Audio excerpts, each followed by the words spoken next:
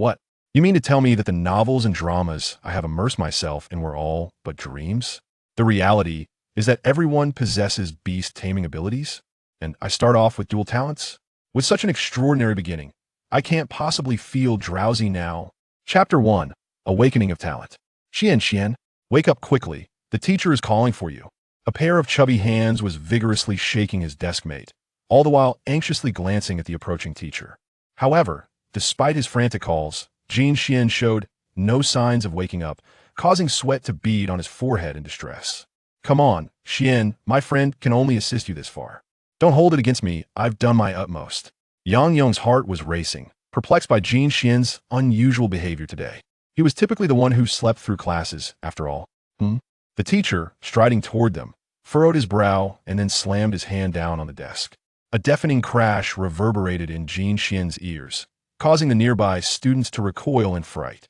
The desk trembled violently, nearly splintering. Bang! Startled awake by the sudden noise, Xian sprang to his feet, only to be met with countless eyes fixed upon him. As realization dawned upon him, he chuckled. Lao, I was just studying too hard last night and couldn't resist dozing off. Xian, don't assume that just because you excel in academics, everything will be smooth sailing. Today's lesson will shape the course of your life. Indeed, Xian was renowned in his class for his academic prowess, making it unusual for him to be caught napping during such an important lesson. Yet, the significance of today's class still didn't deter him from his slumber. Wei intended to give him a gentle nudge. Oh, so, Xian, you seem rather confident about the upcoming awakening ceremony, don't you? Wei's eyes squinted as he smiled at Xian. Though his expression appeared harmless, the other students felt a chill run down their spines. They knew all too well the teacher's temperament. Upon hearing the mention of the awakening ceremony, Xian was momentarily taken aback. What awakening ceremony? Shouldn't there be questions about geometry or equations instead? Why did everything seem so amiss? He glanced at the books on his desk. Theories of beast evolution, precautions for beast hatching, the influence of beast tamer talents on beasts. Had it not been for the teacher's earlier remarks, he might have thought someone was playing a prank on him. Looking at the teacher's deathly grin, Xian realized that attempting to flee was likely futile. As memories faded, a more vivid recollection surged, and he finally grasped the situation at hand. Unlike the novels he had read, he was certain he had not traversed into another world. It felt more akin to having experienced an exceptionally lengthy dream. In that dream realm, there was no supernatural element, only technology and entertainment. The math and science he recalled were merely the mainstream subjects of that dream world, so vivid that it took him a moment to reacquaint himself with reality. But now, awakening from the dream, he returned to the tangible world, where magical beasts intertwined seamlessly with reality. In the skies, seas, lands, deserts, forests, and even certain urban corners, creatures reminiscent of those with supernatural powers from his memories roamed freely. Through the awakening ceremony, humans could cultivate the seeds of beast taming within their spiritual realm, establishing connections with magical beasts. They could either forcibly capture them or forge contracts through their own charm, becoming beast tamers. Moreover, beast tamers could share a fraction of their beast powers through the seeds of taming. Take, for instance, the teacher before him. His tamed beast was a muscular, nearly 1.8-meter-tall fighting frog, capable of effortlessly breaking steel bars with its bare hands. How else could he still be unharmed after that earlier display? Before Xian could ponder further, Wei patted him on the shoulder. The privileges of a good student were indeed enviable. Please, take your seat. Wei gestured for Xian to sit down and turned toward the podium. From somewhere, he produced a spherical object. An eerie sensation washed over the classroom, accompanied by faint, elusive laughter that echoed ominously. Xian understood that such a creature could only belong to the ghostly category. During their time at school, they had only seen Mr. He's fighting frog, never anticipating he also possessed a rare ghost-type beast. Now, students called to the front, please prepare for your awakening. Wei signaled for the students to ready themselves. Many could hardly contain their excitement. In this society, only by becoming a beast tamer could one hope to rise above the rest. Without the ability to forge contracts with magical beasts, one would inevitably remain among the societal underclass. After all, humans could derive supernatural powers from their beasts. Fortunately, Xian did not have the dismal beginnings often depicted in the novels he had read. At the very least, his family surpassed many others, holding a respectable status even in an era dominated by beast taming. His father was a scholar of beast taming, and his mother a dedicated beast nurse.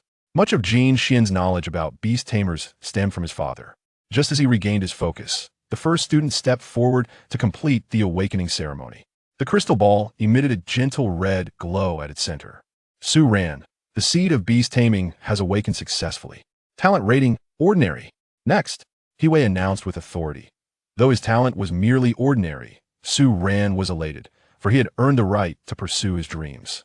Next, another student approached the podium. Xian, do you think I can awaken an impressive talent? Don't worry, Lao Yang. Even if you don't succeed, you'll always have your back. Jin Xian replied with a cheerful grin. The Lao Yang he referred to as Yang Yang, who had practically grown up alongside him, in response to Jin Xian's words. Yang Yang shot him an irritated glance. Xian, we don't do that here. I want to become a beast tamer on my own. Meanwhile, several students had completed their awakenings on the podium, some succeeding while others failed to awaken their beast seeds.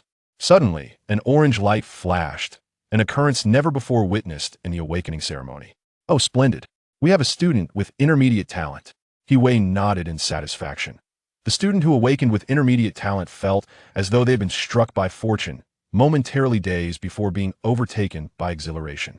Surrounding students expressed a mix of envy and anxiety as it quickly became Yang Yang's turn to step up. Go for it, Lao Yang, Jin Xian encouraged, lightly patting Yang Yang's shoulder. Under his guidance, Yang Yang successfully awakened his beast tamer talent, though it was far from what he had envisioned. Lao Yang, while a good talent is undoubtedly important, at least you've earned the right to chase your dreams. Many of those prominent figures on television started with ordinary talents and still achieved greatness. Noticing Yang Yang's dejected demeanor, Jin Xian began to console him. Xiange, so I can still stand atop the pinnacle of the world, right? Lao Yang gazed at Jin Xian with eyes full of hope. Confronted by that fervent gaze, Jin Xian felt a tightening in his chest, compelled to affirm. Yes. Would Lao Yang harbor resentment towards himself after being battered by society? Yet to deny, it would merely cause Lao Yang to droop his head and retreat further into his shell. Ha. In the end, Jin Xian could only manage a bittersweet smile. The innate talent of a beast tamer is undoubtedly paramount. The inherent aptitude awakened at birth plays a pivotal role in subsequent contracts with magical beasts. For those of ordinary caliber, the likelihood of successfully forming a contract with a beast of superior talent is exceedingly low. Should one fail, the essence of the beast would dissipate, and the only means of reconstituting it would be after a lapse of 6 months, inevitably wasting a considerable amount of time until the contract is fulfilled, at which point the essence of the beast will be firmly established. Only upon the successful ascension of the beast tamer can a brand new essence of the beast be formed. Moreover, even if a beast tamer with ordinary aptitude miraculously succeeds in contracting with a magical beast, should they fail to forge a profound bond, there exists a chance that the contract may be broken, allowing the beast to escape. This reality compels many beast tamers to cater to their magical beasts as if they were esteemed lords, while those with advanced talents wield absolute control. A beast tamer, regardless of their ascension to the highest level, possesses a fixed contract position, underscoring the significance of innate talent. Certain formidable beast tamers awaken with an inherent aptitude that is extraordinary to alter this predicament and achieve a leap in aptitude. A beast tamer must await an advancement in strength to reconsolidate the essence of their beast. Only through elevation in rank can the quality of the beast's essence potentially undergo transformation, but this is contingent upon reaching that critical juncture. At that moment, Huey's words inadvertently instilled a flicker of anxiety within Jin Xian. Having arrived in such a world, he too yearned to ascend to the summit and behold its wonders. Next, Jin Xian. Chapter 2. When luck arrives, it cannot be stopped. Xiange, keep it up, Yang Yang exclaimed as he emerged from the comfort offered by Jin Xian. Rest assured, your Xiange will always be your Xiange. Jin Xian replied with a cheerful grin before making his way to the podium. Jin Xian had rehearsed this moment in his mind countless times.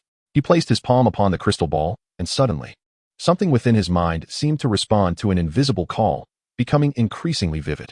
In the vast expanse of his consciousness, 2 luminous orbs flickered with distinct colors, one an eerie white, the other a hue of yellow, signifying a superior talent. 2 Beastmaster seeds, one of which remains unfamiliar. Jin Xian's mind momentarily faltered, leaving him in a state of astonishment. He could distinctly sense that the yellow orb, representing the contract seed, appeared to fear the white orb. indicating its unique nature. Jin Xian was certain that such a talent had never before manifested in this world. A flicker of trepidation crept into his thoughts. Would scholars from the Beastmaster Research Institute seize him for dissection? Rationality urged him to conceal this discovery.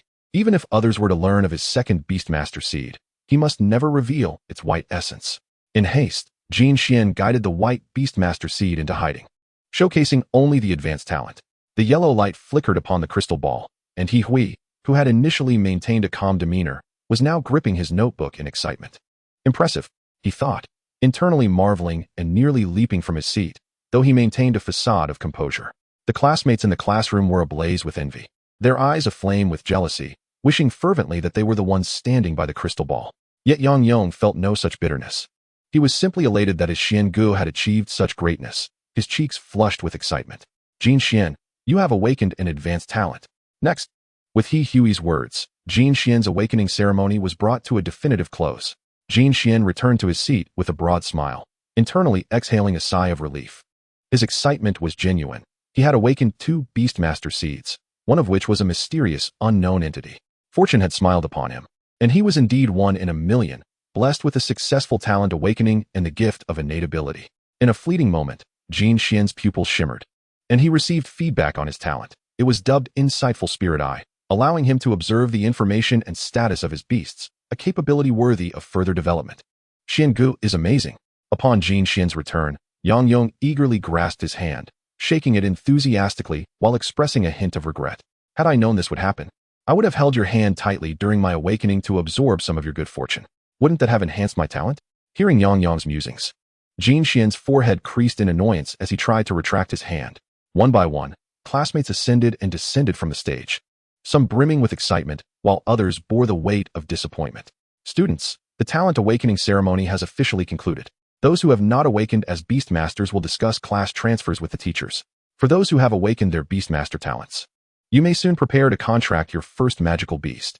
The relevant details have been outlined in your textbooks, so I shall refrain from elaborating further. However, I must remind everyone, the stronger the magical beast, the more it will value the Beastmaster's talent. Do not blindly pursue immediate strength by forcing a contract. Such actions will only damage your Beastmaster seed and squander precious training time. Trust that, with proper cultivation, even a slime can become formidable. That concludes my remarks. Class dismissed. As He Hui finished speaking, the classroom fell silent. He quickly added, Jin Xian, please stay behind. The students who had awakened their talents were eager to rush home and prepare for the contracting process, unwilling to linger any longer, and they quickly vacated the classroom.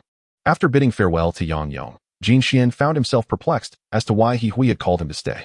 Was it truly a reprimand for dozing off? But with the teacher having spoken, what could he do? Teacher, the students have all left. If you have something to say, please do so directly.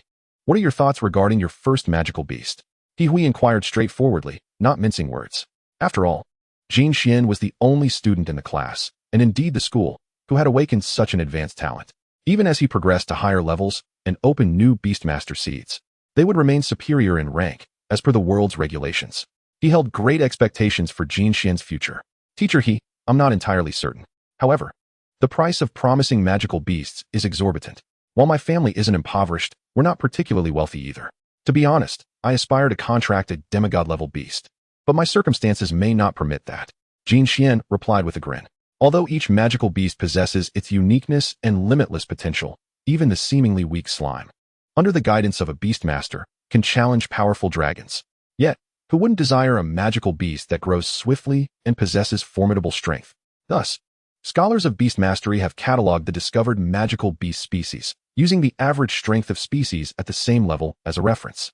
Any beast capable of being labeled as demigod level is invariably from a powerful species with a high baseline, nearly invincible within its tier, a partner every Beastmaster dreams of contracting.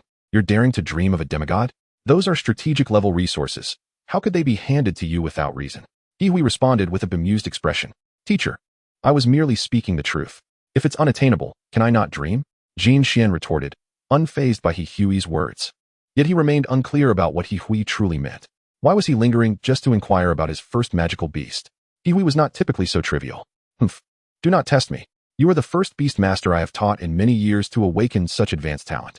The school is very optimistic about your future, and thus wishes to make a modest investment in you. He Hui stated plainly. Jin Xian was taken aback by this revelation. The school intended to invest in him? What kind of offer could it possibly entail? Teacher you're not being formal with me, are you? Jin Xian replied, instantly adopting a more serious demeanor, extending his palm as if to say, whatever good you have, just give it to me directly. Hui, despite his adept composure, felt an overwhelming urge to reprimand Jin Xian. Jin Xian, there is no such thing as a free lunch in this world. Are you certain you do not wish to reconsider? Hui said through gritted teeth. Jin Xian understood this principle well. He promptly reined in his usual playful demeanor. Teacher, may I inquire what type of magical beast the school intends to provide me? Seeing Jin Xian suddenly adopt a serious tone, Hui momentarily faltered before continuing. You are aware of our academy's ranking in the high school Beastmaster League, right? We have not achieved any notable results for 10 consecutive years. Consequently, the city has issued a final ultimatum to the school. If this year's performance mirrors that of the past, the qualification of our esteemed institution will be directly revoked, along with the corresponding resources and subsidies. The former principal, in his urgency, informed me prior to the awakening ceremony that should any student exhibit extraordinary talent, they may immediately proceed to the Academy's nurturing house to select a magical beast. However, certain stipulations apply. One must perform commendably in the Intercollegiate Cup, as long as one secures a position within the top 10, preserving our status as a prominent institution. The chosen magical beast shall be considered a gift. Should one attain a place among the top 3, the school shall reward them with a cash prize of 100,000 yuan. As for the first place, not only will the aforementioned conditions apply, but the former principal is also willing to personally fund an opportunity to enter the secret realm. When Hui uttered these words, a flicker of excitement betrayed his otherwise calm demeanor. Yet, you mentioned that it hinges upon entering the top 10 of the Intercollegiate Cup. What if one fails to achieve that?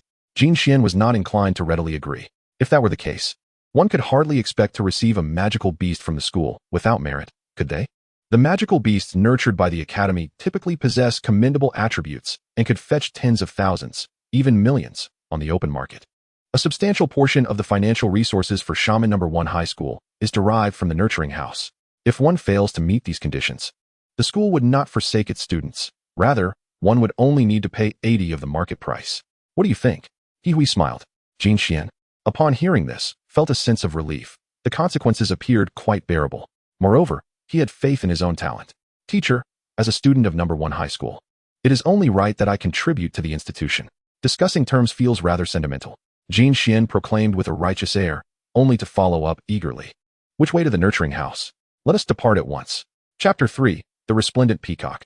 Hui, taken aback by Jin Xian's sudden enthusiasm, shook his head in resignation. Yet he understood the necessity of indulging Jin Xian for the sake of the school's prestigious status. Follow me. Jin Xian, filled with curiosity about their destination, surveyed his surroundings. For this was indeed the Academy's nurturing house. As they ventured further, the entire rear mountain of the Academy came into view, and it was said that the nurturing house of No. 1 High School resided upon this very mountain. The magical beast resources on this mountain alone were likely of immeasurable worth. Teacher called out the 2 gatekeepers, who were beast tamers responsible for guarding the nurturing house. Upon seeing Hui approach, from the aura emanating from these 2 individuals, Jin Xian discerned that they were at least level 30, placing them within the realm of advanced beast tamers. According to the world's classification, every 10 levels represent a significant realm: ordinary, intermediate, advanced, elite, commander, marquis, king, and emperor levels. Beyond these, few exist in the world, and those that do hold positions of high esteem.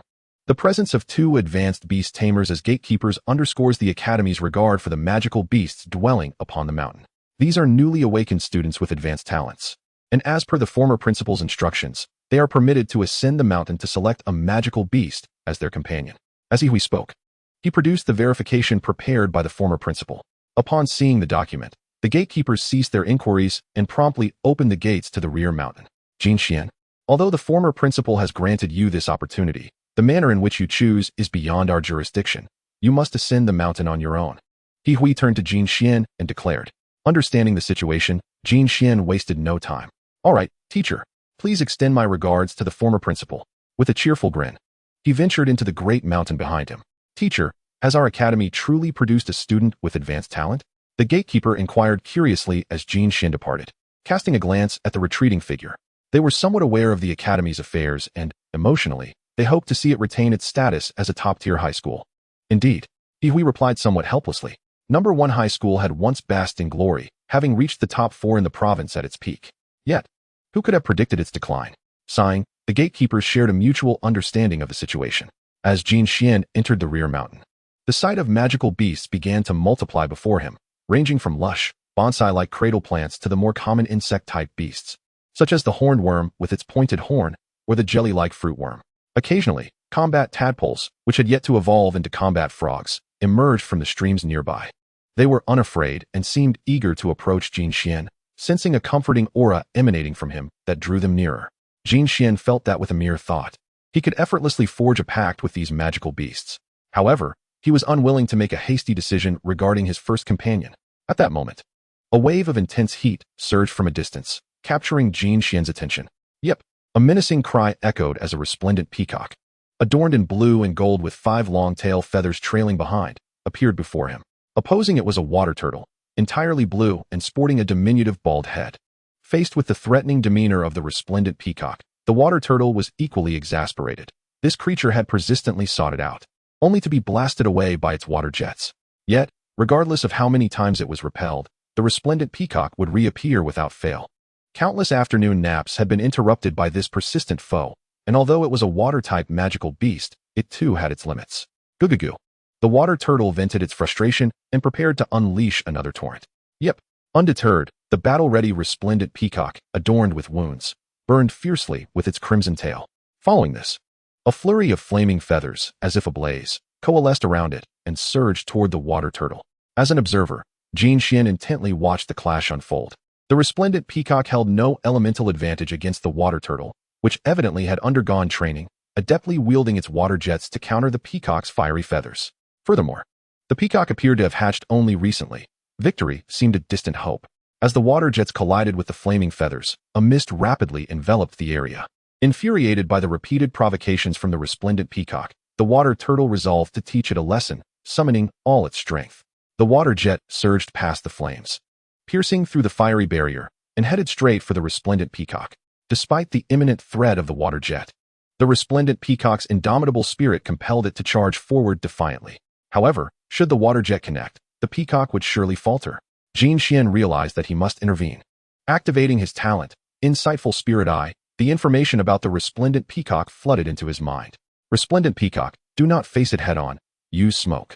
Momentarily taken aback by the unexpected voice, the resplendent peacock stumbled, narrowly evading the water jet as it grazed its shoulder. In an exchange of glances with Jin Xian, the peacock inexplicably sensed something. Perhaps it was the aura of the white light beast taming seed radiating from Jin Xian. Are you willing to trust me? Jin Xian asked nervously. The resplendent peacock, with sparks erupting from its beak, suddenly exhaled plumes of black smoke, signaling its understanding. The resplendent peacock, enveloped in smoke. With the command issued, the vibrant peacock launched its assault, thick black smoke wrapping around the water-spraying turtle. For a brief moment, the turtle was caught off guard and lost sight of the peacock. Charge in. It was as if a mental link was forged between the peacock and its master, Jin Xian, and in the blink of an eye, the peacock executed its command. The water-spraying turtle merely caught a flash of white light before it was struck. Crack! With a resounding sound, the turtle was sent flying by the peacock's claw. Yet, the damage inflicted by the strike was not enough to incapacitate the opponent entirely, and seizing the opportunity, the turtle lunged forward with great force. Bang! The vibrant peacock, unyielding, took the blow head-on. Now was the moment to seize it. Having received the command, the peacock's eyes glinted with cunning, exuding a rebellious aura. It grasped the turtle's shell fiercely, gathering a crimson glow in its beak. From this point onward, the battle required no further guidance from Jin Xian, for the peacock instinctively knew what to do. Whoosh whoosh. A flurry of fiery feathers engulfed the water-spraying turtle, which, taken by surprise, let out a muffled sound and lost its fighting capability. In that moment of collapse, disbelief filled its heart. After releasing the turtle, the peacock turned away silently, limping slightly, indicating it had sustained considerable injury. Chirp! The peacock directed its gaze toward Jin Xian, its eyes still cautious, yet markedly more at ease than before, no longer inclined to attack him. Resplendent peacock, I harbor no ill intentions. Would you accompany me? Jin Xian smiled gently, extending a friendly signal. I am confident in my abilities to fully harness your talents. When Jin Xian uttered these words, his confidence was palpable, reflecting on the battle prior, along with the benevolence radiating from him and the faint aura of warmth. The peacock understood that remaining in this secluded mountain would merely allow it to train against beasts that were marginally stronger than those present here. Ultimately, it would be sold to the outside world, bound by a contract with an unknown individual. Rather than accept such a fate, it preferred to make its own choice. Are you willing to come with me? Jin Xian inquired once more, directly reaching out to the high-tier beast-controlling seed within their shared consciousness, presenting it before the peacock. After a moment's hesitation, the peacock gently extended its claw and tapped the beast-controlling seed, which transformed into a beam of light and was absorbed. As the contract solidified, a surge of power from the peacock flowed into Jin Xian's body, and he could distinctly feel enhancements in strength, speed, and physical prowess at this moment. So, this is the essence of a beast-controlling contract? Chapter 4. I may be small, but I am not foolish. Resplendent Peacock. Attribute, Fire. Energy level, 5, Ordinary. Skills, Fiery Feathers. Smoke Claw. Characteristic, 5-colored Divine Light. To possess the 5-colored Divine Light characteristic, through the contract, Jin Xian could clearly sense the status of his beast. Discovering this characteristic ignited a thrill within him that was nearly ineffable. In the realm of beast taming, there exists a means to bolster a beast's strength, even enabling the weak to triumph over the strong. In the high-stakes battles among elite beast tamers, the significance of such tools is immense. The 5-color Divine Light characteristic has the capacity to effectively neutralize the opponent's tools, inadvertently enhancing one's own power without targeting oneself. This characteristic is exceedingly rare among all beast traits, and even among resplendent peacocks, the occurrence is not high. It ranks prominently on the list of characteristics compiled by beast scholars. Sensing the resplendent peacock within the high-tier beast-controlling seed was recovering from its injuries through the contract, Jin Xian refrained from summoning it just yet. Having achieved his objective, it was time to descend the mountain. As he approached Teacher He at the foot of the mountain, Jin Xian drew near slowly. The aura emanating from Jin Xian clearly indicated that he had completed the contract. Jin Xian, the school has fulfilled its promise to you. Please sign this contract, He Hui said, producing a thick stack of A4 paper. Upon gazing at the densely packed text, Jin Xian's expression darkened. Teacher, my age may be young, but that does not equate to foolishness. This content differs significantly from what you initially stated. In response to Jin Xian's words, He Hui offered no explanation, simply observing him quietly. When Jin Xian fell silent, ceasing his mutterings, He Hui finally clarified, review the contract before you speak. The contents are consistent with what I promised. The latter part outlines the benefits the school offers you as long as you remain at our institution. What's the matter? Do you refuse? For a moment, Jin Xian was taken aback. Was the principal concerned he might run away? Yet, upon reflection, he could understand. It was simply a precaution against him acquiring a beast and then transferring schools. Binding him with benefits was indeed a shrewd move by the principal. Let me see what these benefits entail.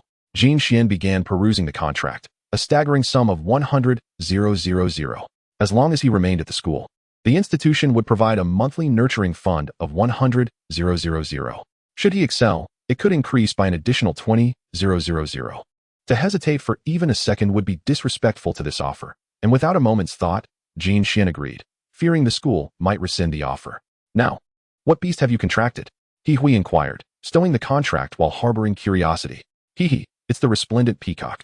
Jin Xian giggled, knowing that even if he remained silent, the teacher would discover his situation through the nurturing house records.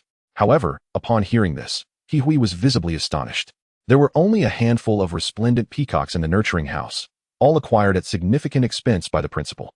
While their capabilities may not rival those of the semi-divine tier, they stood just below, ranking high on the beast tamer's dream beast list. If it were to evolve into a peacock king, its beauty and strength would be unparalleled. Given Jin Xian's advanced aptitude, the future potential of the resplendent peacock was undoubtedly formidable.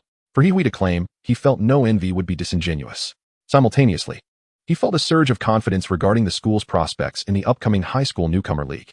Nurture it well. When you have the time, consider purchasing a magical beast compendium from the Huaqing group. It will aid you in nurturing your beasts moving forward, He Hui advised before leading Jin Xian away. Yet, Jin Xian thought to himself that he might not need such a tool. His insightful spirit eye was far more effective. Having acquired his first magical beast, the resplendent peacock, Jin Xian left the school in high spirits. Meanwhile, He Hui made his way to a quaint office within the school, where an elderly gentleman, appearing to be in his 60s or 70s, awaited him. How did it go? Knowing of Jin Xian's talent, Liang Yong, the principal, had promptly obtained Jin Xian's information. The first contract has been completed. It is the resplendent peacock, He Hui reported respectfully. The principal, aged yet undeniably a true Beastmaster, exuded an aura reminiscent of a formidable mountain. A resplendent peacock, you say? The elderly man expressed a glimmer of anticipation. Liang Yong gazed out the window at the young man walking in the twilight and couldn't help but smile. He wondered how the other old-timers would react to this development. As the school had seen better days, many were keen to capitalize on its decline, with institutions such as the 8th and 3rd high schools eyeing the cake before them. However, due to issues concerning student enrollment and the uncertainty surrounding awakened talents, Liang Yong found himself in a rather helpless predicament. Fortunately, this year, a prodigy named Jin Xian emerged. On his way home, Jin Xian fully embraced his current circumstances. The previous dreams had felt too vivid to dismiss. The years spent in those dreams felt almost real, and he found himself yearning for his parents, whom he had not seen for quite some time. As he pushed open the grand door of his home, a cherubic little girl with rosy cheeks leaped towards him. Brother, you're finally home. What about the lollipop you promised me?" The toddler from kindergarten was none other than his younger sister, Jin Yuan. "Xiao Yuan, allow your brother to enter first. I will not forget my promise to you," came a gentle voice, belonging to Jin Xian's mother, Hijia, who also served as a nurse at a beast-keeping hospital. But, I want a lollipop right now," Jin Yuan exclaimed, tugging at her brother as she eagerly glanced at Hijia. Jin Xian, preoccupied with matters regarding contracted magical beasts, had completely overlooked his sister's request. I can see the embarrassment etched on your face," she noted. All right. Dinner will be ready soon," Hijia replied with a hint of exasperation as she began to set the table. Upon hearing that dinner was imminent, the little one swiftly redirected her attention, pushing her child-sized chair beside the table. At that moment, in the study, Jin Xian's father, Jin Ji, emerged upon hearing the commotion. "Xiao Xian, have you successfully awakened?" Jin Ji, a scholar of magical beasts, though not a beast master himself, held a respectable position in society, often consulted by many beast masters for guidance. "Yes, Dad, I have an advanced talent." As for the matter concerning the white contract seed, Jin Xian chose to remain silent, deeming it too extraordinary to divulge.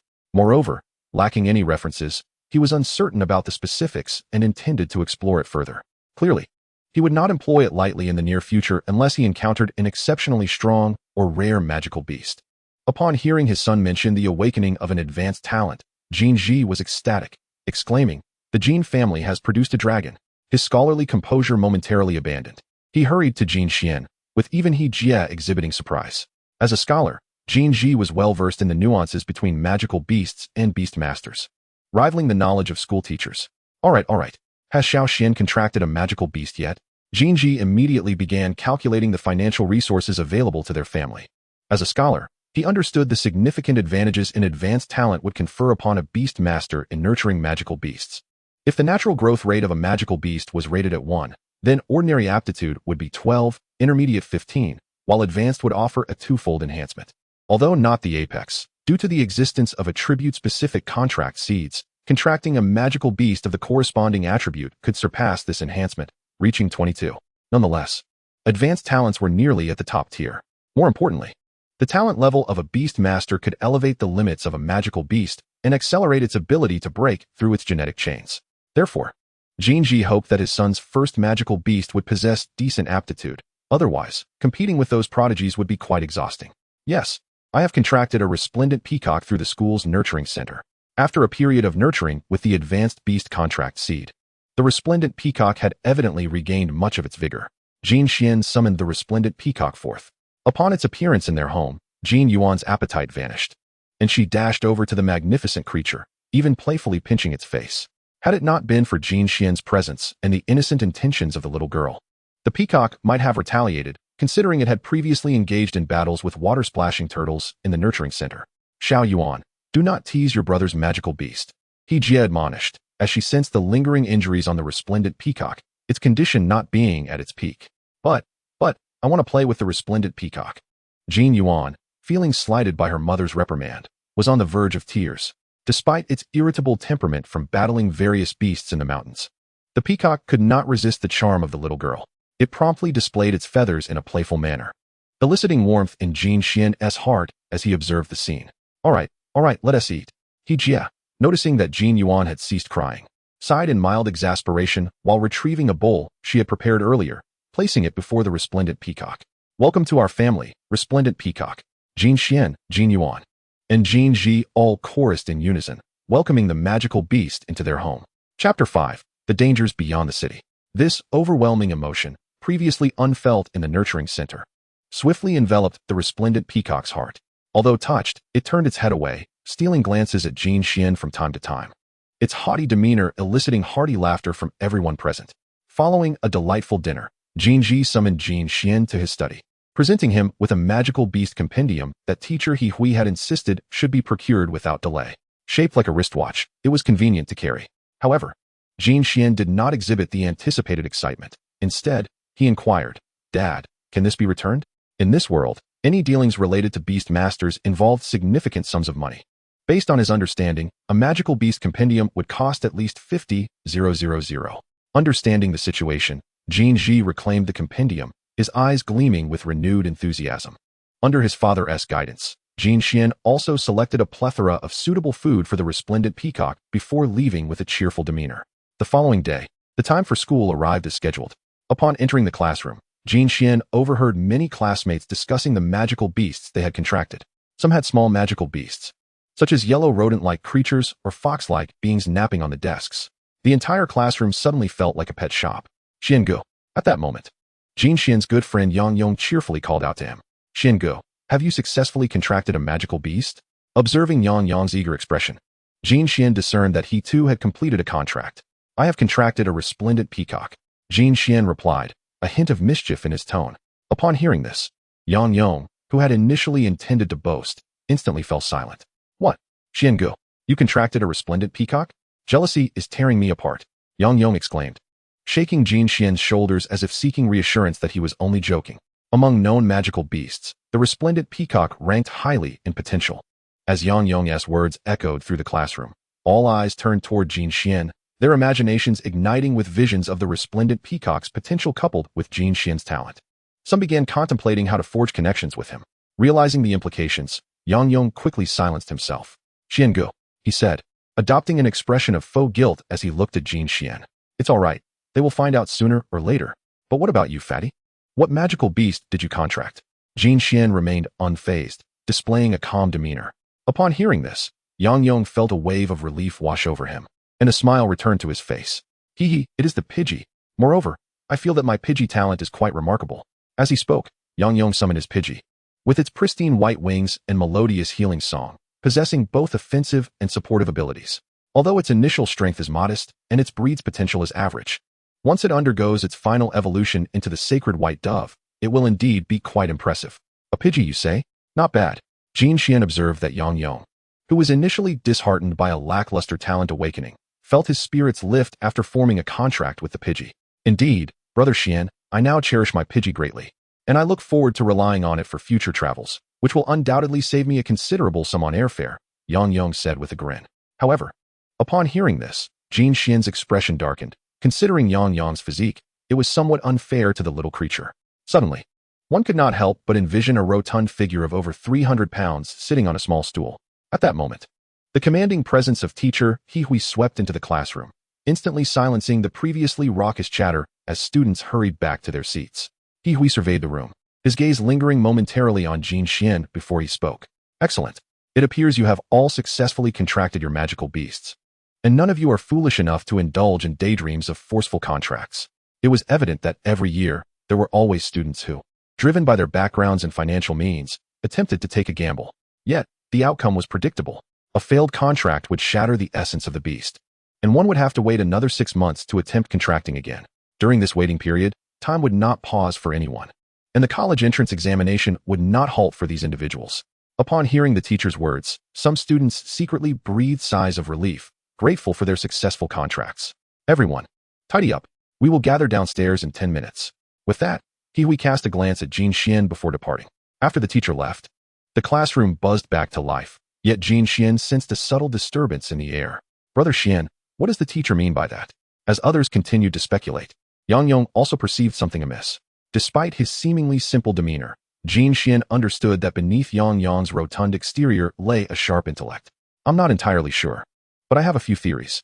One possibility is that we have just formed our contracts, and the teacher wishes to evaluate our abilities, perhaps for a magical beast battle. Alternatively," Jin Xian glanced in the direction beyond the city's planning zone. Within the city, most magical beasts had either completed their contracts or been tamed. Even the roaming beasts were generally small and not very aggressive. However, wild beasts outside the city harbored little goodwill toward humans. Just yesterday, Jin Ji had warned Jin Xian that every year, beast tamers would venture outside the city, only to never return. Brother Xian, do you mean to say that teacher He Hui might take us beyond the city? Yang Yang's face registered a flicker of anxiety, his voice barely above a whisper, fearful of inciting unnecessary panic among those around them. Yes, my father mentioned last night that this has become a traditional event for our school, Jin Xian replied. Yang Yang's heart raced. He was aware of Brother Xian's father's position as a researcher in the City's Institute. Compared to their own family, he had access to far more information. So, Brother Xian, what should we do? Yang Yang asked nervously. There's no need to be overly anxious. The teacher likely just wants to expose us to the world beyond the classroom. Remain calm. However, we must prepare accordingly. So follow me, Jin Xian said, patting the stout boy's shoulder as he picked up his backpack and headed down the stairs, albeit in a different direction. With only 10 minutes to spare, they needed to act swiftly. Yang Yang gritted his teeth, choosing to trust Brother Xian, and hurried to catch up. At that moment, many students with respectable backgrounds seemed to grasp the situation and quietly vacated their seats. Meanwhile, those who remained oblivious to the unfolding events believed they had 10 minutes of rest and continued chatting with friends. Jin Xian noticed a few classmates quickening their pace, sharing the same objective as him. With the feedback from the colorful peacock contract, their speed did not seem tiring. Upon arriving at the school supermarket, it became evident that the teachers had been well prepared. The first row upon entry showcased outdoor expedition packages, further confirming Jin Xian's suspicions. Jin Xian and Yang Yang quickly checked out, and a glance behind them revealed that many classmates had followed suit. With only a few packages available, reselecting was clearly not an option given the time constraints. Completing their shopping, the two felt a sense of relief, accompanied by anticipation for what lay beyond the city limits. Chapter 6, Outdoor Practical Class. Just as Jin Xian and Yang Yang felt fortunate, a sudden voice interrupted them. Excuse me, could I buy a portion of your backpacks? Turning slightly, they recognized the speaker as Lin Mayun, a well-known figure in the school even before his talent awakening, thanks to his father being an elite beast tamer. His family background far surpassed that of Jin Xian and Yang Yang, and he seemed to be aware of the impending events. After exchanging glances, Jin Xian and Yang Yang replied in unison, not for sale. Their long-standing camaraderie allowed them to respond in perfect harmony before they turned and walked away. As if true men never looked back at explosions, completely disregarding Lin Mayun. Taken aback by their reaction, Lin Mayun had not anticipated such a response. Hee, it seems I misjudged you. After a moment of surprise, a smile spread across his face as he turned to approach another group. Meanwhile, as the assembly time drew closer, the playground below was sparsely populated with classmates, all exhibiting a common trait. They were unprepared. Rows of buses stood parked nearby. From a distance, Jin Xian spotted his class's line. Teacher He Hui paused momentarily over the two boys, a smile gracing his lips, but the next instant, his expression shifted to one of seriousness. Everyone, board the bus. His voice rang out, and the aura of his ghostly magical beast permeated the air, silencing the students' chatter as they hurriedly boarded the bus without delay. In terms of instilling fear, the ghostly types were unparalleled. Once all were aboard, He Hui passed by Yang Yang and Jin Xian, giving them each a reassuring pat on the shoulder. The playground soon lay empty, and as the bus engine roared to life, the students were left with a sense of bewilderment. Su-yi, do you know where we're going? One student asked. How would I know? As long as it's not school, I'm fine with anywhere. Discussions of excitement and worry filled the air, with some, like Jin Xian, remaining composed. Watching the buildings outside the window gradually recede, Yang Yang began to believe Brother Xian's words. The upcoming experience might not be easy. Students, during our journey out of the city, you will have an opportunity for autonomous choice. He Hui's voice echoed within the bus. This will be your first lesson as beast tamers. Not all magical beasts are as benevolent as those in breeding facilities. In the wild, they are often less than friendly toward humans, perceiving us as intruders. According to annual statistics from Huagua, 80 of the missing or deceased beast tamers are related to magical beasts. Teacher He Hui's words struck the students like a heavy hammer, instilling a sense of trepidation in those who had yet to face the world outside. Teacher, where are we going next? Finally, a student could no longer contain his curiosity. Very well, I replied. The choice I speak of is that we shall soon engage in close encounters with wild magical beasts. By the way, our school unfortunately has a quota for fatalities each year. While I shall exert every effort to safeguard you, should any demise occur due to personal shortcomings, there will be nothing anyone can do. He Hui's final chilling laughter sent shivers through the bus. Glancing at my watch, I added, you have 10 minutes left to contemplate the path that lies ahead.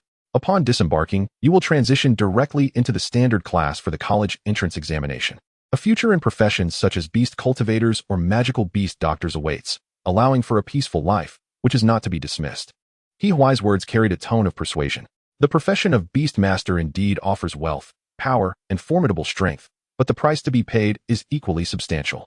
Perhaps for some students, pursuing the ordinary college entrance examination and a career as a cultivator may present a more promising future compared to those lacking the innate talent of a Beastmaster.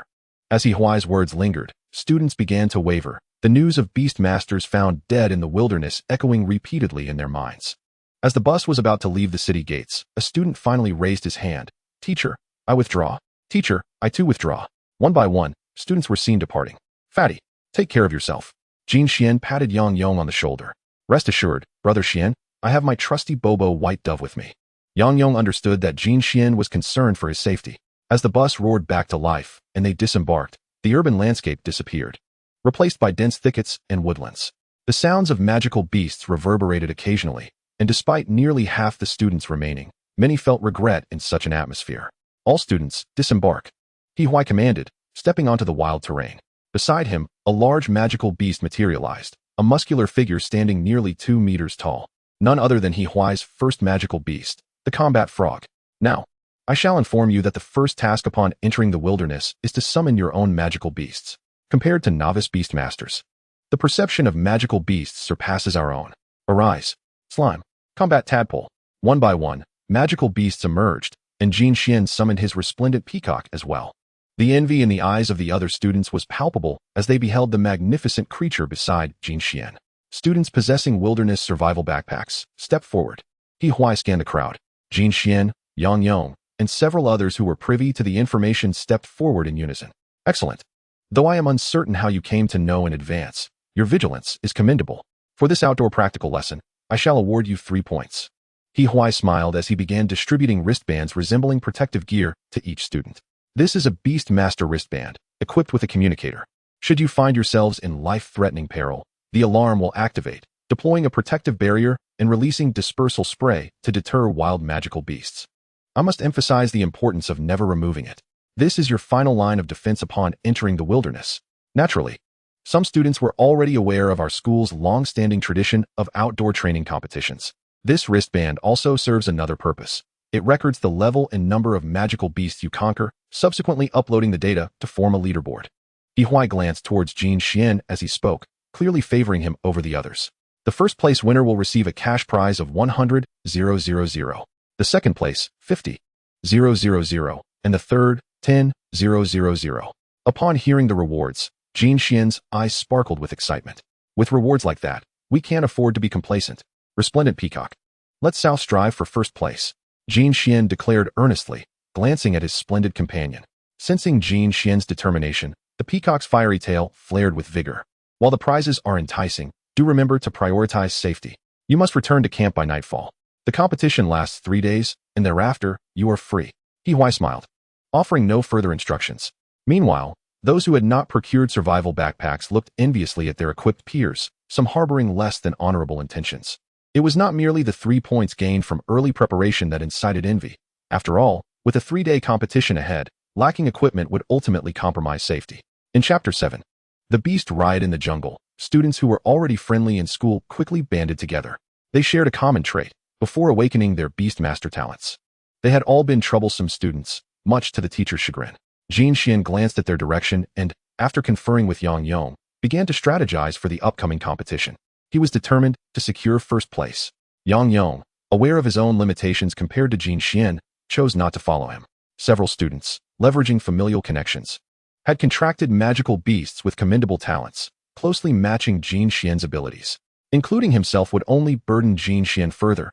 As a brother, Yang Yong did not wish to hinder him.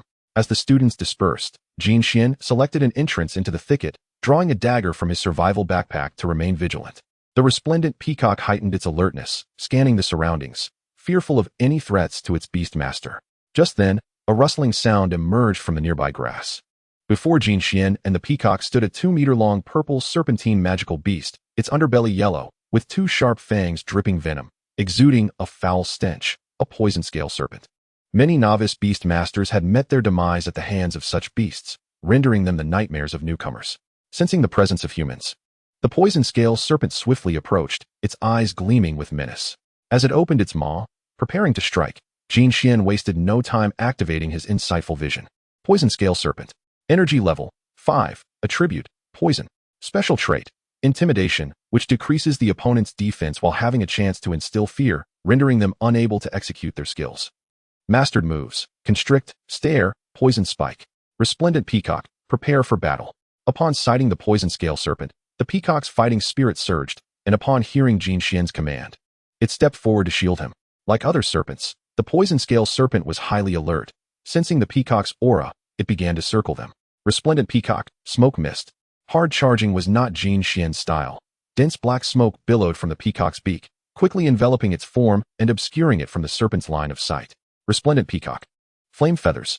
Following Jin Xian's command, through their bond, the peacock executed its actions in perfect synchrony.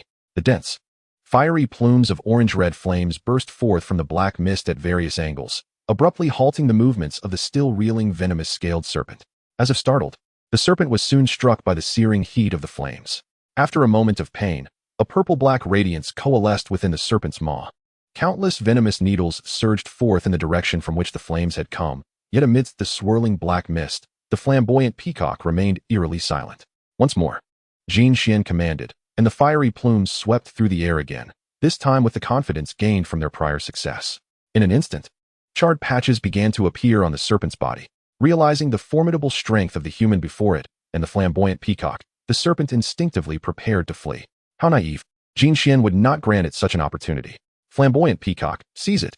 In the next moment, a blue-golden figure burst through the black mist, its claws shimmering with white radiance, striking the serpent's vulnerable underbelly. Had this been a game, it would have surely been accompanied by spectacular effects. Alas, reality offered no such notifications. Yet, with that blow, the serpent's fighting spirit waned, and it collapsed to the ground. The school-issued wristband recorded an additional 5 points, linked to the opponent's strength level. However, the benefits of capturing a venomous-scaled serpent extended beyond mere points. Jin Xian had previously assisted at his father Jin Ji's research institute, gaining insight into the valuable components found on wild magical beasts.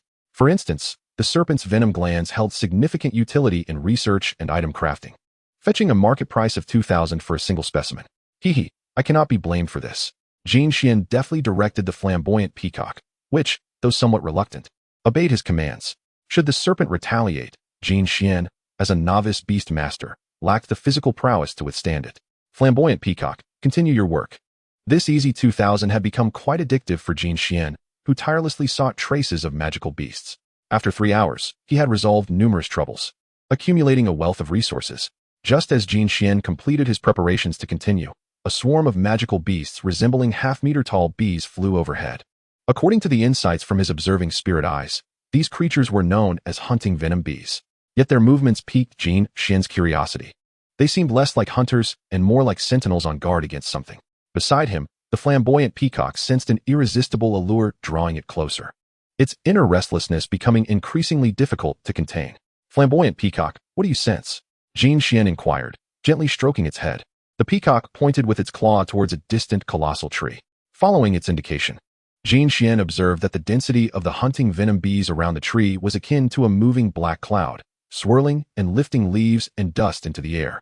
Moreover, numerous magical beasts encircled them, fixated on that direction, seemingly waiting for something. However, hindered by the guardianship of the hunting venom bees, no immediate battle ensued. As Jin Xian surveyed the area with his observing spirit eyes, he noted that the levels of the magical beasts far surpassed that of the flamboyant peacock, evoking a palpable sense of tension. Instinctively, he tightened his grip on the school-issued wristband. What could be causing such excitement among the flamboyant peacock and these magical beasts? The flamboyant peacock, growing increasingly anxious, seemed eager to urge Jin Xian forward, even attempting to tug at his sleeve with its beak.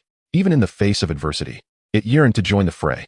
Patience, let us wait, Jin Xian reassured, recognizing the peacock's eagerness. As a Beastmaster, he naturally supported its instincts while formulating a strategy to maximize their gains.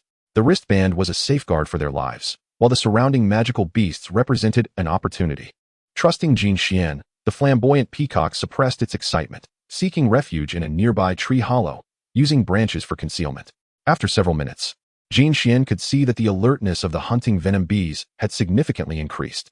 The moment when the opportunity the peacock spoke of was ripe could be drawing near. The buzzing of the hunting venom bees resonated in Jin Xian's ears as he and the flamboyant peacock continued to endure the tension. At that moment, an alluring fragrance began to waft through the air. Boom, boom. The sounds of clashing magical abilities erupted. Hidden magical beasts surged forth, charging towards the distant massive shrub. Opportunity beckoned. Let us go. Jin Xian and the flamboyant peacock seized the moment, cautiously following behind, but refraining from rushing too quickly.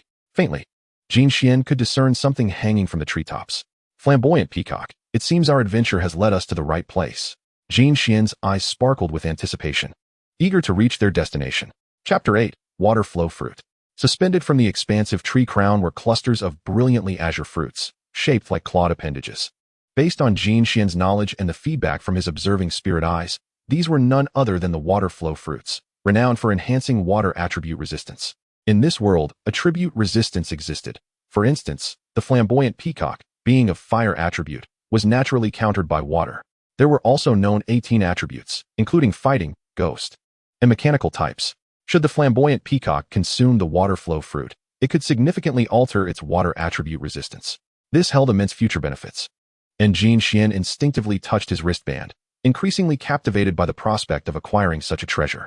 The buzzing of the hunting venom bees intensified, signaling the full maturation of the water flow fruits.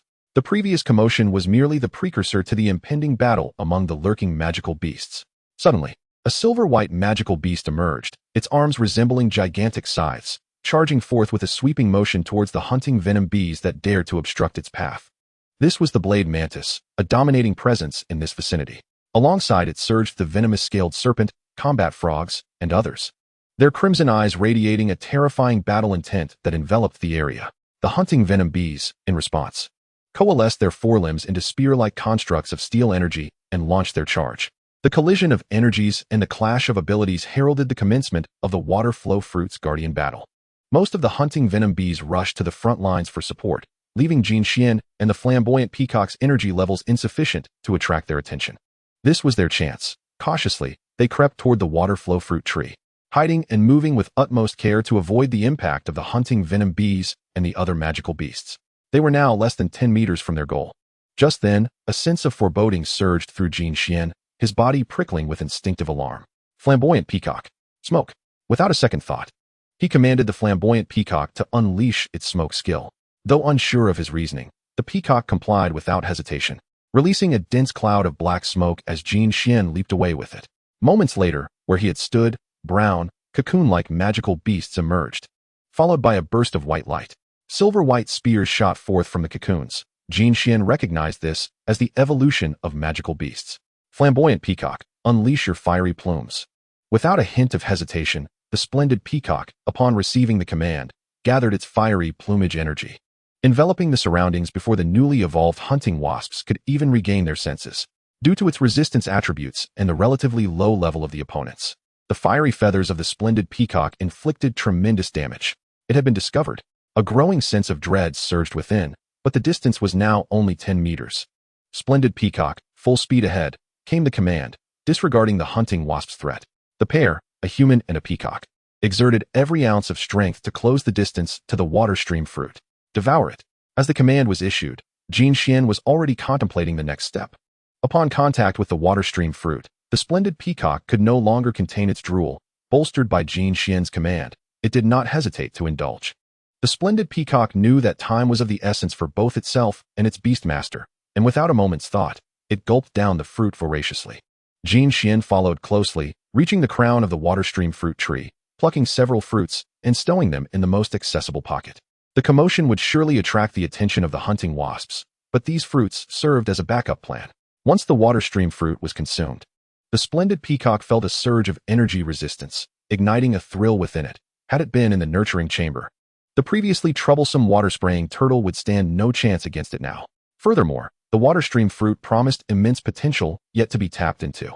Indeed, the hunting wasps on the periphery had sensed the diminishing aura of the water stream fruit. Dozens of them retreated in unison, preparing to confront Jin Xian and the splendid peacock.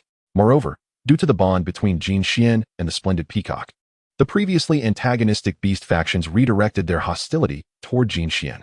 The swift blade mantis, unimpeded by the hunting wasps, reached the base of the water stream fruit tree within mere seconds. Splendid Peacock, smoke. Now was not the time to rest. Jin Xian had to make a choice regarding the remaining water stream fruits. A dense black smoke engulfed the area, obscuring the sight of the beasts, allowing Jin Xian and the Splendid Peacock to make a frantic escape. By the heavens, my second contracted beast must be one that I can ride. Jin Xian thought fervently as he dashed away. The blade mantis, glancing towards Jin Xian, chose not to pursue but instead turned its attention to the remaining water stream fruits. Meanwhile, the hunting wasps arrived, and a fierce battle erupted, yet they dared not stray too far from the precious fruits. Hearing the commotion behind him, Jin Xian pressed on, only relaxing when the sounds grew faint. This time, he and the Splendid Peacock had indeed struck a significant fortune, though a chill crept down his neck as he reflected. Through the feedback from his bond with the Splendid Peacock, Jin Xian could distinctly sense the creature's energy intensity had reached level 7 in the current sophomore class. It was truly a standout. His accumulated points on the wristband had also reached 100, including those earned from the previously encountered larval beasts and the hunting wasps. Just then, the expression in the Splendid Peacock's eyes shifted dramatically, fixating intently on the grass behind them. The energy of its fiery plumage was poised, and its actions rekindled the anxiety Jin Xian had just managed to quell as they faced the rustling in the underbrush. A howl echoed, and a gray-brown beast leapt forth, its keen eyes surveying the surroundings. The Phantom Wolfhound. Energy level, 7. Attributes, General. Skills mastered. Charge, Santos, Bite. As the foremost Phantom Wolfhound's voice echoed, a series of disturbances arose from behind. One by one, the Phantom Wolfhounds had seemingly surrounded Jin Xian and the Splendid Peacock. Following closely was a more formidable and imposing evolved beast of the Phantom Wolfhound, the terrifying giant wolf. Its pitch black fur shimmered with a blue luminescence around its pupils, and its transparent claws appeared almost ethereal, exuding an eerie yet powerful aura. Its energy intensity had even reached level 20. With a growl, the terrifying giant wolf fixed its intimidating gaze on Jin Xian, though more so on the fruits in his pocket. Jin Xian understood well the reason behind the actions of the Phantom Wolfhounds and the terrifying giant wolf. Compared to the blade mantis and the hunting wasps, their strength was considerably lacking in the previous beast gathering grounds. However, the allure of the water stream fruit was irresistible, and they were unwilling to relinquish it. Keeping their eyes peeled, upon Jin Xian's arrival to claim the water stream fruit, they saw an opportunity, and after witnessing him and the Splendid Peacock depart, the terrifying giant wolf had already begun to scheme. Heavens! Just out of the beehive and into the wolf's den, Jin Xian dared not hesitate, feeling a sense of helplessness. This was the consequence of being weak. He couldn't even safeguard his spoils. What he initially thought would yield a profit from the water stream fruit now seemed like a lost cause. The combined strength of the Splendid Peacock and himself was no match for those terrifying giant wolves. Quietly, he took out the water stream fruit from his pocket. Upon the appearance of the fruit, the eyes of both the terrifying giant wolf and the Phantom Wolfhounds locked onto it. Yet, Jin Xian quickly stowed the fruit away, igniting their fury to its peak, as if they were on the verge of attacking. Terrifying giant wolf, I know you can understand me. How about a trade? Jin Xian suppressed his trepidation, forcing himself to maintain a calm demeanor while contemplating his next move and attempting a negotiation. If all else fails, he still had his wristband as a safeguard. Chapter 9, A Bounty Fulfilled. A howl. Faced with Jin Xian, the terrifying giant wolf continued to wear an intimidating expression, its menacing visage almost lunging at him. Do not be angry. I can offer you the water stream fruit, but will you allow me to leave? Jin Xian spoke while tightly gripping the water stream fruit, commanding the Splendid Peacock to remain vigilant against the surrounding Phantom Wolfhounds. Observing Jin Xian's stance, the Phantom Wolfhounds drooled as they advanced, their expressions indicating a desire for both him and the fruit. Just then, all movements from the Phantom Wolfhounds came to a halt, as the leading terrifying giant wolf redirected its intimidating focus towards the nearby thicket. With such commotion, Jin Xian sensed his opportunity had arrived. With so many beasts surrounding the water stream fruit, it was unlikely that only the terrifying giant wolf would pursue him. As Jin Xian found himself encircled and cornered, he had been waiting for this moment. He dropped the water stream fruit and swiftly commanded the Splendid Peacock to unleash its skill. Splendid Peacock, Black Mist. Without waiting for the terrifying giant wolf's next move, Jin Xian had already taken off running. With their previous teamwork, the Splendid Peacock hesitated not for an instant, spewing forth black smoke to conceal both itself and Jin Xian's figures. Fiery plumage. Targeting the most vulnerable point of the encirclement, the Splendid Peacock attacked with instinctive wariness, causing the Phantom Wolfhounds that had previously blocked Jin Xian to retreat. The duo surged forth without casting a glance back at the water stream fruit left behind. The phantom wolfhounds, initially intent on pursuing, were called back by the terrifying giant wolf. The scent of the water stream fruit had not dissipated, and their current adversary was the newcomers. With a resounding wolf howl, the phantom wolfhounds sprang into action. The clash of attacks behind them was thunderous.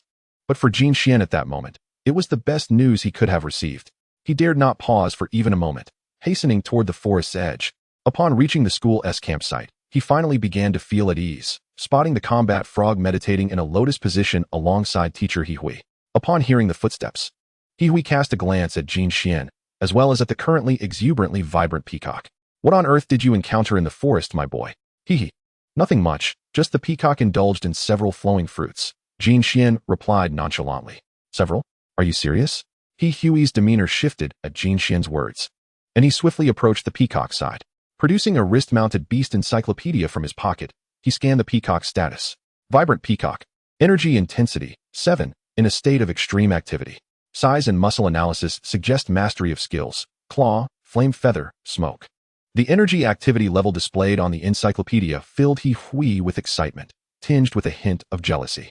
He couldn't help but sigh inwardly, wishing he could possess the good fortune of this lad, Jin Xian. Observing Jin Xian's torn garments and the panting peacock, He Hui encouraged, "Let's rest for a while. I'll keep watch." He patted Jin Xian on the shoulder. With He Hui's assurance, Jin Xian summoned the peacock back into its beast seed.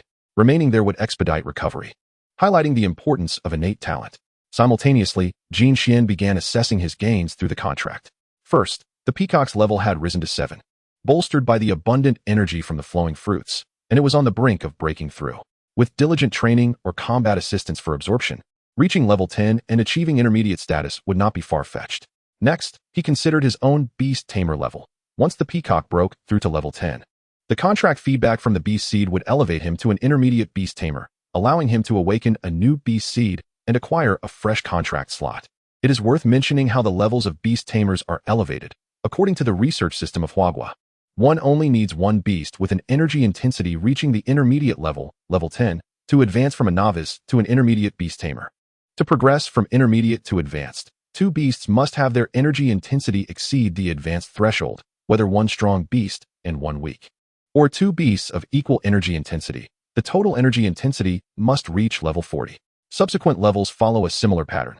As long as the total energy intensity meets the criteria, a level leap can be accomplished. This promising prospect left Jin Xian quite elated. After spending some time outside, he had not rested long before the sky began to darken, and many classmates started heading towards the camp. Jin Xian also noticed that previously equipped classmates now appeared empty-handed, while those who had not purchased supplies were armed with gear. As the students gathered, He Hui called upon those from the same class to assemble and presented a device akin to a projection apparatus. He projected the scores of all students from various classes. First place, Class 6, Lin Mayun, with 102 points. Second place, Class 5, Kai Xiaoyan, with 101 points. Third place, Class 1, Jin Xian, with 100 points. As the rankings were announced, cheers erupted from the camps of the leading students. "Brother Xian, how come you're only third?" Yang Yong exclaimed, still incredulous at the list. In his understanding, Brother Xian should have been first. "It's all right, third place is fine," Jin Xian responded with nonchalance. He had mentally prepared for this ranking.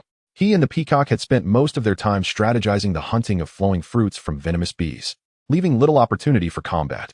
When battles erupted, they had opted to evade as much as possible. Had it not been for a few weaker venomous bees blocking their path, he might not have even secured third place. Jin Xian felt no regret. Even without the 100,000 points awarded for first place, he had profited significantly. With 2 days remaining and a minor point gap, there was still a chance. After casting a glance at the rankings, he departed. Meanwhile, Yang Yong lamented briefly before boasting to other classmates, having also secured 30 points and ranking 80th, alongside his brother Jin Xian's third place as worthy bragging rights. Not far away, Lin Mayun, currently in first place, glanced at the rankings and then at the departing Jin Xian. He did not believe that Jin Xian's abilities were merely of that caliber. Jin Xian, he repeated the name, feeling a more intense sense of threat than that posed by the second-place contender. "Old Lin, who are you looking at?" At that moment, a burly youth patted Lin Mayun on the shoulder, following his gaze towards Jin Xian. The individual was none other than Kai Xiaoyan, currently in second place. "It's nothing. Just encountered someone rather interesting," Lin Mayun said dismissively before striding away to find a suitable spot to set up camp. As darkness enveloped the sky, no classmates opted for nighttime excursions. The camp was frequently filled with the sounds of nocturnal beasts, yet thankfully, that night passed without incident. The next day, all students resumed their wilderness training.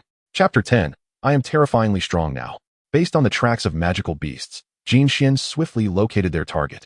A venomous scaled snake with an energy intensity of level 6. Whether it was fate or coincidence, the vibrant peacock surged ahead, unflinching in the face of the impending collision. The peacock advanced, claws at the ready. A flurry of skills unleashed upon the venomous snake soon rendered it incapacitated, plunging it into unconsciousness, and Jin Xian earned 6 points. Can the vibrant peacock continue? After witnessing the battle, the peacock exhibited only a slight dip in stamina, with no visible injuries. Hearing the beast tamer's query, the peacock showcased its soft plumage, signaling its readiness to proceed. Shortly thereafter, as it switched targets, the peacock not only accumulated points but also maintained abundant stamina. Even witnessing a slight increase in its energy intensity, it was a step closer to breaking through to level 8.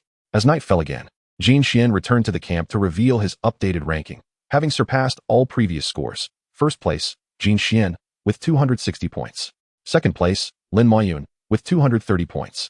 Third place, Bai Xiaobai, with 220 points.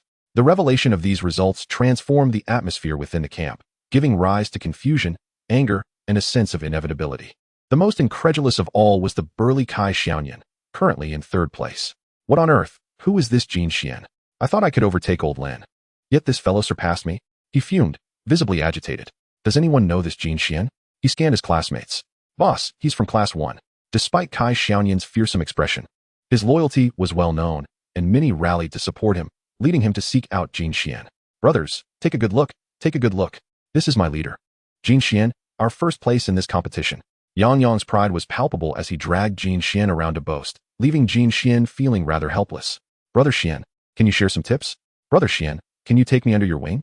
Xian Gu, could we possibly have a glimpse of your beast? The clamorous inquiries surged forth, prompting Yang Yang to immediately adopt a protective stance akin to that of a hen shielding its chicks. Scram. Xian Gu is destined to claim the top spot. I can barely admit our relationship is so close, and yet here you are. With an air of disdain, he continued. You should keep your distance, as far away as possible. At that moment, a voice laced with mockery pierced through the air. What audacity! Just because you're lucky, you dare to proclaim yourself the best? The speaker was a subordinate of Bai Xiaobai, who had come to seek out Jin Xian. He recognized everyone of prominence in the first high, yet Jin Xian was not among them. Lacking any substantial resources, how formidable could a magical beast be? Thus, he dismissed Jin Xian as merely fortunate. After disparaging Jin Xian, he turned his sycophantic gaze toward Bai Xiaobai. Was this a familiar scene of arrogance and humiliation? Jin Xian mused internally. Finally, the opportunity to showcase my prowess has arrived. Could I be the protagonist in this tale? Still lost in his daydreams, Jin Xian, already prepared to execute his plan for retaliation, felt a smile creep across his lips. Just then, Bai Xiaobai abruptly restrained his subordinate. Stop that. You are making me appear as the villain here. The subordinate stammered. B-boss, this is how it's portrayed on television. A big shot must have some dignity. The once mocking expression on his face vanished as if by special effects. At least learn something worthwhile, Bai Xiaobai said, exasperation evident in his tone. Huh. Am I the one doing it wrong? Jin Xian echoed, equally bewildered. My apologies, Jin Xian. I'm just quite curious. Who could possibly surpass old Lin's cunning fox? After apologizing, Bai Xiaobai began to scrutinize Jin Xian, closing the gap between them, and affectionately patted Jin Xian's shoulder. And you are? It turned out that Jin Xian did not recognize the individual before him. I'm Bai Xiaobai. I almost forgot to introduce myself. However, I do have a humble request. Would you be willing to engage in a battle with me? Bai Xiaobai proposed, his gaze fixed intently on Jin Xian. Of course. It 1 TB for free. I'm willing to offer a reward of 5,000 yuan. Upon hearing this, Jin Xian was intrigued to gauge the capabilities of a competitor ranked third. All right. After pondering for a few seconds, he agreed without hesitation. Excellent. Truly worthy of being the one destined for first place. Your spirit is unmatched. I'm already brimming with excitement. With Jin Xian's consent, Bai Xiaobai became increasingly animated. In that case, I shall officiate this battle. At that moment, the class leader, He Hui, stepped forward. Thank you, teacher. Both Jin Xian and Bai Xiaobai expressed their gratitude. Then marked the battleground at the center of the camp. They stood facing each other, signaling their readiness. Begin. With He Hui's command, both parties commenced their summoning. Arise. Brilliant peacock. In an instant, the brilliant peacock manifested at Jin Xian's call, and Hui's eyes gleamed with astonishment. Jin Xian's summoning speed was astonishingly swift, granting him a decisive advantage in the high school league and national Beastmaster competitions. Such swiftness could translate to overwhelming power, allowing for a powerful strike before the opponent could react. Come forth, water turtle. In contrast, while Bai Xiaobai talent had not reached the advanced level, it was solidly at the intermediate tier. The ease with which he contracted the water turtle indicated significant financial and resource backing. Typically, for an intermediate contract to be successful, one would need to nurture the creature from a young age or even from the egg to foster a bond, minimizing resistance during the contracting process. Fiery feather. The moment the water turtle emerged, Jin Xian issued his command, unleashing a torrent of fire energy from the brilliant peacock's beak. The unprepared water turtle was struck by the fiery assault, sent reeling backward a meter. Just having appeared, it had done nothing yet was already under attack. Who could maintain their composure in such a scenario? The water turtle's head flushed with indignation. Water gun. Bai Xiaobai followed suit with his command. Although Jin Xian's rapid response had astonished him, the elemental advantage was still clear. In a fit of fury, the water turtle unleashed a jet of water aimed directly at the brilliant peacock. However, in the next moment, Bai Xiaobai was taken aback when Jin Xian did not command the brilliant peacock to evade. How could this be? This is an elemental weakness. Bai Xiaobai gasped. The brilliant peacock met the water gun head-on, gathering energy in its claws to slice through the water turtle's attack. Not just Bai Xiaobai, but all the onlookers were agape, their jaws nearly unhinged. Was elemental advantage a myth? Indeed, the water property resistance was remarkably high. Jin Xian reveled in the outcome, feeling a wave of satisfaction wash over him. Just as the water turtle and Bai Xiaobai regained their senses, the brilliant peacock was already looming near. Brilliant peacock, attack. In an earlier scenario, the brilliant peacock's assault would have already connected, but now, its skill, claw attack, had built up power. The crimson glow coiling around its claws intensified. Is that fiery claw? Through their contract bond, Jin Xian instantly recognized the brilliant peacock's ability. Enveloping its claws in high temperature before unleashing them could serve both melee and ranged combat. It was one of the core skills among the brilliant peacock lineage. Brilliant peacock, unleash fiery claw. As he commanded, the skill was executed simultaneously. The unexpected strike rendered Bai Xiaoban's water turtle incapacitated, leaving it unconscious. Jin Xian wins. Hui immediately declared the result of the duel. The students in attendance were left in awe, their gazes toward Jin Xian transformed entirely. Chapter 11. Where did this money disappear so quickly? How is it possible for this to have ended so swiftly? Bai Xiaobai struggled to accept the outcome. Was the gap between him and Jin Xian truly so vast? Boss. The subordinate who had accompanied Bai Xiaobai was equally astonished by Jin Xian's prowess. By the way, regarding the 5,000 you promised, shall we settle this now? Do you prefer blue or green? With the battle concluded, it was time for Jin Xian to reap his rewards, and he had no intention of being courteous. Realizing the situation, Bai Xiaobai returned to his senses, stowing away the water turtle to rest while displaying a surprisingly magnanimous demeanor. Old Jin, your strength is impressive. He approached Jin Xian enthusiastically, his expression showing no trace of his earlier defeat, and patted Jin Xian's shoulder. Blue. I usually opt for blue. Without further ado, he began transferring the funds. Such a personality certainly garnered goodwill. Individuals like him were quite suitable for friendship. Old Jin, when will you take care of that cunning fox, Lin? However, for a while afterward, Bai Xiaobai incessantly chattered, persistently urging Jin Xian to confront Lin Mashuan. Jin Xian now finds himself regretting the earlier impulse to befriend him. Nevertheless, he reassures himself that there will always be opportunities. Despite the imposing appearance of the other party, it turns out he possesses a loquacious nature. Yet, Jin Xian ponders internally. What grievance could he possibly have against Lin Mayun that would warrant any hostility? Splendid peacock, you've worked hard. It's time for you to rest. After gently patting the peacock's head, he recalls it through their contract, observing its expression of both enjoyment and disdain, an adorable mix of pride. Tomorrow marks the final day of this outdoor training. Everyone should take the opportunity to recuperate. With the battle concluded, Hui promptly begins ushering everyone away. Old Jin, remember, you must deal with that sly fox, old Lin. As Bai Xiaobai is shooed away, he still wears a look of unfulfilled curiosity. Yet, disappointment awaits him. Until the final results of this outdoor training are announced, Jin Xian does not cross paths with Lin Moyun. Very well, Jin Xian, this is your reward. Hui approaches Jin Xian, presenting him with a savings card worth 100,000.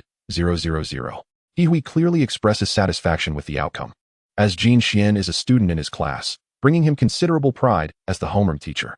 As the familiar structure comes into view once more, Jin Xian exclaims, finally, It's not just an endless expanse of trees. I want to play games. I want to sleep. I want to take a shower. Each student yearns to vent the grievances they have endured in the forest. As the bus rolls into the campus, each student is like a wild horse, unable to contain their excitement. Starting now, a 3-day break. But don't just think about play. Training is like rowing upstream. If you do not advance, you will regress. The homeroom teachers emphasize this to their classes. However, the students show no inclination to heed such advice. Jin Xian, don't forget to train the splendid peacock well during the holiday. You have an agreement with the school. He Hui approaches Jin Xian, patting his shoulder and offering a few reminders. I won't forget.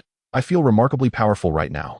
With the prize in hand, Jin Xian cannot suppress the smile on his face and begins to plan when to visit the Beastmaster's shop for a proper spending spree. After all, money is merely a collection of numbers until it translates into strength. You rascal. Teacher, if there's nothing else, I'll be taking my leave. Having claimed his reward, Jin Xian does not indulge in any overly familiar habits with his homeroom teacher and departs the school. Xiange, over here.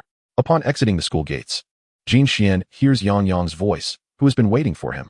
Xiange, I'm planning to buy some energy potions for my pigeon. Would you like to join? Yang Yang has been keenly observing the dangers of this outdoor training and the strengths of their companions. He is eager to enhance Pigeon's capabilities. After all, this is not a game. There are no experience points to gain. Strength can only be augmented through training and energy supplementation. Thus, the funds for energy potions cannot be spared. Sure, I was just about to head to the supermarket to procure some resources for the splendid peacock. With a shared goal, Jin Xian and Yang Yang set off together. Soon, they arrive at the largest magical beast supply store in the city, Yida Supermarket, which boasts nearly 10,000 square meters of space. The store is divided into several sections, including magical beast food, magical items, Beastmaster supplies, and item recycling. Fatty, the flying-type magical beast food is over there. I need to handle a few things, and then we can meet back here, Jin Xian says. All right, Yang Yang responds promptly. Jin Xian first heads to the recycling section, presenting all the spoils he gathered from the forest. As a national chain, Yida Supermarket is renowned for fair pricing in their recycling section, ensuring transparency, so there are no concerns. This time, the haul brings Jin Xian an income of 100,000. Alongside the funds from his father and the winnings from Kai Xiaoyan, Jin Xian feels a surge of wealth, with savings reaching 400,000, a sum he has never encountered before. However, when it comes time to select his purchases, food for the splendid peacock and energy potions, he realizes that while earning as a Beastmaster may be lucrative, spending is equally swift. A month's worth of food for the splendid peacock costs a staggering 8,000. The fire attribute energy potions suitable for the peacock are even more expensive, with the most basic bottle priced at 5,000.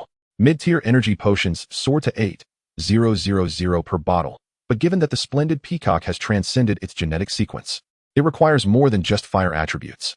The Peacock King possesses a potent light attribute energy, with the cost of a standard energy potion reaching an astounding 10,000. Furthermore, a single bottle lasts only for a day. To unlock its potential, Jin Xian realizes that he cannot skimp on expenses.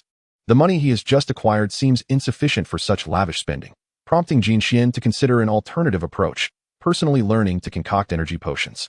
Compared to finished products, raw materials are significantly cheaper. However, to ensure that the splendid Peacock's training can keep pace until he perfects the art of potion making, he ultimately decides to purchase a month's worth of magical beast food and a week's supply of light and fire attribute energy potions. Along with the materials and equipment for crafting, he ends up spending a total of 300,000. He must devise a strategy, no matter the hardship. He cannot let his beast suffer. As he makes his way home, Jin Xian contemplates various methods of earning money. Otherwise, he truly cannot support the extravagant needs of the splendid peacock. If he could master the art of potion making, he believes it would alleviate a significant portion of his troubles. Upon returning, he intends to ask his father for guidance, recalling that his father's research institute had previously explored this subject. After reuniting with Yang Yang, Jin Xian continues to ponder this matter on their journey home. Chapter 12. Unconventional Uses of Talent. When Jin Xian broaches the subject with his father, Jinji immediately strides into his study, rummaging through his belongings until he retrieves a book titled The Complete Guide to Magical Beast Energy Potions from Basics to Mastery. Xiaoxian, while I may lack the talent of a Beastmaster, my understanding of energy potions is unrivaled in the Research Institute.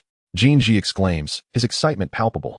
After all, this is a rare opportunity for him to showcase his abilities in front of his son, having never awakened the talent of a Beastmaster. It has always been a source of regret for him. Dad, what's next? Jin Xian, surprised by his father's enthusiasm, notes the stark contrast to his usual demeanor. Let us take a look at the equipment you purchased for crafting. When it comes to his area of expertise, Jin Ji adopts a serious tone. With his father's directive, Jin Xian has no choice but to comply. He soon discovers what true despair feels like. With the equipment and materials ready, Jin Ji instructs Jin Xian to begin the experiment, maintaining an almost absurdly rigorous standard for precision and timing. The process of creating energy potions, in essence, involves the separation and purification of the energy within the materials, followed by recombination to facilitate better absorption by magical beasts. After selecting the materials, Jin Ji briefly outlines a few key points before urging Jin Xian to dive into practice and develop his intuition. To enhance Jin Xian's muscle memory, he even retrieves a small bamboo stick from Jin Xian's mischievous childhood, intending to use it for discipline. Goodness, Dad, is this really necessary? Jin Xian can't help but chuckle at the trembling stick, knowing full well that claiming he is unafraid would be a lie. Yet, despite his son's playful demeanor, Jin Ji's sternness remains unyielding, and he too feels a sense of helplessness. Without the talent of a Beastmaster, there is no feedback from the contract. Ordinary individuals possess neither the mastery of energy nor the reflexes requisite for the manipulation of intricate instruments. Otherwise, with Jin Ji's extensive knowledge, he would not have hesitated to allow his son, Jin Xian, to engage in the crafting of energy potions. Jin Xian should solely immerse himself in training. Xian, there is little I can assist you with. Jin Ji sighed, albeit softly, yet Jin Xian heard him distinctly. Father, let us continue.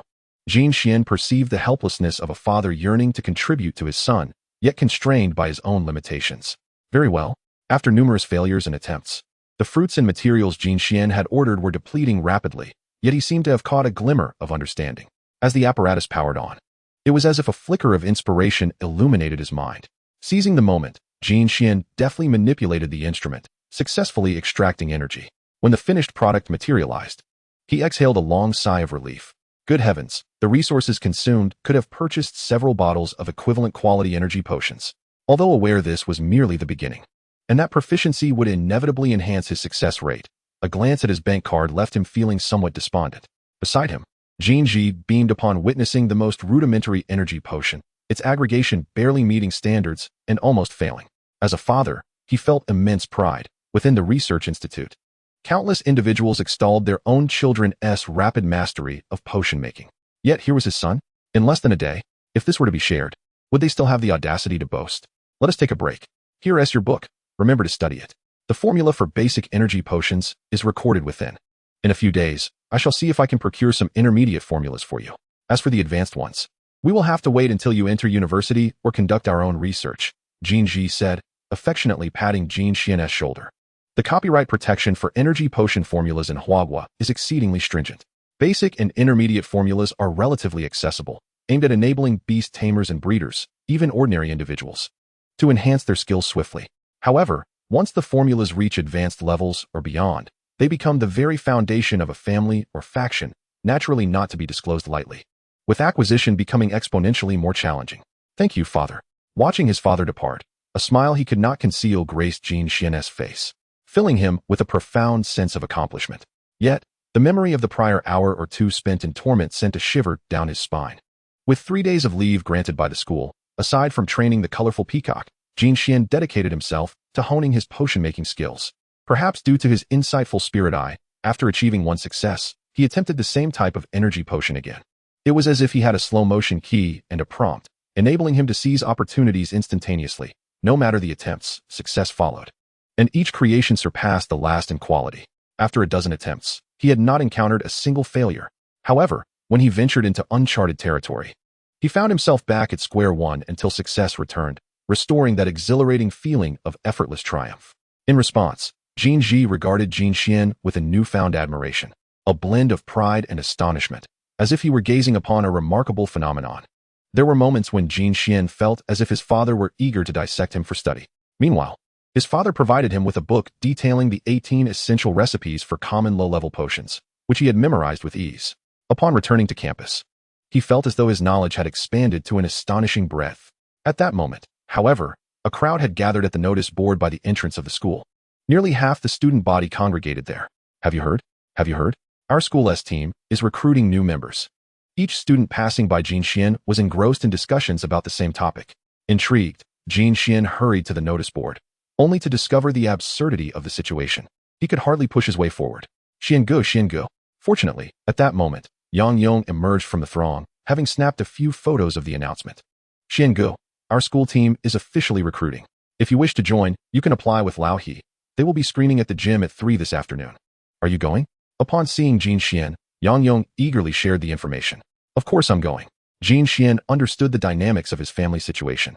The more exceptional his performance, the greater the attention he would attract. Concealing one's capabilities and playing the fool? In this world, how many fools truly exist? Those hailing from prestigious families often possess insights and connections far surpassing those of ordinary individuals, unless they are the truly arrogant, oblivious types.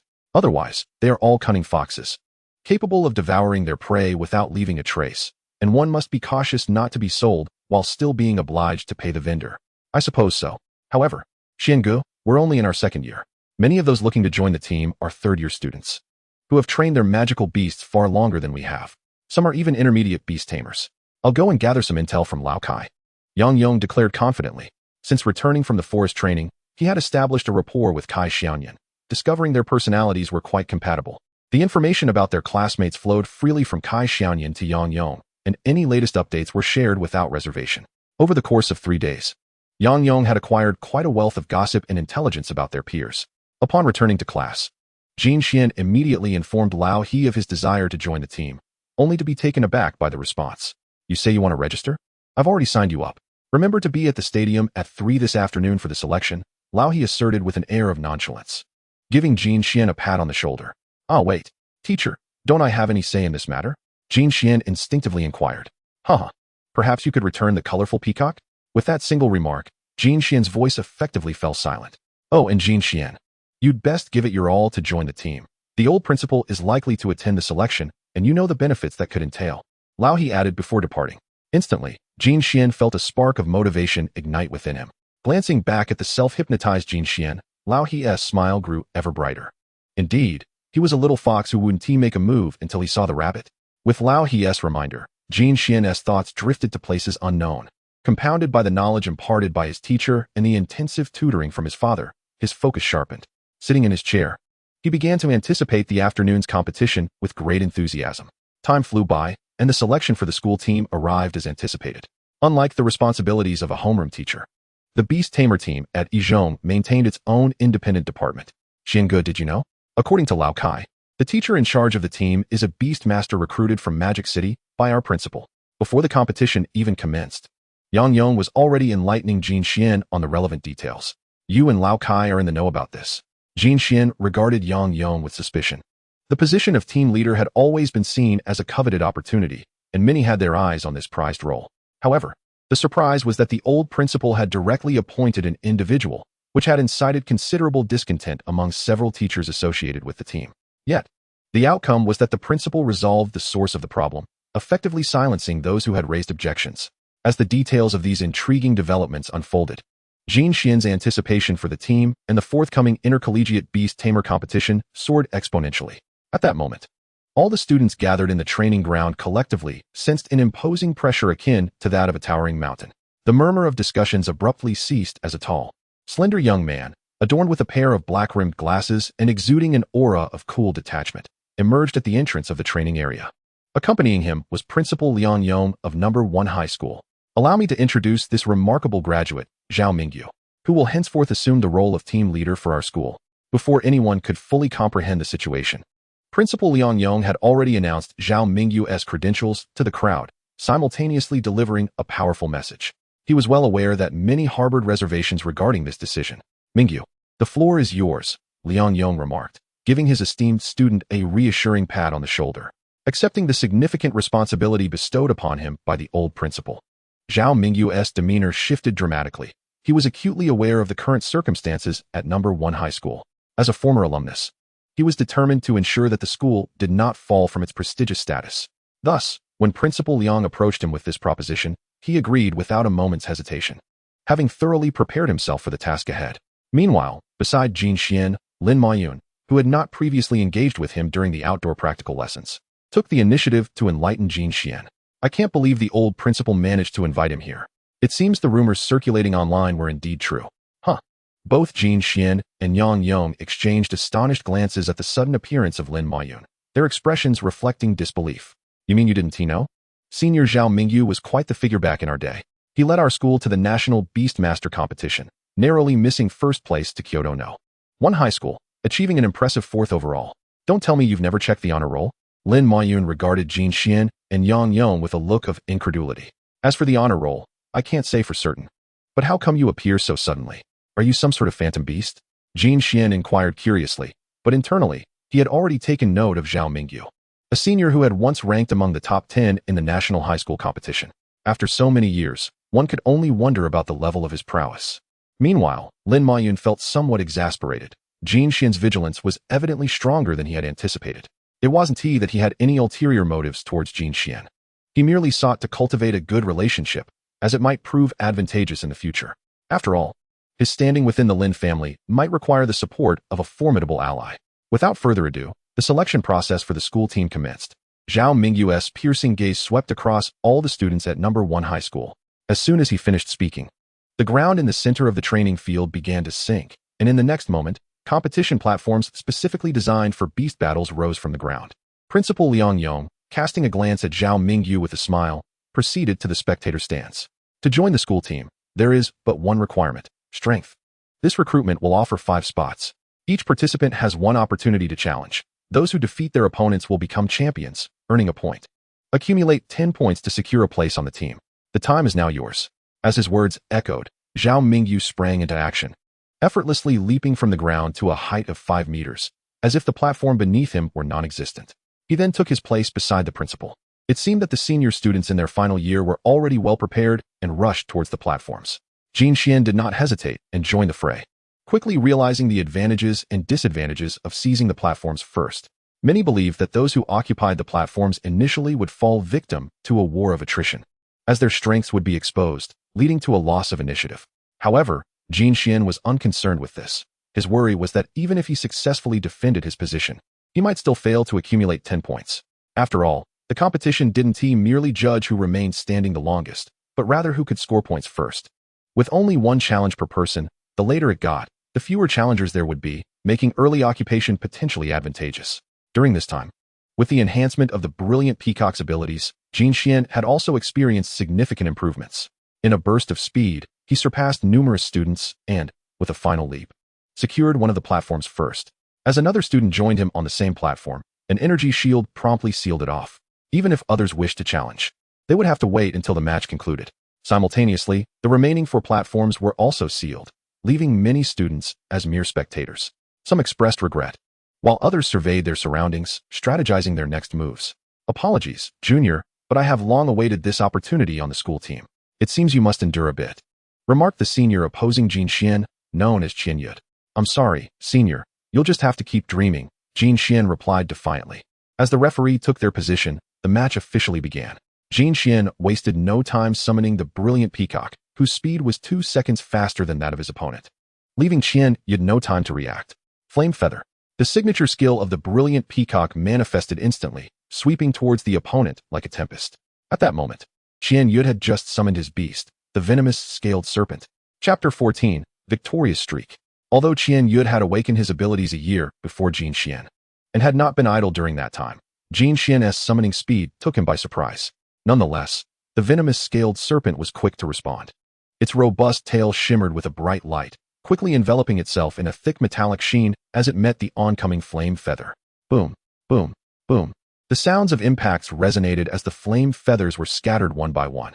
Jin Xian was not one to remain passive. He promptly commanded the brilliant peacock to advance. As the venomous scaled serpent shattered the last of the flame feathers, a claw engulfed in flames lunged towards it, and before the opponent could regain their composure, the serpent bore a gruesome wound. Dark purple blood dripped from the injury.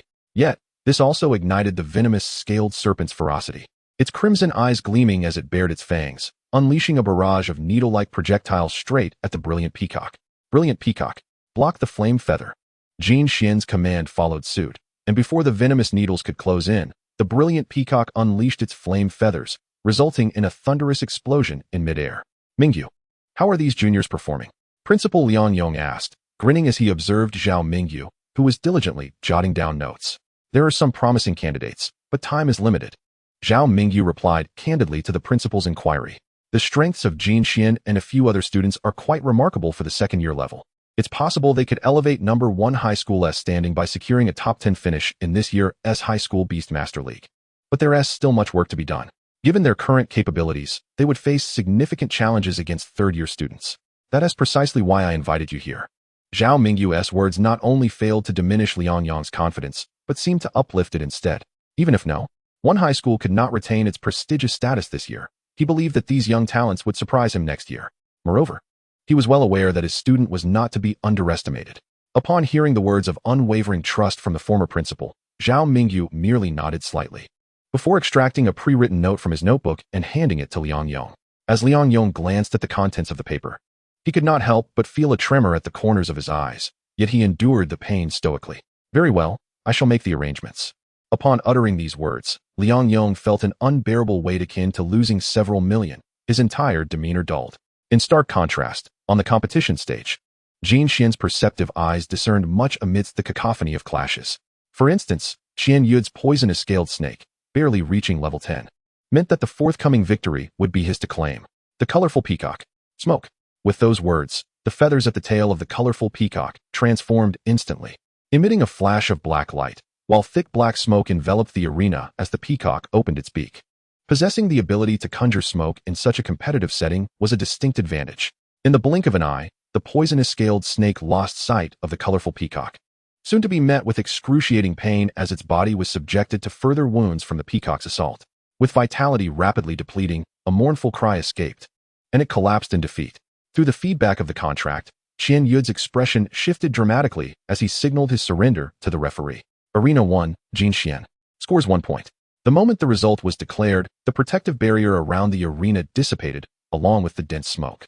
The colorful peacock stood proudly at the center of the stage, its foot resting upon the poisonous scaled snake, exuding an air of dominance. Qian Yud and his peers on the sidelines could not help but twitch at the corners of their mouths. After all, the poisonous scaled snake and Qian Yud were relatively renowned within the senior circle, possessing the hard power to potentially secure a place in the school team this year. Yet, with his defeat, many began to shift their aspirations towards other arenas. Arena 2, Lin Mayun, scores 1 point. Arena 3, Li Lei, scores 1 point. As the results of the battles on various stages were gradually announced, Jin Xian awaited his second opponent. However, this challenger proved to be weaker than Qian Yud, failing to score any points against Jin Xian, inadvertently contributing to Jin Xian's ascent towards the school team. As the competition progressed, some champions maintained their winning streak, while others were replaced. Gradually, the number of contenders eager to join the school team dwindled, as many began to sense the underlying tension. The new team leader was evidently stirring the pot. Meanwhile, Jin Xian's score had swiftly accumulated to 9 points, and with just one more victory, he would secure his place in the team. The colorful peacock had also expended considerable energy over the course of these 9 battles. In its proud gaze, a barely perceptible aura began to brew. The consumed waterflow fruit was continuously unlocking its potential, and its energy activity had now reached level 8. With further training, Jin Xian was confident he could achieve the breakthrough of an intermediate Beastmaster before the commencement of the high school league. The only uncertainty remained whether the principal would invest further resources this time around. Retrieving the colorful peacock, he cast his gaze toward the arena, awaiting the arrival of the next challenger. Zhao Mingyu meticulously documented every movement and transformation of Jin Xian and the colorful peacock. One could not help but acknowledge that this institution had truly birthed an extraordinary talent. Given adequate resources and a bit more time, Zhao Mingyu even contemplated that this young man could help him realize the dreams he had once been unable to fulfill. This thought ignited a fervent passion in Zhao Mingyu's eyes. Observing his studentess' success, Liang Yang's lips curled into a slight smile, exuding the demeanor of a cunning old fox. Alas, few seemed to notice this moment. At that juncture, Jin Xian's final challenge commenced, facing yet another senior. Hey, Junior, after so many battles, isn't it time you took a break? This school team business is quite intricate, and you might not be able to handle it. With a seemingly sincere smile, the senior's taunts fell on Jin Xian's ears like an old refrain. Given his senior's age, it was doubtful he could even manage such physical exertion. It was clearly a task for the youth, without a hint of emotional fluctuation. As the referee's command to start echoed, Jin Xian summoned forth the colorful peacock without hesitation. As it appeared, an intangible aura began to take shape. Sparks erupted uncontrollably from its body. The energy that had once been heavily taxed now appeared considerably restored. Instinctively, Jin Xian utilized his insightful eyes. The sensation of being struck by a pie was overwhelming, rendering him momentarily dazed. Through his insightful eyes, Jin Xian now observed the information regarding the colorful peacock. Colorful peacock. Energy intensity, 8. Traits, 5-color divine light. Skills, flame feather, smoke, flame claw, fiery momentum. The addition of the skill fiery momentum was the source of Jin Xian's immense delight, as this technique was a treasure among all fire attribute beasts, only comprehensible by those with exceptional innate talent. Upon unleashing the fiery momentum skill, the colorful peacock's fire attribute activity would surge dramatically, and its power would increase exponentially, enabling it to challenge foes beyond its level. Turning his gaze to face his senior opponent, Jin Xian noted the summoning of a massive creature, an imposing bear-like beast standing 2 meters tall, with a robust frame and striking crimson eyes, equipped with formidable claws. Iron-armed berserk bear. Energy intensity, 9. Trait, arm strength, enhanced attack power when using arms as weapons. Skills, iron arm, tear, roar, rampaging bear charge. Throughout these encounters, the pressure exerted by the iron-armed berserk bear was formidable. Yet, the fighting spirit of Jin Xian and the colorful peacock ignited with fervor. Sparks erupted from the peacock's feathers, and its imposing aura continued to swell. Colorful peacock, fiery momentum. Having comprehended a new skill, it would be remiss not to showcase it. Thus, upon Jin Xian's command, the colorful peacock was enveloped in flames. Its feathers fanned out in a display of splendor. The searing heat surged forth like a tidal wave, diminishing the once formidable presence of the iron-armed berserk bear, which staggered back several steps before regaining its composure.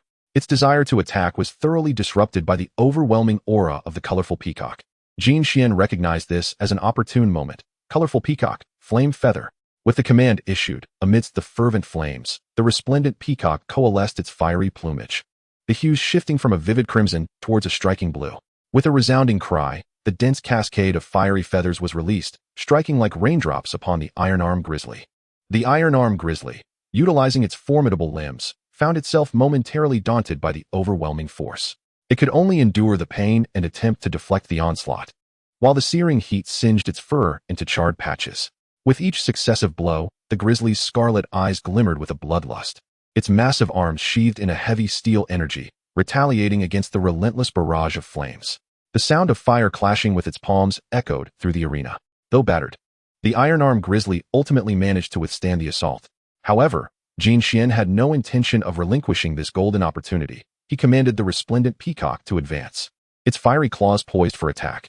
Just as the grizzly exhaled in relief, believing it had weathered the storm, the fiery talons seized its iron-like arms. With a roar, the grizzly sensed the shift in power dynamics, but before it could counter, it was forcefully brought down, its 2-meter frame crashing onto the arena floor. As the iron-armed grizzly collapsed, the peacock's assault continued unabated, unleashing a flurry of claw strikes upon its beleaguered form, leaving it in a pitiful state. Those who had previously underestimated Jin Xian, considering him an easy target, now averted their gazes. Their own beasts lacked the grizzly's resilience. I concede. Kong Lingbo, witnessing the grizzly's dire situation, promptly surrendered, hastily recalling the iron-armed grizzly via their contract, fearing the peacock might unleash another claw strike. Jin Xian, arena points, full 10 points. Arena 1 is closed. The referee announced the final results, marking Jin Xian's official entry into the school team. Glancing around at the other competition venues, several matches had also concluded. When Jin Xian's gaze drifted towards Lin Mayun, a fleeting white figure zipped past. A massive tail, like a screen, obscured the beast within. But through the gaps, Jin Xian caught a glimpse of enchanting eyes, their deep pupils seemingly adorned with peach blossom-shaped markings. Just as he intended to use his insight spirit eye for a closer look, Lin Mayun had already summoned her beast back. What manner of beast was this? Even without the insight spirit eye, Jin Xian was confident in his ability to recognize most magical creatures. Yet, amidst his vast reservoir of knowledge, he had never encountered Lin Mayun's enigmatic beast. This mysterious creature piqued his curiosity further. Meanwhile, it appeared that Lin Mayun had also concluded her match, successfully securing a podium and joining the school team. There would surely be opportunities in the future. Jin Xian mused quietly, though he couldn't simply approach her with questions. One by one, the hopeful students exited the arena, and the podiums were closed. Surprisingly, as per Captain Zhao Mingyu's words, it seemed they had not filled all 5 slots. I am quite disappointed. Once a prestigious high school in the city, now reduced to this? Unable to fill even 5 recruitment spots? Zhao Mingyu's voice resonated. Aside from those who had secured their spots, The remaining students bowed their heads in shame, though hushed whispers circulated among them. Isn't it your outrageous rules that led to this? I know some of you must be complaining that the school team selection should be based solely on strength.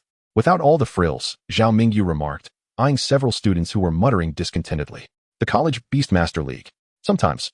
It relies not only on powerful beasts, but also on you Beastmasters. Faced with temptation, do you fall into the trap or respond cleverly? Your adaptability in critical moments is the true test. Yet, several classmates muttered, Linhu, Zhang Xiaoyan, do you regret it? You had the strength, but failed due to insufficient points?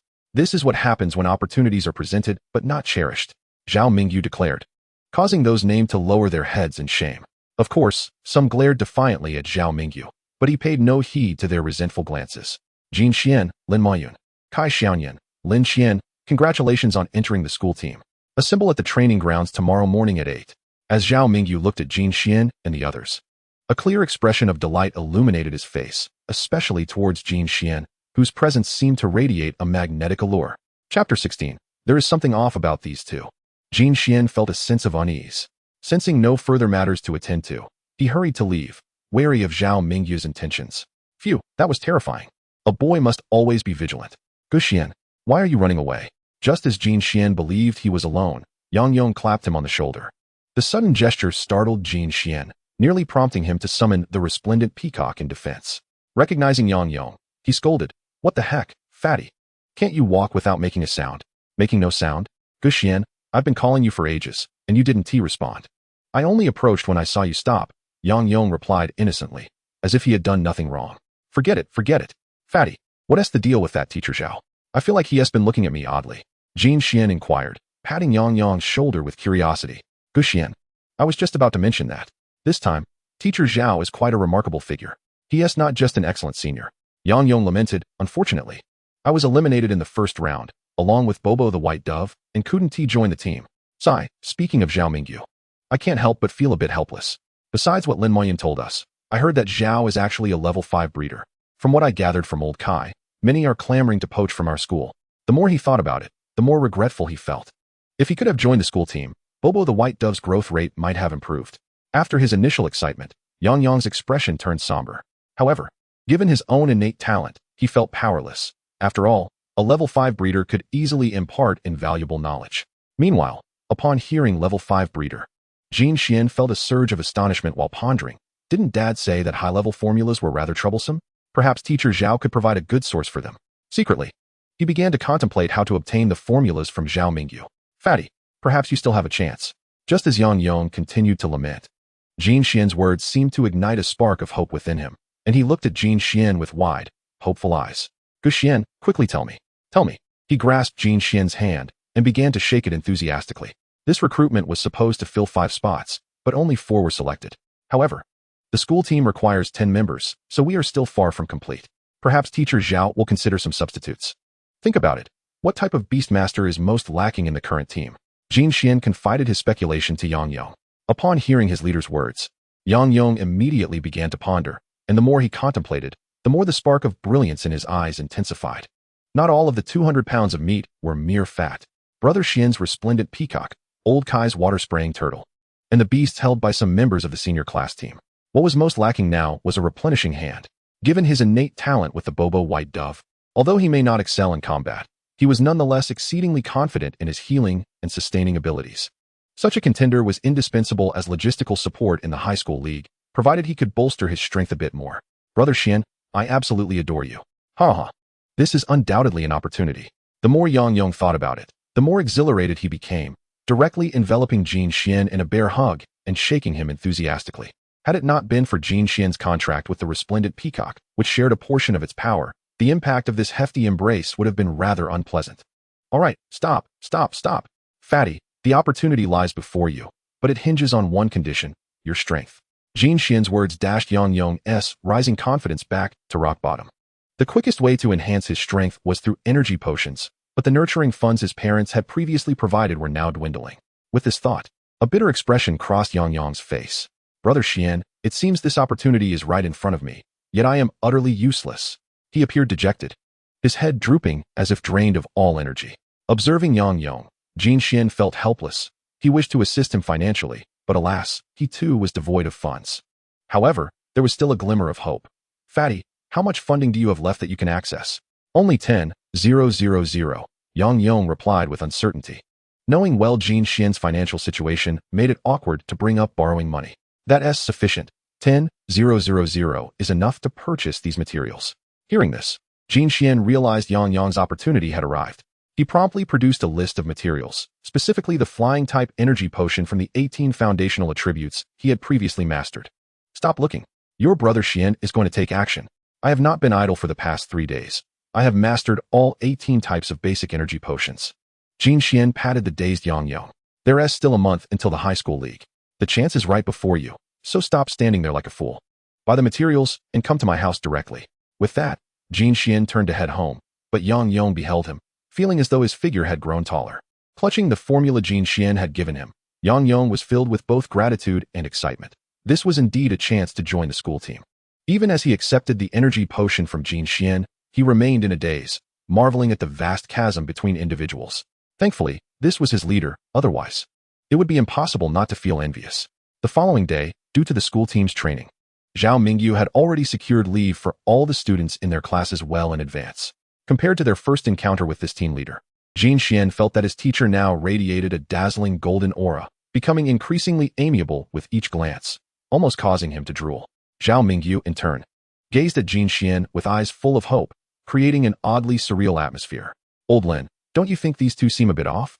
Kai Xiaoyan quietly approached Lin Mayun, whispering. Lin Mayun narrowed her eyes and glanced at Kai Xiaoyan, but refrained from commenting, instead adopting a look of keen anticipation. Meanwhile, a girl named Lin Xian, who had passed the selection with them, wore a smile full of maternal warmth. You all don't understand a thing. After casting an exasperated glance at Kai Xiaoyan and Lin Mayun, she returned her attention to Jin Xian and Zhao Mingyu, who occasionally erupted in laughter. For Joshi, both Kai Xiaoyan and Lin Mayun inwardly sighed, instinctively distancing themselves from Lin Xian. Unlike the recruitment previously, this time marked the first meeting between the new and old team members. Jin Xian also encountered many former school team members, each radiating an aura that was indeed stronger than those in their second year, with several having completed their second contracts. Is everyone here? As they officially commenced the training, Zhao Mingyu's expression shifted instantly, becoming exceedingly stern as he surveyed the crowd. Today, our goal is quite simple, to scientifically record the status of your contracted beasts. Subsequently, I will tailor exclusive potions for each of you based on your unique beasts. Upon hearing Zhao Mingyu's words, the excitement on everyone's faces was palpable. The information channels had long since revealed the leader's credentials. The prospect of a level 5 nurturer at work was indeed a significant boon. Does the teacher require payment? One student, aware that not all team members came from affluent backgrounds, inquired. The school will cover it. Upon hearing this, the previously anxious students appeared illuminated, their excitement nearly uncontrollable. Now, summon your contracted beasts. At Zhao Mingyu's command, classmates began to summon their beasts, and at that moment, the specialized equipment purchased by Principal Liang Yong also arrived. When Jin Xian and the others witnessed the principal signing for the delivery, his hand seemed to tremble. Chapter 17. Training arrangements. After a protracted signing and handover, Principal Liang Yong's expression had yet to recover. All students, summon your contracted beasts. However, Zhao Mingyu had already initiated the next phase of the training arrangements. Hearing Teacher Zhao's directive, the training ground was soon filled with flashes of light, as each member of the school team summoned their contracted beasts. Notably, the senior team members, having become Beastmasters a year ahead of Jin Xian and his cohort, each possessed beasts of at least level 10. Among them were beasts of rarity comparable to Jin Xian's resplendent peacock, such as the round moon sky wolf. With fur as white as silk and adorned with a black crescent-shaped mark on its forehead, its crimson eyes imparted an aura of mystery and ferocity. Its insightful gaze revealed a formidable presence, an impressive level 15 beast. The Beastmaster, Senior Duan Yun, currently the captain of the school team, exuded an amiable demeanor. Yet, within the team, his status was exceedingly high, commanding deep respect from the senior members. Similarly, the team also included contracted beasts of average caliber, such as the hunting poison bee. Jin Xian was quite familiar with these creatures, having encountered a swarm of them while pilfering waterflow fruits alongside the resplendent peacock. Although these insect-type beasts generally had an average upper limit, they possessed the advantage of quickly forming combat capabilities. For those not particularly well off, insect species were undoubtedly the preferred choice. However, Senior Li Fei's hunting poison bee emanated a sharp, rapid energy, boasting an impressive level 14. making it the second highest after senior Duan Yun. Notably, Li Fei and Duan Yun did not exhibit any sense of rivalry. Rather, they shared a mutual respect, contributing to the excellent atmosphere within the school team. At this moment, Jin Xian also fully comprehended the fleeting image of Lin Mayun's contracted beast, the Spirit Fox. Contracted beast, Spirit Fox level, 6 skills, spiritual communication, claw strike, tail sweep characteristic, enchantment. When hit by melee skills, there is a probability of falling into an enchanted state, rendering the target unable to launch an attack. In the summer market, there exists no distribution of the Spirit Fox populations. The Lin family, in anticipation of Lin Mayun, deliberately procured one from the northeast ahead of time, fostering an early rapport with her, with an average racial value befitting the Spirit Fox King level. The lower limit is certainly impressive. Even Zhao Mingyu was taken aback upon witnessing Lin Mayun's contract with her beast, as such occurrences are rather uncommon. As the senior students summoned their beasts one by one, Zhao Mingyu meticulously organized them to stand before the equipment, which had been tearfully purchased by the principal. Concurrently, the connected screens displayed a dense array of energy flows and data analyses. After obtaining the desired results, another individual swiftly followed suit, and within the span of an hour, Zhao Mingyu had comprehensively gathered the findings. He then distributed the pre-prepared materials to everyone. This comprises some insights I have collected regarding you all, along with a training plan for the upcoming month. If there are any concerns, it would be best to raise them promptly. As all received the materials, Zhao Mingyu's gaze swept across the assembly.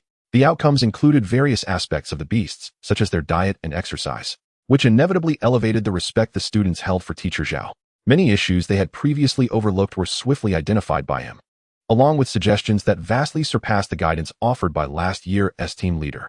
Jin Xian also took note, offering his own assessment. The Radiant Peacock possesses commendable potential but lacks in practical experience, has a shallow skill pool, high consumption, and poor endurance.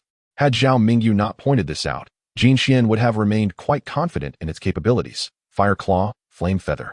One for ranged attack and the other for close combat, supplemented by smoke to obscure the opponent's vision and enhance attack potency. While indeed comprehensive, upon reflection, the skills of the Radiant Peacock clearly indicate a burst damage style. Faced with a formidable opponent, it could easily find itself without sufficient follow-up. However, as he continued to delve deeper into Zhao Mingyu's insights, a flicker of joy crossed Jin Xian's face. For it seemed that teacher Zhao had a solution in mind. He suggested exploring recovery skills for the Radiant Peacock, Flame Bath. Alternatively, acquiring low-consumption skills, Feather Strike. These two avenues instantly provided Jin Xian with a clear direction for training. Yet, this was merely a direction for a beast to learn new skills. The first requirement is to elevate its energy level, allowing it to easily acquire skills embedded in its racial memory. The second avenue involves learning through specialized educational institutions. Within the Beastmaster community exists a group of individuals whose strength may not be top tier, yet they possess exceptional mastery in skills and in imparting techniques to other beasts. Renowned for their extensive skill pools, they may not necessarily surpass those Beastmasters who specialize in particular areas in terms of power. The profession that has evolved from such Beastmasters is known as Beast Skill Master. Feather Strike is relatively common, as many flying-type beasts can learn it at a modest cost. However, Flame Bath is exorbitantly expensive. Given his current modest means, Jin Xian could hardly afford it. Just as he was mired in frustration over how to enhance the Radiant Peacock and rectify its weaknesses, Zhao Mingyu addressed the group. In the Intercollegiate League, there are generally 3 types of competition formats: one-on-one point battles, arena battles, and team cooperation battles. The combat mode selected varies each year. So before the official commencement of the competition, I need you to familiarize yourselves with your teammates while simultaneously striving for a higher beast level. The outcome of the competition not only concerns the school, but also your own destinies. In such large-scale contests, admissions offices from various universities typically set up in advance to scout for promising candidates. Those who perform well may even be accepted early, with the top 3 receiving additional points. You should be well aware of how competitive the Beastmaster entrance examinations can be, correct? Zhao Mingyu's resonant voice echoed across the training ground, his serious expression surveying the crowd. Upon hearing teacher Zhao's words, many students were filled with hope, particularly those from less affluent backgrounds, who desperately needed such an opportunity to showcase their abilities. Li Fei clenched his fists tightly, as if resolving to seize the moment, for he understood how crucial this chance was for him. Observing his Beastmaster's determination, the hunting venom bee leaned its head towards Li Fei's palm, bobbing up and down in an attempt to alleviate his tension. It's all right, hunting venom bee, let us give it our all. Li Fei finally managed to suppress his anxiety and smiled warmly. For Jin Xian and his sophomore peers, this was somewhat premature. Even if their performance this time was not stellar, there would still be another high school league next year. Thus, they did not feel particularly anxious. With a year ahead of them, Jin Xian was confident that he would not be inferior to any of the seniors present, perhaps even surpassing them significantly. Now, Li Fei and Duan Yun, you each select your team members and form 2 groups for a team battle. Switch members after the battle until you have all coordinated with one another. There is no need to worry about energy consumption. Over there is the energy recovery solution prepared by the principal. As he issued the instructions, Zhao Mingyu pointed towards a nearby contraption resembling a vending machine, containing energy recovery solutions that would typically cost upwards of 1,000 each. While they cannot enhance a beast's energy level, a single bottle can rapidly restore both injuries and energy depletion. It is only those so-called affluent families who dare to indulge so extravagantly in recovery solutions. No wonder the principal was so reluctant to part with them. Jin Xian thought to himself while secretly feeling pleased. Such opportunities were rare, and it was not in his nature to let them slip away. Chapter 18, Team Battle. Before long, Duan Yun and Li Fei had selected their respective teammates in accordance with teacher Zhao's instructions. Hey, Jin Xian, Jr., let us look out for each other. Li Fei cheerfully patted Jin Xian on the shoulder. You honor me, senior. I'll follow your lead. Jin Xian replied politely. Had it not been for Jin Xian's keen insight, which allowed him to discern the true nature of this senior, he might have felt a twinge of arrogance. After all, it is not uncommon for a sophomore to take pride in outperforming a senior in the school team selection battle. Though they would not become overly arrogant or dismissive, there is an inevitable tendency to feel somewhat elevated. Meanwhile, Lin Xian, alongside Duan Yun, was already debating command authority. Duan Yun, however, did not protest much. They had all experienced such moments, and after a few skirmishes, they would quickly settle down.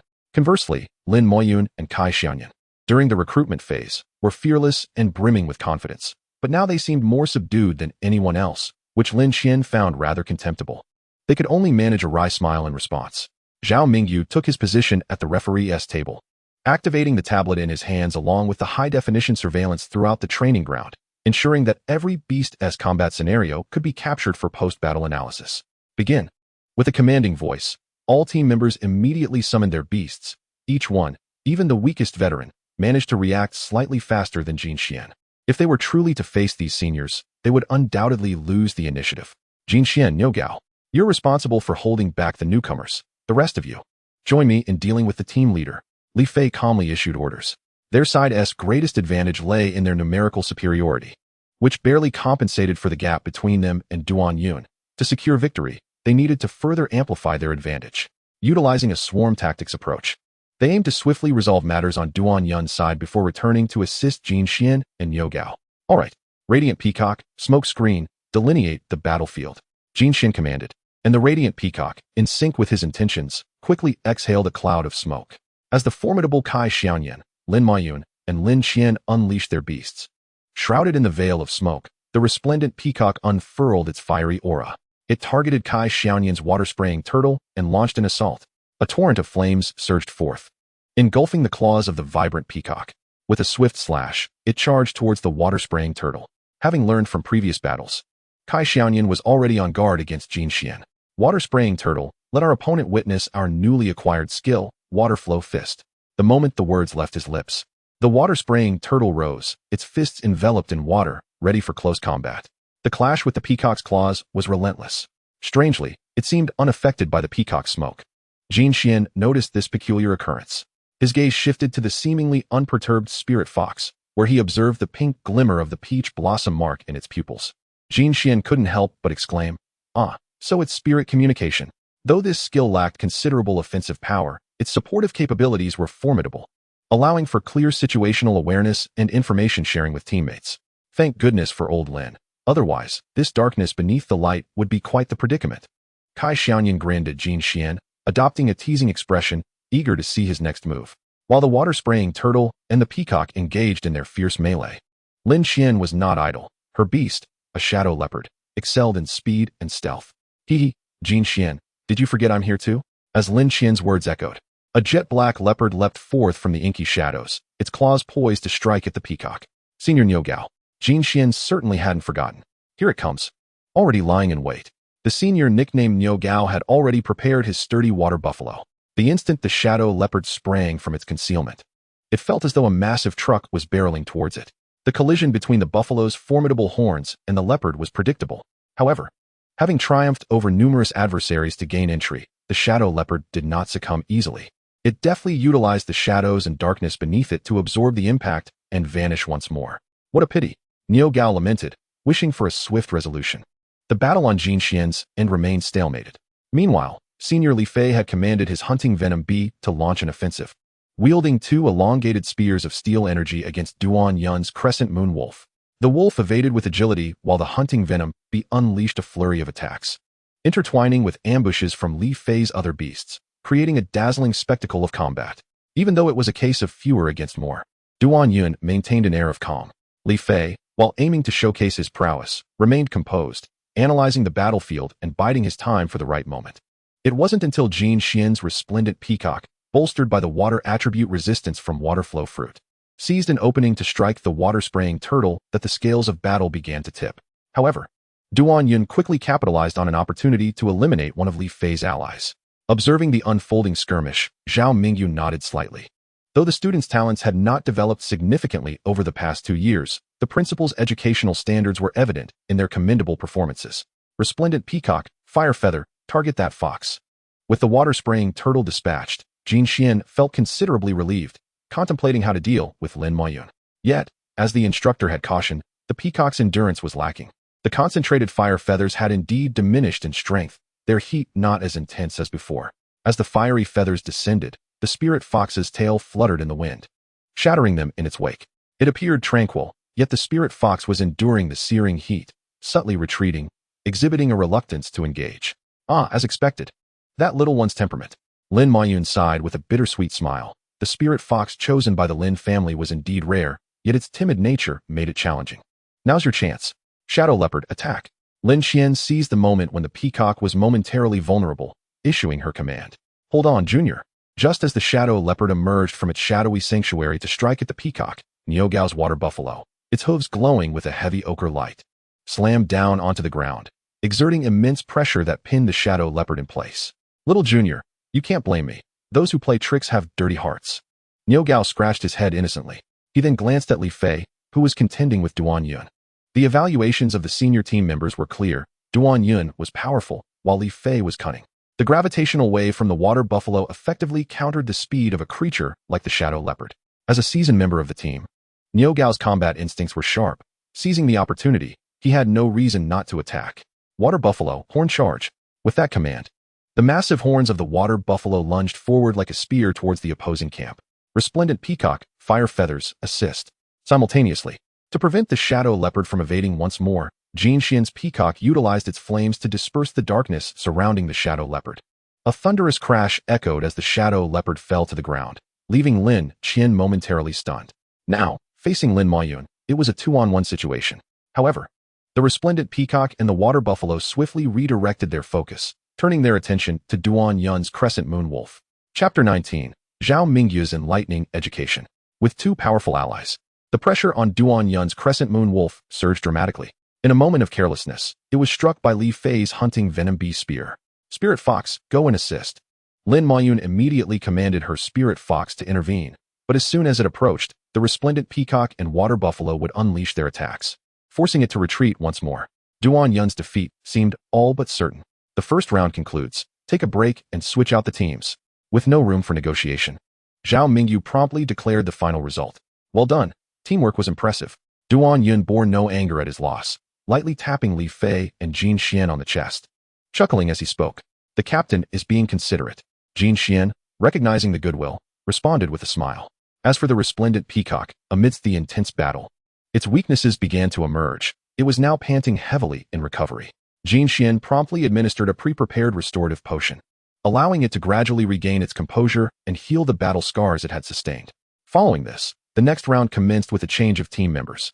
With prior experience, even with the team switch, several key players had mentally prepared themselves. Jin Xian's resplendent peacock had been specifically targeted, and it was soon sidelined. Though the peacock was quite indignant, Jin Xian could only offer it a sympathetic consolation. Thus, the first day of team training concluded. As Zhao Mingyu gathered a plethora of materials to prepare suitable energy potions for the team, Jin Xian seized the opportunity to approach. Teacher Zhao, could you possibly include me in your energy potion creation? After much contemplation, Jin Xian decided to speak candidly. Casting a glance at Jin Xian's hopeful expression, Zhao Mingyu's eyes narrowed slightly, displaying a hint of amusement. Are you interested in learning the art of energy potion crafting? Indeed, as nurturing beasts necessitates energy potions. Purchasing ready-made ones tends to be rather costly. Jin Xian's straightforwardness seemed devoid of guile. However, Zhao Mingyu was particularly fond of such candor. Follow me, he beckoned, recalling his own humble beginnings, which stood in stark contrast to those from elite families. This naturally fostered a sense of affinity towards Jin Xian. As they departed, the other members of the school team watched with curiosity but refrained from probing further. Following Zhao Mingyu, the duo arrived at the designated potion-making chamber prepared by the principal. Do you possess any experience in potion formulation? Zhao Mingyu inquired, not bothering to cast a glance at Jin Xian as he picked up the documents on the table, simultaneously working and seeking the answers he desired. Yes, I can craft all 18 types of primary attribute energy potions. Jin Xian's response caught Zhao Mingyu's attention, prompting him to cease his work and look up. At Jin Xian's tender age, being able to concoct 18 types of attribute potions was indeed remarkable, and Zhao Mingyu had no doubt about Jin Xian's honesty. Such matters would invariably reveal themselves with practice. Excellent. Now, in your opinion, why do energy potions accelerate the enhancement of a beast's power? Zhao Mingyu posed another question. With the groundwork laid by his father's teachings, Jin Xian articulated his insights. The enhancement of a beast's power is essentially a continuous process of expanding one's potential and drawing energy from the external environment. It resembles a water tank. To hold more water, one must enlarge the tank. Energy potions serve to facilitate this expansion. Zhao Mingyu expressed evident satisfaction upon hearing this. Though his countenance remained serious, his movements became notably more agile. Indeed, the development of complementary energy potions aligns with your explanation, fundamentally. It is about enhancing the beast's capacity to store energy. In the suggestions I provided for the colorful peacock, both flame bath and feather strike are the most effective methods for swift recovery. However, considering the potential costs, there exists another approach to ameliorate the current situation: energy potions. What do you think? Any ideas? Zhao Mingyu encouraged Jin Xian to ponder the direction of potion creation. The more Jin Xian contemplated, the more a glimmer of inspiration appeared in his eyes. Are you suggesting a stamina potion? Not entirely inaccurate. However, it is not comprehensive. Replenishing stamina is one aspect, while enhancing flame intensity is another, Zhao Mingyu replied, having already selected the potion materials. Given that most team members were at intermediate or beginner levels, the demand for potions would naturally not be too high. I shall leave the preparation of your potion to you. However, I will oversee the materials and formula. Recognizing Jin Xian's aptitude in this area, Zhao Mingyu decided that Jin Xian should handle his own portion. To this, Jin Xian not only agreed but felt a surge of joy, as this was an invaluable experience, especially with the school providing materials. Excellent. He cheerfully approached teacher Zhao's materials area. The most common formula for stamina potions included vitality roots, complemented by spirit fruits. And if one were to integrate the attributes of the colorful peacock, corresponding attribute materials must be incorporated, taking into account the compatibility of ingredients. Suddenly, Jin Xian's mind sparked with ideas. Unconsciously activating his insightful eye, he scanned the materials before him, ultimately fixating on a select few. His instincts assured him that these were the right choices. With resolution, he promptly selected the materials and arranged them on the table. Observing Jin Xian's selections, Zhao Mingyu's satisfaction deepened as he turned his gaze to Jin Xian. Now, explain your choices. It's instinct. The primary weakness of the colorful peacock lies in its endurance. Considering the issues of stamina and attributes, the simplest solution is to refine the stamina potion. While the colorful peacock is currently fire attribute, upon evolution, it will encompass both light and fire attributes. Thus, I chose to incorporate star stones into the vitality roots, as it is a material rich in both fire and light attributes. Utilizing harmonization principles, I selected the other auxiliary ingredients accordingly. After Jin Xian articulated his reasoning, Zhao Mingyu could not help but applaud. Now that the materials are selected, let us commence. However, one must remember that potion crafting does not fully resolve the situation. Learning flame bath and feather strike is still essential. After reiterating this point to Jin Xian, Zhao Mingyu resumed his focus on concocting potions for the other students. Jin Xian, in turn, began his work, skillfully operating the instruments while contemplating the significance of flame bath and feather strike that his teacher had mentioned. The greatest expense associated with skills was undoubtedly the courses for beast skill trainers. Moreover, beasts could not learn skills in a single session. They required repeated instruction and guidance to address their shortcomings. This inevitably increased costs. Yet what if the colorful peacock possessed exceptional talent? Chapter 20. The potion's success under Jin Xian's adept handling, combined with the familiarity of the stamina potion formula, the process proceeded smoothly. Unlike the initial attempts that had a lower success rate, a plume of steam escaped from the apparatus. In the product display window, a red, crystalline substance had formed. It is essential to note that energy potions are not solely liquid. Typically, to maintain stability and preservation, the sold energy potions are rendered solid. Simultaneously, the display on the potion-making apparatus began to exhibit a series of data. Potion efficacy detection subtly enhances a beast's stamina, energy intensity, and capacity. Status, relatively stable. Toxicology test. No threats to the beast's health detected. Safe for use. Colorful peacock. Jin Xian exclaimed with excitement, summoning his beast. Observing the unfamiliar environment, which was neither home nor school, the newly appeared creature appeared somewhat disoriented, cautiously surveying its surroundings and instinctively positioning itself to shield Jin Xian. Seeing this unfold, Zhao Mingyu was taken aback. When had Jin Xian contracted the colorful peacock? His records contain no mention of this, although the time since their bond was brief. The peacock's instinctive protective behavior towards Jin Xian indicated the depth of their connection. Zhao Mingyu nodded in approval. It's all right. We are in Teacher Zhao's laboratory. Colorful peacock. Take a look at what I have prepared for you. Jin Xian gently stroked the peacock's feathers in an attempt to soothe its anxiety and presented the freshly concocted potion before it.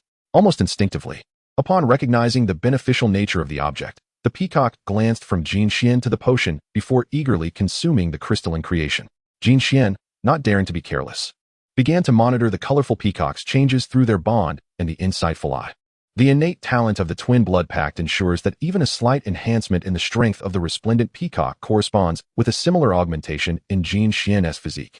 Over the ensuing 10 minutes, as Jin Xian intently focused on his beast companion, he suddenly felt an exhilarating surge. It was evident that his stamina had indeed improved, albeit marginally. Previously drained by the arduous tasks of concocting potions and rigorous training, he now sensed a notable revival of his vigor. This unexpected boon filled him with elation. Teacher Zhao, I have succeeded. Jin Xian exuberantly shared his good news with Zhao Mingyu. Indeed, your talent is commendable. Zhao Mingyu generously praised him, patting Jin Xian on the shoulder. Acknowledging his humble beginnings, Zhao Mingyu was well aware of the challenges Jin Xian currently faced, and, with good intentions, advised Jin Xian. Find some time to visit the Beast Cultivator Association and take the qualification exam for cultivators. Your proficiency in crafting energy potions should make it a breeze for you. Once you pass, you can accept orders and sell your potions on the official cultivator website, significantly alleviating your financial burdens. All right, thank you, Teacher Zhao. Jin Xian graciously accepted the kind advice. After observing the resplendent peacock for a while longer, Zhao Mingyu dismissed him. Once outside the confines of Zhao Mingyu's laboratory, Jin Xian's heart brimmed with excitement. Although he had merely concocted a standard potion, the true value lay in the inspiration and the hands-on creativity involved in customizing the potion. Elated as he made his way home, he felt as though the entire city rejoiced with him. Just then, an announcement on the LCD screen outside a shopping mall piqued his interest. Recently, the botanical garden in Xia City has experienced unexplained plant wilting and frequent damage to its ornamental structures. The Beast Tamer Alliance suspects this may be related to large magical beasts roaming the city.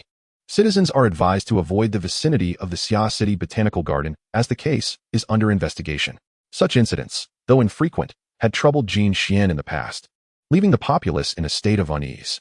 After silently praying that no large magical beasts were truly wandering the city, he continued his journey home. It was already late after class, compounded by the time spent learning potion crafting from Teacher Zhao. Upon pushing open the door to his home, the warm glow of the lights inside gradually calmed his racing heart. Mom, Dad, I'm back. Xiao Yuan, why haven't you come out to greet your brother? Jin Xian cheerfully called as he stepped inside. In response, a chubby little bundle rushed into his embrace. Lifting her up, he exclaimed, Mom and Dad, your son has returned. Let us eat. While holding Xiao Yuan, he shouted to the kitchen, where his little tummy seemed to echo its own protests. Always thinking about food, you little glutton. Jin Xian chuckled, playfully pinching his sister's nose as he carried her to the dining table. Brother, hurry and summon the little tsundere. Once in her domain, Xiao Yuan wasted no time and eagerly urged Jin Xian to summon the resplendent peacock. Little tsundere? What are you talking about? Jin Xian looked at his sister in surprise. Where did you learn that term? Is it taught in kindergarten now? I learned it from the television. Xiao Yuan replied, her gaze fixed on the food on the table. Last time I watched, there was a sister who called another sister a tsundere, and I thought it sounded just like your little peacock. As she answered, her eyes remained glued to the culinary delights before her. though she frequently prompted Jin Xian to summon the resplendent peacock. Reluctantly, Jin Xian complied, although he noted that his beast had a slight touch of pride. He also considered how to persuade his sister to watch more animated shows and fewer dramas. While glancing at their mother, whose penchant for dramas was likely where Xiao Yuan picked up the habit. Little rascal, feeling cheeky? He Jie shot a glance at Jin Xian. Somewhat exasperated, yet she felt a tinge of guilt for not paying attention to Xiao Yuan while watching her dramas. Meanwhile, the resplendent peacock, sensing it would have to deal with its master's sister, cast a resentful glance at Jin Xian. After dinner, Jin Xian took the resplendent peacock outside to exercise in the yard before being summoned into his father's study. Xiao Xian, here's your examination admission for the cultivator qualification exam, scheduled for Saturday at 8 a.m. Make sure to attend. Jin Ji handed a registration form to Jin Xian, who accepted it with delight, appreciating his father's foresight in preparing everything in advance. Jin Xian smiled broadly, flattering his father, who found the praise amusing yet somewhat exasperating. Jin Ji understood that his son was trying to avoid feelings of guilt. Make sure to study well. Obtaining the Level 1 Cultivator Qualification Certificate should be within your reach. Jin Ji chuckled, patting Jin Xian on the shoulder before returning to his research. This new project at the Research Institute was of paramount importance, with nearly half the researchers being assigned to it. Rumor had it that it was related to a previously undiscovered branch of beast evolution, which was highly valued by the higher-ups. If successful, it could significantly benefit their family's situation. Chapter 21. The Cultivator Qualification Certificate, I shall accept it. However, due to confidentiality agreements, Jin Ji was unable to bring any materials home, leaving him to search online for relevant information. Noticing his father was busy, Jin Xian chose not to disturb him and exited the study. He glanced at the resplendent peacock, which was reluctantly adorned, and appeared both anxious and excited. Truly a little tsundere. Jin Xian smirked slightly. The next day, Jin Xian went to school as usual, but the affairs of the school team continued to occupy most of his time. After distributing the potions he had crafted to all the team members, Zhao Mingyu began to provide targeted guidance to each student, emphasizing the critical points to note during battles. They continued to engage in combat, correcting mistakes in a repetitive cycle. As Friday approached and school was about to dismiss, the incident he had heard about in the news seemed to escalate. Have you heard about the frequent thefts at the Xia City Botanical Garden? One classmate asked. I heard it's because of the magical beasts roaming the city, right? Another replied. I'm not sure, but it's strange. If there are magical beasts out there, why haven't they shown themselves? The botanical garden has been closed indefinitely. Even after school, the students gathered together, discussing the botanical garden situation. Jin Xian had almost forgotten about it, but the unresolved mystery only fueled his curiosity. If it truly was a magical beast issue, how could so many people not find it for so long? Yet, recalling that he had the cultivator exam the next day, he decided not to dwell on it and began to pack his belongings to head home. Though he usually performed well academically, he believed in the wisdom of preparing before exams, not out of inability, but rather as a show of respect for the process. Meanwhile, his friend Yang Yong excitedly thanked Jin Xian on their way home, expressing his gratitude for the significant improvement in his Bobo White Dove's strength. Xingu, thanks to your energy potion, my Pidgey has now reached level 6, and its healing abilities are being intensively trained. It has even mastered the battle song skill. Yang Yong's excitement grew as he spoke. Hearing that Yang Yong's Pidgey had also acquired the battle song skill, Jin Xian felt a surge of joy for him, knowing that this was a remarkably potent group enhancement skill. A Pidgey capable of mastering the battle song skill typically possesses considerable talent. This lad is indeed quite fortunate. With diligent training, it seems that teacher Zhao will soon be scouting for targets. Jin Xian patted Yang Yong on the shoulder. After bidding farewell to Yang Yong, Jin Xian returned home to prepare for the upcoming breeder examination. As the day of the examination approached, he found himself exclaiming, "Do my parents really need to be here? It's just a test. Why have you all come?" Furthermore, the recent news had been rife with reports of safety concerns at the Summer City Botanical Garden. Jin Xian glanced helplessly at those around him. His father, his mother, and even his younger sister, Jin Yuan, all stood behind him, amplifying the pressure he felt. Indeed, as Jin Xian had feared, the Breeder Association was located just 2 streets away from the Botanical Garden. Who could say whether the disturbances were caused by wandering magical beasts? Obtaining your breeder qualification is a significant matter for our family. Both Xiao Yuan and I have taken the day off, and since we had nothing else to do, we came to accompany you for your exam, his father insisted. Besides, this is the Breeder Association, filled with beast tamers. If there are indeed magical beasts roaming the city, this place is certainly safer than our neighborhood. He Jia had indeed considered the concerns raised in the news, but the importance of her son's examination outweighed her apprehensions. And ultimately, they had decided to come. Father, aren't you in a crucial phase of a project? Jin Xian glanced at Jin Ji, who seemed even more anxious than he was. Just focus on your exam, Jin Ji said without elaboration, patting Jin Xian's shoulder with a trembling hand and offering a few encouraging words. Go for it, brother. Jin Yuan cheered, raising her chubby little fist in support. Oh, this sweet affection caused the corners of Jin Xian's mouth to curve upward. For the sake of his family, he resolved to obtain that breeder qualification. He cast one last glance towards the Summer City Botanical Garden and strode confidently into the examination hall. The Level 1 breeder qualification exam consisted of 2 parts. The first was a written test that encompassed various topics, including magical beast information, breeding strategies, and design plans, with questions drawn at random. A perfect score was 100, and participants needed at least 80 to progress to the next round. The proctoring breeder surveyed the candidates below and announced the commencement of the examination. Jin Xian had already familiarized himself with the exam process through online resources. The Level 1 and Level 2 breeder exams typically involved 2 rounds, whereas Level 3 and above consisted solely of practical assessments. Once the test papers were distributed, Jin Xian focused intently on answering questions about topics such as the breeding direction for the iridescent peacock, the habitat distribution of the water-spraying turtle, and the characteristics of magical beasts. Fortunately, he had studied these topics countless times in his father's study, and he felt quite adept at tackling them. Before long, he completed the exam and prepared to submit his paper. He couldn't help but exclaim how fortunate it was that this exam didn't require him to meet a strict time limit like the ones in his dream world. Perhaps this was the marvelous nature of the beast taming realm, where special measures were in place to monitor for cheating. The results of the written test were swiftly revealed, and the proctor was astonished to see the young man before him achieve an impressive score of 98. Looking at the group of middle-aged men in their late 20s to 40s, who were anxiously scratching their heads, he couldn't help but reflect on the disparities in the world. Young man, you may proceed to the next round. For the potion preparation, just choose the most familiar basic energy potion. As Level 1 breeders, the requirements are not too demanding. The proctor was filled with goodwill due to Jin Xian's innate talent. Thank you. Jin Xian bowed and followed the guiding staff to the next examination venue. Although the preparation machines varied slightly, the underlying principles were the same, and Jin Xian soon completed the preparation of the fire attribute energy potion, which he commonly used. Excellent. The energy is stable, and the purification is done exceptionally well. Your technique and timing are even beyond what some Level 2 breeders can achieve. After the assessing breeders confirmed the results, they collectively announced his success, certifying Jin Xian as a Level 1 breeder. Young man, keep up the good work. I have high hopes for you. As Jin Xian exited the breeder building, he found it hard to believe how smoothly everything had gone. This was unlike the novels he had read in his dreams, where there were always moments of ostentation and face-slapping. Was it truly the case that because of his talent and promising future, he found himself surrounded by kind-hearted individuals? Son, did you pass? Upon seeing her son emerge with an unusual expression, He-Jia asked anxiously, her words of comfort caught in her throat. I did pass. The certificate will be delivered to our home in a week, but it's surprisingly smooth. Jin Xian replied, still in disbelief. His words, however, caused He-Jia and Jin Ji's faces to darken. What nonsense are you speaking? Isn't it a good thing that it went smoothly? He-Jia retorted, somewhat exasperated. Come on. You finally made it out as a family. We must celebrate this joyous occasion. With a flourish of her hand, He-Jia declared their intent to celebrate. This decision instantly sparked excitement in the little ones, who had long awaited this moment. Yay, let us go eat delicious food.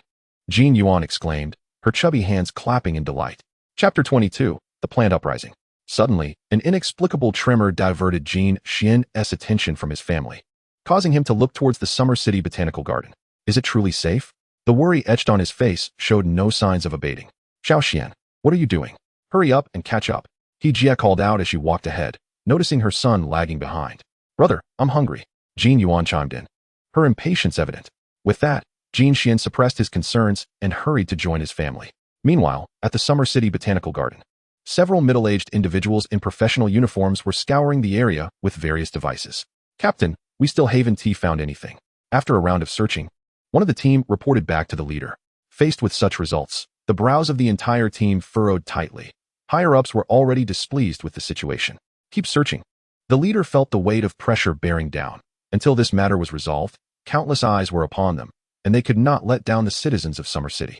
Understood. A chorus of determined responses followed, and the somewhat dispirited workers resumed their search with renewed vigor. No one noticed the faint ripples of space hidden beneath the bushes. Within that spatial distortion, a slender, willow-like appendage emerged, snatching up a small insect before retracting back into the ripples. vanishing without a trace. Upon arriving at the restaurant chosen by his mother, Jin Xian felt a wave of relief wash over him as the atmosphere settled. He pondered how his examination had lacked any dramatic moments of ostentation or face-slapping. Surely, he could not expect to enjoy the same treatment as the protagonists in his dream novels, whose misfortunes seemed to follow them relentlessly. As his stomach reminded him of its emptiness, he and his sister Jin Yuan quickly entered a frenzy of eating. Jin Ji and He Jia exchanged glances before suggesting, "Shall we head out?" Jin Ji cautiously prodded He Jia, whispering, "We haven't taught them well, we truly haven't." He Jia mirrored his distress. "Not even at home do they behave like this. Mom and Dad, you should eat too." Jin Xian chimed in, his mouth still filled with half-chewed food, grinning widely. Yes, Mom and Dad, hurry and eat, or I'll finish it all." Jin Yuan's chubby face was now akin to that of a painted cat, yet his hands showed no sign of ceasing their movement. Faced with their children's pleas, He Jia and Jin Ji felt helpless. After all, they were their own children, and they couldn't simply abandon them. At that moment, a thunderous sound erupted from the direction of the Summer City Botanical Garden. Jin Xian's food momentarily paused in his hand, his previously relaxed demeanor replaced with tension. Given their proximity to the Breeder Alliance, even the nearby commercial street was home to formidable beast tamers, who quickly stepped forward to take charge. "Everyone, remain calm. Stay composed. The nearby breeder masters should have already gone to address the situation. Even if it is indeed a city monster, it won't affect us here. I will protect everyone." The reassuring voice of the shopkeeper echoed throughout the restaurant, as he summoned his beast companion to instill a sense of stability among the patrons. With the shopkeeper's calming presence, attention turned to his beast, a creature resembling a steamer, with a round, white, fluffy ball peeking out from the opening, complete with two small, bean-like eyes. This rare beast piqued the interest of both Jin Xian and Jin Ji. Steamer Bun. Energy level, 31, advanced. Attribute, fire. Trait, rebound. Restores a portion of health every 2 seconds. Skills, steam, scorch, bun recovery, enticing aroma, impact. Indeed, it was no surprise that the restaurant owner had such a remarkable beast. It bore an uncanny resemblance to a steamer with buns. Just as the patrons began to settle down, the plants within the restaurant began to tremble as if summoned by some unseen force. This bizarre scene sent the previously calm guests into a frenzy once more. Rainbow Peacock. Jin Xian did not hesitate for an instant and promptly summoned his beast. Observing the frantic growth of the plants and the surrounding crowd's unrest, the Rainbow Peacock became vigilant, shielding Jin Xian's family behind its wings. Although He Jia and Jin Ji felt anxious and even lamented their unfortunate luck, they remained calmer than the average person, having encountered monsters on numerous occasions. Every beast tamer present summoned their companions to protect themselves. Steamer Bun. Eliminate all the plants within the restaurant. The shopkeeper discerned that the current situation was indeed caused by the wandering monster from the botanical garden. Spout. Upon receiving the command from its tamer, Steamer Bun took to the air, unleashing a burst of flames towards the agitated plants within the restaurant, before darting towards another area. In the next moment, the plants retreated as if they had encountered their nemesis, using their branches to swat away the flames. Outside the restaurant, the trees lining the street grew wildly, with frightened patrons rushing out of the shops, only to be ensnared by the plants, crying for help. Consequently, the people inside the restaurant were even more reluctant to venture outside. "Those of you with fire attribute beasts, please lend a hand," the shopkeeper called out to everyone. Yet, very few came to assist. Even those with fire attribute beasts prioritized their own safety. Fortunately, after the plants extinguished the flames from Steamer Bun, they fell silent, resembling ordinary potted plants once more. This shouldn't be a monster. It seems more like a skill. Just as Jin Xian was overwhelmed with confusion about the situation, Jin Ji spoke up. "Dad, are you saying that a monster is controlling all the plants on this street through a skill? Just how powerful must that monster be?" Jin Xian gazed incredulously at his father. It was not that he doubted Jin Ji, for his father was indeed an expert in beast studies. "I don't know, but such a powerful monster will likely attract reinforcements soon." Jin Ji appeared remarkably composed. Yet he was equally curious as to how such a formidable monster managed to bypass the city's defense systems and reach the botanical garden. He had two hypotheses. Either a secret realm had opened, or a previously undiscovered beast possessed an unknown attribute. Regardless of the outcome, as a researcher, his insatiable thirst for knowledge urged him forward, as if propelled by invisible hands. "Wait, Dad, don't be foolish," Jin Xian exclaimed, pulling his father back as he attempted to approach the plants. "Listen to your son, Lao Jin," He Jia echoed, equally concerned for her husband's actions. At that moment, the sky above the street darkened ominously. Chapter 23. The sudden appearance of the secret realm. It seemed as though a colossal entity had emerged, obscuring the sun. Roar. The resounding dragon's roar echoed, causing all within the restaurant, including the beasts, to crouch down, clutching their heads in fear. Jin Xian looked at his rainbow peacock. Although it sensed the terrifying might of the dragon, its inner stubbornness compelled it to resist, trembling legs refusing to yield. Faint sparks flickered in the air as the flame skill was quietly unleashed, countering the dragon's oppressive presence. Following the dragon's roar, a cacophony of beastly howls erupted as many uncommon monsters appeared.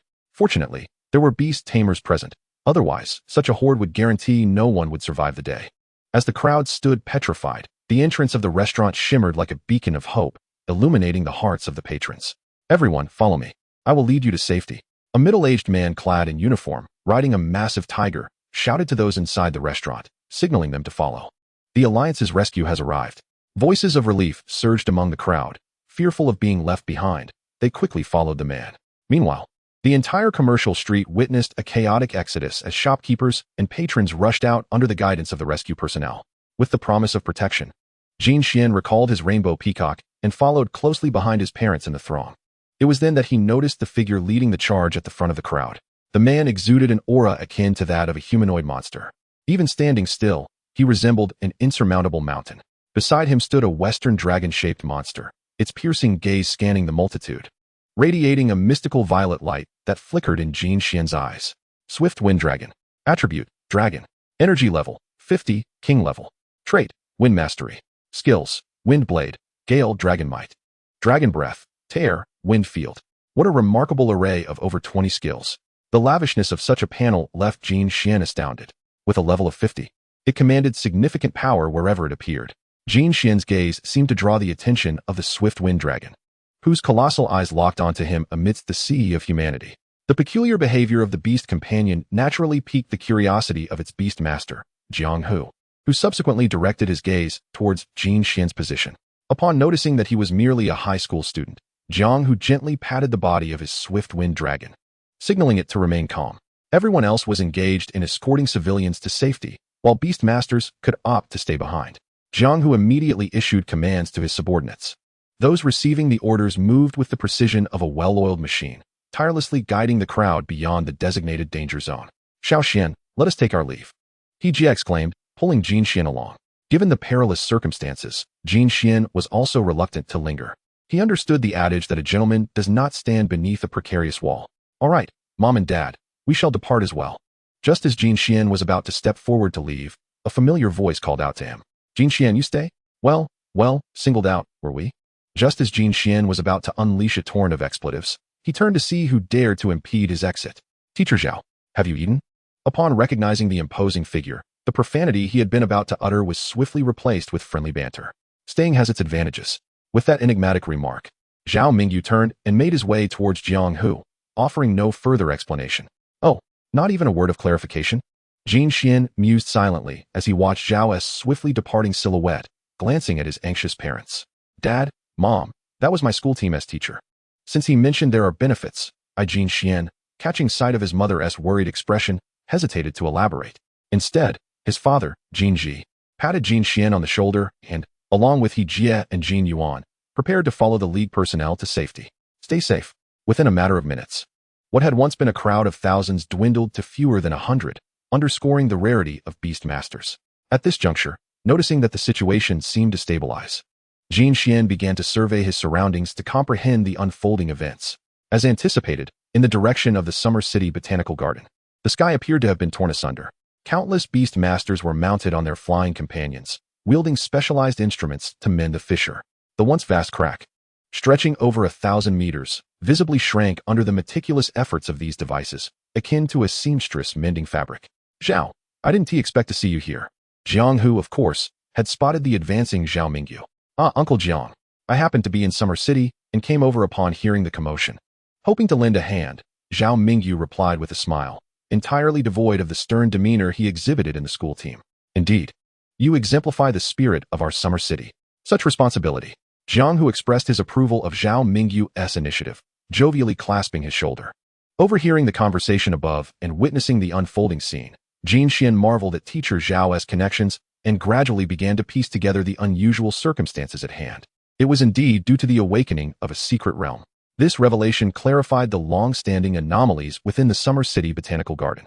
Due to spatial instability, whenever the League attempted to investigate, the exposed secret realm would retreat into hiding. Understanding that this was the cause of the phenomenon stirred a sense of anticipation within Jin Xian. Often, such unexplored realms harbored treasures, such as unique beast-related artifacts or exceptionally potent magical beasts. However, recalling his father's South account of the street plant's upheaval caused by a certain beast's ability, the excitement that had begun to bloom in Jin Xian was abruptly doused with cold reality. Perhaps out of a sense of stubbornness or for other reasons, Jin Xian chose to accompany Zhao Mingyu and Jiang Hu toward the botanical garden. Report, Captain. Preliminary assessment indicates that this is a secret realm exceptionally suited for plant-based magical beasts, with an energy activity level between levels 5 and 15. Upon Jiang Hu's arrival, the researchers promptly presented their findings on analysis screens. This so-called energy activity level serves as an indicator of the magical beast strength and the associated risks within the realm. Excellent. Excellent. A realm suitable for novices. The economy and future of Summer City can certainly benefit from this. The more Jiang Hu contemplated, the more exhilarated he became. Such realms were highly coveted.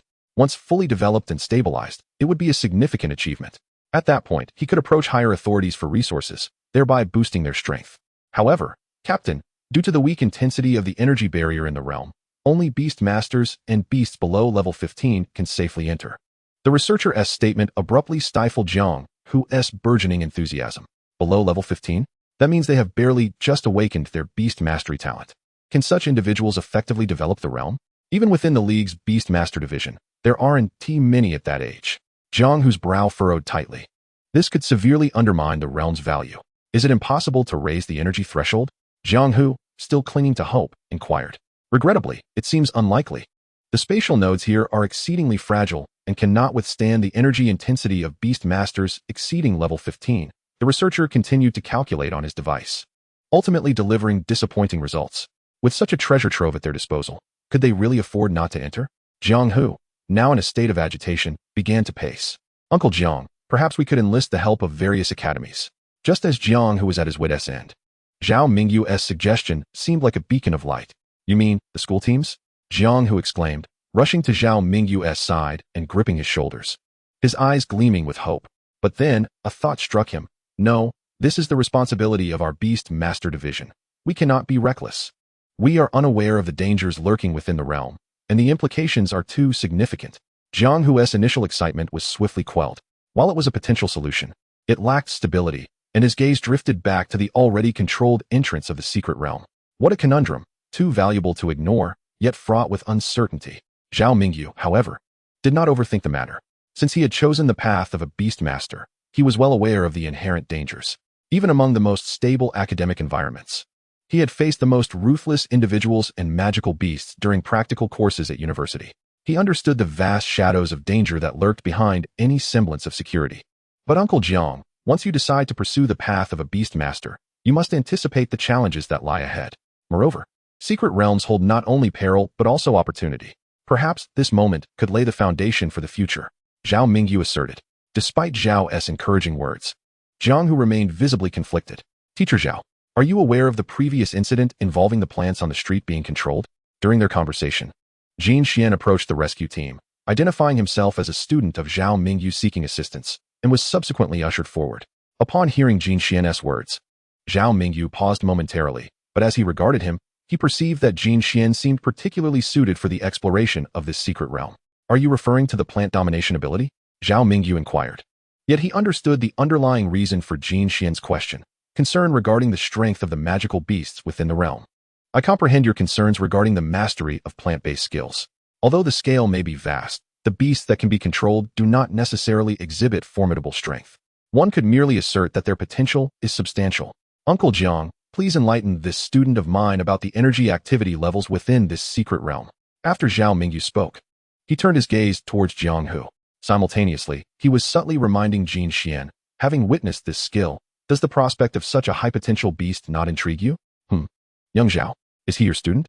Jiang Hu looked at Jin Xian, and upon recalling the actions of the Gale Dragon, his expression transformed into one of admiration. The energy activity level of the secret realm is preliminarily assessed to be at levels 5 and 15, with a predominance of plant-based beasts. Since Jin Xian is Zhao Mingyu's student, he is inclined to extend this courtesy.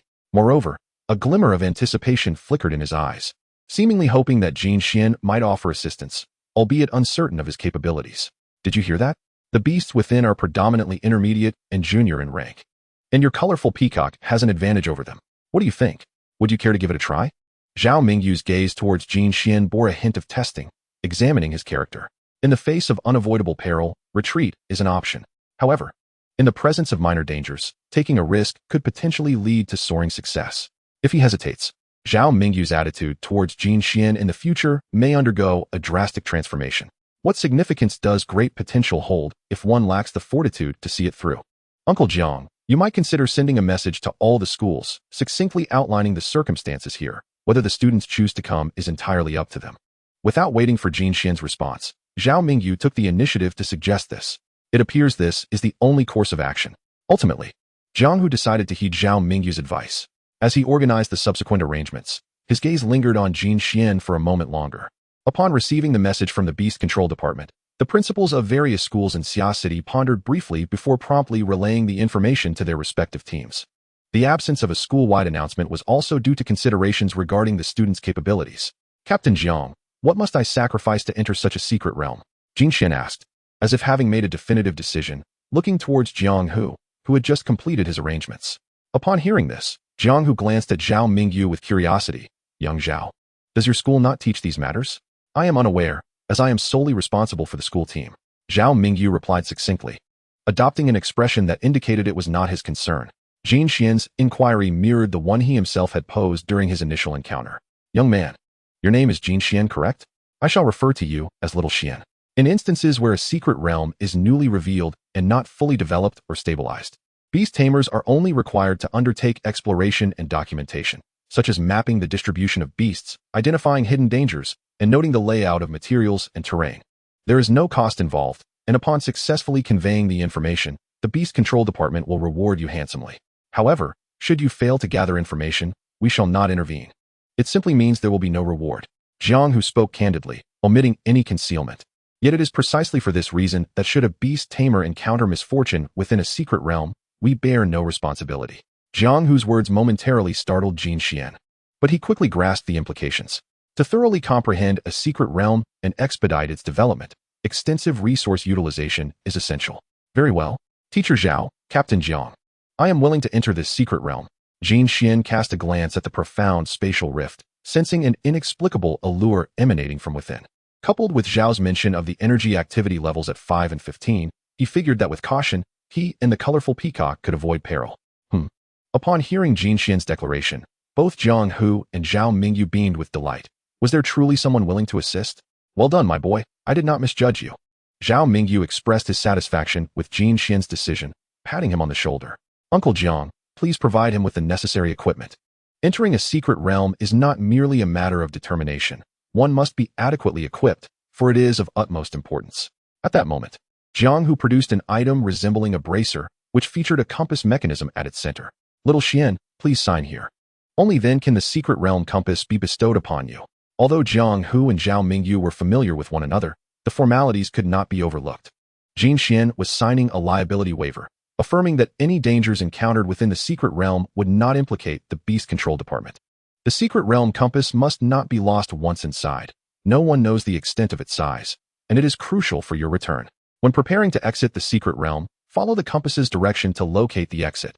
This is a complete set of exploration equipment you must carry. Additionally, be vigilant regarding the compass's energy levels. Typically, it can sustain you for 7 days, and you must exit within that time frame.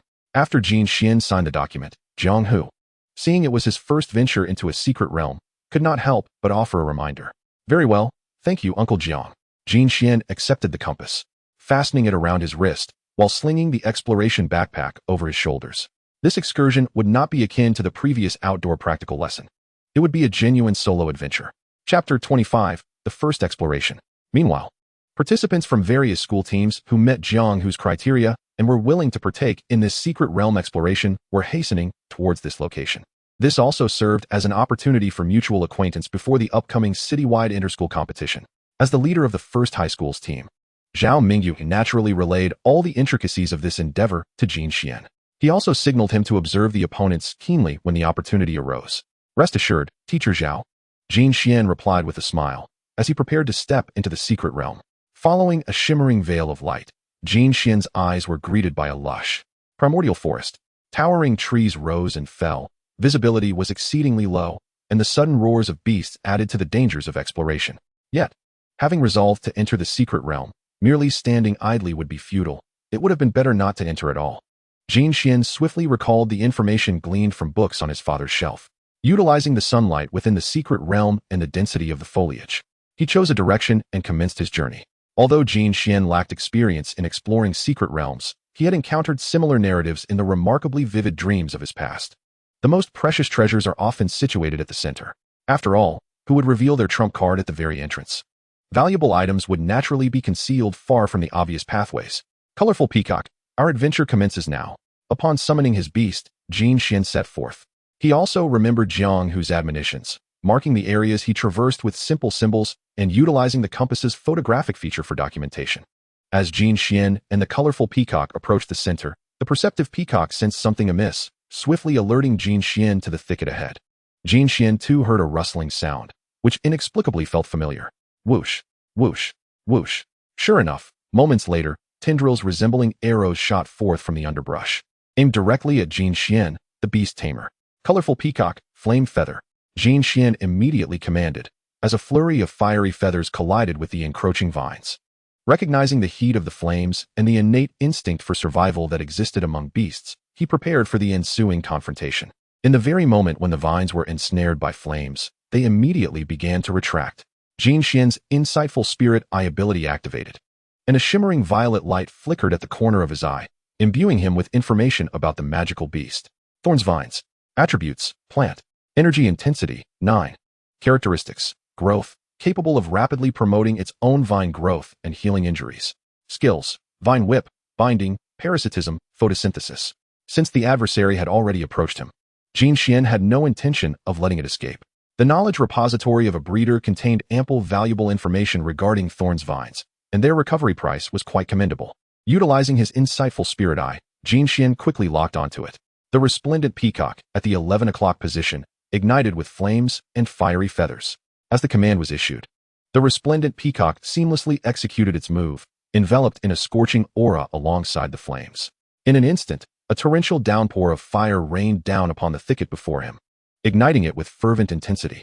Within the inferno, the vines danced like ethereal serpents for a few seconds before falling still, extinguished the flames.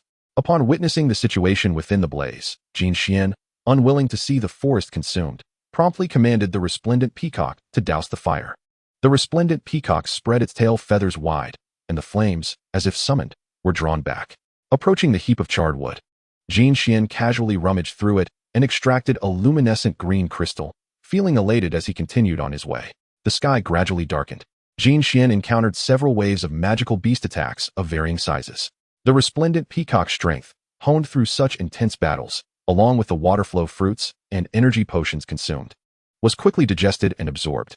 Its level ascended smoothly to level 9. Just 2 more levels were needed for it to become a bona fide intermediate Beastmaster and awaken a new breed of magical beast. Such rapid progress left Jin Xian brimming with excitement. How could he possibly suppress his elation? The corners of his mouth curled upwards, and his laughter elicited a look of disdain from the resplendent peacock, which questioned whether its beast master had lost his mind. Resplendent peacock. We should find a suitable spot to set up camp. Jin Xian suppressed his smile, preparing to search for a place to rest for the night. After all, this time, he did not have the backing of someone like Teacher He-Hui watching over him.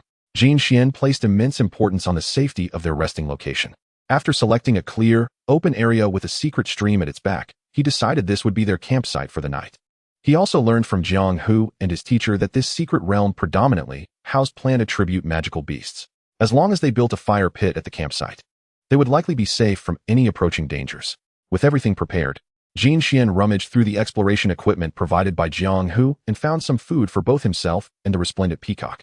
While it could not compare to the energy potions he could craft, it would suffice to restore a considerable amount of the resplendent peacock's stamina. As darkness deepened, some seemingly inconspicuous fungi began to emit small blue glows, creating a particularly enchanting sight. Such phenomena could only be found within a secret realm.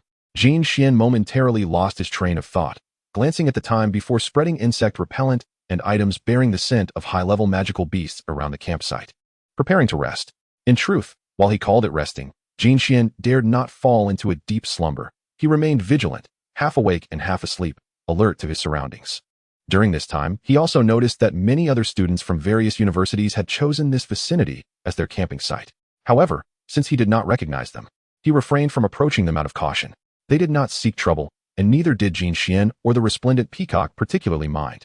Until the following day. As the sun began to rise, Jin Xian glanced at the nearby campsite of those students. Seeing none of them had stirred, he prepared to continue exploring according to his prior plan, engaging in training with the resplendent peacock while collecting resources. He was also particularly focused on locating the one item he coveted most during this secret realm expedition, Beastmaster artifacts. These were treasures that could only be produced within secret realms, assisting magical beasts in battle, regardless of the type of Beastmaster artifact. Their appearance was generally of high value, even if their utility was somewhat lackluster. Their rarity and potency made them indispensable, even in high-level Beastmaster circles. No magical beast ventured into battle unaccompanied by artifacts. Jin Xian glanced at his resplendent peacock, whose talent was particularly adept at countering such items. Just then, not far ahead of Jin Xian and the resplendent peacock, the sounds of battle erupted, indicating a clash between magical beasts. This instantly sparked Jin Xian's interest. Oh, this is a scenario I am well acquainted with. In dreams and tales, good treasures often accompany such encounters. The more he pondered, the more exhilarated he became. Cautiously, he led the resplendent peacock closer to the source of the commotion.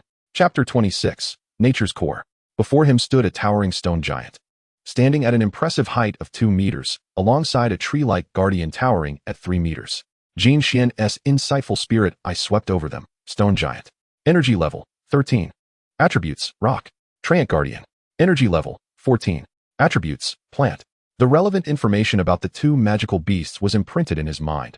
Observing the surrounding area, they had created a vacuum of space, indicating their dominance in this vicinity. Generally speaking, such magical beasts engaging in combat did not merely do so out of rage. Seizing the opportunity while they had yet to notice himself and the resplendent peacock, Jin Xian's gaze flitted about, searching diligently. However, the two magical beasts unleashed their full might. The stone giant's rock-shattering attacks and the treant guardian's binding vines, continually wearing each other down. Both bore gruesome wounds as their struggle intensified. Jin Xian, unable to suppress his glee, could hardly contain his excitement.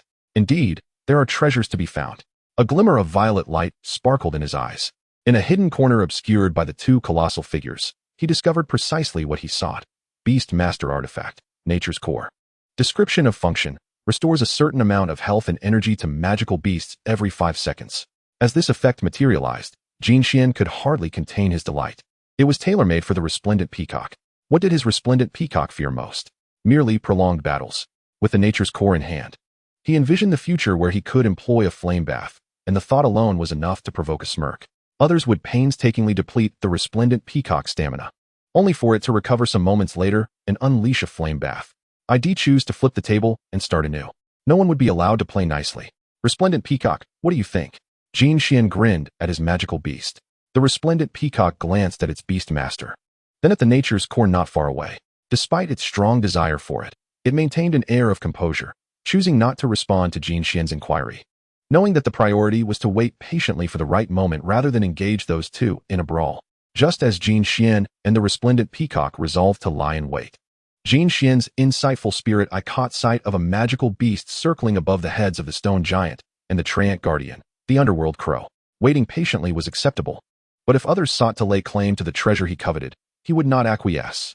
Jin Xian silently vowed, not for any other reason. The so-called Nether Raven is not a beast born within this secret realm. In other words, the disturbances here have already been detected by someone. With the insightful spirit eye, the purple mist swirls incessantly, and Jin Xian's vision surged dramatically, allowing him to locate the hidden beast tamer.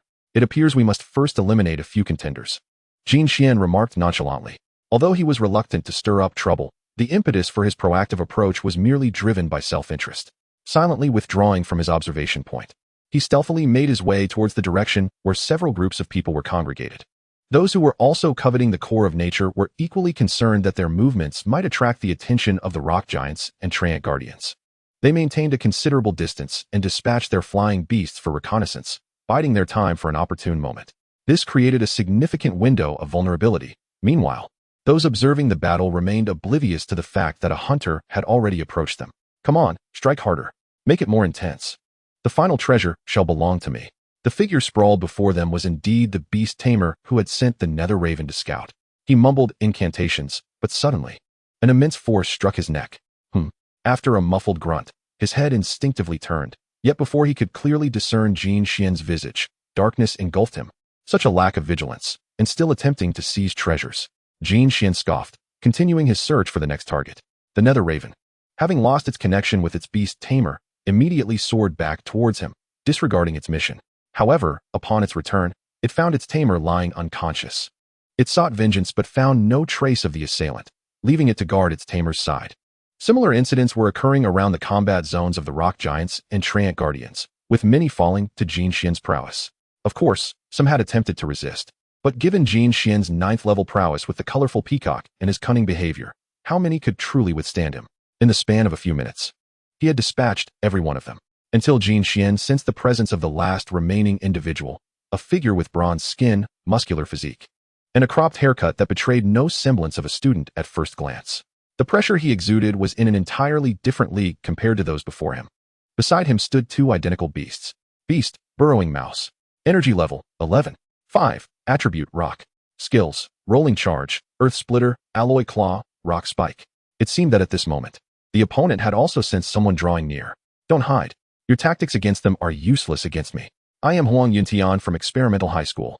Why not come out and introduce yourself? Huang Yuntian slowly called out towards Jin Xian. Impressive vigilance, Jin Xian mused, surprised to encounter a potential rival from the upcoming Interscholastic League so soon. Hiding any longer seemed futile, so he boldly stepped into view. When Huang Yuntian truly beheld Jin Xian, he was taken aback. He was already in his senior year and had only recently attained his current level of strength. Yet Jin Xian appeared to be merely a sophomore, having contracted his beasts for no more than a year. Given the exuberant energy waves radiating from the colorful peacock, Huang Yuntian could hardly believe it was less than 8th or 9th level. Nevertheless, even with this realization, Huang Yuntian was unwilling to relinquish the opportunity for wealth that awaited in the secret realm. The beast taming items produced here, even if unfamiliar, could easily allow him to cultivate his burrowing mouse to level 20, which would be advantageous. After all, who would dare to venture into a secret realm without a good reason? Huang Yuntian believed that only those from humble beginnings, like himself, would truly risk their lives for such an endeavor. As Jin Xian emerged with the colorful peacock, his alertness reached its zenith. He also began strategizing on how to swiftly dispatch both Jin Xian and the colorful peacock. Jin Xian, too, was formulating a plan. Colorful peacock, prepare. He exchanged a glance with his beast. Though no words were spoken, they understood each other's intentions perfectly. Flame surge. Rather than wait for the opportunity to be snatched away by another, Jin Xian evidently preferred to trust in his own capabilities, commanding the colorful peacock to enhance itself. Upon receiving the command, the colorful peacock exuded a wave of scorching heat. It targeted the burrowing mouse on the right with its flaming feather. The opponent boasted two beasts, giving him a decisive advantage, and their levels were higher than Jin Xian's. The optimal strategy was to first eliminate the relatively weaker burrowing mouse. Chapter 27. Don't come near. Burrowing mouse dig. Huang Yuntian observed the colorful peacock charging toward his beast and quickly understood the opponent's intention, promptly issuing commands. The burrowing mouse's claws shone brilliantly, cloaked in a layer of metallic luster, before it dove underground in a swift motion. It remained vigilant of the colorful peacock's movements, prepared to strike at any moment. Meanwhile, the spot it had just vacated lay in ruins from the explosion of flaming feathers. Seeing the burrowing mouse's actions, Jin Xian discerned Huang Yuntian's strategy, a sneak attack to buy time and exhaust him. Yet, how could Jin Xian allow such a plan to unfold? Colorful peacock. Aim for the burrow and unleash smoke. Upon issuing the command, the colorful peacock quickly found its direction amidst its momentary confusion. A thick cloud of black smoke surged into the deep burrow, and in an instant, various openings created by the burrowing mouse erupted with billowing smoke. Jin Xian's insightful spirit eye was still at work, greatly enhancing his perceptive abilities. He soon identified a discrepancy at one of the burrow openings emitting black smoke. Colorful peacock. Charge at the 5 o'clock direction. Upon locating the target, he instructed the colorful peacock to surge forward. During the charge, the temperature of its fiery claws skyrocketed, and with a swift flaming claw, it seized the 5th level burrowing mouse amid the smoke, inflicting damage and dragging it out to trample it beneath its feet. The burrowing mouse, subjected to such treatment, emitted a series of agonized cries. Rock collapse. Huang Yuntian gritted his teeth, admiring Jin Xian's strength while envying his ability to contract a colorful peacock as his first beast, unlike his own circumstances that only afforded him a burrowing mouse. Nevertheless, having invested everything his family had to acquire his beast, he cherished the bond they shared. Huang Yuntian could not stand idly by while Jin Xian mistreated his contracted partner. He immediately commanded the other burrowing mouse to execute the rock collapse skill. The moment he spoke, a massive stone cone materialized above the colorful peacock's head, growing larger with each passing second. Before Jin Xian could issue a command, the unspoken understanding between the colorful peacock and Jin Xian was evident. They knew precisely what to do next. The claw that held the burrowing mouse was lifted, aiming it towards the impending rock collapse. As the two skills drew closer, the burrowing mouse executing rock collapse grew anxious and hastily retracted its ability. The coalescing stone cone rapidly disintegrated, transforming into debris scattered upon the ground. Seizing the opportunity, the colorful peacock darted in front of the burrowing mouse, striking it fiercely with its fiery claws. Boom! A yellow figure was sent flying backward. Huang Yuntian observed Jin Xian's combat style with a mix of urgency and helplessness. The boy did not resemble a student at all, employing ruthless techniques without any reservations. Groundhog, roll and charge forward. The other groundhog in the sky, unscathed by the rockfall assault, swiftly formed into a sphere upon receiving the command. Its scales, sharp as blades, flipped outward, and the moment it struck the ground, it activated its rolling skill, barreling toward Jin Xian's colorful peacock. The debris scattered on the ground disintegrated into dust under the onslaught, and the groundhog accelerated, reaching the vibrant peacock in the blink of an eye. Once the first groundhog had settled, Huang Yuntian issued the command to roll again. One rolled clockwise while the other counterclockwise, encircling the colorful peacock and continuously tightening the noose. Occasionally, sparks flew from the friction of the groundhog scales against the ground. Witnessing the success of a strategy that had always proven effective in school, Huang Yuntian felt a substantial sense of relief. Indeed, dealing with two summoned beasts was a troublesome affair. Jin Xian mused, contemplating a way to break the deadlock. In a flash, his mind raced, rapidly simulating whether his tactics were viable, and ultimately, none had failed. Jumping up, he realized that due to insufficient height, he might become an easy target. Withstanding the attack, it seemed the colorful peacock was somewhat vulnerable before it had learned to recover. Yet, as he watched the groundhogs continue rolling, the encirclement shrinking ever tighter, it vaguely appeared that a whirlwind of destruction was about to form. A sudden spark of inspiration ignited in Jin Xian's mind. Colorful peacock, enhance your fiery plume while simultaneously spinning.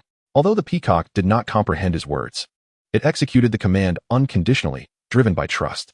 The peacock spread its tail, igniting a surge of flames. The temperature in the vicinity soared, and the sparks that erupted elongated, transforming into fiery feathers that floated around the colorful peacock. At that moment, the peacock began to spin its body, the wind it generated ensnaring the flame-imbued feathers, forming a fiery tornado around itself. This spectacle matched the fierce winds from the groundhog's attacks, causing their encroaching circle to come to an abrupt halt. Moreover, due to the rising heat, the scales of the groundhogs showed signs of scorching, prompting a dramatic change in Huang Yuntian's expression. Metallic claws. Realizing that the once infallible attack was now futile, he immediately commanded the groundhogs to use their metallic claws. He could not believe that as a mid-level Beastmaster, he would truly falter here. Meanwhile, the colorful peacock continued to unleash its fiery feathers.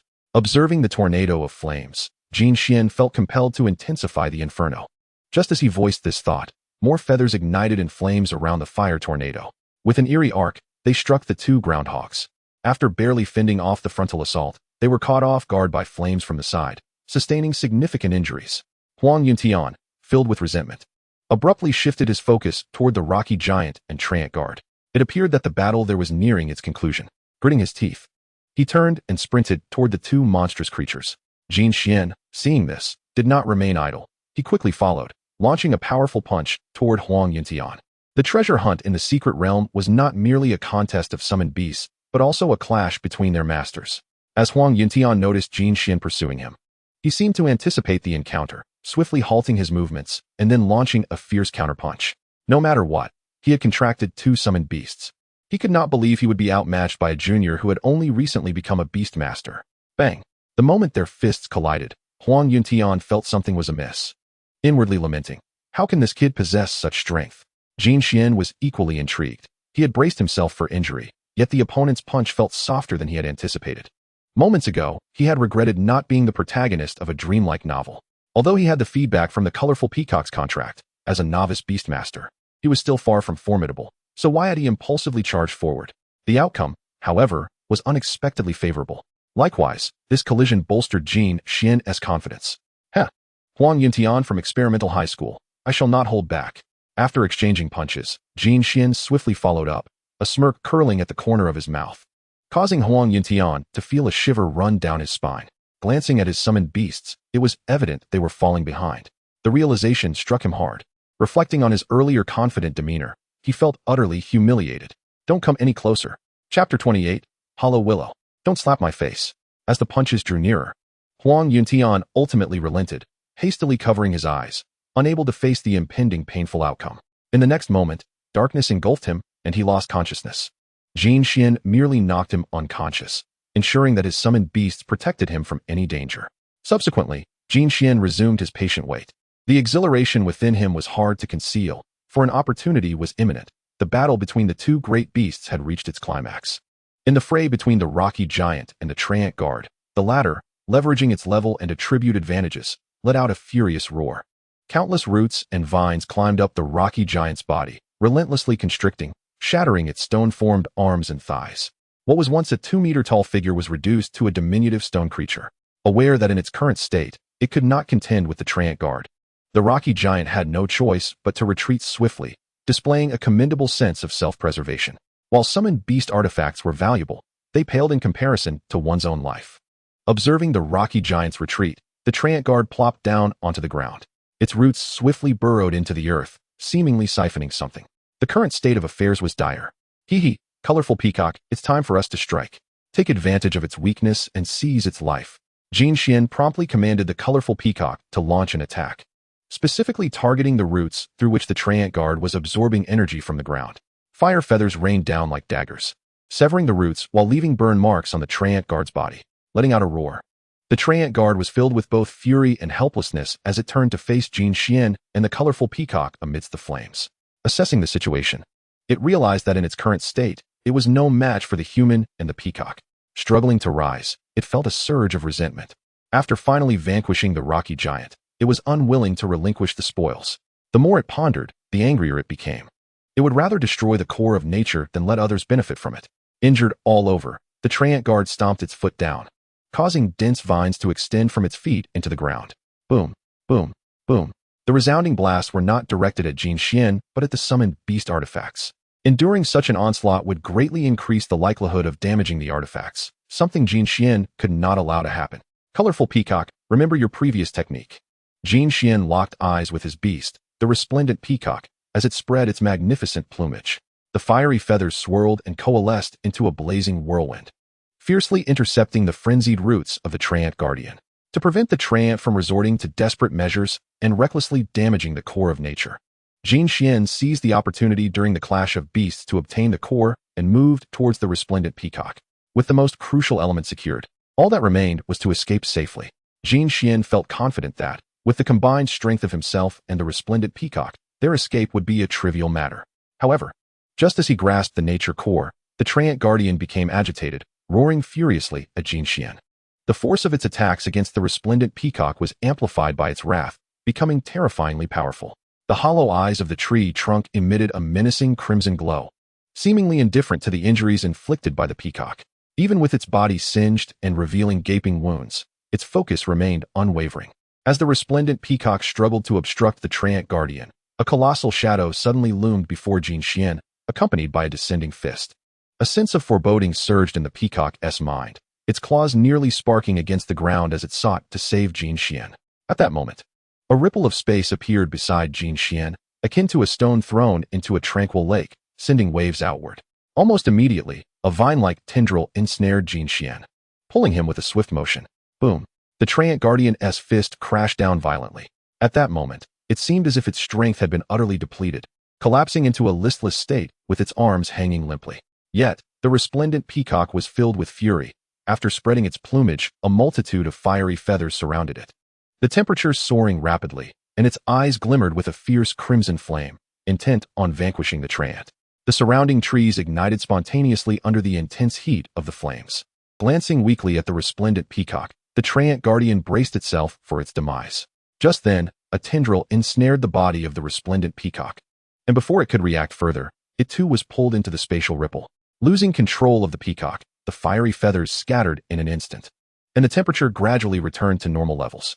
With everything having settled, the Treant Guardian experienced a sense of survival against all odds. After searching around and finding no trace of the human or the peacock, it began to draw upon the Earth's power to rejuvenate itself. Meanwhile, Jin Xian and the resplendent peacock, after a moment of disorientation, gradually regained their composure. Chirp! Jin Xian, are you unharmed? The resplendent peacock, in its haughty demeanor, fluttered joyfully beside Jin Xian, playfully flapping its wings and nudging him with its claws. What are you doing, resplendent peacock? Jin Xian exclaimed, feeling somewhat exasperated. After a brief bout of playful antics, both Jin Xian and the resplendent peacock were filled with joy. He was unharmed and had secured the coveted nature core. Their gains were bountiful, and this expedition into the secret realm had proven to be immensely rewarding. Hee, resplendent peacock, this is for you.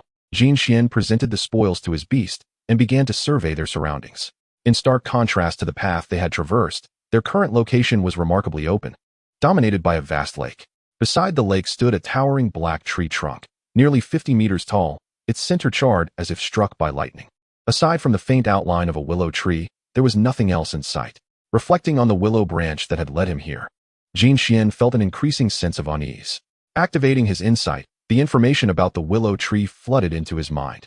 Hollow Willow. Energy level, 50, Beast General. Status, experiencing rapid loss of life energy due to the secret realm's thunderous attack. Attributes, plant, space. Skills, void escape, dimensional slash, dimensional barrier, plant domination, plant summoning, spirit communication. An array of skills, a formidable level. And what was this spatial attribute? It was not a conventional attribute, yet everything that had transpired spoke of its immense power. Even though the willow was on the brink of death, it had not perished yet. A mere flick of its branches could spell doom for both him and the resplendent peacock. With this thought, Jin Xian felt a surge of urgency. He signaled the resplendent peacock to stealthily retreat, uncertain of whether this formidable being would turn its aggression towards them. Chapter 29, Contract with the Hollow Willow. Jin Xian had not retreated far when he felt an almost imperceptible membrane behind him, blocking his path.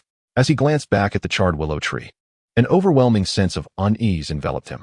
It seemed to sense Jin Xian's anxiety, as a vibrant green tendril extended from the dark trunk, swaying towards him. The resplendent peacock instinctively positioned itself in front of Jin Xian, unwilling to face another encounter like that with the Treant Guardian. Despite the peacock's protective stance, Jin Xian remained trembling with trepidation.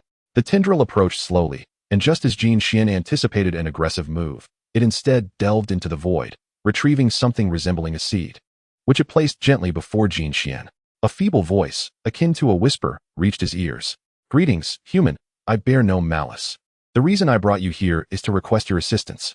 The hollow willow spoke weakly. Jin Xian could perceive that, after completing its previous actions, its life force visibly waned. This voice, clearly emanating from its spirit communication skill, left Jin Xian perplexed. How could a level 50 entity require his help? Why him? Summoning his courage, Jin Xian stepped forward to inquire. Because, within you, I sense a presence that resonates with me deeply, the hollow willow replied, catching Jin Xian off guard. What do you mean by a familiar presence? Is it because I haven't bathed? Have I offended you in some way? Jin Xian's thoughts raced, though he dared not voice them. Before he could pose further questions, the willow's next statement left Jin Xian momentarily stunned, as if his secrets had been laid bare. Human, do you still possess a beast spirit seed? Upon hearing this, Jin Xian was at a loss for words. A wave of fear washing over him at the thought of being dissected. He anxiously scanned his surroundings, fearing that someone might overhear this shocking revelation. Thankfully, there was no one around, and the willow reassured him, I will not speak of it. I was initially skeptical, but your demeanor suggests it is true. Not for any other reason, but because you harbor a unique spatial power. The hollow willow continued, delivering yet another unexpected revelation. Jin Xian felt ensnared by this entity's knowledge. What must I do? He finally asked, attempting to calm his racing heart. In this situation, he was like a fish on a chopping block. Even if he wished to resist, he lacked the strength to do so, and it was better to acquiesce to the willow's demands. I hope you can take my child away. The hollow willow's request left Jin Xian wide awake. Take your child? Sign a contract with me?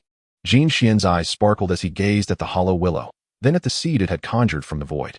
With his insightful spiritual gaze, he stealthily glanced at the seed, and an indescribable surge of excitement coursed through him. Hollow willow. Status, seed, unique in the world. Attributes: plant, thunder, space. Special traits: penetration, attacks carry true damage, unaffected by debuffs or restorative effects.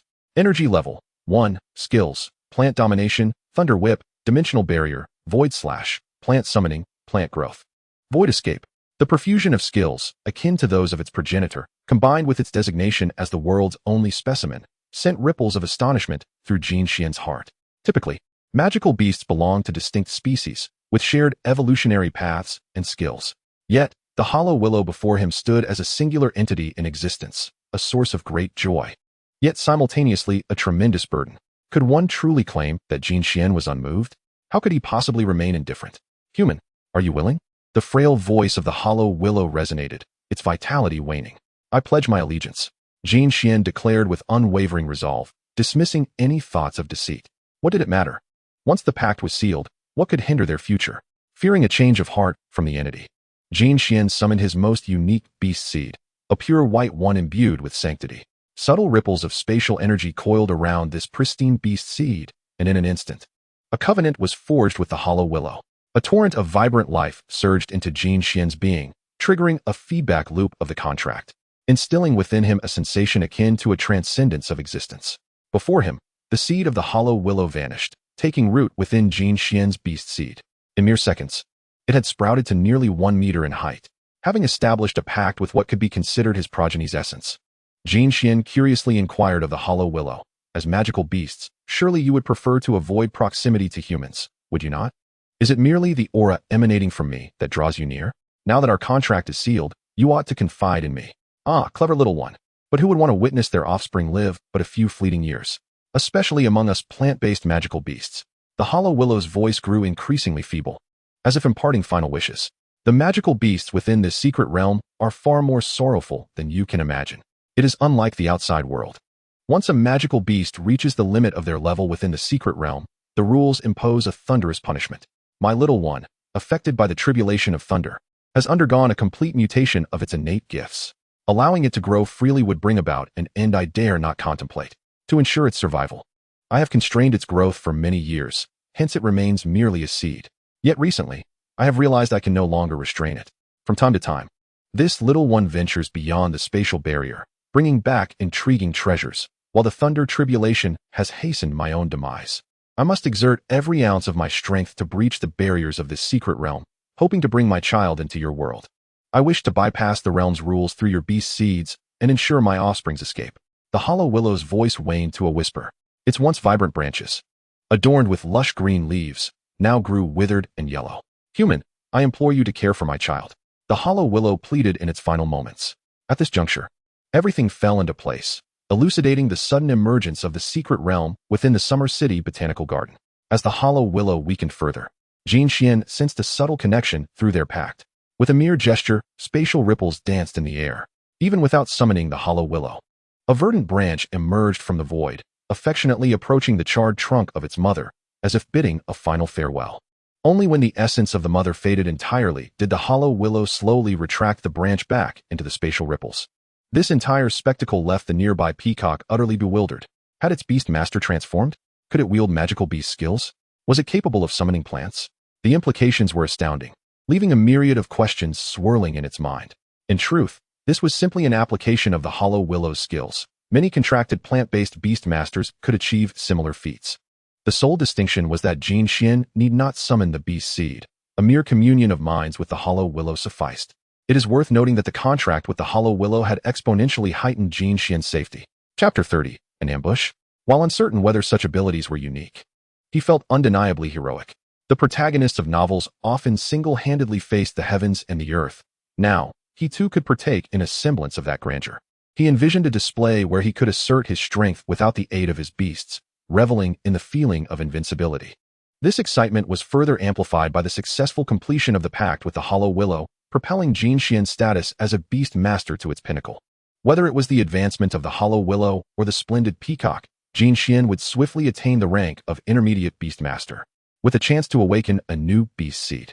Simultaneously, he was intrigued to discover whether his beast seed would yield two upon its initial awakening or if it would continually possess two. Following the previous battle against the Treant guards, the splendid peacock's energy absorption had accelerated, bringing it closer to a level 10 breakthrough. It seemed likely that within the next couple of days, with a stroke of luck, he could achieve that breakthrough within the secret realm, truly becoming an intermediate Beastmaster. Yet, at present, Jin Xian had a pressing matter to resolve. He raised his hand to commune with the hollow willow within his beast seed. A tender green branch unfurled from his palm, swaying in the air. Hollow willow, do you know if there are any such treasures within this secret realm? As he spoke, Jin Xian purposefully sought out the splendid peacock, retrieving the previously acquired beast artifact, the natural core. His reasoning was straightforward. With a level 50 powerhouse as its mother, the hollow willow must possess some form of treasure within this secret realm, right? Upon contact with the natural core, the hollow willow's branch sensed a refreshing energy emanating from it. However, having remained in a seed state for years, it had only recently begun to recover and had ventured out into the world amidst the instability of space. It had no knowledge of whether its mother had left behind such items. Noticing the hollow willow's branch flailing about in a disoriented manner, Jin Xian discerned it was just as clueless. Ah, forget it. You may return. I shall explore on my own, Jin Xian said with a hint of exasperation. With his words, the hollow willow's branch swiftly retreated into the void, displaying a shy disposition, reluctant to be seen. As the hollow willow had perished, the spatial barrier in this area dissipated without a trace, allowing Jin Xian the freedom to roam. He produced the secret realm compass, realizing that the spatial node he had entered was now several thousand meters away. According to the Beastmasters, he had reached the center of the realm. If he sought treasures, this vicinity would surely yield the most. Initially, he had anticipated that reaching the core of the secret realm would require a considerable amount of time. He planned to gather items along the way and survey the core before ultimately exiting. Now, he realized he could linger in this area for quite some time, gathering all the precious items within. The prospect filled him with exhilaration, especially with the anticipation of unlocking the skills of his second beast. It is not the plants that dominate, but rather the dimensional barrier. This is akin to a void willow creating its own space. The concept of spatial equipment in novels is precisely this. The only regret lies in the level of the void willow. The dimensional barrier it has established is merely a small expanse of 1 cubic meter. However, as proficiency increases, there may be further advancements. Jin Xian is not in a rush about this. With this space, his backpack becomes superfluous, allowing him to approach challenges with ease while also enabling him to carry more valuable items. Jin Xian immediately began to explore the lake where the void willow resides, encountering attacks from nearby magical beasts during his quest. Relying on the fire attribute advantage of the flamboyant peacock, he faced little danger. Yet, the void willow was quite displeased with the peacock's reckless use of fire, always attempting to extinguish the flames after the peacock had finished. Although it did not scold the flamboyant peacock, its sulky demeanor and unwillingness to engage with the bird left the peacock somewhat exasperated. This prompted the peacock to tug at Jin Xian's trouser leg, appearing to seek consolation. I did not provoke it, did I? Jin Xian chuckled as he patted the peacock's head, reassuring it that the void willow simply dislikes fire, a sentiment shared among all plants. Furthermore, since this is its home, located in the forest, it naturally would not appreciate the peacock's incendiary antics. Upon hearing Jin Xian's words, the flamboyant peacock seemed to grasp the situation and even took the initiative to apologize to the willow branch floating in Jin Xian's palm. However, after uttering its apology, it promptly turned its head away, as if it had already made a significant concession. Indeed, for this proud peacock to have reached such a point is a considerable improvement. Nonetheless, this is a secret realm. The fire attribute abilities of the flamboyant peacock must still be utilized, as Jin Xian is not one to be overly rigid. Just as Jin Xian was mediating the conflict between the flamboyant peacock and the void willow, he sensed a surge in his acute perception and foundational attributes after forming a pact with the void willow. It seemed that several individuals were approaching his direction, with a tendency to encircle him. There were at least 10 people closing in at an increasingly rapid pace. The flamboyant peacock also sensed the unease, swiftly shielding Jin Xian and vigilantly observing their surroundings. Bang! A thunderous sound erupted as a massive wild boar burst through the underbrush, charging straight towards Jin Xian. In the next moment, another bellow echoed from behind him. A blunt-horned water buffalo beast, similar to a senior in Jin Xian's school team, was preparing to flank him. To his surprise, others were faster than their trio, but alas, young man, your spoils now belong to us. A cacophony of brazen voices followed the emergence of the magical beasts. Activating his insightful spirit eye, Jin Xian was able to perceive the information of both the wild boar and the blunt-horned water buffalo in his mind. However, what worried him most was not these beasts. Following the rampaging wild boar and the blunt-horned water buffalo, there were still many more approaching him. If they were all part of the same group, he would be at a distinct disadvantage, standing alone against them. Nevertheless, he must first resolve the immediate threat. Jin Xian swiftly issued his command. Flamboyant Peacock, Cyclone Feather. Even though this particular move did not exist in the Peacock skill set, Jin Xian had devised a name for the power he and the Peacock had developed together. Upon hearing Jin Xian's words, the Flamboyant Peacock sprang into action, becoming the eye of a fiery whirlwind. Its feathers, like blades, accumulated power within the flames, ultimately striking the wild boar and the blunt-horned water buffalo with tremendous force, halting their advance. The Beastmasters behind them were now utterly bewildered. They had intended to rob him, but did not wish to encounter such resistance. Their initial bravado had evaporated, and the one who had boasted so confidently now bore a darkened countenance. Raging wild boar, unleash your fury. At that instant, the wild boar, previously halted by the Flamboyant Peacock's attack, glared with crimson eyes. Its size swelled from approximately 1 meter to 3 meters. The Flamboyant Peacock, standing at about 1 meter, appeared diminutive before it, while the overwhelming ferocity of the beast surged forth, challenging the Peacock's flame. Blunt-horned water buffalo. You too, unleash your fury. To make matters worse, the blunt-horned water buffalo simultaneously activated its rage skill, its bulk also increasing, its presence now overshadowing the Flamboyant Peacock. Charge! The voices of the two beasts overlapped, and the rampaging wild boar and blunt-horned water buffalo charged towards Jin Xian like two oncoming trucks.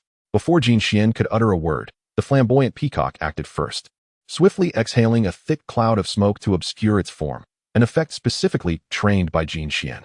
This was meant to enhance the Peacock's autonomous combat abilities, as a Beastmaster should only intervene at critical moments. This aligns with the path chosen by high-level Beastmasters, as future ascensions will allow for contracts with multiple beasts. As the smoke technique was unleashed, both the rampaging wild boar and blunt-horned water buffalo lost sight of the Flamboyant Peacock. Their reckless charge came to an abrupt halt. Yet, due to inertia, they barreled into the smoke. In that moment, both Beastmasters lost sight of their respective beasts, uncertain of the battle's status. Just as the opposing forces experienced a momentary delay, a wave of searing heat surged forward. Before the wild boar could pinpoint the source of the warmth, a pair of crimson claws seized its vulnerable neck from the smoke. Roar! A howl resonated from within the haze, and the opposing Beastmaster grew increasingly anxious, unable to ascertain the condition of their beast. At that moment, the Flamboyant Peacock utilized its flame claw, its terrifying grip akin to a dagger, plunging deep into the wild boar's flesh, accompanied by the sizzle of roasting meat. Amidst the immense pain, the wild boar's rage skill faltered, its awareness snapping back as it began to shrink in size. The Beastmaster immediately sensed the plight of their beast, their countenance shifting dramatically as a sharp pain erupted in their head, causing them to faint. The cause, naturally, was the wild boar being flung from the smoke by the Flamboyant Peacock. It even crashed through several trees due to the residual force, the contract feedback prompting the Beastmaster to lose consciousness. However, with the wild boar dispatched, the blunt-horned water buffalo remained. Blunt-horned water buffalo, water vortex. Clear away this smoke. With its ally incapacitated, the Beastmaster could not afford to remain idle. As the command was issued, the massive body of the blunt-horned water buffalo began to swirl with rushing water, forming a vortex that swept away the surrounding fog. At last, visibility was restored. As the opposing party reveled in their fortune, the resplendent peacock leapt high, its beak and abdomen flickering with faint embers, as if something monumental were about to erupt. Observing the magnificent creature's condition, Jin Xian immediately sought to understand the situation through their bond. It became evident that the previous accumulations had now reached a tipping point. The relentless battles, coupled with energy replenishments, had allowed the resplendent peacock to ascend to level 10 seamlessly. Furthermore, it had comprehended a novel technique, flame breath. Concurrently, as the peacock's power surged, a terrifying aura surged within Jin Xian's consciousness, signifying his successful transition from a novice beast tamer to an intermediate one. This sudden advancement left him feeling dizzy and unsteady. With 8 individuals approaching, any misstep could turn joyous surprise into sheer terror. Resplendent Peacock, unleash your full power and conclude this swiftly. Jin Xian's voice rang out, and the peacock sensed its tamer's unease, as well as the imminent danger drawing near. The heat within its beak intensified, infusing it with fresh energy. In the next moment, a formidable fire pillar erupted from the peacock's beak, hurtling towards the obtuse horned buffalo at the center of the vortex. Moo! No! Hearing the anguished cry of his beast, the buffalo's tamer was alarmed, realizing he could not allow his beast to endure any longer. With urgency, he forcibly recalled the buffalo using the beast tamer's bond. Boom! The fire pillar struck the ground, creating a massive crater, and the ensuing heat wave sent the two intermediate beast tamers tumbling across the ground. The resplendent peacock, having executed its strike, swiftly returned to Jin Xian's side. "Let's go." Battling the dizziness clouding his mind, he instructed the peacock to lead the way, seeking a tranquil refuge with the guidance of the Void Willow. "This is bad." Lu Feng and Zhao Shuangming, those fools. Upon hearing the commotion nearby, Su Yi, the temporary captain of their group, felt his expression shift dramatically. Sensing the presence of others ahead, he realized they had stumbled into a trap, necessitating a coordinated response. However, Lu Feng and Zhao Shuangming, believing they were overshadowing their leader, disregarded his commands, only to find themselves in dire straits. How could they have arrived at the core so swiftly? Their strength surely could not be underestimated. During their entry, the principal had warned them that their school was at a critical juncture. Previous cohorts had been fortunate, producing several gifted beast tamers. With the school's support, they were just a step away from becoming a key institution in Shasher City. If they could seize this opportunity within the secret realm, there was a substantial chance that they could surpass their rivals and emerge as the leading school. Thus, he had reiterated the importance of unity. While it was acceptable to vie for resources, stability was paramount. Now, observing the current situation, coupled with the lack of communication skills from Lu Feng and Zhao Shuangming, Su Yi feared they might meet a grim fate. "Ah, tiger, we must hasten," he urged his formidable beast, a tiger measuring 2 meters in length. Yet, upon witnessing the aftermath of the earlier battle, he was taken aback by the vast crater and the surrounding charred landscape, along with the unconscious forms of Lu Feng and Zhao Shuangming. Curiosity consumed Su Yi. Who had they fought against? Such power, if wielded by a fellow high school student, could pose a significant threat in the upcoming interscholastic competitions. Unbeknownst to Jin Xian, who had already evacuated under the guidance of the Void Willow, the dizzying sensation akin to inebriation made him feel unwell. While it was not painful, it was decidedly inappropriate for a perilous environment. Chapter 32. Goodness, what a delightful surprise. Jin Xian hurriedly sought a safe haven. But it was evident that the most secure location within the secret realm was the homeland of the Void Willow. With a level 50 powerhouse's presence, who would dare to provoke trouble? Navigating through dense foliage, he returned to the scorched willow tree, finally able to collect his thoughts on the current situation. With a guiding hand, the previously restless mental energy within his consciousness began to stabilize and coalesce. Unlike the initial awakening of his beast tamer talent, which required the guidance of a high-level beast tamer and auxiliary tools, subsequent advancements could be achieved simply by meeting energy thresholds. In this moment, Jin Xian was experiencing such an event. Under his careful management, the unique mental energy of a beast tamer manifested as 2 minuscule orbs of light, the embryonic forms of new beast tamer seeds that had coalesced upon reaching intermediate status. Upon witnessing this outcome, Jin Xian's initial anxiety dissipated, replaced by a burgeoning sense of hope. To possess 2 beast tamer seeds was far superior to having just one. The prospect of doubling his beastly feedback was irresistible. Jin Xian was confident that if he persevered, transforming into a humanoid magical beast would not be beyond his reach. He even contemplated seeking out martial arts training to hone his physical prowess. Quietly, he awaited the complete formation of the beast tamer seeds. As anticipated, one remained pristine and unblemished, while the other radiated a rich azure glow. With a father who was a researcher in beast tamers, Jin Xian understood the significance of such a seed. It denoted an attribute-bearing beast tamer seed. Among beast tamers, those possessing water attributes were commonly referred to as the Xian water seed. Although it bore inherent constraints, if faced with the choice between a high-level beast tamer seed and the Xian water seed, the latter would undoubtedly be favored. As long as the contracted beast corresponded to the water attribute, the advantages of this Xian water seed would be immense. Whether it was the 22-fold acceleration in beast growth or the affinity with magical beasts, these were aspirations of countless beast tamers. With the formation of the beast tamer seeds, Jin Xian officially became a true intermediate beast tamer. He glanced at the resplendent peacock beside him and the willow branches that enveloped him like a cocoon, warmth blossoming in his heart. I have succeeded. While reassuring the resplendent peacock and the void willow, he gently stroked them. As soon as his palm touched the void willow, it retreated into the beast tamer seed, exhibiting a behavior akin to social anxiety. Meanwhile, the resplendent peacock, though relishing the moment, averted its gaze, occasionally glancing at Jin Xian, yearning for more interaction. Amused, Jin Xian felt an even greater satisfaction with his beasts. After concluding his affectionate exchange with the resplendent peacock, he promptly checked the secret realm compass. A full day had elapsed. The time spent in the secret realm had now surpassed the halfway mark. And with the return journey ahead, it was time to strategize their departure. This expedition into the secret realm had yielded tremendous rewards. the core of the Beast Tamer's realm.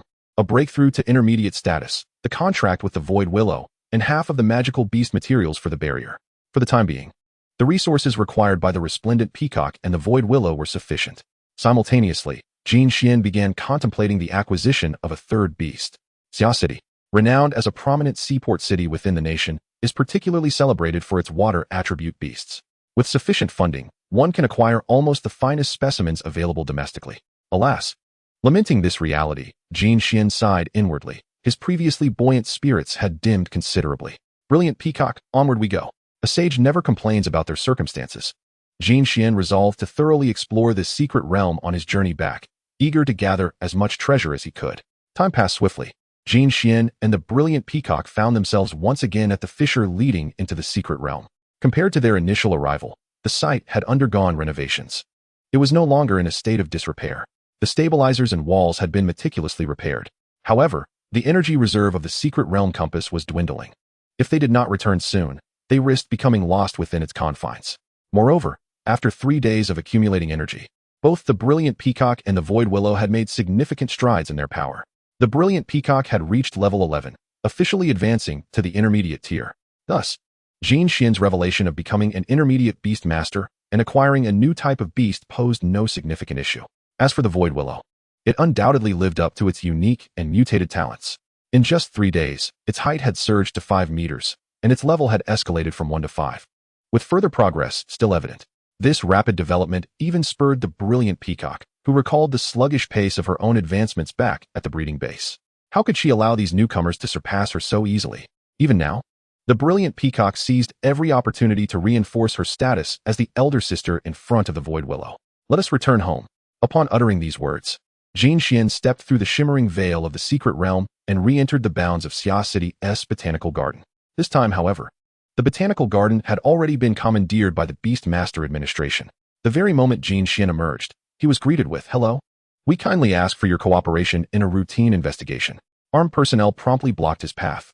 While the atmosphere was undeniably tense, Jin Xian did not refuse. He followed them into an office, where they confiscated his secret realm compass. Given that it belonged to the Beastmaster administration, its return posed no issue. The contents were merely records of the secret realm's environment and the energy fluctuations of the locations Jin Xian had visited, intended to assess the overall danger of the secret realm. Naturally, Jin Xian's secrets were not documented by the compass. After all, China has a series of laws protecting personal privacy, and the Beastmaster administration had no desire to position itself against the populace. Once the personnel had recorded the information, they informed him, "Mr. Jin Xian, based on the data recorded in your secret realm compass, we have assessed the value at 1 million, which has already been transferred to your personal account. You may leave upon confirmation." The staff's words struck Jin Xian like a delightful surprise. It was no wonder they said there were benefits to entering such pioneering secret realms. He had now experienced it firsthand. "Thank you so much." With the rewards in hand, he felt compelled to display a demeanor of humility, unable to suppress his beaming smile. Even after exiting the controlled area, the joy on his face remained unabated. Under normal circumstances, Jin Xian would not have received such a substantial reward. The outcome was entirely attributable to his encounter with the Void Willow. The immense energy fluctuations had provided invaluable information. Jin Xian, just as he was reveling in his good fortune and preparing to head home, the voices of Zhao Mingyu and Principal Liang Yong reached his ears. Chapter 33. The anxious principal upon hearing that Jin Xian had ventured into a newly opened secret realm. Liang Yong's heart raced. This was the hope of their school, with all bets placed on him. The resources invested in advance were modest, yet failing to seize this opportunity could result in the loss of their prestigious high school status. Furthermore, Liang Yong had learned of some undisclosed matters regarding the botanical garden after the local situation deteriorated. For instance, aside from the secret realm monsters attacking the barrier, there were shadows of rats lurking in the alleys. Realizing this, Liang Yong had rushed to this location to keep watch. Now, seeing Jin Xian emerge, he finally exhaled a long breath of relief. In just a few strides, he reached Jin Xian's side, shielding him behind himself. The principal's peculiar behavior, combined with the heightened atmosphere of armed forces, made even the slowest of individuals aware that something was amiss. "Let us return to the school," Liang Yong said sternly as he patted Jin Xian's shoulder, not pausing for a response before leading him in the direction of the school. Meanwhile, at the secret realm's exit, more individuals began to emerge, primarily students from various universities, with a few being low-level city mercenaries summoned by the Beastmaster administration. Each bore various injuries. some even emerging with gaping wounds across their chests. Had it not been for the enhanced physical resilience of Beastmasters, many would have perished.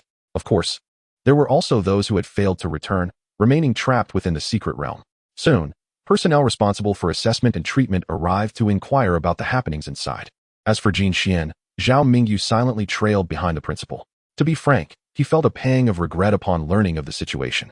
Jin Xian's curiosity had not waned since his first visit to the principal's office. Whispers had circulated throughout the school regarding the opulence of the principal's office. Yet now it appeared rather austere. Aside from a large desk, a computer, and a collection of books, it could hardly be described as lavish. Speak up. What level are you at now? Liang Yong observed Jin Xian's inquisitive demeanor, a smile tugging at the corners of his mouth. Given the boy's character, it was inconceivable that he would return from the secret realm without some form of reward. Hee, nothing escapes your notice. I am now an intermediate Beastmaster. Jin Xian replied with a grin, scratching his head. While he appeared somewhat foolish, Jin Xian had ulterior motives. He hoped to glean additional benefits from the school. He was quite envious of the monster seedlings flourishing in the back mountains. However, upon hearing Jin Xian's words, Liang Yong, though excited, maintained a calm facade, adopting an expression of quiet anticipation as he observed Jin Xian. Zhao Mingyu stood nearby, quietly watching his student, who had progressed from awakening his beast to becoming an intermediate Beastmaster in a mere 2 months.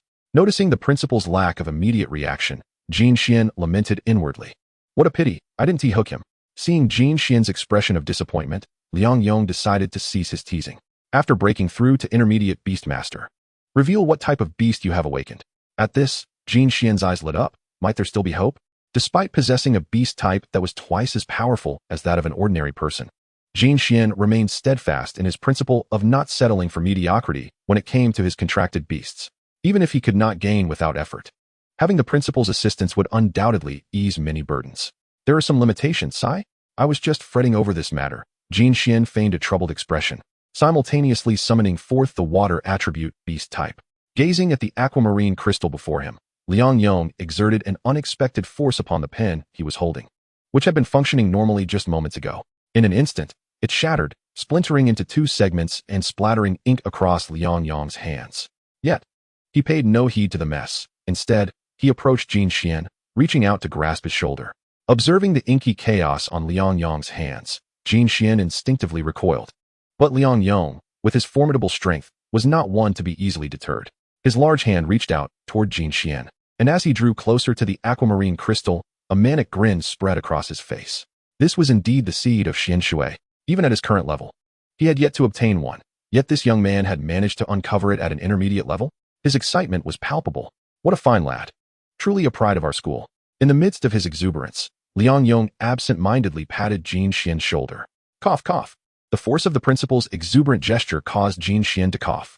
Principal, if you keep that up, this pride may just vanish. He managed to say with a wry smile, suppressing his discomfort. It was only then that Liang Yong realized, and after calming his own excitement, he continued to praise Jin Xian with unabated enthusiasm. What a fine lad. What a fine lad. Principal, it is also time to consider what kind of beast companion to prepare for Jin Xian. Zhao Mingyu interjected from the side. He had gathered significant intelligence recently, including the remarkable students emerging from Experimental No. 1 and Xuanshi High School. Some of these students possessed innate talents, and if Jin Xian's strength could be slightly enhanced, it would bode well for the school. With careful strategizing, Zhao Mingyu even believed they could aim for a victory in the National Beastmaster competition. This would not only preserve the school's prestigious reputation, but also yield substantial benefits for its future development. Upon hearing Zhao Mingyu's words, Liang Yong furrowed his brow deeply. It was not that the school's breeding base lacked water attribute magical beasts, but rather that the potential and qualifications seemed to fall short of Jin Xian's extraordinary prowess. As Jin Xian's principal and mentor, he would never exploit his students' futures for immediate gain.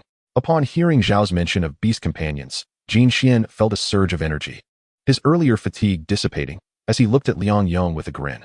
He was confident in his future and was willing to repay the academy when the time came. His current goal was to grow as quickly as possible. Emerging from the secret realm, he sensed the tension in the air, as well as the old principal's expression, which hinted at an ominous cloud looming quietly overhead. Even in the city, safety was never guaranteed. Principal, the breeding base behind the academy only has a few water-squirting turtles. While they possess decent potential, they seem rather unworthy of your Xian Shui seed. Liang Yong decided to speak candidly. Upon hearing this, Jin Xian discerned the principal's concern. It's fine, there will always be opportunities in the future. I'll just continue to cultivate the colorful peacock. It's better to have quality than quantity when it comes to beast companions. Even in the face of setbacks, Jin Xian remained remarkably open-minded, expressing indifference. He felt somewhat dismissive of the water-squirting turtles, despite their potential to evolve into tsunami turtles, skilled in both long-range attacks and defense. However, their appearance left much to be desired. Jin Xian candidly admitted to having a slight preference for aesthetics. Not to worry, while other attributes may be challenging to find. I can surely procure a water attribute companion for you in Xiaxia City. Prepare yourself. Tonight, we shall venture to a certain place, Liang Yong declared with unwavering resolve. Chapter 34. The Beast Cultivation Base of Xiaxia City. As he watched Jin Xian depart, Liang Yong's smile remained unwavering. This lad is truly remarkable. He embodies the spirit of my youth. Chuckling to himself, he stroked his beard, but once Jin Xian completely vanished from sight, the principal's expression shifted from joy to solemnity in an instant. The atmosphere in the office grew tense, reminiscent of a volcano on the brink of eruption. Mingyu, is there any new information from the Beastmaster division? Liang Yong inquired in a low, grave tone, his piercing gaze betraying his simmering anger at those despicable individuals. There are leads. Uncle Jiang is already on it. However, to capture them all and eradicate the threat completely will likely require another week, Zhao Mingyu replied, his expression darkening. He could not deny that even the brightest sunshine cast shadows. The individuals they spoke of were part of a group operating in the gray areas, opposing the alliance. Many troubles faced by cities, the crises within the secret realm, and the inexplicable cases of missing persons all bore the fingerprints of such organizations. This time, the case involving the Xiaxia Botanical Garden had drawn out one of these groups, Intian. Besides engaging in magical beast poaching, they were also involved in kidnappings, abducting talented beastmasters, and selling them to similar organizations. No, Jin Xian is exceptionally gifted. He cannot be targeted by those scoundrels.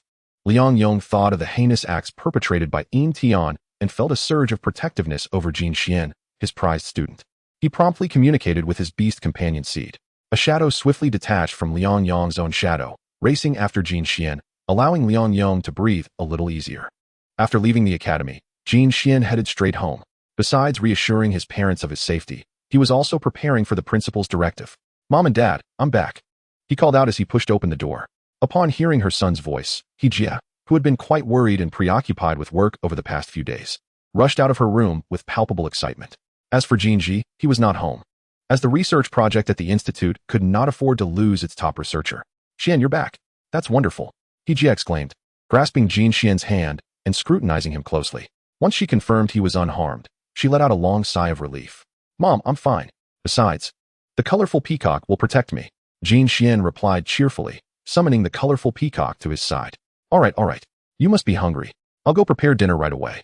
Jia's eyes glistened with tears as her heart had been heavy with worry for Jin Xian's well-being in the secret realm. After all, he had finally returned. They must enjoy a good meal together. As Jia busied herself in the kitchen, she dialed Jin Ji's number at the institute. Old Jin, our son is back. He is fine. Looks like he hasn't been hurt. Though Jin Ji rarely expressed much, Jia understood that he too was concerned for their son. Once Jin Xian had cleaned up and shed the dust of his adventures in the secret realm, he took advantage of his mother's cooking time to concoct a new energy potion for the colorful peacock. The provisions prepared by the Beastmaster division were merely the bare essentials, far from rivaling the energy potions he could create. As the energy potions began to take shape, the impatient gaze of the colorful peacock urged Jin Xian to hurry. Indeed, even the proud creature could not resist the allure of delicious food. Jin Xian grinned as he handed the energy potion to the colorful peacock, watching it savor the treat. Meanwhile, the void willow, contained within another beast companion seed, conveyed a sense of yearning, though it was not particularly fond of the colorful peacock. The void willow questioned why it could not have a share of Jin Xian's attention as well. Void willow, you may need to wait a while longer for the energy potion suited to you. I haven't prepared the necessary materials yet, Jin Xian began to reassure the void willow. After all, he did not want the void willow to feel neglected, as this would be detrimental to the harmony of their future team. After finally soothing the other party, Jin Xian felt his stomach growling with hunger. As he gazed at the delectable dishes prepared by his mother, he could no longer contain himself and immediately began to showcase his meal. However, this scene was witnessed by Jin Yuan, who, upon awakening to the enticing aroma with bleary eyes, puffed up his cheeks in discontent. You stinky brother, you didn't call me for dinner, he exclaimed, rushing to fetch his own special chair to join the feast. By the time Jin Xian and Jin Yuan finished their meal, their father, Jin Ji, had yet to return. Mom, has Dad been particularly busy lately? Normally, regardless of how occupied he was, Jin Ji would always choose to come home for dinner. Especially since Jin Xian had just returned from the secret realm. The prolonged absence of Jin Ji left Jin Xian rather surprised. The only explanation he could muster was that the research project at the institute had reached a critical phase. Well, it's already been 3 days. He comes back late, every night. Jin Xian remarked. Don't worry, it's nothing. We're used to it. He Jie's comforting words revealed her awareness of her son's concern. An inexplicable feeling lingered in Jin Xian's heart. He couldn't shake the notion that there was a mysterious connection between the secret realm, the old principal's anxious demeanor, and his father's activities at the research institute. At that moment, the doorbell rang. Jin Xian, come on. The principal was already downstairs waiting for him. Upon opening the door, Jin Xian encountered teacher Zhao Mingyu, impeccably dressed in a sharp suit, appearing particularly solemn compared to his usual demeanor. Upon seeing Jin Xian, who seemed poised to leave with the teacher, He Jie raised and lowered her hand, her words momentarily caught in her throat. Ultimately, she managed to say, be careful. Mom, it's fine. I'm just heading to the city center. Jin Xian reassured his mother, offering a few comforting words before following teacher Zhao out. The principal's car had been waiting downstairs for quite some time. Come on, kid. Not only do you possess talent, but you also have good fortune, Liang Yong said, unable to conceal his smile upon seeing Jin Xian emerge. The largest breeding facility in Shasher just received a batch of the latest magical beast eggs tonight. Perhaps there will be something suitable for you. Upon hearing this, Jin Xian's eyes sparkled with excitement. The Shasher breeding facility was unparalleled compared to the one at Yizhong. It was a place frequented by many high-level beast tamers with a penchant for water-type magical beasts. The arrival of this new batch of magical beast eggs indeed suggested a significant possibility of finding a suitable companion for Jin Xian. However, you needn't worry. We are merely testing our luck. Not to mention, you can trust the old man when it comes to identifying magical beast eggs. If all else fails, there are still ways. Over the years, Liang Yong's connections were not to be underestimated. Acquiring a water-type magical beast in Shasher was no simple task. Thank you, Principal. Jin Xian felt a deep appreciation for the principal's concerned gaze and the affection he exuded as a mentor towards his student. Despite his usual carefree demeanor, Jin Xian had long held a fondness for Yizhong in his heart. This, in turn, ignited within him a fervent desire to uphold the honor of their prestigious high school in the upcoming high school league. The car roared to life, heading straight for their destination, the Shasher Beast Taming Breeding Base. Chapter 35, Lu Yinchuan. The Shasher Beast Taming Breeding Base was not located in the city center, but rather on the outskirts, resembling a suburban area, as Shasher was a second-tier city in Huagua. Land prices in the city center were quite steep. To secure a large area adjacent to the urban zone, one could only opt for a location near the periphery. Shortly after crossing the sea bridge, the breeding base gradually came into view. At first glance, the expansive buildings and sturdy walls resembled not a mere store, but rather a highly developed economic and technological town. Please present your invitation. Upon arriving at the entrance, Liang Yong's vehicle was halted by the security guard stationed there. Through his keen perception, Jin Xian could distinctly sense the guard's level, at least an elite beast tamer. This further emphasized the formidable nature of the breeding base. In response to the guard's obstruction, Liang Yong smoothly produced a golden invitation letter, which, after verification, granted them access. This scenario repeated itself with vehicles lined up behind them, each being stopped and having their identities checked. As they officially stepped into the breeding base, Jin Xian was instantly awestruck by the scene before him. Aside from the main street, various types of magical beasts had their respective living areas. Between different zones, high-strength transparent materials served as partitions, featuring artificial oceans, volcanoes, deserts, and forests. Occasionally, magical beasts bred within the base could be seen frolicking in their territories, including many rare species that commanded impressive prices in the market.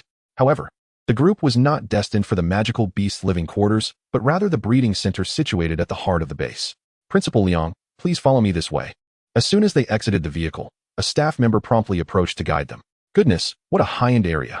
Jin Xian was utterly astonished by the opulence on display. He had anticipated luxury, but had not imagined it to be this extravagant.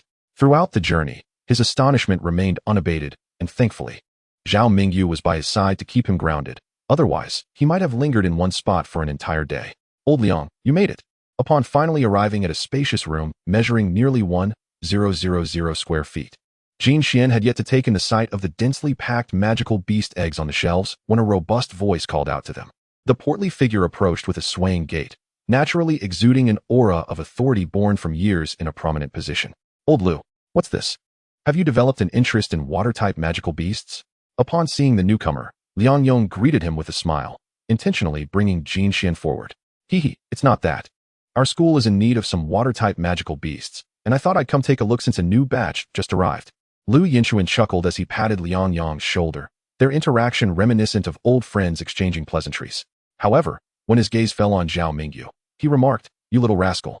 You've come to Xiashi too. Back then, when I tried to invite you to our school as a teacher, you flatly refused. So you found refuge with your old principal, huh?" Lu Yinchuan's cheerful demeanor caused Zhao Mingyu to appear somewhat uncomfortable. "Principal, you talk with old Lu. I'll go take a look." Zhao Mingyu, who usually exuded an aura of icy reserve, chose to make a hasty exit, leaving Jin Xian both amused and bewildered. Lu Yinchuan said nothing about this, instead turning his attention to Jin Xian. "Old Liang, who is this?" he inquired. "My apologies for not introducing him. This is Ejon's precious gem. His name is Jin Xian, a sophomore, already a mid-level beast tamer, and just between us, don't let this slip to anyone else. But he has awakened the seed of profound water." As soon as these words left Liang Yong's mouth, Lu Yinchuan's previously jovial expression abruptly stiffened. A subtle yet palpable pressure emanated from him, only to dissipate swiftly as he resumed his cheerful demeanor. "Old Liang, thank you, my brother. I appreciate you giving me a heads up about such a promising talent," Lu Yinchuan exclaimed, eager to embrace Liang Yong. However, Liang Yong promptly sidestepped him. Get away, get away. Who said I was introducing him to you? This is our Ejon's treasure. I believe other prominent schools will be interested too. Just you wait, Summer University." Upon hearing this, Lu Yinchuan's expression darkened, as if he had been caught in a bind. Glancing once more at Jin Xian, an intermediate Beastmaster, it is evident that, coupled with the Xian water seed, his talent and potential are indeed commendable. However, one cannot assert that he is unparalleled nationwide. Establishing connections early is advantageous. Yet further assessment of his subsequent performance is essential. Before his talents have matured, it is premature to invest significantly. Jin Xian, here is my business card. Do feel free to visit Shaman University whenever you have the opportunity. L. Yinchuan beamed at Jin Xian while handing him his card. At that moment, Jin Xian began to comprehend the implications. The principal was essentially paving the way for his networking. Although Shaman University may not rival the prestige of Shanghai or Beijing universities, it is renowned for its water attribute studies, and being located in Shaman grants it a home field advantage in reputation and acclaim. "Thank you," Principal L. Jin Xian began, his words faltering as he struggled to continue. He glanced at the card in his hand. Upon hearing the title of Shaman University's principal, his pupils constricted in realization. "Thank you, Principal L. Old Liang, your student possesses intriguing potential. Ensure you reserve a spot for me at the upcoming intercollegiate competition." After speaking with Liang Yong, L. Yinchuan departed with a smile. Jin Xian, do not be deceived by L's demeanor. A decade ago, he was already a king-level Beastmaster. Even if you do not enroll in Shaman University in the future, having such a connection will undoubtedly spare you from many detours, Liang Yong said, patting Jin Xian on the shoulder with a serious expression. "Thank you, Principal. It is impossible not to feel moved by the path you are laying for me. Perform well in the intercollegiate competition. Of course, Principal, you can rest assured." While Jin Xian did not make any promises, the fire of determination in his eyes pleased Liang Yong greatly. "All right, Jin Xian, have you given any thought to your second beast?" Liang Yong's inquiry made it evident that he was testing Jin Xian's knowledge. "Yes, Principal. My first beast is a variegated peacock, known for its speed and explosive power, making it ideal for short-term combat or decapitation missions. While it may have an obvious advantage in arena battles, a true Beastmaster's prowess extends beyond the arena. It lies in the wild or within secret realms for prolonged durations. Thus, the variegated peacock's disadvantages become apparent. What I currently require is a beast with strong sustained combat capabilities, preferably one that excels in area control and possesses formidable defensive strength." Upon hearing Jin Xian's thoughtful reflections, Liang Yong's expression brightened, clearly satisfied with Jin Xian's discernment. "Excellent. Let us proceed in that direction." As he spoke, he led Jin Xian toward an area filled with numerous beast eggs. Chapter 36, Xian Water Elephant. The beast cultivation base certainly would not allow guests to wander aimlessly in search of their targets. When the recent batch of beast eggs was cataloged, assessors had already conducted preliminary evaluations, categorizing the identified beast types accordingly. Now, Liang Yong was guiding Jin Xian to the section dedicated to melee water attribute beasts. As they surveyed the array of uniquely patterned beast eggs, both Jin Xian and Liang Yong began sifting through the selection, their eyes dazzled by the abundance. To scrutinize the specific details of these beast eggs, Jin Xian kept his violet-hued insight active, utilizing his insightful spirit eye to examine their conditions. The assessors at the beast cultivation base truly possessed considerable skill. Observing the information relayed by his insightful spirit eye, which matched the descriptions on the shelves almost precisely, Jin Xian noted that even when discrepancies occurred, they were clearly indicated with corresponding probabilities of error, showcasing the establishment's integrity and reputation. Jin Xian, what do you think of this one? While Jin Xian was analyzing the information of the beast eggs, Liang Yong called him over, pointing at a particular egg that bore the label, Wave Monkey. According to statistical data of wild beast populations, the average level of the wave monkey is remarkably high, ranking among the best within its category of water attribute beasts. Moreover, its prowess in melee combat, endurance, agility, and defense aligns perfectly with Jin Xian's requirements. Jin Xian directed his insightful spirit eye toward the wave monkey egg. Wave monkey, hatching. Energy level, 0. Condition, prematurely hatched and injured, talent limited. Upon reading the status description, Jin Xian's initial interest waned, and he said, "Principal, let us take a look at something else. This wave monkey egg appears to have issues." He waved his hand, indicating his disinterest. However, Liang Yong's eyes lit up at this statement, interpreting it as a sign of Jin Xian's innate assessment abilities. He was well aware of Jin Xian's father's profession. As the child of a beast researcher, possessing some aptitude in this area was entirely reasonable. Moreover, this interest perfectly aligned with his own. "Oh, Jin Xian, you can assess as well?" Liang Yong chuckled, resuming his examination of the egg. A bit. Jin Xian didn't wish to reveal his insightful spirit eye, so he fabricated a story, reasoning that since his father was a researcher, his ability to assess would not raise suspicion. He also pointed out a minor crack on the wave monkey egg that could easily be overlooked. Following Jin Xian's indication, Liang Yong's initial intention to have Jin Xian bond with the wave monkey diminished. A crack meant that the egg's talent would likely be compromised. INT noticed that. Let us continue our search. Liang Yong acknowledged, feeling slightly embarrassed for missing the detail pointed out by his student. Despite considering himself an expert in assessments, the two continued their search on the shelves. And it must be said that the diversity of water attribute beasts at the cultivation base was truly impressive. They examined hundreds of beast eggs, each distinctly unique. Among them were certainly high-quality specimens. Yet after considerable contemplation, Jin Xian ultimately chose to pass. By the time they reached the last egg on the shelf, neither Jin Xian nor Liang Yong had found a suitable option. "Principal, it seems there are none that suit me," Jin Xian said, a hint of disappointment in his voice. Liang Yong shared his sentiments of frustration. However, a sudden idea sparked in his mind. Perhaps this visit would not be in vain after all. "Hello. Take us to the gambling egg area." Acting on impulse, Liang Yong called over a staff member and explained his request.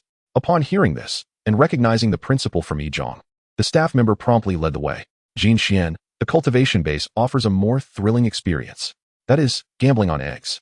Given your apparent talent for assessment, would you dare to take a chance?" Liang Yong joked with Jin Xian. However, for Jin Xian, the implications of this suggestion were quite different. To gamble eggs as a Beastmaster possessing the insightful spirit eye, it was akin to playing with a marked deck of cards. Furthermore, although the principal claimed he would oversee Jin Xian's third beast, Jin Xian felt a strong desire to take on the challenge himself. Had he known about the gambling eggs earlier, he would not have wasted time on the shelves. "Principal, this is the gambling egg area. The uniform price is 100,000 per egg. We wish you a pleasant shopping experience," the staff member respectfully announced, standing by awaiting instructions. This so-called gambling egg area was far less refined. Aside from the spacious layout and neatly arranged beast eggs, there was little organization, with a mix of various attributes. Hundreds of beast eggs of all sizes awaited, presenting a test of both keen eyesight and luck. Upon arriving at this place, Jin Xian's insightful spirit eyes were akin to a fish diving into the vast ocean. Although a cursory glance revealed several magical beasts of low potential, Jin Xian remained exuberantly joyful. Having arranged to meet Liang Yong in an hour, he commenced his search for a suitable target. Liang Yong, equally enthusiastic, relished the thrill of gambling on eggs. Besides Jin Xian and Liang Yong, there were numerous others harboring dreams of sudden wealth. Jin Xian's insightful spirit eyes continuously scanned the area, as he felt confident that he would find a satisfactory third contracted beast within this expanse. After examining nearly 100 magical beast eggs, a gray-blue egg adorned with white cloud patterns swiftly captured Jin Xian's attention. While its appearance was rather commonplace, often seen among low-potential water attribute beasts, the creature within was anything but ordinary. Xian Shui Xiang, hatching. Energy level, 0. Status, healthy. Attributes, water, combat. Talent, weak water, doubles water attribute attack strength, reduces opponent's speed, and restricts energy levels not exceeding 3. Skills: Water Bullet, Water Manipulation, Water Healing, Chaotic Strike, and Fierce Charge. The opulent information unfolded before Jin Xian's eyes, leaving him enraptured. The Xian Shui Xiang lineage boasts an average level of king rank in the wild, with some even reaching the emperor rank, among the elite of water attribute magical beasts. Moreover, its comprehensive skill set rendered hesitation an affront to his ambitions. Without a moment's delay, Jin Xian secured the Xian Shui Xiang egg, fearing that someone might snatch it away. Before the appointed time with the principal, he approached the service staff at the entrance to swipe his card for payment and obtain a receipt. Once the Xian Shui Xiang egg was safely back in his possession, Jin Xian finally breathed a sigh of relief. In novels, when protagonists encounter treasures, countless individuals resort to underhanded tactics. He wished to avoid such troubles. Only when the item was firmly in hand could it truly be deemed his own. Having located a satisfying magical beast egg, Jin Xian no longer felt the urge to continue searching. He was easily content. He could not engage in the folly of a bear peeling corn. He settled in the breeding base's lounge, meticulously caring for the Xian Shui Xiang egg while awaiting the principal's arrival. Chapter 37. The Alloy Ant Research Project. Jin Xian. Take a look. Are any of these to your liking? A booming voice resonated from afar, brimming with excitement as the appointed time finally arrived. Observing the principal's beaming demeanor, he held a magical beast egg in each hand. Jin Xian, behold what I have selected. The patterns, the size, initially. I estimate the one on the left is a Xian Shui snake, while the one on the right is a heavy water wolf. This is a real treasure. What do you think? Without waiting for Jin Xian to respond, Liang Yong placed the 2 eggs before him, adopting a posture of offering for Jin Xian to choose. However, seeing the principal's exuberance, Jin Xian could only shake his head helplessly. No need, principal. I have already found the 3rd contracted beast I desire. As he spoke, he raised his hand to show Liang Yong the egg he held. This cloud pattern, this base color. A Yunhai deer? Liang Yong immediately voiced his thoughts. Yet he couldn't help but feel that the Yunhai deer paled in comparison to the 2 eggs in his possession. Hearing Liang Yong's remark, Jin Xian felt a twinge of sympathy for the principal, whose judgment seemed questionable. Had he not claimed to be an appraiser? Noticing the oversight, Jin Xian utilized his insightful spirit eyes to scrutinize the eggs in the principal's hands. Loop up, water snake. Jin Xian's gaze towards the principal now carried a hint of pity. Principal, the eggs you hold haven't been paid for yet. Perhaps it would be wise to return them. Jin Xian kindly suggested. The principal had already been exceedingly generous, and even in dire financial straits. One would hardly consider these 2 types of magical beasts. Lacking combat skills and supportive abilities, they might not fetch even a mere 10,000 each in the outside market. Moreover, the standardized price for magical beast eggs here was 100,000 apiece, with the inferior ones being significantly less than that. Have you made your choice? Are you certain you don't wish to reconsider these 2 little fellows in my hands? Liang Yong remained unconvinced, believing the Yunhai deer could not compare to his selections.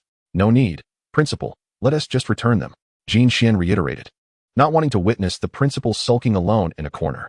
Very well, as you wish. However, how could one possibly overlook such splendid magical beasts? Let me tell you. Jin Xian, my vision is sharp, Liang Yong declared. Coincidentally, the Academy's breeding center was in need of high-quality magical beasts, and their presence could cultivate 2 high-potential students. As he spoke, Liang Yong handed the eggs to the service staff, adopting a look of someone who had struck a magnificent deal. All right, fine. Since they had already settled the payment, Jin Xian ceased his attempts to dissuade Liang Yong. After all, the principal's financial capability was merely 100,000 down the drain. Nothing of great consequence. However, Jin Xian began to understand why the first high school's performance had been declining year by year. Staff, please arrange 3 sets of hatching protection devices and high-grade nutritional liquids for us. Liang Yong promptly ordered specialized hatching equipment from the breeding base. Reveling in the joy of his perceived good fortune, Jin Xian watched the principal, brimming with confidence, and the service staff wearing forced smiles. The world of gambling on eggs was indeed fraught with depth. Thankfully, he possessed talent. As they prepared to depart, Jin Xian felt fortunate for not heeding the principal's advice. Upon reuniting with teacher Zhao, the 3 of them set off for their return journey. Summer City Beast Tamer Research Institute. Teacher Jin, it's begun. It's begun. A brand new species of contracted beasts, a magical beast type that has never before emerged, has finally yielded results. The assistant, eyes gleaming with excitement, gazed at the breeding chamber, housing an ant-like magical beast radiating silver-white light, while the figures on the tablet continued to ascend. Jin Ji also looked upon the fruits of his research over the past period, finally exhaling a breath of relief. He had successfully identified the correct method to guide the evolution of the bullet ant. When the higher-ups assigned this task to his team, he had been curious about the rationale behind it. Although the bullet ant boasted commendable combat prowess, its advantages typically manifested in colonies. A solitary bullet ant possessed unremarkable attributes, even bordering on mediocrity. Yet now, upon witnessing its evolved form, the alloy ant, with superior defensive and strength attributes, it could greatly benefit those beast tamers lacking exceptional talents. In terms of contract difficulty and the sheer numbers of wild bullet ants, it was evident that not every one of them was suited to be a contracted beast for tamers. Nevertheless, the cost-to-benefit ratio remained exceptionally high. Even if the evolution materials required a significant investment, the returns were entirely worth it. Moreover, the alloy ant's greatest advantage lay in its team combat capabilities, making it particularly suitable for military beast tamers. Its characteristic pheromone, once released, could simultaneously enhance the strength and defense of its fellow magical beasts. The denser the pheromone, the more substantial the amplification. Do not overlook any detail. Jinji promptly instructed his assistant to record the information while immediately reaching out to his direct contact, El Fong. When El Fong beheld the alloy ant in the breeding chamber, he exclaimed, "Old Jin, remarkable," and seized Jinji's hand in excitement. With the alloy ant, once we resolve that troublesome situation, not a single rat in the gutter will escape. Clearly, the alloy ant represented far more than just a novel contracted beast. There were elements intertwined with its existence that Jinji was not meant to uncover. Aware of the rules against inquiry, Jinji simply provided the relevant information on a USB drive to El Fong. Rest assured, old Jin, this time, your doctoral title is undoubtedly assured. After receiving Jinji's USB drive, Lu Fong excitedly assured him. Following a brief exchange with Jinji, he swiftly departed. With the project reaching a conclusion and the prospect of a doctoral title, he chuckled to himself, thinking that this should significantly aid that little rascal. Jinji couldn't help but smile at the thought of his child. He had always kept the words of Jin Xian and Professor Zhao Mingyu close to his heart. Jin Xian's entry into the secret realm was not only his own choice, but also a testament to the limited support from home. He had to fight for what he needed. Attaining a doctoral title would enhance his standing in both the research field and in terms of influence, thereby granting his child greater confidence in his endeavors. With the project concluded, he could finally take a breather.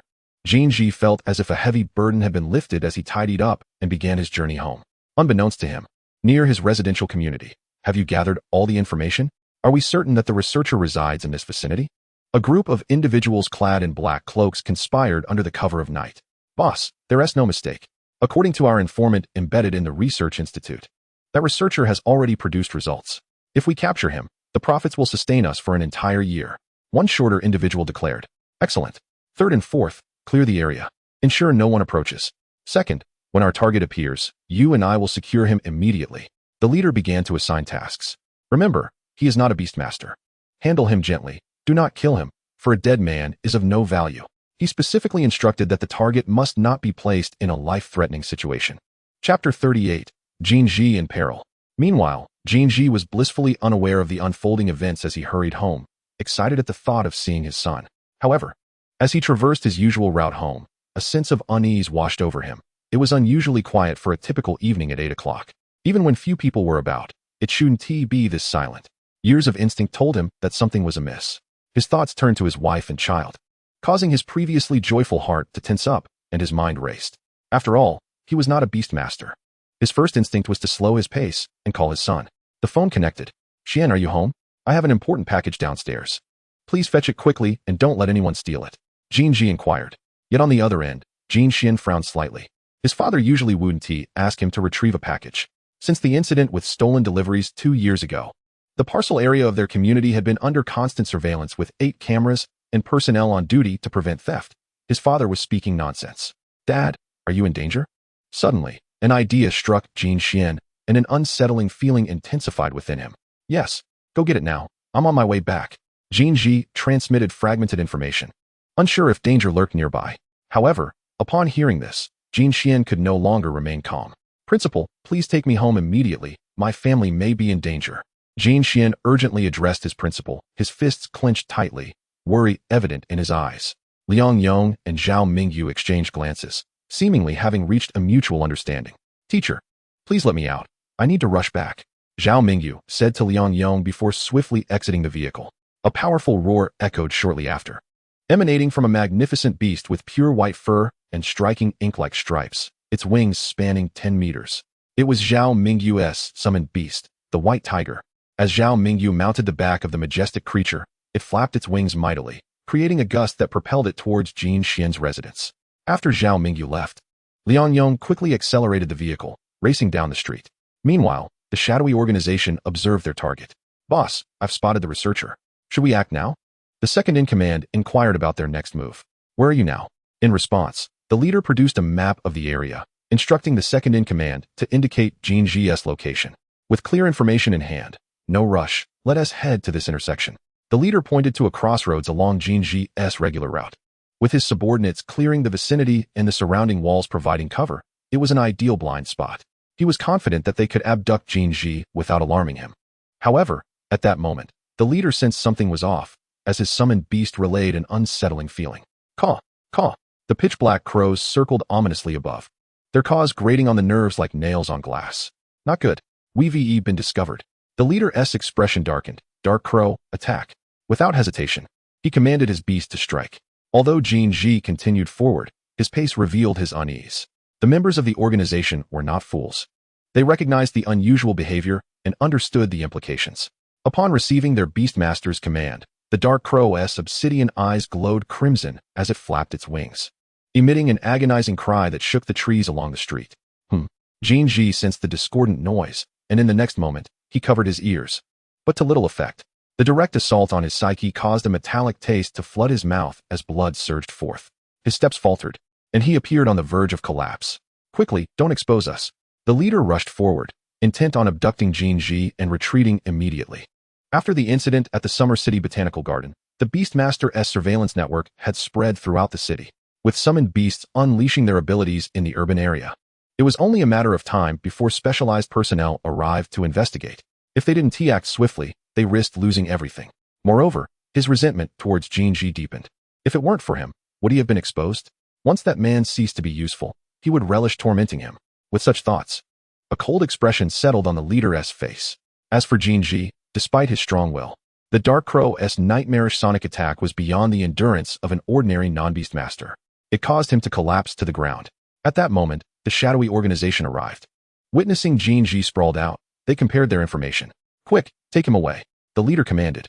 "Third and fourth, initiate your actions and wreak havoc. Upon sighting anyone, retreat immediately." As the order was given, the sounds of destruction echoed from various directions throughout the street. "Caw, let us collect some interest first." The third and fourth eagerly commanded their beasts. However, the Beast Control Division is not to be trifled with. Upon detecting unusual energy fluctuations in this vicinity, they promptly dispatched personnel. "Captain Jiang, we have detected abnormal energy waves emanating from multiple directions." The assisting staff, equipped with detection devices, reported to Jiang Hu. "Immediately disperse and take action." The command was swiftly issued, and within a minute, a specialized cleanup team from the Beast Control Division arrived to assess the situation. Although they briefly crossed paths, the opposing party exhibited no intention of engaging with the Beast Control personnel, opting instead to retreat at the first sign of their arrival. Meanwhile, the leader of the Shadowy Day organization had already led Jin Ji out of this perilous area from another direction. Fool. He reveled in his fantasies of handing over the captured individual on his back to his superiors and relishing the hefty reward that would follow. At this moment, Jin Xian and Liang Yong had reached the vicinity of Jin Xian's home. Upon hearing the sounds of destruction echoing around him, Jin Xian's sense of foreboding intensified. "Dad, please be safe." His fists clenched tightly, anxiety gnawed at him. Yet, without any news from his father, his options were painfully limited. "Do not worry. Zhao has already gone over. Your father will be fine," Liang Yong reassured, observing Jin Xian's pallid complexion. The memories of the organization's misdeeds ignited a fire within Liang Yong, who yearned to confront those rodents and exact vengeance 100-fold. Chapter 39, An End Before It Begins? Despite Liang Yong's comforting words, Jin Xian's worries remained unassuaged, and he harbored resentment towards those who had dared to extend their malevolent grasp towards his father.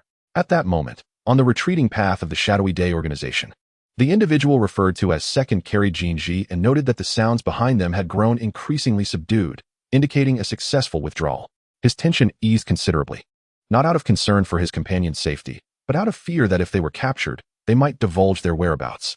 If given the choice, he would prefer for his brothers to remain in the clutches of the Beast Control Division. Second, just as he was deep in thought, a voice called from behind. Brother, have you made it out? The previously smug expression on his face vanished, replaced by one of concern as he looked at his elder brother. He glanced behind his elder, apprehensive about trailing any unwanted attention. No one. I instructed Black Crow to keep watch. The so-called big brother understood the anxiety of his younger sibling all too well. At that moment, they also heard several approaching footsteps. Third, fourth, fifth. Upon seeing their comrades arrive, the previously tense atmosphere dissipated instantly. Brother, second. Those fools are simply too amusing. The arrival of the eldest brother and the money bag Jinji elicited even more mocking expressions among the group. Indeed, they are a bunch of good-for-nothings. With everyone safely evacuated, Second finally felt a sense of relief and was in the mood to tease the Beast Control Division. Is that so? Just as they continued their banter, a chill swept through the air, causing the 5 members of the Shadowy Day organization to shiver uncontrollably. Coming back to their senses, Second felt a sudden lightness on his back, only to see a pair of hands dragging Jinji into the shadows, disappearing from sight. A ghost-type beast? Who dares to oppose us, the 5 tigers of Shadowy Day? The elder brother's expression turned grave as he rapidly summoned all his beasts. Having already taken such significant risks, it was imperative that he gain some advantage. With a ferocious roar, the small team summoned 20 beasts, encompassing tigers, bears, leopards, and various birds. Each creature was an elite-class beast, their roars echoing ominously. As these beasts stood guard, venting their master's fury, a resounding tiger's roar pierced the air. From above, a white figure descended, generating a powerful gale. As it fell, the wind pressure intensified, causing the gathered beasts to topple to the ground. A pinnacle-level beast? You are a beast general-level Beastmaster? The so-called elder brother could no longer concern himself with his beasts and immediately turned to flee. The mission was no longer paramount. His survival was all that mattered. His subordinates, upon hearing the mention of a beast general-level Beastmaster, felt their fear magnifying and promptly followed suit in retreat. But at that moment, bang! The 5 of them collided with an unseen barrier, halting abruptly. Caw-caw. A sinister laughter echoed as they found themselves ensnared by a skill. A ghost-type beast, draped in tattered rags and wielding a scythe, floated in the air, laughing heartily at the success of its trap. Enough of this. Wandering ghost. Use soul binding. The speaker was Zhao Mingyu, and it was his contracted ghost-type beast, Wandering Ghost, that had ensnared the 5 tigers of Shadowy Day. As the command was given, Wandering Ghost's smile faded, cheeks puffing in slight dissatisfaction at being restrained from playing with these individuals. Yet it complied with Zhao Mingyu's instructions and unleashed its skill, conjuring dark shadowy stakes. No, stop. They barely uttered a word before their voices choked in their throats. Each of their shadows bore a pitch-black stake. No matter how they struggled, their bodies were rendered immobile. And as the celestial tiger descended, it was akin to a meteor colliding with the earth, with none able to remain standing. Zhao Mingyu approached the immobilized individuals, dialing Jiang Hu on his phone. Uncle Jiang, I have them cornered at Revival Park. Please come to collect them. After hanging up, he also called Jin Xian. Jin Xian, your father is safe. We are at Revival Park. On the other end of the line, Liang Yong arrived near Jin Xian's home. Witnessing the aftermath of the battle, but finding no trace of Jin Ji, the streets had already been cordoned off, and his anxiety had reached a boiling point. But the news brought a wave of relief. However, the urgency within him intensified, as he remained uncertain whether the individuals targeting his father were merely a few. Half an hour later, Jin Xian finally found his father, who had lost consciousness, alongside the members of the Shadowy Day organization. Now being driven away by a ghost with a scythe, their eyes vacant. Fury surged within him as he glared at them. Turning to Zhao Laosher, he expressed, "Thank you. Teacher Zhao, I owe you a favor." Jin Xian bowed deeply, recognizing that Zhao Laosher had done far more than this for him. You just need to train well. A favor is not necessary, Zhao Mingyu replied coldly, seemingly indifferent to Jin Xian's notion of a favor. Teacher Zhao, how will these individuals be dealt with? Jin Xian inquired, his voice icy as he regarded the 5 tigers of Shadowy Day. Are you worried they will be released? Zhao Mingyu questioned, sharing in the disdain for such parasitic organizations. No need for concern. The Beast Control Division possesses psychic beasts for interrogation, capable of extracting their memories. Once we obtain useful information, a humane termination is likely in order. Zhao Mingyu harbored no sympathy for these malevolent, antisocial organizations. At that moment, Jin Ji stirred awake, exhaustion and fear etched on his face. A throbbing pain in his head reminding him that the previous events were not merely a dream. Upon gazing at his son's familiar expression, Jin Ji's face instantly paled. Xian, have you also been captured? No, Dad. It was my teacher who saved you. After recounting the sequence of events to Jin Ji, he promptly took his son to express gratitude to Liang Yong and Zhao Mingyu. Following a brief exchange of pleasantries, the Beast Control Department, as customary, inquired about certain details. With minimal matters left to address, Jinji was free to choose to return home. Just as he was preparing to leave, a furious roar echoed. That bastard dared to lay hands on our institute's PhD. Almost immediately, a towering figure appeared between the Beast Control Department and Jinji. The mere mention of PhD caused Jiang Hu, Liang Yong, and Zhao Mingyu to change countenance, for they were acutely aware of the esteemed status of a PhD in Huagua. Even if it was a newly minted one. Zhao Mingyu's gaze towards Jin Xian shifted. He exclaimed, "You didn't tell me your father is a PhD." Jin Xian, equally bewildered, turned to his father. "Dad, you never mentioned you were a PhD. Wasn't I just aiming to be a wealthy heir? Now I can just relax." While they were preoccupied, one individual lurking within the Beast Control Department's ranks wore a grim expression, initially intending to rescue the Tian 5 tigers. It seemed now that resorting to lethal measures was necessary. The Beast Control Department understood the ramifications of involving a PhD. They would undoubtedly delve deeper into the matter. These individuals could not withstand the memory-reading capabilities of psychic-type beasts. Chapter 40. What is it like to have a PhD father? After the shadowy members of the Tian organization discreetly retreated to an isolated area, they conferred. Plans have changed. We must eliminate the Tian 5 tigers on the spot. After receiving confirmation on the phone, the call was abruptly ended. The individual then resumed their original demeanor, reintegrating into the ranks of the Beast Control Department. Old Jean, special arrangements have been made. This PhD certificate for researchers has been specially approved for you. As he spoke, LV Fong directly handed Jean Ji his PhD certificate. Subsequently, he quietly pulled Jean Ji aside, offering a somewhat apologetic consolation. Old Jean, I feel a bit guilty. Since you're not a Beastmaster, other benefits associated with the PhD, such as high potential magical beasts and resources, might be difficult to procure for you.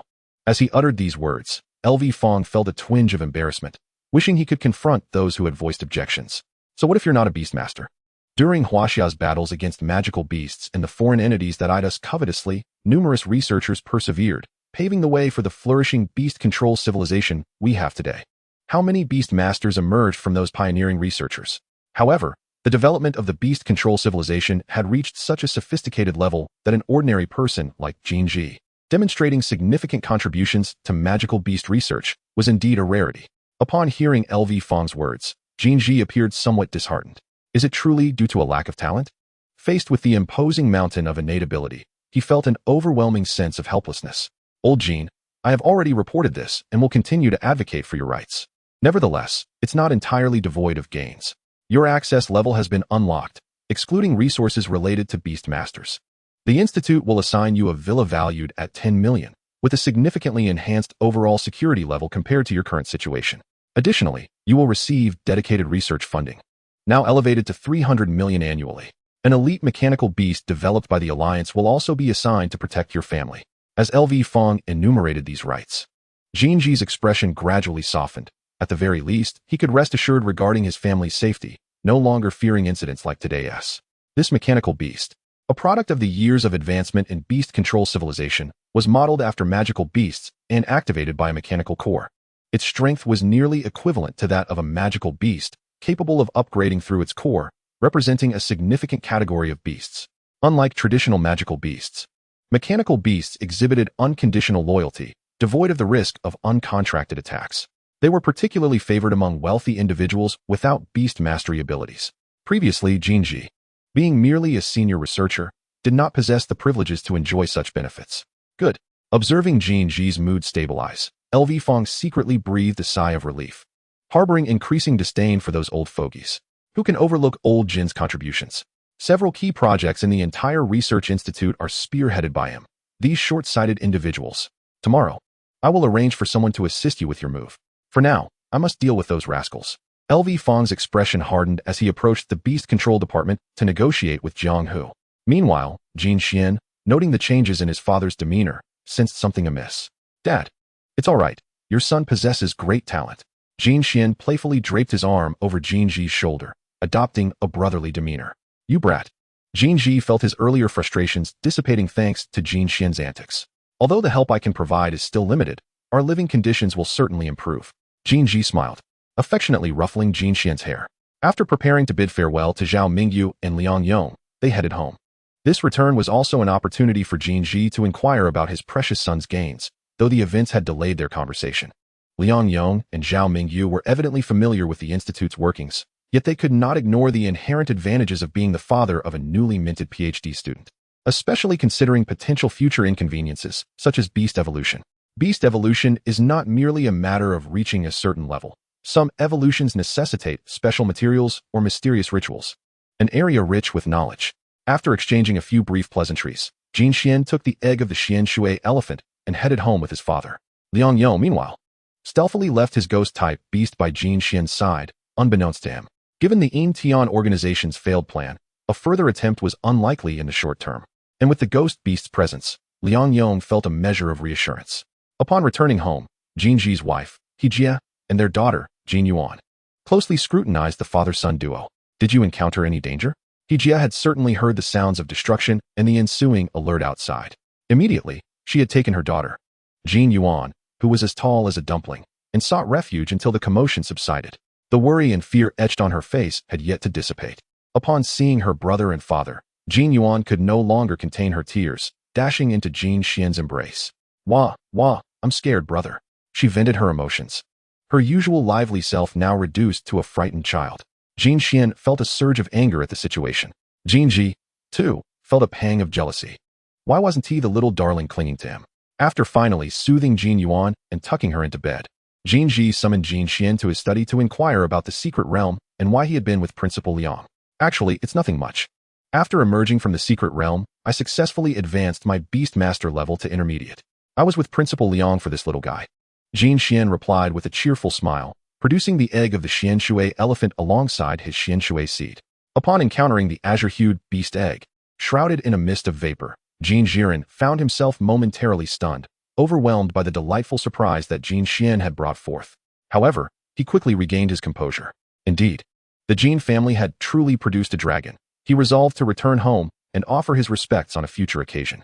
As he shifted his gaze to the magical beast egg selected by Jin Xian, the swirling cloud patterns and base colors sparked his keen intellect. After all, he was now a researcher at the doctoral level.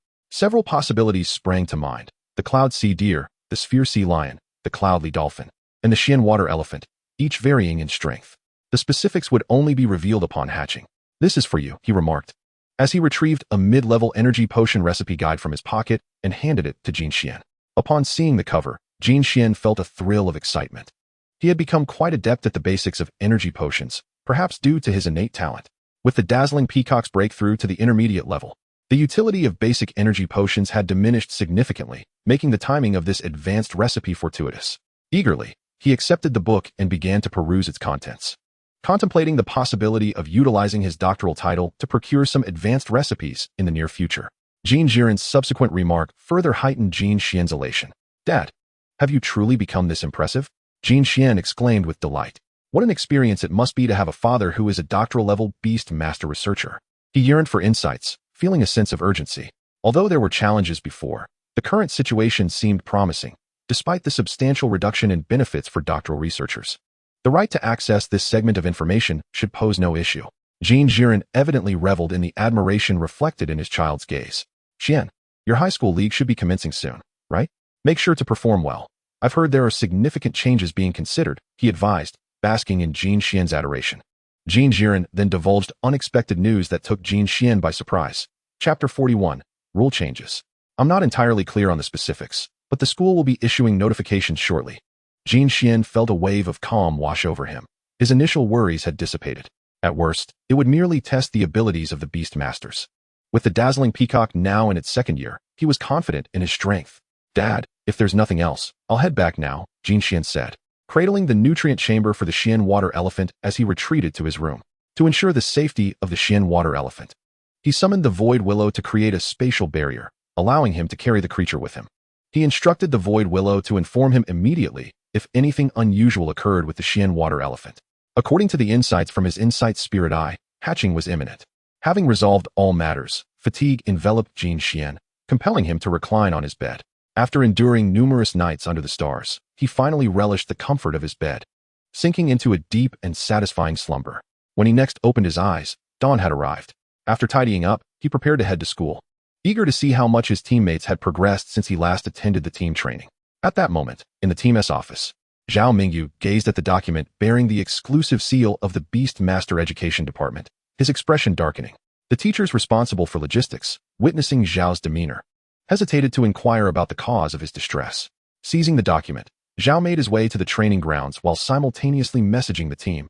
All students, I've excused you from morning classes. Assemble at the training ground in 30 minutes. Upon receiving this message, Jin Xian sensed something was amiss and quickened his pace. Upon entering the training field, he spotted his colleague Yang Yong, whose companion, a dove, now boasted a glossier plumage than when they first formed their bond. Xian, it's been a week since I last saw you, Yang Yong exclaimed, brimming with enthusiasm. Hey, Xian, just as you said, I'm now a member of the team. The excitement was palpable, causing Yang Yong's cheeks to jiggle. Do well, the benefits here are quite decent, Jin Xian replied, pleased for Yang Yong's success and patting him on the shoulder. Other team members, upon seeing Jin Xian after a week, exclaimed, goodness, you've finally shown up. It's been a whole week. Do you know how I've managed without you? Kai Xiaoyan rushed toward Jin Xian, bubbling with excitement. Lin Moyun, aware of the significant events at the Summer Botanical Garden, recognized the implications but felt no need to compete for resources already prepared for him. Jin Xian playfully held Kai Xiaoyan's head to prevent an enthusiastic embrace. However, the ease with which he controlled Kai Xiaoyan heightened the tension among Lin Moyun, Lin Xian, and several older students, who understood that only a Beastmaster who had contracted a beast and enhanced its powers could reflect such attributes back onto themselves.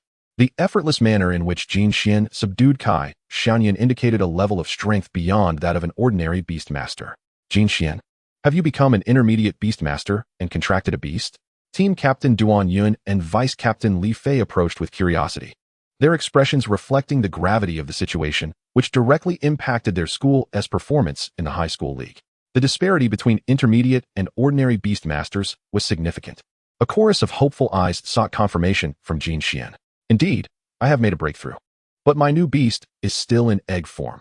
It should hatch in the next couple of days, Jin Xian replied, not concealing the truth from his teammates, knowing they would eventually learn it.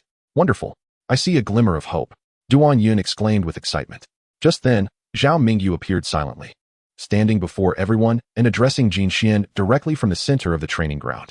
Excellent. It seems you are all aware of the changes to the high school league rules. As Zhao made this announcement, every face in the room shifted in apprehension.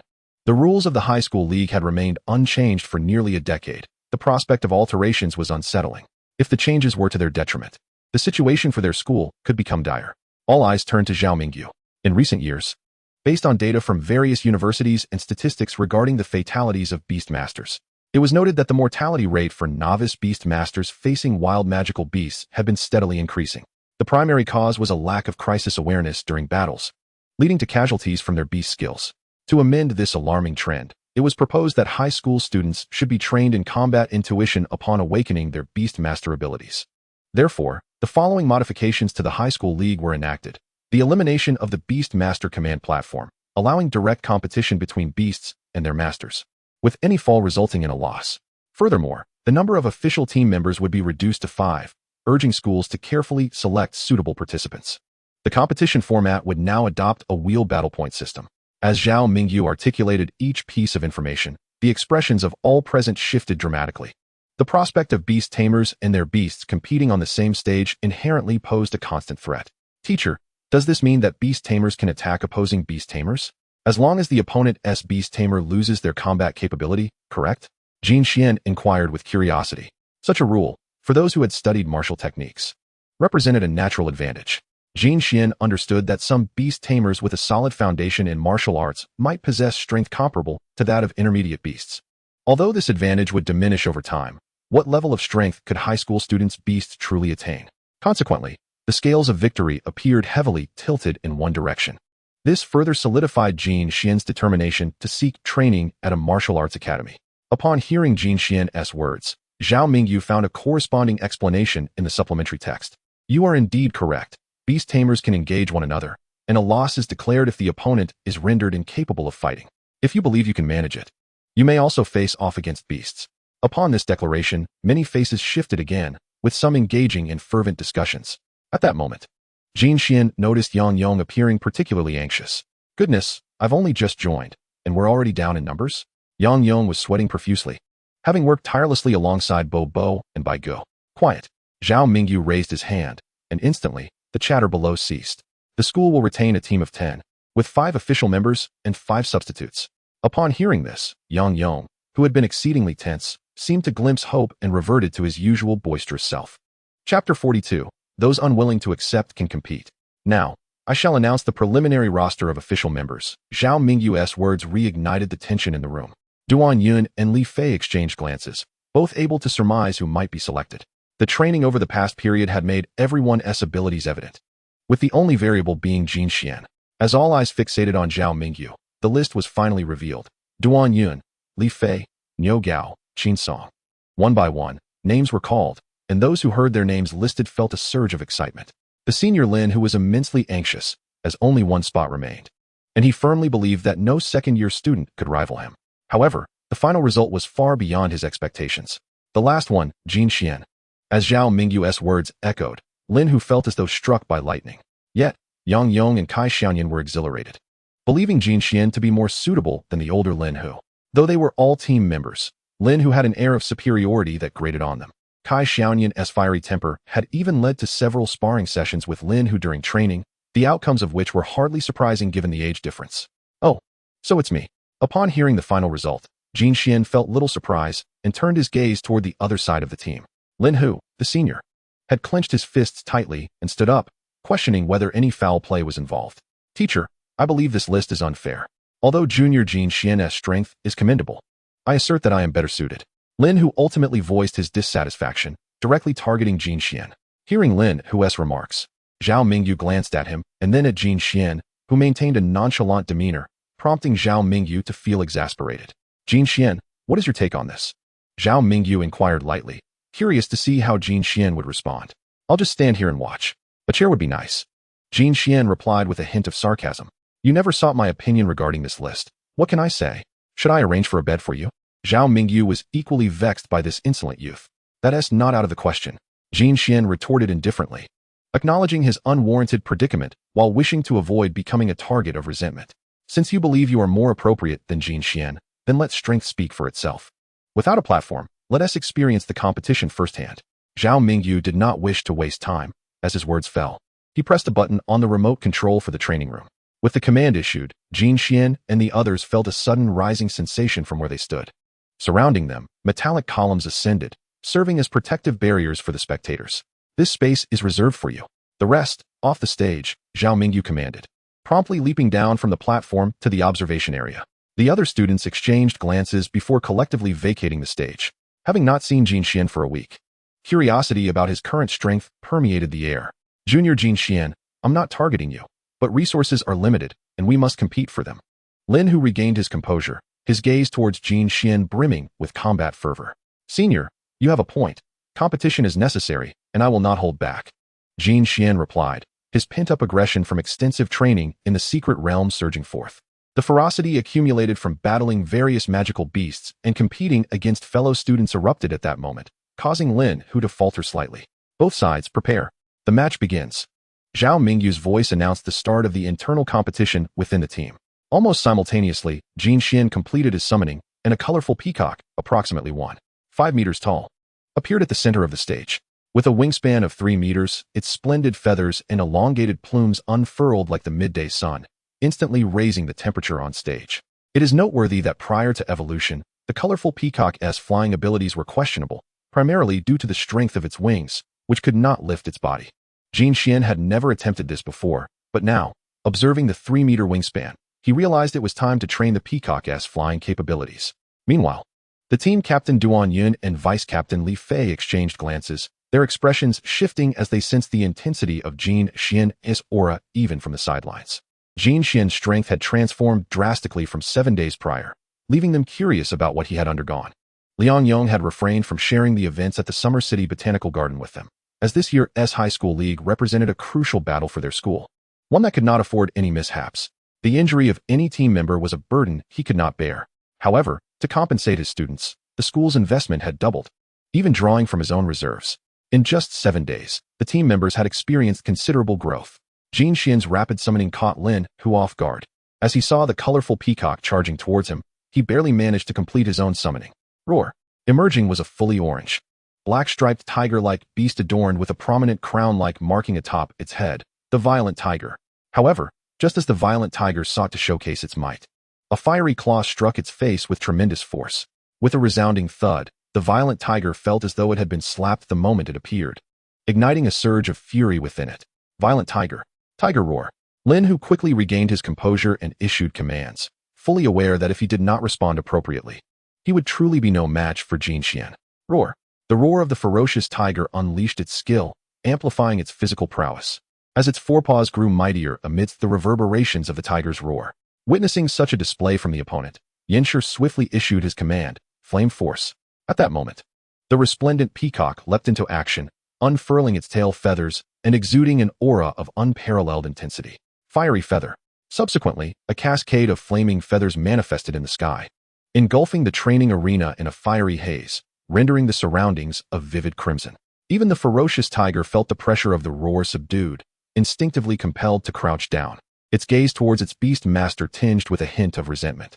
Why did you have to find me such a formidable opponent? Are you not aware of your tiger's might? Resplendent peacock, unleash your power.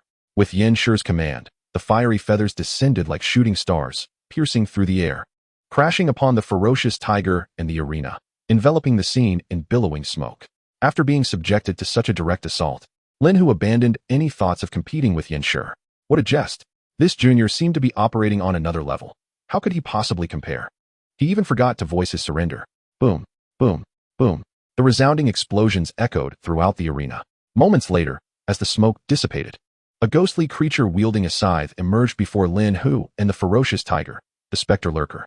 It conjured a barrier that intercepted all the flaming feathers of the resplendent peacock. Did I just escape death? Lin Hu bore an expression of relief while inwardly pondering that this was still within the confines of the school, with their own teachers present. If it were in the high school league, he would certainly think twice about relying on teachers from other schools for assistance. The shifting rules left Lin Hu feeling anxious, as if he were not an official competitor, which was oddly comforting. Chapter 43. Evasion Training. At this moment, all members of the school team, including Captain Duan Yun, Vice Captain Li Fei, and Yanshi's close friend Yang Yong, regarded Yanshi with newfound respect. Hey, why are you all looking at me like that? Yanshi turned to his classmates, perplexed by their wary expressions. Did you take some sort of enhancement lately? You're astonishingly powerful. Yanshi, be honest. Have we had any misunderstandings? I apologize. The fact that Yanshi had just recently become a mid-level Beastmaster, yet displayed such terrifying strength, left everyone apprehensive about the possibility of incurring his wrath. Faced with the teasing from his classmates, Yanshi chose to ignore them and gradually returned to the team. Just then, Zhao Mingyu joined the group, with the Spectre Lurker appearing behind him.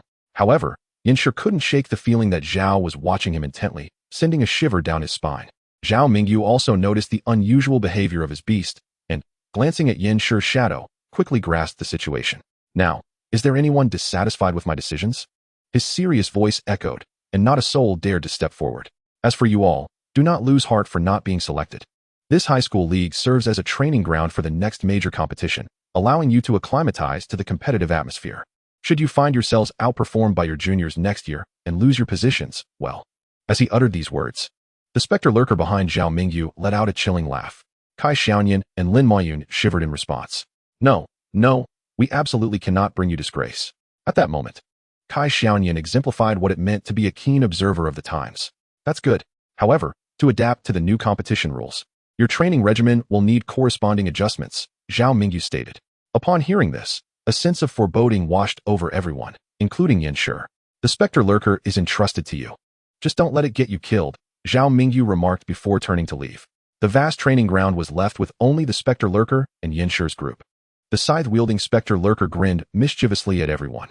Zhao Mingyu stood in the observation room, surveying the situation below, and informed the students through the intercom. This morning, your objective is to evade the attacks of the Spectre Lurker. You can either withstand them or utilize your beasts. Good luck. Previously cold and aloof, Zhao Mingyu peculiarly added a cheer of encouragement. As everyone struggled to comprehend the situation, Yanshi seized Yang Yong and took off running. Hurry, we need to move quickly. The teacher's ghostly beast is at the elite level. Upon hearing Yanshi's words, Yang Yong no longer needed to be pulled along and dashed off, eager to distance himself from the Spectre Lurker. But suddenly, a dark figure shot past them at an eerie speed. It was Kai Xiaoyan. Following closely were the sounds of anguished cries. Realizing that Yang Yong was finally in the zone, Yanshi felt free to focus on his own strategy. Resplendent Peacock. He summoned the Resplendent Peacock to guard his side, leveraging its keen sensory abilities. Yan Shi's eyes glimmered with violet light, vigilant against the specter lurker. Caw, caw. The shrill laughter echoed, evidently marking Yan Shi as the target. In order to shield him, the resplendent peacock quietly activated its flame force, and Yan Shi suddenly caught a glimpse of a ghostly glow. Resplendent peacock, at 10 o'clock, flame breath. Since it wouldn't be lethal, Yan Shi decided not to hold back. The resplendent peacock swiftly complied, gathering intense heat into a fiery line that struck the designated spot. Boom. A resounding clash ensued, seemingly hitting something. In the next moment, the specter lurker appeared unscathed, yet its gaze towards Yan Shi brimmed with curiosity and intrigue, especially as it eyed the resplendent peacock, which was glaring back at it. With a caw of laughter, it vanished into the shadows, reappearing before Duan Yun. The back of the scythe struck Duan Yun's back, causing him to stagger. Nevertheless, as a mid-level Beastmaster, and with the specter lurker merely playing around and not exerting its full power, he quickly regained his composure. However, the pain was quite real, and in an instant, the specter lurker shifted positions, seeking its next unfortunate target. As the training time quietly passed, by the end of the morning session, everyone, including Yan Shi, bore the marks of their encounters. They had genuinely felt the peril of competing alongside beasts, acutely aware of how easily they could become targets. Yet, it was precisely through such training that even those still somewhat clumsy in evading skills could sense their progress. Yang Yong, have your Pidgey provide everyone with some healing. Zhao Mingyu, observing that the students had fallen into a rhythm, decided not to linger and returned to prepare potions. As the time was drawing near, while distributing the potions, he instructed Yang Yong's beast to use its healing skill on everyone. Ku. Yang Yong, well aware of his role, immediately commanded his Pidgey to take flight, unleashing its healing abilities. As the Pidgey sang and fluttered, luminous white specks cascaded down, landing upon Yan Shi and the others. Drink the potions, Zhao Mingyu announced. Everyone wasted no time, quickly consuming the contents of their vials, a refreshing sensation spreading throughout their bodies. Bathed in the effects of the Pidgey's skill, the injuries inflicted by the specter lurker began to heal swiftly. In the afternoon, the school arranged for cultural teachers to hold classes for them. Tomorrow, gather here at the same time. You are dismissed, Zhao Mingyu concluded. In the fleeting moment before everyone felt a sense of liberation, they were abruptly pulled back into reality. Such fleeting joy is hardly enduring. The school team's training has consistently encroached upon academic classes, prompting the teachers to voice their protests. Although the results of the Beastmaster entrance examinations largely hinge on the prowess of the beasts, academic performance equally holds significance.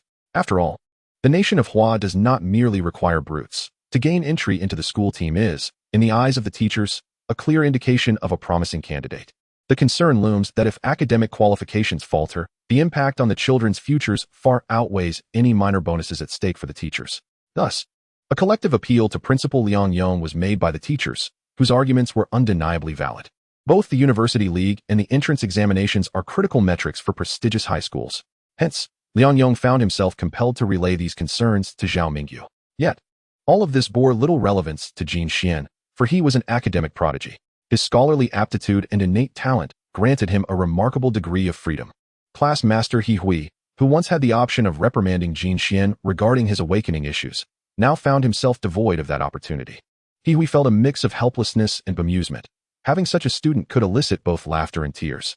After departing from the training ground and having lunch, Jin Xian set out alone to seek someone on campus. At long last, he found his target in the school's landscaped area, the elderly man pruning the flower bed. With exuberance, he rushed over. Old Chen, at last, I found you, Jin Xian exclaimed, dashing to the elderly man's side and snatching the scissors from his hands. A fervent expression of eagerness upon his face as he fixed his gaze intently on the man. The elderly Chen felt a shiver run down his spine. Young Jin Xian, what exactly is it that you want? Speak plainly. Your intense stare makes me uneasy, Chen Wu remarked, hastily clutching his pocket, fearing for his retirement funds. Observing Chen's reaction, Jin Xian's expression darkened. While he had indeed been a bit unruly in the past, he certainly had no intention of coveting someone else's pension. Old Chen, let us converse amicably. We can still be friends, Jin Xian urged, his tone turning somber. Perhaps it's best to refrain from friendship. I fear you might sell me out, Chen Wu retorted, snatching back the scissors and attempting to walk away. However, the speed and timing with which Chen had acted earlier were anything but ordinary. Jin Xian had barely registered the scissors leaving his grip. Indeed, I have discovered your secret. Old Chen, you are, without a doubt, the hidden monk of our school, Jin Xian declared, refusing to let Chen Wu escape without obtaining what he desired. He seized the man's arm, holding on tightly despite Chen's attempts to break free. Just what do you intend to do? Chen Wu asked, his face now a shade of blue. Aside from my retirement funds, just say what you desire. With no means to resist, he decided to hear Jin Xian's intentions. Hee. Master Chen, I merely wish to learn from your previous demonstrations. Jin Xian replied, a smile returning to his face, even adjusting his address for Chen Wu to master. Upon hearing this, Chen Wu exhaled deeply. If Jin Xian wasn't after his wallet, perhaps there was a chance for friendship after all. Yet, reflecting on Jin Xian's title of master, a sense of unease washed over him. When had he become this young man's mentor? Are you certain? Chen Wu asked, skepticism lacing his voice. To be honest, his continued presence at the school was not without ulterior motives. Firstly, the salary was generous, accompanied by retirement benefits. Secondly, he sought to scout for promising talent. When Jin Xian enrolled a year ago, Chen had taken note of him, tall, muscular, and with a glimmer of shrewdness in his eyes. Had he not awakened his Beastmaster talent, he would have been exceptionally suited for the path of a warrior. On a whim, Chen would occasionally showcase his abilities in front of Jin Xian, hoping to entice him to seek his guidance. Yet, every time they interacted, Jin Xian appeared far more interested in his meals than his techniques, rendering Chen's efforts futile. After realizing this, Chen had tried to avoid Jin Xian. But old habits die hard. Finally hearing of Jin Xian's awakening of his Beastmaster talent, Chen felt a mix of relief and regret. He had shed a burden, but lamented the lost potential of mentorship. Ah, master, please teach me. After all, I've already invested so much. I can't let you gain nothing from this. Jin Xian proclaimed, adopting a tone of righteous indignation, as if seeking knowledge from Chen were an imposition. Indeed, he had already spent money. Chen Wu recognized the shrewdness in Jin Xian's logic, but upon further reflection, he thought it unreasonable not to claim any credit after spending. However, young Jin Xian, our skills are not comparable to those of Beastmasters. They require considerable effort and expense. Chen Wu cautioned. Then, master, will learning your skills enable me to conquer intermediate magical beasts? Jin Xian inquired, revealing his practical mindset. Yet, upon hearing this, Chen Wu sensed mischief in Jin Xian's intentions. You're already thinking of tackling intermediate magical beasts before we've even begun? He retorted, turning to leave. Wait, master, don't go.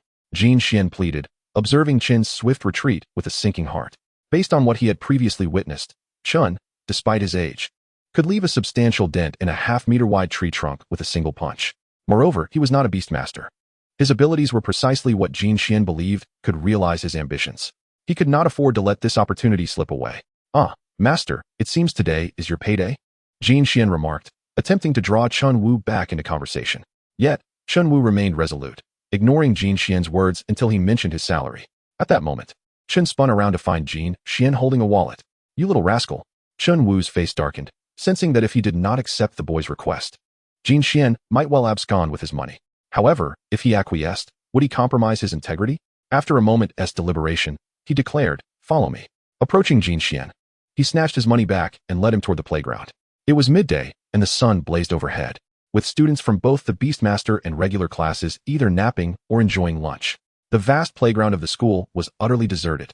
Jin Xian and Chen Wu arrived without fear of being followed. After a moment of contemplation, Chen Wu glanced at the shadow cast by Jin Xian's feet and fell silent once more before slowly speaking. Are you familiar with the concept of a warrior? Upon hearing this entirely new term, others might have been befuddled, but Jin Xian, as the academic standout of the school, was no stranger to such matters. He was quite knowledgeable about the history of Beastmasters and understood that prior to the advent of Beastmasters, humanity had endured a dark epoch. In the face of the monstrous invasion, they had relied solely on physical prowess for resistance. During this time of self-preservation, a group of pioneers had drawn inspiration from ancient martial arts to forge a path against the beasts, initially achieving remarkable success during a period of martial renaissance, until the emergence of high-level magical beasts. No matter how refined the human body might become, it could not compare to those beasts, leading to a gradual retreat. It was only upon discovering the awakening stone that the martial artists exited the stage of history, ushering in the era of Beastmasters. Jin Xian divulged everything he knew. Indeed, we belong to the lineage of martial artists who have retreated from the annals of history. Do you still wish to learn? As Chen Wu spoke these words, a surge of energy coursed through his body, sending a wave of pressure toward Jin Xian. It also served as a warning to whatever lurked within the shadows behind Jin Xian. Goodness, how formidable this is. I am uncertain about many things. But once I master this technique, I will be unrivaled in wilderness explorations and competitions alike. I must learn this, master. I believe no one is more suited for it than I am. Jin Xian declared with unwavering determination. Let us commence at once. Observing Jin Xian's eager demeanor, Chun Wu's previous unfavorable impressions of him softened somewhat, for he recognized the potential of his chosen heir. In truth, the plight of the martial artist lineage is far more complex than merely exiting the historical stage. It is on the brink of extinction. The martial artists, despite their efforts to cultivate their vitality, were slow in their progression and often achieved little. The physical strength of an elite Beastmaster could easily rival that of a martial artist at the general level. Yet, the general-level martial artists found themselves unable to breach the defenses of advanced beasts, rendering their efforts disproportionately meager, leading to the gradual decline of martial artists. Although some martial artists resisted this fate and attempted various endeavors, the prevailing tide of history cannot be swayed by a mere handful of individuals or organizations. Very well. You have piqued my interest, young man. Chun Wu conceded readily to Jin Xian's request, fully aware of Jin Xian's remarkable talent as a Beastmaster. Despite the decline of martial artists, many chose to pursue an alternative path, mastering both ancient martial arts and beast mastery. This approach allowed the feedback from the beast contracts to enhance their martial prowess. Although they still could not compete with magical beasts of the same level, their self-defense capabilities were commendable. This is also a primary reason why many Beastmaster training halls flourish in this era dominated by Beastmasters. Hey, you rascal. Raise your hand. Just as Jin Xian was reveling in the prospect of mastering martial arts and conquering all, Chun Wu instructed him to raise his hand to assess his physical condition. Jin Xian, without a moment's hesitation, complied instinctively. Chun Wu grasped Jin Xian's wrist and began to examine him, his brow furrowing deeper with each passing moment. Watching this, Jin Xian's initial delight turned to unease, feeling as though he were afflicted with a grave illness simply by witnessing Chun Wu's intense scrutiny. Master, do speak. You aren't suggesting I am ill, are you? Is there a remedy? Jin Xian asked anxiously. Moments later, Chun Wu fixed a serious gaze upon him. You, young man, have reached the level of intermediate Beastmaster? This revelation left Jin Xian momentarily stunned. Indeed, I just recently broke through. Does this have any bearing on my health? Jin Xian responded candidly. Have you formed a contract with a second beast? Chun Wu's next question sent Jin Xian's mind into a tailspin. But he quickly realized that he must keep his dual blood contract a secret. No. It's still an egg, yet to hatch. It should be ready in a couple of days. Jin Xian quickly diverted the topic. However, his words only deepened Chun Wu's astonishment. This cannot be right. Your physical strength is astonishing. Am I still suited for the martial path? Jin Xian did not wish to jeopardize his health by pursuing this knowledge. Suited? You are perfectly suited. You are practically destined to walk the path of martial artists, Chun Wu remarked with profound insight, patting Jin Xian's shoulder. Let us begin at once. The technique we practice is called Xian Yuan Gong, a formidable martial art from the era of martial artists. It integrates body conditioning, boxing techniques, footwork, and internal breathing into one cohesive practice. Almost immediately, Chun Wu was eager to impart true knowledge to Jin Xian, fearing that this young man might have second thoughts. Under the sun, they repeatedly practiced Xian Yuan Gong. Initially, Jin Xian did not notice the strange vapor emanating from Chun Wu, but upon employing his insightful spirit eye, he discerned a flow of energy circulating in harmony with Chun Wu's movements. Jin Xian mirrored the actions, his own movements becoming increasingly precise and resonant with his essence. Chun Wu, while teaching, was taken aback. By heavens, I was once skeptical of the notion of genius, but today I have witnessed it firsthand.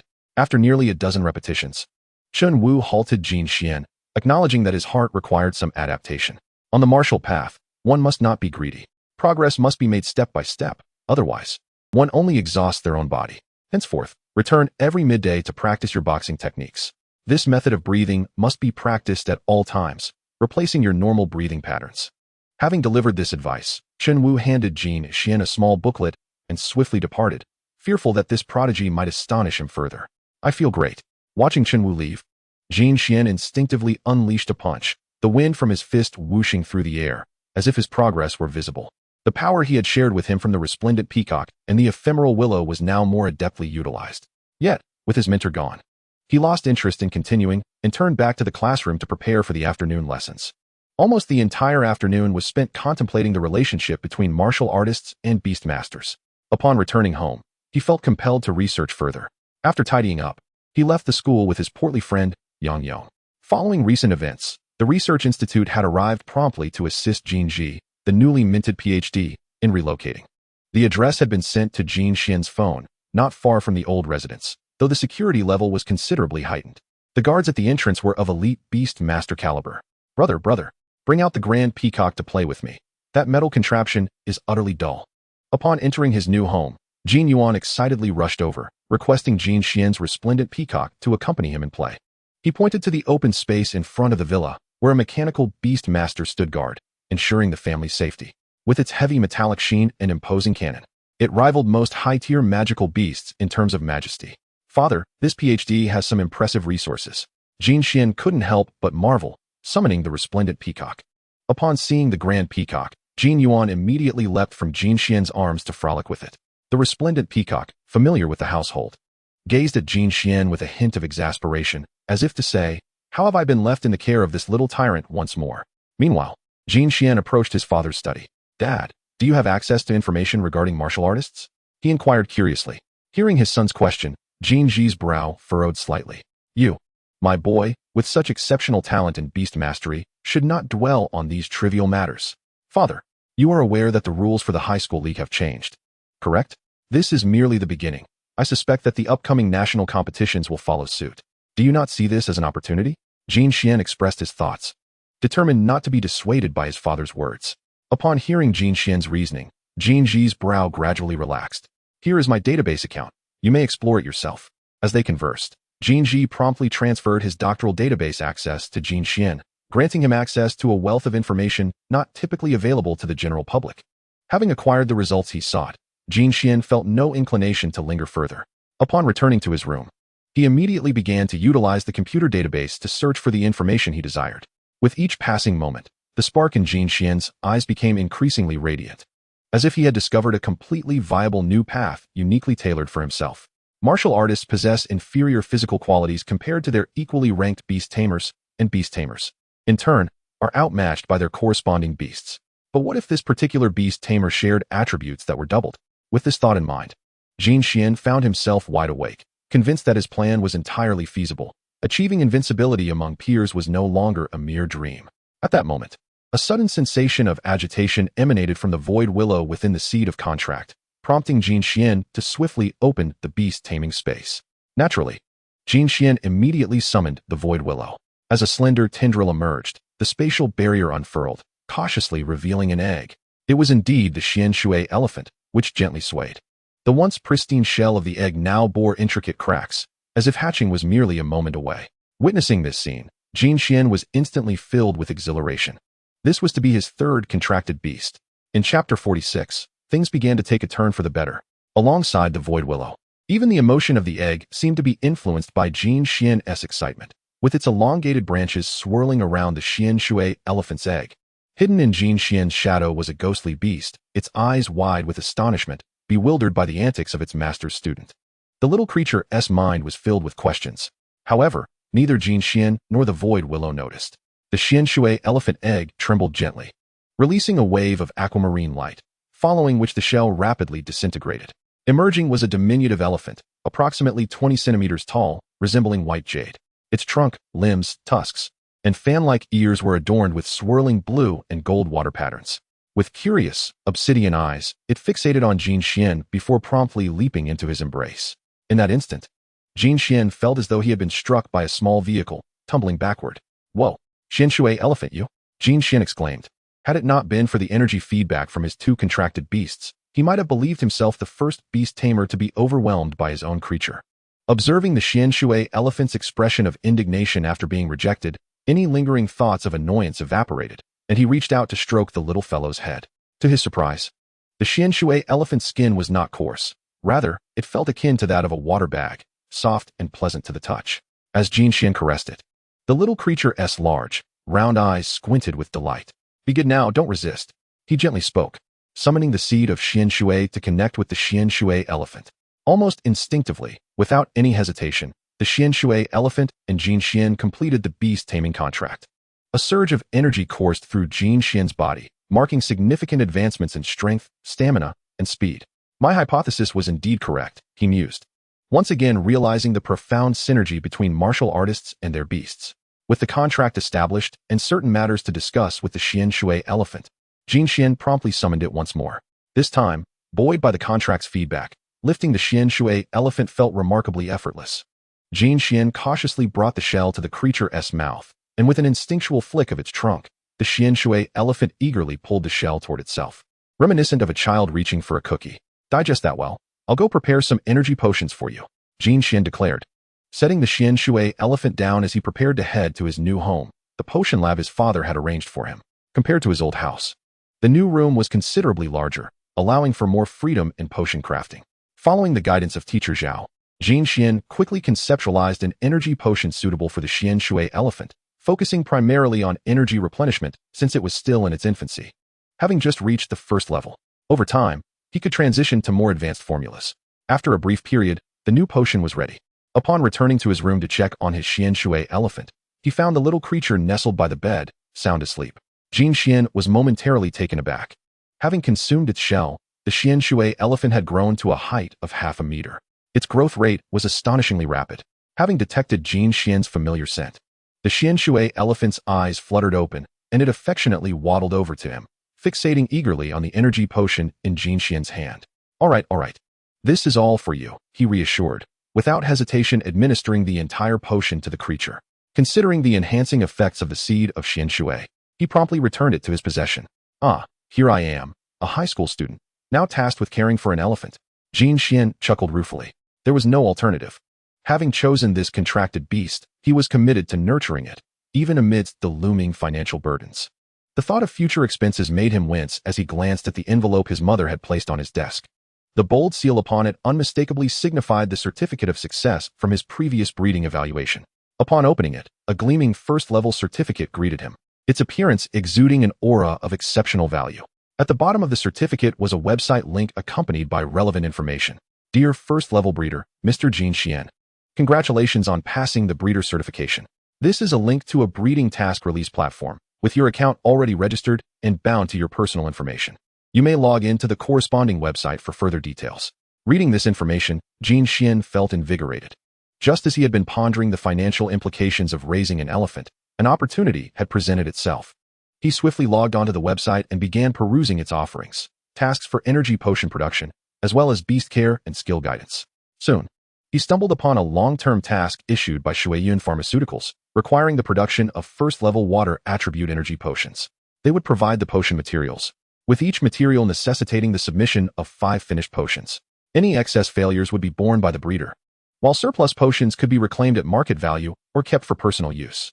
For every successful delivery of 5 energy potions, a reward of 20,000 yuan would be granted. This task was nothing short of perfect for Jin Xian. Without a moment's hesitation, he accepted it. With a nearly flawless success rate for first-level potions, one set of materials could yield 8 potions, ensuring a minimum profit of 50,000 yuan per delivery. Jin Xian couldn't help but marvel. No wonder breeders are said to be lucrative. Now I understand why. After confirming the delivery address and time on the website, he closed the task platform and awaited the arrival of the materials. Once he completed the potions, he would apply for delivery, and a dedicated beast tamer courier would come to collect the goods. The entire process was remarkably convenient. Xian, it's time for dinner. Shortly thereafter, Jin Xian heard his mother calling him for a meal, and he couldn't help but reflect on the successful contract with the Xianshui elephant. Having alleviated his concerns, Jin Xian descended the stairs with an unusually buoyant step, feeling remarkably at ease. However, upon witnessing the vibrant peacock tangled in playful antics, wearing a look of utter despondency, he could not help but feel a twinge of embarrassment. He promptly called the creature back, receiving no shortage of disdainful glances from his sister. Were it not for their parents observing, Jin Xian surmised that the little girl might have burst into tears right then and there. Xiao Xian, have you formed a new contract with a beast? After dinner, Jin Ji had been intently scrutinizing Jin Xian, ultimately succumbing to curiosity. Yes, it's a Xianshui elephant. Upon hearing this name, the delight in Jin Ji's eyes was unmistakable. Well done, my boy. To encounter such a rare magical beast is indeed a stroke of fortune. It seems this year is turning out well. Jin Xian felt a swell of satisfaction at his father's joy. Eagerly anticipating the moment, he would present the Xianshui elephant before the principal the following day. He wondered what expression the self-proclaimed gambling expert of a principal would wear. Chapter 47, An Ambush. The next day, Jin Xian returned to school, unaware that a shadow was stealthily slipping away beneath him, heading towards Principal Liang Yang's office. What did you say? That kid Jin Xian has 2 contracted beasts? Upon hearing this news, Liang Yang sprang to his feet. He approached the contracted beast to ascertain the truth of the matter, and as the outcome remained unchanged, the smile on Liang Yang's face could no longer be concealed. Such a clever boy, to have kept this under wraps. How could he have been discovered otherwise? Excitedly pacing within his office, he instructed his own contracted beast to continue safeguarding Jin Xian.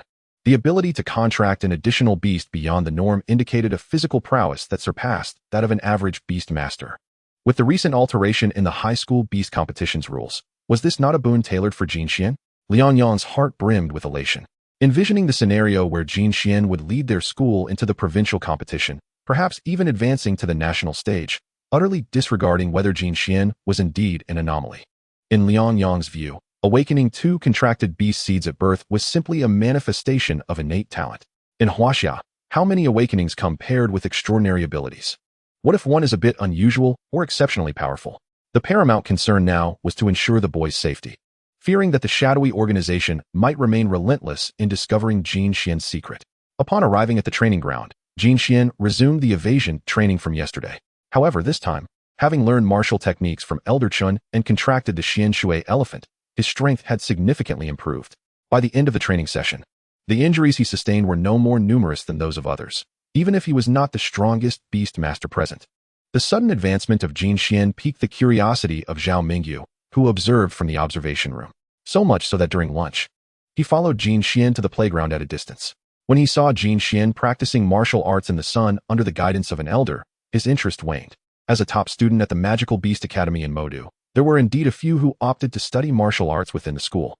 Zhao Mingyu had seen the prowess displayed by Chun Wu in school. For nearly half a month, Jin Xian had been diligently repeating his training routines, enhancing his ancient martial skills and attending classes, leading to a steady elevation in his abilities. The Vibrant Peacock had successfully advanced to level 12, the Void Willow to level 6, and the newly contracted Xian Shui elephant had attained level 3. The youngest Xian Shui elephant, during this period, had benefited from Jin Xian's energy potions, achieving a height of 2 meters when standing. Its innate abilities were effortlessly unleashed. Jin Xian was confident that even among wild populations, his Xian Shui elephant possessed formidable innate talent.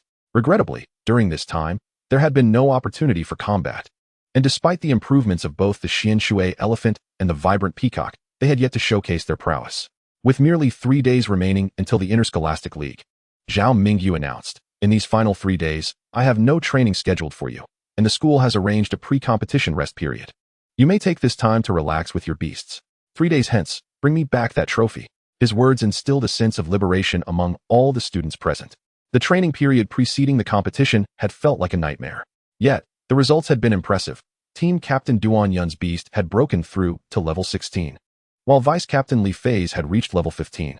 The main team members were all intermediate Beastmasters, and even though their school had seen better days, they still retained the aura of a prestigious institution. Hurrah! Everyone cheered in unison. Over the next 3 days, Jin Xian had his own plans. While the beasts indeed required rest, he intended to follow his master's advice, as his Xian Yuan skill seemed on the verge of breaking through to an intermediate level. This rapid progression was entirely attributed to the shared attributes of intermediate beasts. Once his strength matched up, maintaining such swift advancement would be far more challenging.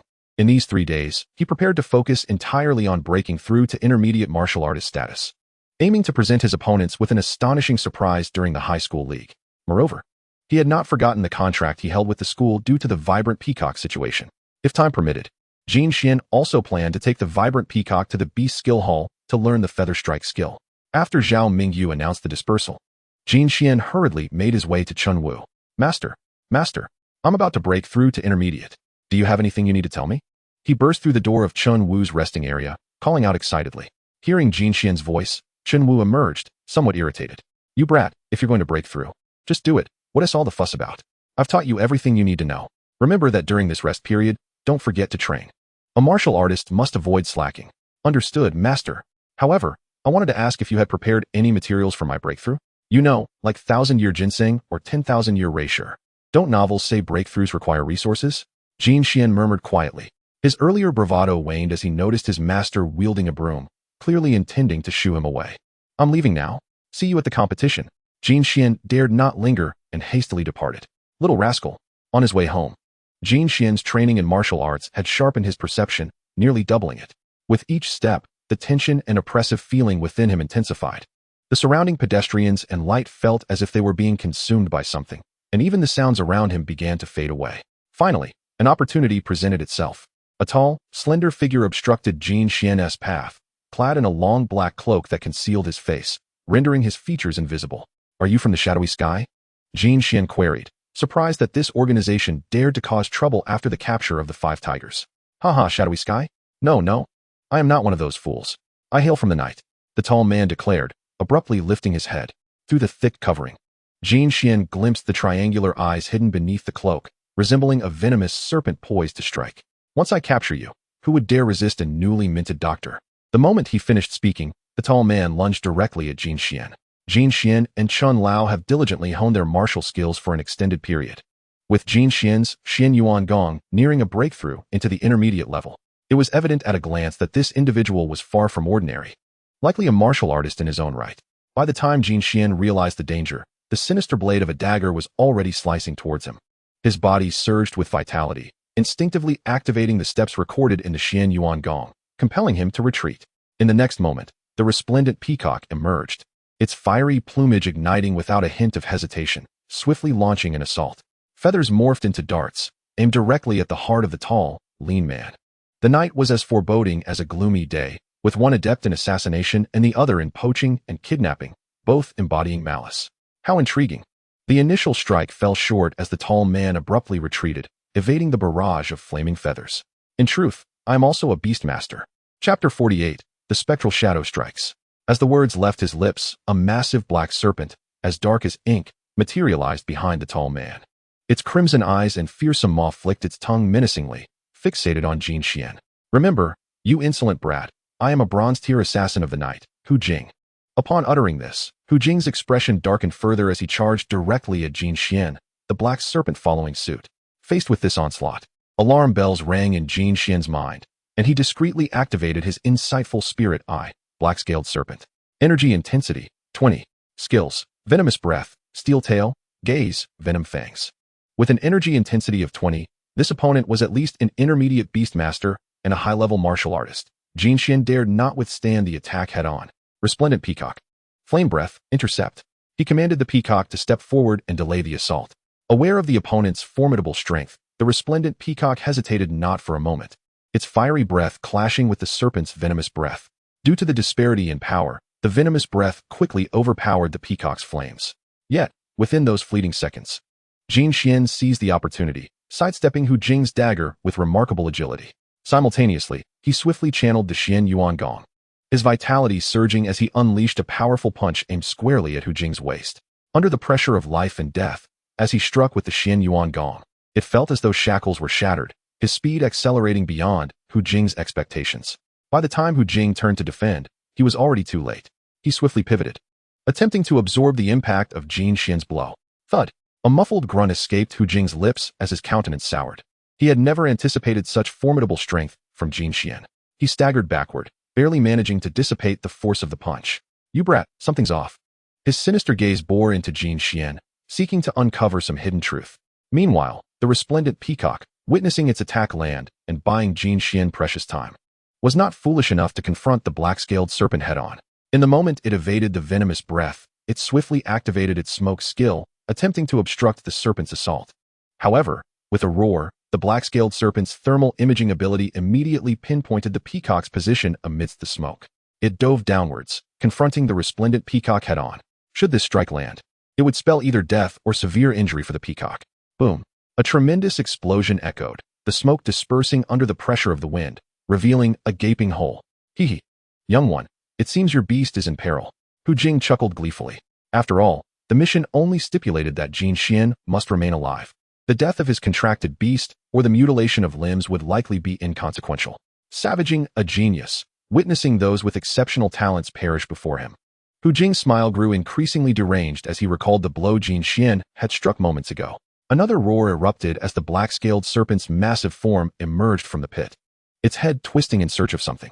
The fact that its attack had missed was intolerable, fueling its rage further. Noticing the serpent's current behavior, which had failed to strike Jin Xian, Hu Jing's brow furrowed. There was something distinctly unsettling about the situation. His instincts as a seasoned assassin warned him that something terrifying was observing him. Cackling laughter echoed ominously through the alley. At the sound, Hu Jing instinctively retracted his Beastmaster seed, commanding the black-scaled serpent to flee. However, as soon as the seed was summoned, A dagger forged from dark energy sliced towards the serpent's vital spot. Thud! The sound of the blade piercing flesh reverberated. The black-scaled serpent, once so formidable, was severed in an instant. Hu Jing tasted blood in his mouth, a surge of reverse chi forcing him to expel it, while the Beastmaster seed in his hand cracked and splintered. Jin Xian gazed intently at the spectral Beastmaster that had appeared before him, the spectral shadow. Energy intensity, 50, elite. Skills, Shadow Blade, Shadow Strike, Shadow Escape, Dark Sphere. The array of luxurious skills and formidable power sent shivers down Jin Xian's spine, while simultaneously filling him with gratitude for the spectral shadow's intervention on behalf of the resplendent peacock. As he observed the shadow lingering behind him, the proud peacock's eyes gleamed with desire. With the spectral shadow present, the threat from the night organization diminished significantly, allowing Jin Xian to ease his tension. Someday, we too shall attain such strength, he encouraged himself, gently stroking the peacock's feathers, turning his attention back to Hu Jing. Witnessing the demise of his beast and the shattering of his Beastmaster seed, coupled with the looming presence of such a powerful adversary, Hu Jing's instinct was to flee. What injuries he bore were of no consequence compared to his own life. Yet, just as he made to escape, countless shadows surged from the ground, enveloping him entirely. He transformed into a black cocoon, immobilized. In the next moment, the spectral shadow waved its hand lightly, and a black hole materialized beneath the large cocoon, drawing Hu Jing into its depths. Thank you. Jin Xian marveled at the spectral shadow's strength while expressing his gratitude. However, the next move of the spectral shadow left him utterly astounded.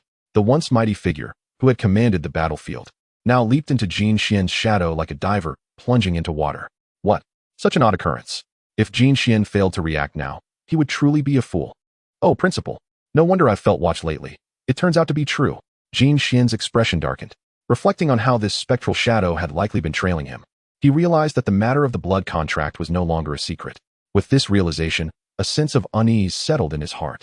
Even if the spectral shadow meant no harm and sought only to protect him, he felt as though he had lost control. This is not good at all. It feels as if I'm being held by the throat, Jin Xian muttered softly. Unbeknownst to him, the spectral shadow, concealed within his shadow, was taking notes, already plotting its next move. Having revealed itself, it deemed it wise to reappear, but not before ensuring that Jin Xian would provide it with some delectable treats. Jin Xian offered the energy potion crafted from the vibrant peacock and the dark water elephant, a scent so enticing it could tempt anyone. The phantom spirit had evidently set its sights on Jin Xian's energy elixirs. Just a moment prior, Jin Xian had been lost in his own thoughts, but in the next instant, his spirit was rekindled. After all, the principal hadn't called upon him. Who wouldn't feign ignorance in such a situation? Retrieving the vibrant peacock, he prepared to head home. As for the Dark Knight Organization's copper-plated assassin, Hu Jing, who cared? Simultaneously, Jin Xian felt a tinge of curiosity about what kind of hornet's nest his father had stirred up. Chapter 49, Mastering Feather Strike. Before long, Liang Yong received news from Jin Xian. Rest assured, young Jin Xian will handle the Dark Knight Organization and the people from Overcast. Even through the phone, Jin Xian could sense Liang Yong's indignation. After exchanging a few pleasantries, he thought little of it and readied himself to return home. His encounter with Hu Jing had made him aware of his impending breakthrough in martial arts. He needed to consolidate his gains. Additionally, he sought a reliable Beastmaster skill instructor for the vibrant peacock's feather strike technique. During this period, the commissions he had completed on the Beast Breeder software were sufficient for him to purchase skills for the vibrant peacock. Notably, the breeding platform featured a section recommending Beastmaster skill instructors, as skill instructors were considered a unique branch within the breeding community. After perusing the promotional materials and the overwhelmingly positive reviews, coupled with reasonable pricing, Jin Xian arranged a meeting time with the instructor and began to solidify his martial arts foundation. As for the incident of being attacked, he chose not to disclose it to his parents. With him being the only Beastmaster in the household, revealing such matters would only add to their worries. The next day, upon arriving at the agreed-upon location with the Beastmaster skill instructor, a melodious voice called from behind, "Little brother, are you the level 1 breeder seeking to learn Feather Strike?" As Jin Xian awaited, he turned to find a youthful and vibrant young lady before him. "Hello, you may call me Qin Lan." Noticing Jin Xian's momentary daze, Qin Lan's lips curled into an alluring smile, exuding confidence in her charm. "Greetings, I am Jin Xian, and I have an appointment with you." To Qin Lan's surprise, Jin Xian quickly regained his composure and stepped forward to greet her. His demeanor and the clarity in his gaze elevated her impression of him considerably. "All right, you understand the rules, right? The training ground fees are the responsibility of the one placing the order. Despite Jin Xian's favorable first impression, she wouldn't risk losing out on financial matters. Yes, I have already booked the training ground, Jin Xian replied while leading the way. In the global era of beast mastery, major shopping centers and training facilities offered corresponding battle arenas and skill training rooms. It didn't take long for Jin Xian and Qin Lan to reach the designated training ground, which operated on a time-based fee system. Jin Xian had no intention of wasting time. After all, every moment equated to money. Since Feather Strike was a well-known aerial skill, the training facility chosen by Jin Xian was primarily designed for aerial techniques, with all furnishings and energy levels tailored to flying skills. He quickly summoned the vibrant peacock and instructed it to follow Qin Lan's guidance. With the peacock's proud demeanor, Jin Xian found a spot to practice his own martial arts. Qin Lan was thoroughly pleased with Jin Xian's hands-off approach, as she detested those who meddled in areas they didn't understand. Before long, Qin Lan entered the training mode of a Beastmaster skill instructor and summoned her contracted beast. When a majestic avian creature, measuring 3 meters in height with an 8-meter wingspan, appeared, Jin Xian immediately took notice. Beast, Storm Eagle. Energy activity level, 30, high-level beast. Skills, Feather Strike. Eye of the Storm, Storm Body, Storm Bind, Steel Wings. Traits, critical hit, increases hit rate of skills, making it easier to strike the opponent's weaknesses. A series of extravagant skills, combined with a level 30 status, showcased the prowess of this young lady, appearing to be in her early 20s. Yet possessing such formidable strength left him astounded. After a moment of surprise, he quickly regained his composure, deducing her likely origins. Such gifted individuals in Xia City could only originate from one institution, Xia City Beastmaster University. Storm Eagle, demonstrate the Feather Strike skill. Qin Lan promptly commanded her beast to showcase the skill to the vibrant peacock. As her words fell, the Storm Eagle comprehended its task, gracefully executing the Feather Strike technique in slow motion. From energy mobilization to the flow of energy, the degree of energy condensation, and ultimately the skill-less potency. A meticulous demonstration unfolded, as the Storm Eagle's wings transformed into blades resembling forged steel, slicing through the air with a fierce grace. Even the 2-meter-high boulder used for the demonstration was shattered under the force of the Feather Strike, leaving the vibrant peacock momentarily stunned. Following this, Qin Lan meticulously deconstructed the skill. Having witnessed the Storm Eagle's might and recalling the terror from the prior day, the vibrant peacock was eager to grow stronger. Sparing no effort, it began to attempt gathering energy into its wings, condensing and failing, only to try again, as Qin Lan pointed out areas for improvement. The progress in skill acquisition soared. Through his insightful spirit eye and the contract bond, Jin Xian discerned that the information regarding the Feather Strike skill had begun to take shape within the vibrant peacock's records. Once this information fully crystallized, the vibrant peacock would have effectively mastered the foundational elements of the Feather Strike skill, and its subsequent applications would enhance its potency, allowing it to learn independently without relying solely on a Beastmaster skill instructor. Jin Xian silently mused that the 500,000 spent was proving worthwhile. Compared to the initial pang of regret, he now felt quite satisfied. Simultaneously, he began contemplating the vibrant peacock's flame bath skill. In Xia City, there were few Beastmaster skill instructors proficient in this skill. It was rumored that many resided in the Fire City in the northwest, where prices were reasonable. Yet the distance was quite daunting. Traveling there would require considerable effort, and his current finances were insufficient for intercity or interprovincial travel. However, there was still a chance to learn this skill in advance by placing in the top 3 of the high school Beastmaster competition, as the city would sponsor skill training for the team members. 3 hours later, upon checking the vibrant peacock skill information, a clear record of the Feather Strike skill had emerged. Its wings, akin to dual axes, engaged in a formidable exchange of feather strikes against Qin Lan's Storm Eagle, exhibiting an impressive vigor. Excellent, excellent, excellent. In quick succession, Jin Xian could feel the vibrant peacock stamina was still abundant. With minimal consumption, strong endurance, and great power. These were the advantages of Feather Strike. Its only drawback could be considered its short range, as long as it faced similarly leveled opponents in close combat. The vibrant peacock now feared no prolonged exchanges. Its advantages would be magnified in the high school Beastmaster competition. Little brother, your session has concluded. Please leave a 5-star review. Qin Lan cheerfully chimed, retracting her Storm Eagle. All right, thank you, Sister Qin Lan. Jin Xian swiftly confirmed the order and began composing a 5-star review, eager to avoid offending a talented student from Xia City Beastmaster University.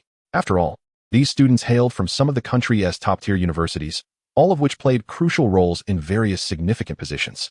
What large multinational corporations, Beastmaster Division, Education Division, Breeder Alliance, and so forth.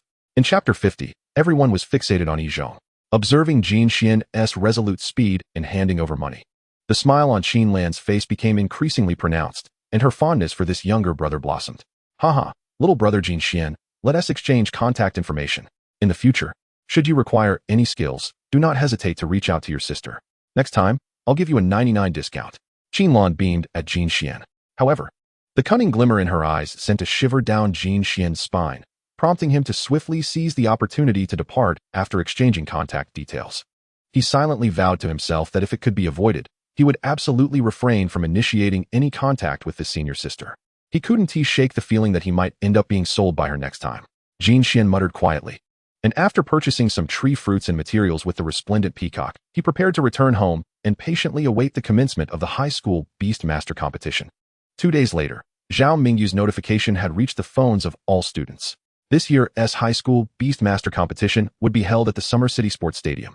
Official team members were to gather at the school gate by 8 a.m. the next morning, as the school would arrange for everyone to enter the competition venue collectively. Following this message, there was a deluge of discussions and fervent exchanges. Finally, at long last, it was beginning. You have no idea how I've endured this time. The torment is over. A torrent of messages continuously evoked a not-so-pleasant memory, and as Jin Xian perused the chat records, his interest in the high school Beastmaster competition was thoroughly ignited. Resplendent peacock, Xian Shui elephant, let us give it our all. Jin Xian smiled as he affectionately stroked the feathers of the resplendent peacock.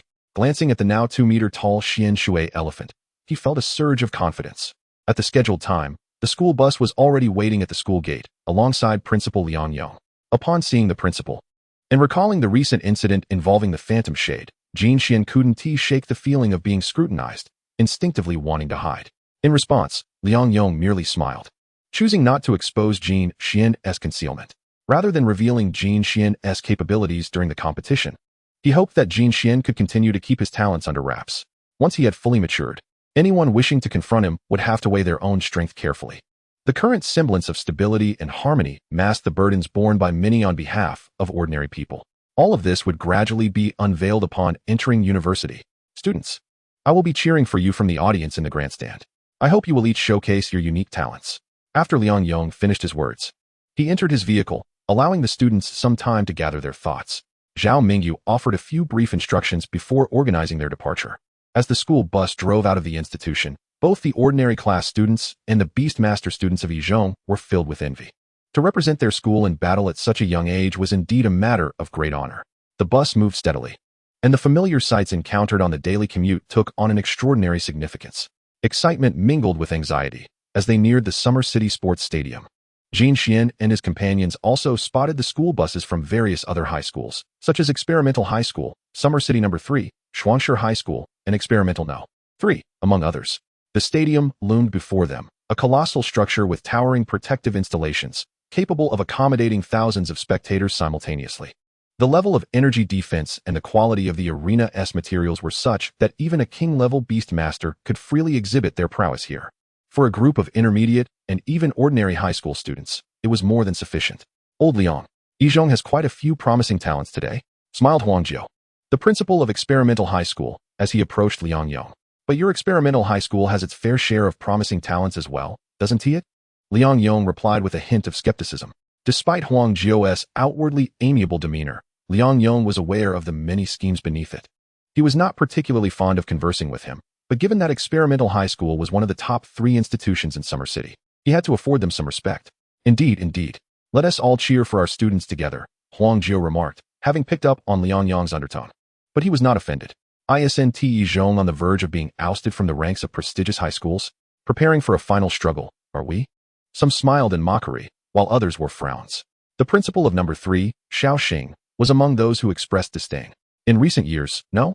3's strength had significantly improved, making them a likely candidate to replace Yizhong as a prestigious high school.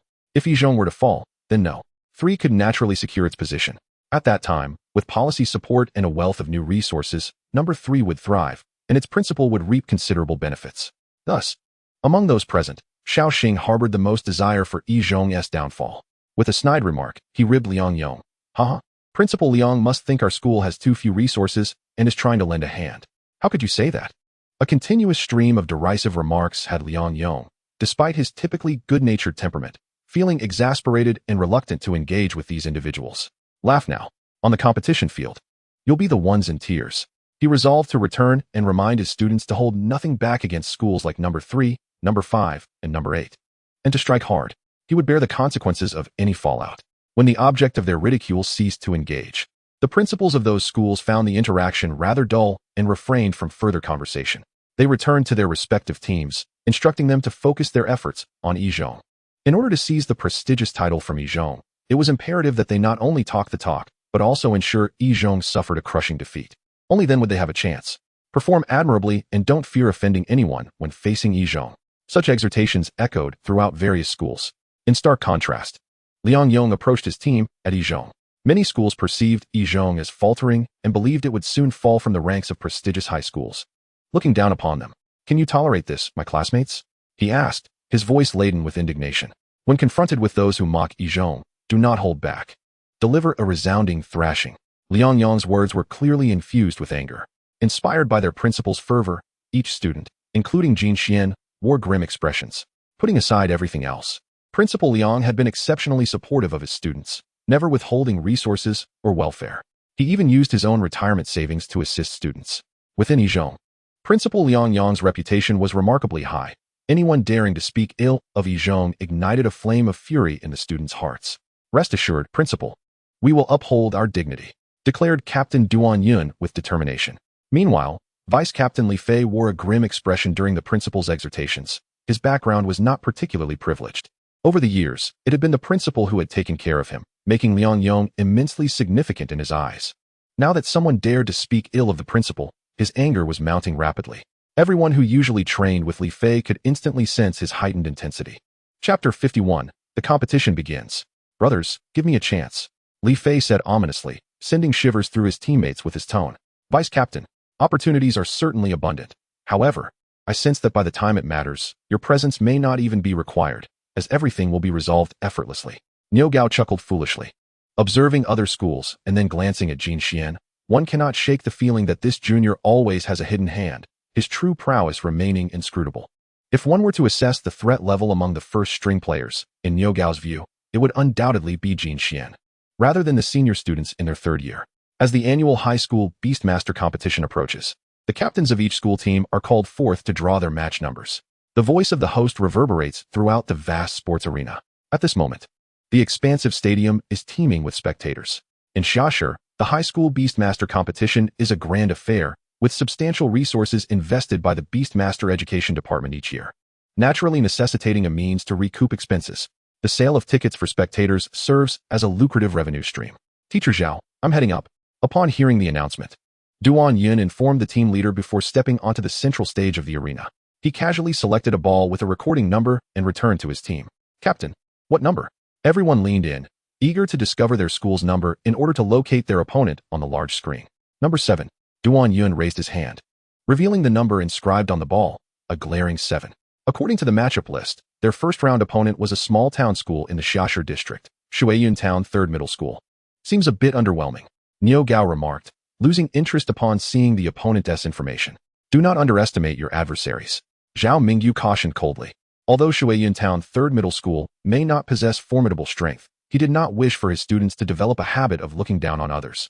Moreover, the awakening of Beastmasters is wholly reliant on talent and luck. It is entirely possible that they might produce an extraordinary genius this year. Upon hearing Teacher Zhao's words, Niu Gao refrained from underestimating others, settling down in the waiting area to appreciate the preceding battles while searching for Shuiyun 3rd Middle School, eagerly anticipating the competition's commencement. It must be said that the alteration of rules has ushered in a fresh wave of change throughout the competition. Observing competitors either seeking refuge from potential collateral damage or coordinating with their beasts to confront opponents has significantly enhanced both the spectacle and enjoyment compared to previous years.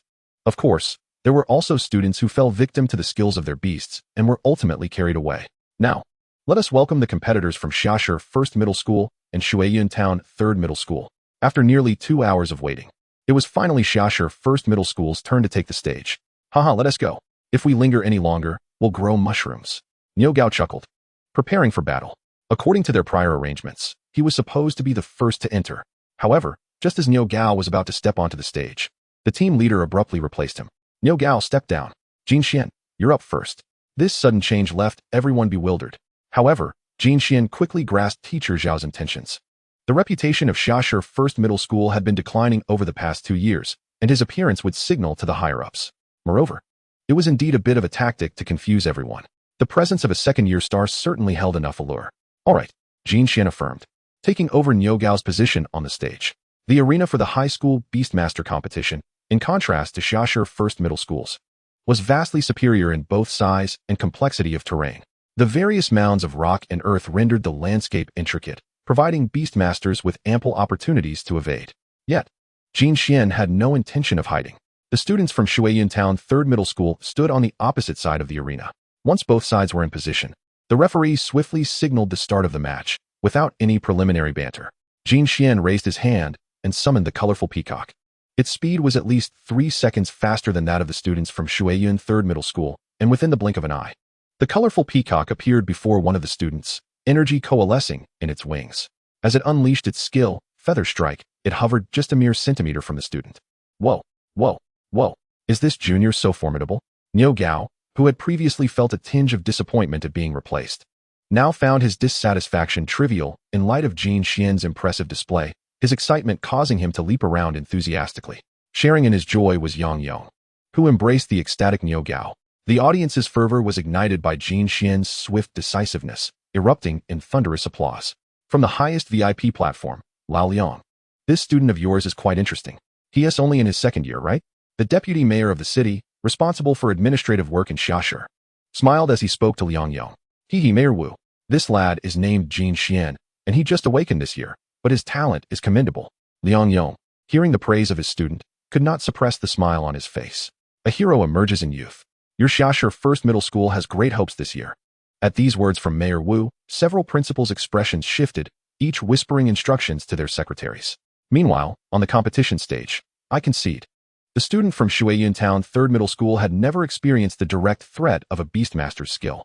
If he delayed even a second longer, he felt the feather strike from the colorful peacock would surely strike him down. Xiashi First Middle School earns 1 point. Upon hearing the concession from Shuiyun Town Third Middle School, the referee promptly advanced the competition. Jin Xian, in turn, recalled his beast. Following this, Shuiyun Town Third Middle School immediately dispatched their second competitor. Although they were aware of the uphill battle ahead, there was a significant difference between acknowledging defeat and cowering in fear. With the city leaders observing, conceding outright would only further diminish the already modest reputation of their small-town school. Thus, they had no choice but to proceed. On Xiaxi's side, team leader Zhao Mingyu merely signaled for Jin Xian to continue competing, recognizing the lad's capability. From Shuiyun Town Third Middle School, the vice-captain Lu Yun, I beg your guidance. Lu Yun jumped onto the stage, confronting Jin Xian. From Xiashi First Middle School, the second-year student Jin Xian, I beg your guidance as well. Since Lu Yun had initiated introductions, Jin Xian could hardly refuse. As both competitors took their positions, the referee once again indicated for the match to continue. When the signal to commence the battle was given, both Lu Yun and Jin Xian summoned their respective beasts without hesitation. In terms of speed, while Jin Xian still maintained a slight edge, it did not reach the astonishing levels displayed in the first match. Colorful Peacock, Flame Feather. Jin Xian altered his initial skill as Lu Yun had witnessed the colorful peacock's prowess in the previous match. Swift Wind Wolf, Windblade. Lu Yun commanded his Swift Wind Wolf to unleash its skill while swiftly seeking cover, not wishing to repeat the fate of the first battle. Chapter 52, 1 against 5.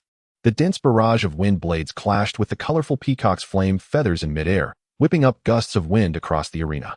Both the Swift Wind Wolf and the colorful peacock attacked with a tentative approach. Since neither side could gain a distinct advantage, there was no need for a prolonged stalemate.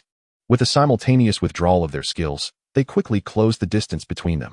The colorful peacock launched its feather strike, its wings resembling 2 massive axes, slicing through the air with ferocity. Meanwhile, the Swift Wind Wolf, its claws shimmering with white light, unleashed the skill-shredding wind claw.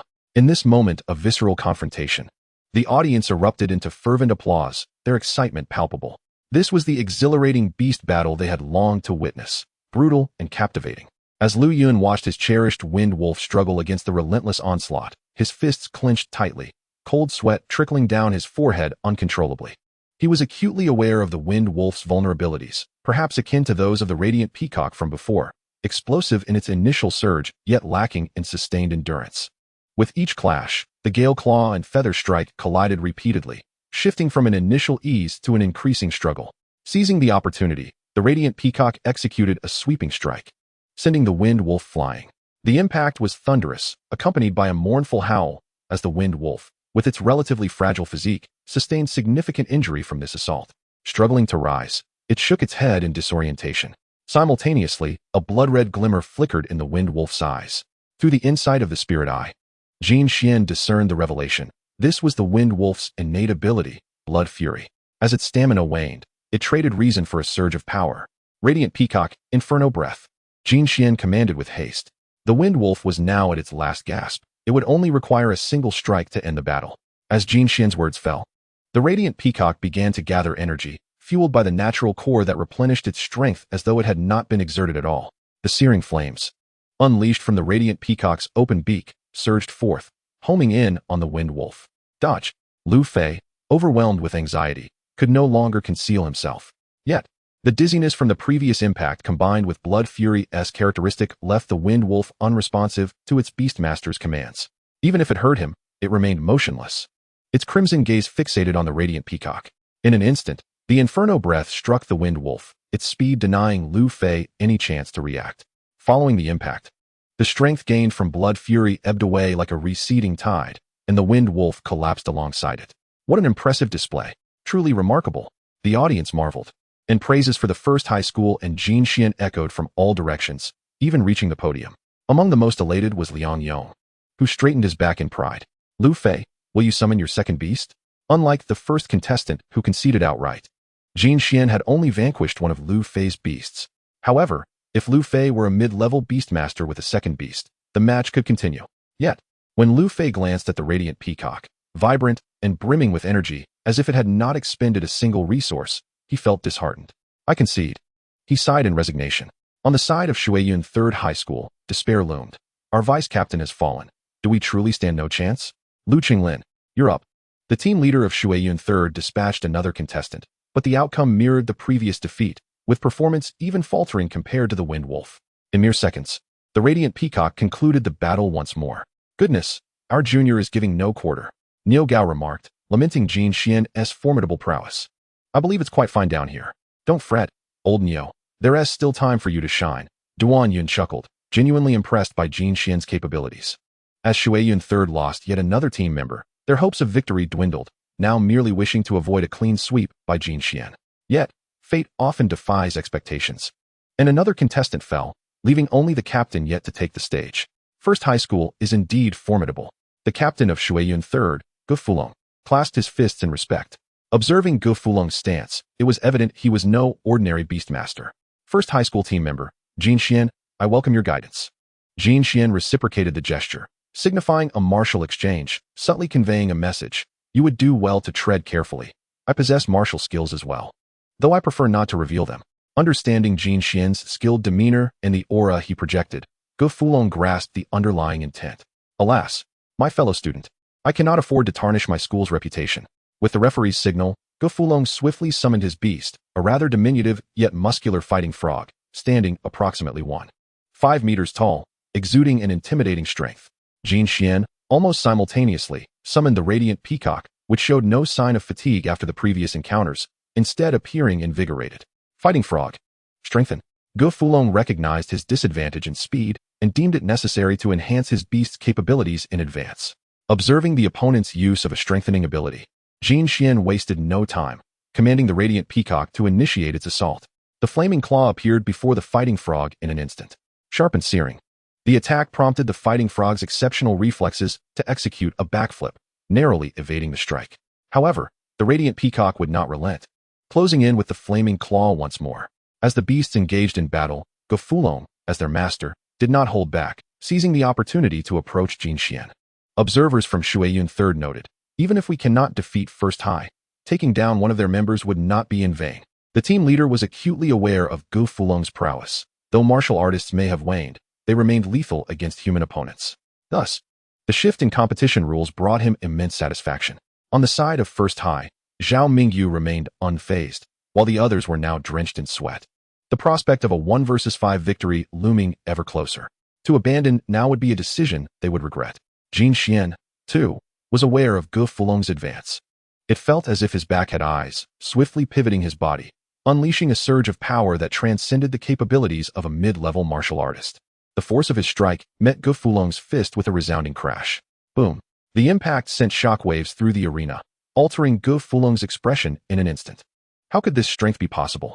He struggled to accept the reality of the situation.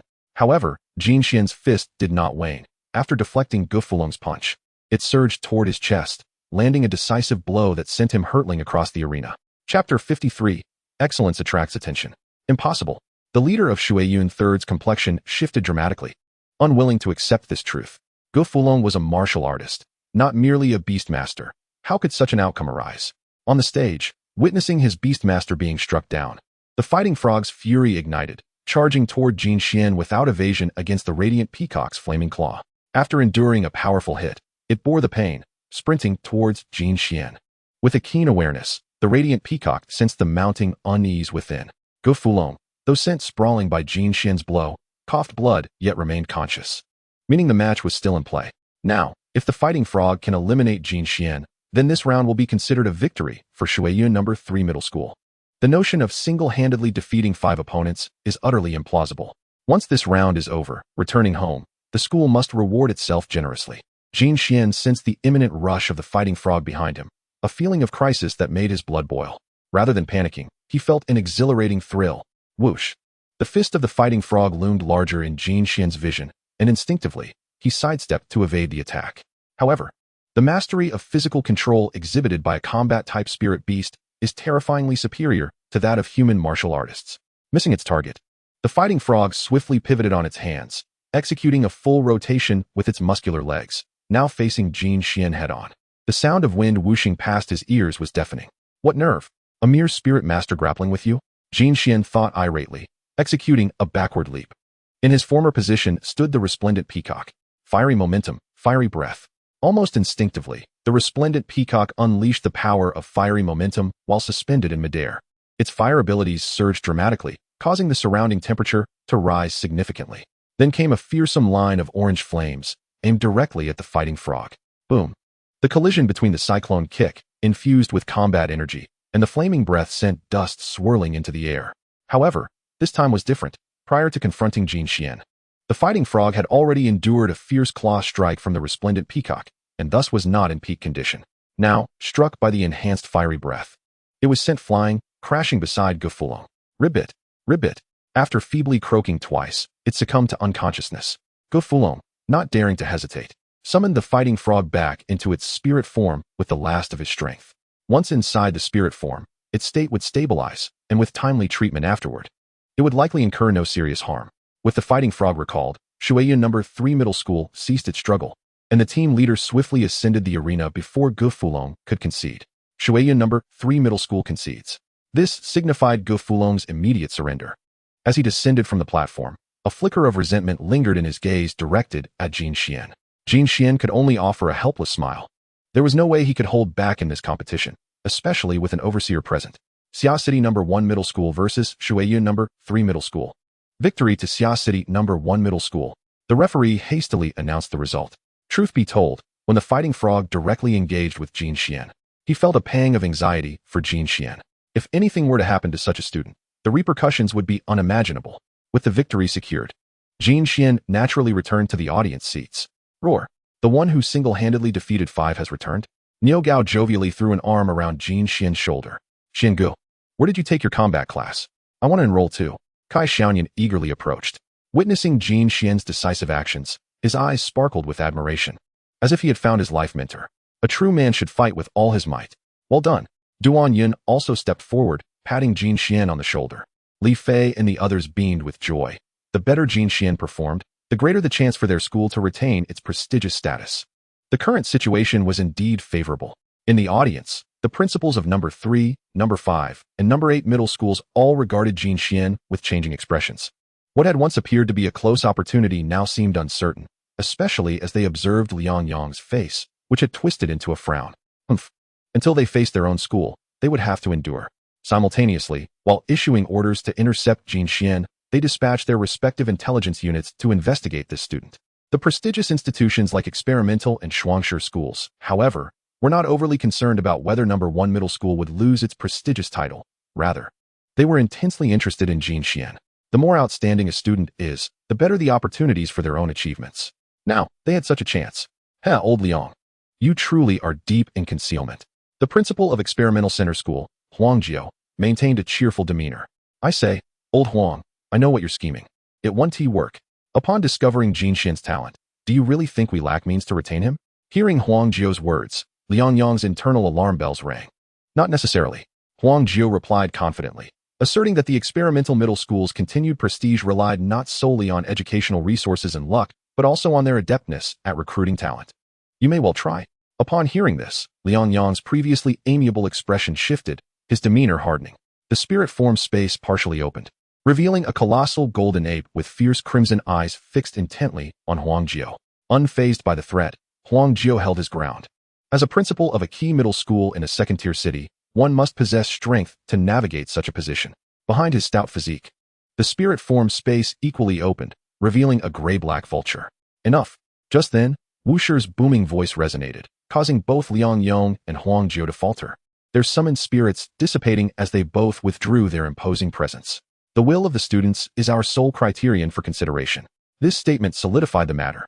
Yet Huang Jiao's confidence remained unshaken. Perhaps I should extend special treatment to this young lad, Jin Xian. Liang Yang also contemplated this in silence.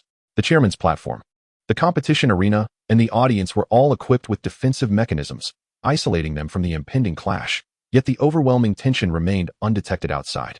After the conclusion of No. 1 middle school's match, even though there were no further matches for them this year, no one left their seats.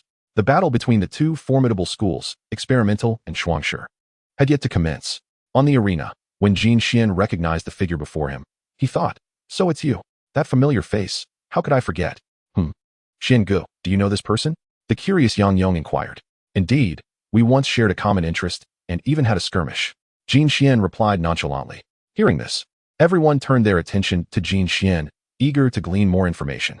Chapter 54. The competition continues. Even the team leader Zhao Mingyu looked to Jin Xian, acknowledging that in terms of intelligence gathering, number 1 middle school was indeed lagging behind other institutions. At least, this was how Zhao Mingyu perceived it. Other schools boasted dedicated intelligence departments, while number 1 middle school lacked such resources.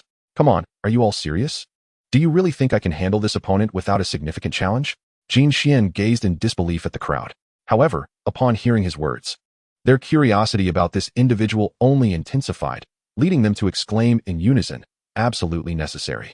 In response, Jin Xian briefly recounted the events encountered in the secret realm. It was said that Jin Xian had once managed to defeat 2 spirit beasts using only his resplendent peacock.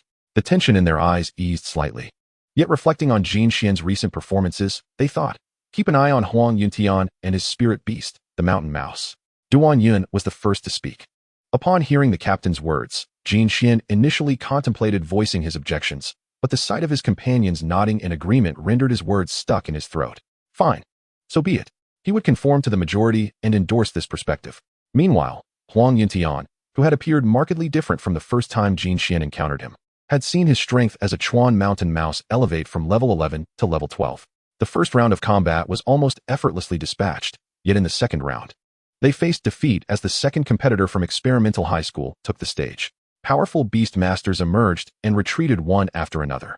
Although they did not perform an impressive feat like Jin Xian's 1 vs 5 display, no one dared to underestimate the combatants in this arena. Gradually, the day's battles approached their conclusion, and Zhao Mingyu had amassed a substantial collection of data, which would serve as a significant reference for the subsequent arrangement of combat sequences. To ensure they did not miss any matches, the first high school had procured accommodations for all team members in a hotel near the stadium. After returning to the temporary meeting place at First High School, Duan Yun immediately sought out Zhao Mingyu. Teacher, do we stand a chance in this competition? He inquired. Not to mention the old established schools like Experimental High School and Shuangshi High School. According to the current competition flow, barring any unforeseen events, we will encounter 5th High School in the 3rd round. Zhao Mingyu's words, coupled with the principal's earlier admonitions, indicated that 5th High School was also a formidable adversary, keeping a watchful eye on 1st High School. After observing the day's proceedings, Zhao Mingyu felt confident that if the opposing team had no hidden aces up their sleeves, defeating them should not pose a significant challenge. Haha, teacher. Winning against 5th High School isn't merely our goal. We must secure a resounding victory. Duan Yun replied with a grin, though he had already devised his own plans. For he was not a person of gentle temperament. 5th High School, just wait for your reckoning. Li Fei chimed in ominously. Hey, why does it feel like our school is the villain here? Jin Xian whispered to Yang Yong. Xian Gu, I share that sentiment. But considering our opponent is 5th High School, I believe we can afford to be a bit more ruthless. Yang Yong pondered seriously upon hearing Jin Xian's remark. Indeed, that's the spirit, brother. Jin Xian chuckled as he patted Yang Yong on the shoulder, feeling that the principal was quite favorable towards him. After a brief discussion regarding their strategies, everyone returned to their respective rooms. Once in his domain, Jin Xian promptly checked the hotel's surveillance cameras. He had heard rumors that some schools secretly installed cameras in hotel rooms to gather information on students. After a thorough inspection yielded no findings, Jin Xian summoned the Radiant Peacock and the Mystic Water Elephant. Thankfully, due to the universal Beastmaster phenomenon, the design of hotel rooms had been enhanced to accommodate larger beasts. Otherwise, it would have been challenging to accommodate the Mystic Water Elephant, which stood 2 meters tall. The Radiant Peacock appeared diminutive in comparison. Upon seeing Jin Xian, the Mystic Water Elephant's lively eyes resembled crescent moons, affectionately nudging Jin Xian with its trunk. All right. Haha. That tickles. Jin Xian laughed, realizing that the creature had grown slightly extroverted during their time together. It did not enjoy being alone for extended periods. However, given its size, even occasional outings were impractical, whether at school or in the city. Only at home or when alone could Jin Xian allow it to come out, which left him somewhat vexed. Fortunately, there was a solution within the Beastmaster skills. There existed a technique known as size adaptation. Mastering it would not only significantly enhance the Mystic Water Elephant's combat prowess, but also allow Jin Xian to control its size at will, effectively resolving the current predicament. However, acquiring this skill was no simple task. Beastmaster skill practitioners could only obtain it by absorbing the core of a size adaptation monster, or through the exceedingly rare skill crystals found even in secret realms. The Mystic Water Elephant seemed to sense the situation, displaying a hint of melancholy, which tugged at Jin Xian's heart. He comforted it, saying, there will be a solution. Nevertheless, the Mystic Water Elephant was naturally optimistic. In the blink of an eye, it had forgotten its earlier discontent and began requesting energy potions from Jin Xian. Sigh. Fine, here you go. Jin Xian replied exasperatedly. Yet he found the little creature quite endearing. As he handed the energy potion to the Mystic Water Elephant, he gently stroked its skin, which felt like flowing water. He too began to anticipate the match the following day. The next day, following the first round of eliminations, the number of teams present had halved, and what once required an entire day to schedule was now progressing at an accelerated pace. Before long, it was 1st High School's turn to compete. Facing off against Zhangshui No. 3 High School, a school under the jurisdiction of Xia City, Zhao Mingyu again chose to send Jin Xian into battle, encouraging him to showcase his abilities. Compared to their opponents from the previous day, today's school displayed a notable improvement in strength. After dispatching Zhangshui City's 3rd competitor, Jin Xian clearly observed that the Radiant Peacock was experiencing considerable fatigue and opted to withdraw. This decision garnered considerable approval from the leaders seated at the podium. Zhangshui No. 3 High School, 3rd-year vice-captain, Bai Feng. Bai Feng uttered these words with an evident lack of confidence. To Zhangshui No. 3 High School, Jin Xian resembled an overwhelming adversary, shattering their self-assurance. Thus, even with their vice-captain taking the stage, he appeared less than confident against 1st High School's other competitors. 1st High School, 3rd year Niu Gao. Upon hearing the hesitant tone from his opponents, Niu Gao amplified his own confidence, allowing his imposing presence to overshadow theirs. Observing from the podium, the principal of Zhangshui No. 3 High School felt veins throbbing on his forehead, his frustration growing with each passing moment. He directed his ire at the team leader, yet dared not express it openly in front of so many distinguished guests, swallowing his anger instead. Chapter 55, Li Fei vs. Qianming. In contrast, on the competition stage, Niu Gao, the stout water buffalo, made a formidable entrance, exhaling clouds of vapor through its nostrils, projecting an impressive aura. Opposite him, the pristine white snow leopard glided into view, graceful and ethereal, its strength equally formidable. Jin Xian, seated in the audience, activated his keen insight. Snow Mountain Cold Leopard. Energy Intensity, 14. Trait, Snow Veil. In snowy conditions, it can blend with its surroundings, significantly enhancing its evasion rate. Skills, Snowfall, Claw Attack, Charge, Cold Breath. Upon witnessing the arrival of the Snow Mountain Cold Leopard, Niu Gao understood that the odds were not in his favor, yet he noticed Bai Feng's anxious demeanor. The method to victory crystallized in his mind. A surprise attack was their sole chance. As the referee's signal was given, Niu Gao commanded his beast to charge forth. Stout water buffalo lunge. A terrifying glow surged from its massive horns, fueled by Jin Xian's oppressive presence. Bai Feng's initial instinct was that Niu Gao's strength had significantly increased, rendering him momentarily unresponsive. On the podium, the principal of Zhangshui No. 3 High School, upon seeing Bai Feng's expression, felt a wave of despair wash over him. In contrast, Liang Yong from First High School could not contain his amusement. What's the rush? We've only just begun. Suddenly confronted by Liang Yong's scathing remark, Feng Tian, the principal of Zhangshui No. 3 Middle School, inwardly cursed, realizing that he was at a disadvantage and could not express his irritation in front of so many leaders. Returning to the arena, the blunt-horned water buffalo launched a fierce charge, swiftly closing in on the Snow Mountain Cold Leopard of Bai Feng. Although it lacked the upper hand in level and strength, the element of surprise, coupled with the influence of its Beastmaster, momentarily caught the Snow Mountain Cold Leopard off guard. It glanced back at Bai Feng, puzzled by the lack of commands. The buffalo's horns now resembled a colossal sword, thrusting forward with unrelenting force. With a pained howl, the Snow Mountain Cold Leopard was hurled backward, its hind legs bearing 2 gruesome wounds, from which blood gushed forth, staining the arena crimson. It was only upon witnessing this dire situation that Bai Feng realized he had been deceived, and a surge of fury ignited within him. Overwhelmed by rising shame, he was compelled to retaliate with fury. Amidst the flurry of snowflakes, the Snow Mountain Cold Leopard, despite its momentarily impaired actions, promptly executed its Beastmaster's command. With a resonant roar, a flurry of downy snowflakes enveloped the arena, the chill rapidly intensifying.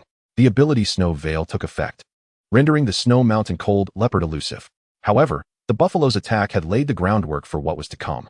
The penetrating injury on the leopard's hind leg was a flaw that the Snow Veil could not mask. The moment of opportunity had arrived. Niu Gao sensed that the scales of victory were beginning to tip in his favor. Blunt-horned water buffalo, earthquake.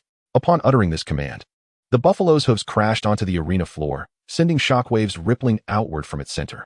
The ground trembled, rocks and dust cascaded, obscuring the snowflakes. And the Snow Veil was abruptly interrupted, revealing the Snow Mountain Cold Leopard's form. Had it been at its peak, the Snow Mountain Cold Leopard's speed would have remained unaffected. Spotting the vulnerability, the buffalo's horns transformed into a formidable sword, hurtling towards the leopard with terrifying momentum. This assault was unlike the previous one. It was the final straw that broke the camel's back. The Snow Mountain Cold Leopard could no longer withstand the onslaught, and in an instant, it succumbed to defeat. Though the advantage lay with him, Bai Feng was seized by regret. Had he maintained a steadier mindset and not been swayed by Jin Xian, the outcome might have been different. Now, to prevent the Snow Mountain Cold Leopard from facing a life-threatening injury, he had no choice but to withdraw it from battle. The referee announced, "Does Zhangshui No. 3 Middle School wish to send out a second beast?" Faced with this inquiry, Bai Feng's expression was one of profound melancholy. As a Beastmaster emerging from a small town, all his resources had been invested in the first beast, the Snow Mountain Cold Leopard. The second beast, barely at level 3, was no match for the blunt-horned water buffalo. "I concede," he gritted through clenched teeth. The referee continued, "Does Zhangshui No. 3 Middle School wish to send out the 5th participant?" Bai Feng descended from the arena, casting a glance at his captain, Qianming. "Captain, this No. 1 Middle School is not as formidable as I imagined. It feels as though they placed their strongest student at the forefront to mislead us. I had heard that they had fallen from grace, but I didn't expect them to resort to such cunning tactics." Bai Feng relayed his thoughts to Qianming. "Rest assured, I will avenge you.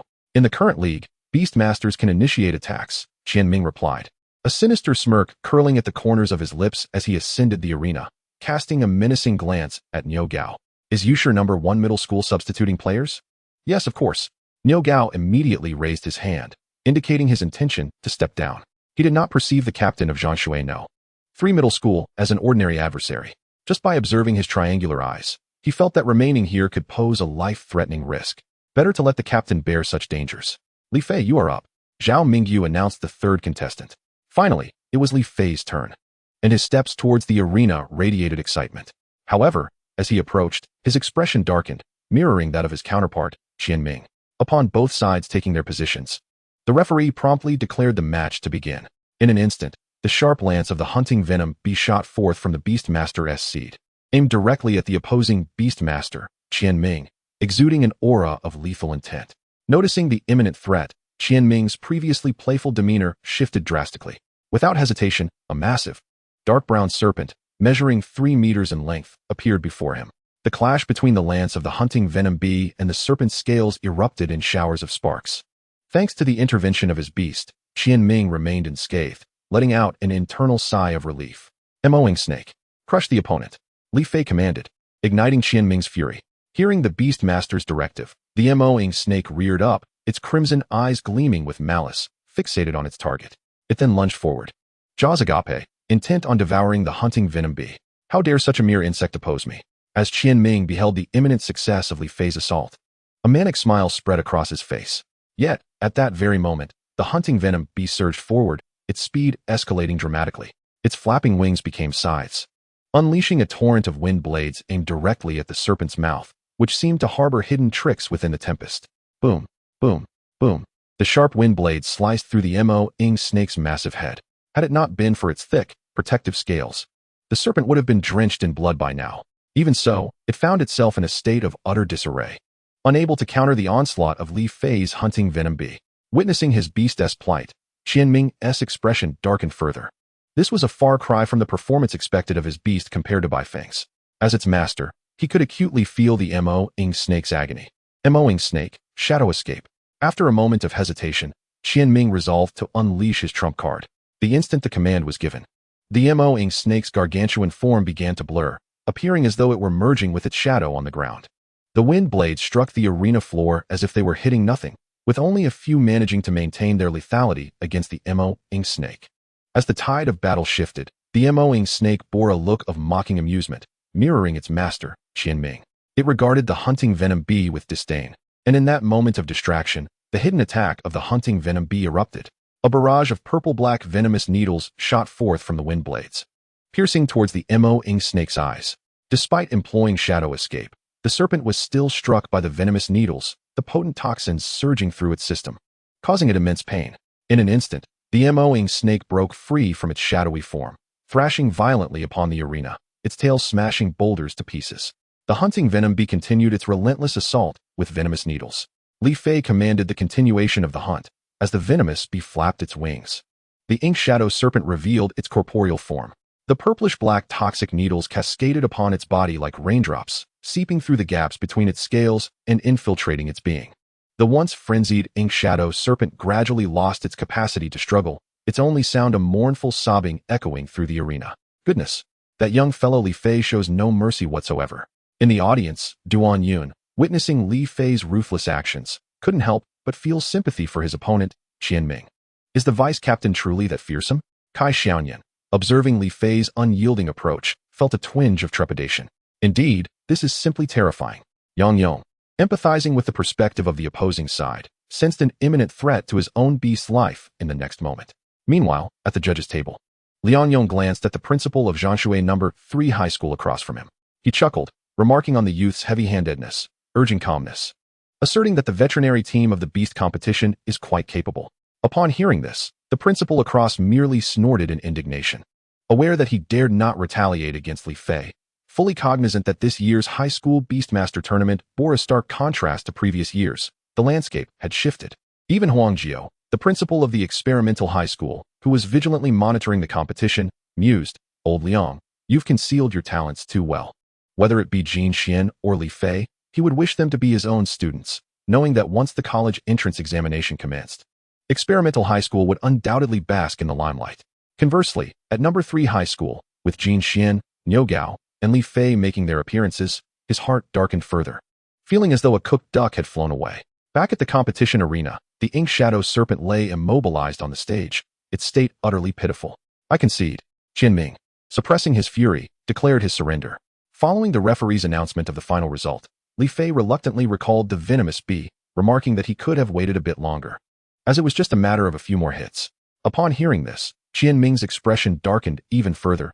Yet who would concern themselves with a defeated individual?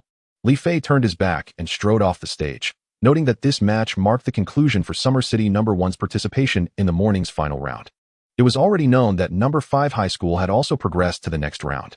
As a well-established local powerhouse in beast mastery, despite not being a key contender, its strength remained formidable. Zhao Mingyu, as the team leader, informed them of the forthcoming developments, indicating that No. 5 had been singled out for special attention by the principal. Both Jin Xian and Li Fei displayed expressions of excitement. In the nearby shadowed alley, have you gathered all the information? A group of individuals clad in black robes congregated, engaged in hushed discussions. If Jiang Hu of the Beast Control Department were to encounter these individuals, he would undoubtedly recognize them as members of the recently suppressed organization known as the Overcast Sky. After several of their hideouts had been eradicated, the remaining survivors had gathered here. Those ruffians from the Beast Control Department have inflicted significant losses upon us. We must devise a plan to cause them distress. To severely undermine their authority, one figure spoke in a sinister tone. Indeed, wouldn't it be amusing if all these so-called geniuses from the high school Beastmaster tournament were to perish? Someone suggested. You are correct.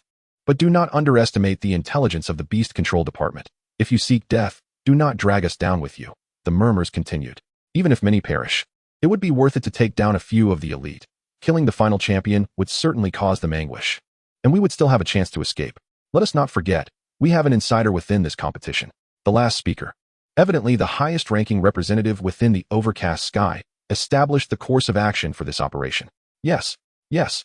The chorus of affirmations echoed as the dark figures swiftly dispersed, ensuring that even their final base would not be exposed. The competition resumed the following day. At long last, it was time for the showdown between No. 5 High School and Summer City No. 1. Lin Feng, the principal of No. 5, had naturally observed the performance of No. 1 in the preceding days. Prior to the match, he instructed his students to keep a keen eye on Jin Xian, among the members of Summer City No. 1. Apart from the yet-to-debut captain Duan Yun and the previously showcased Li Fei, this second-year student was undoubtedly among the top 3. Niu Gao, you will be the first to compete.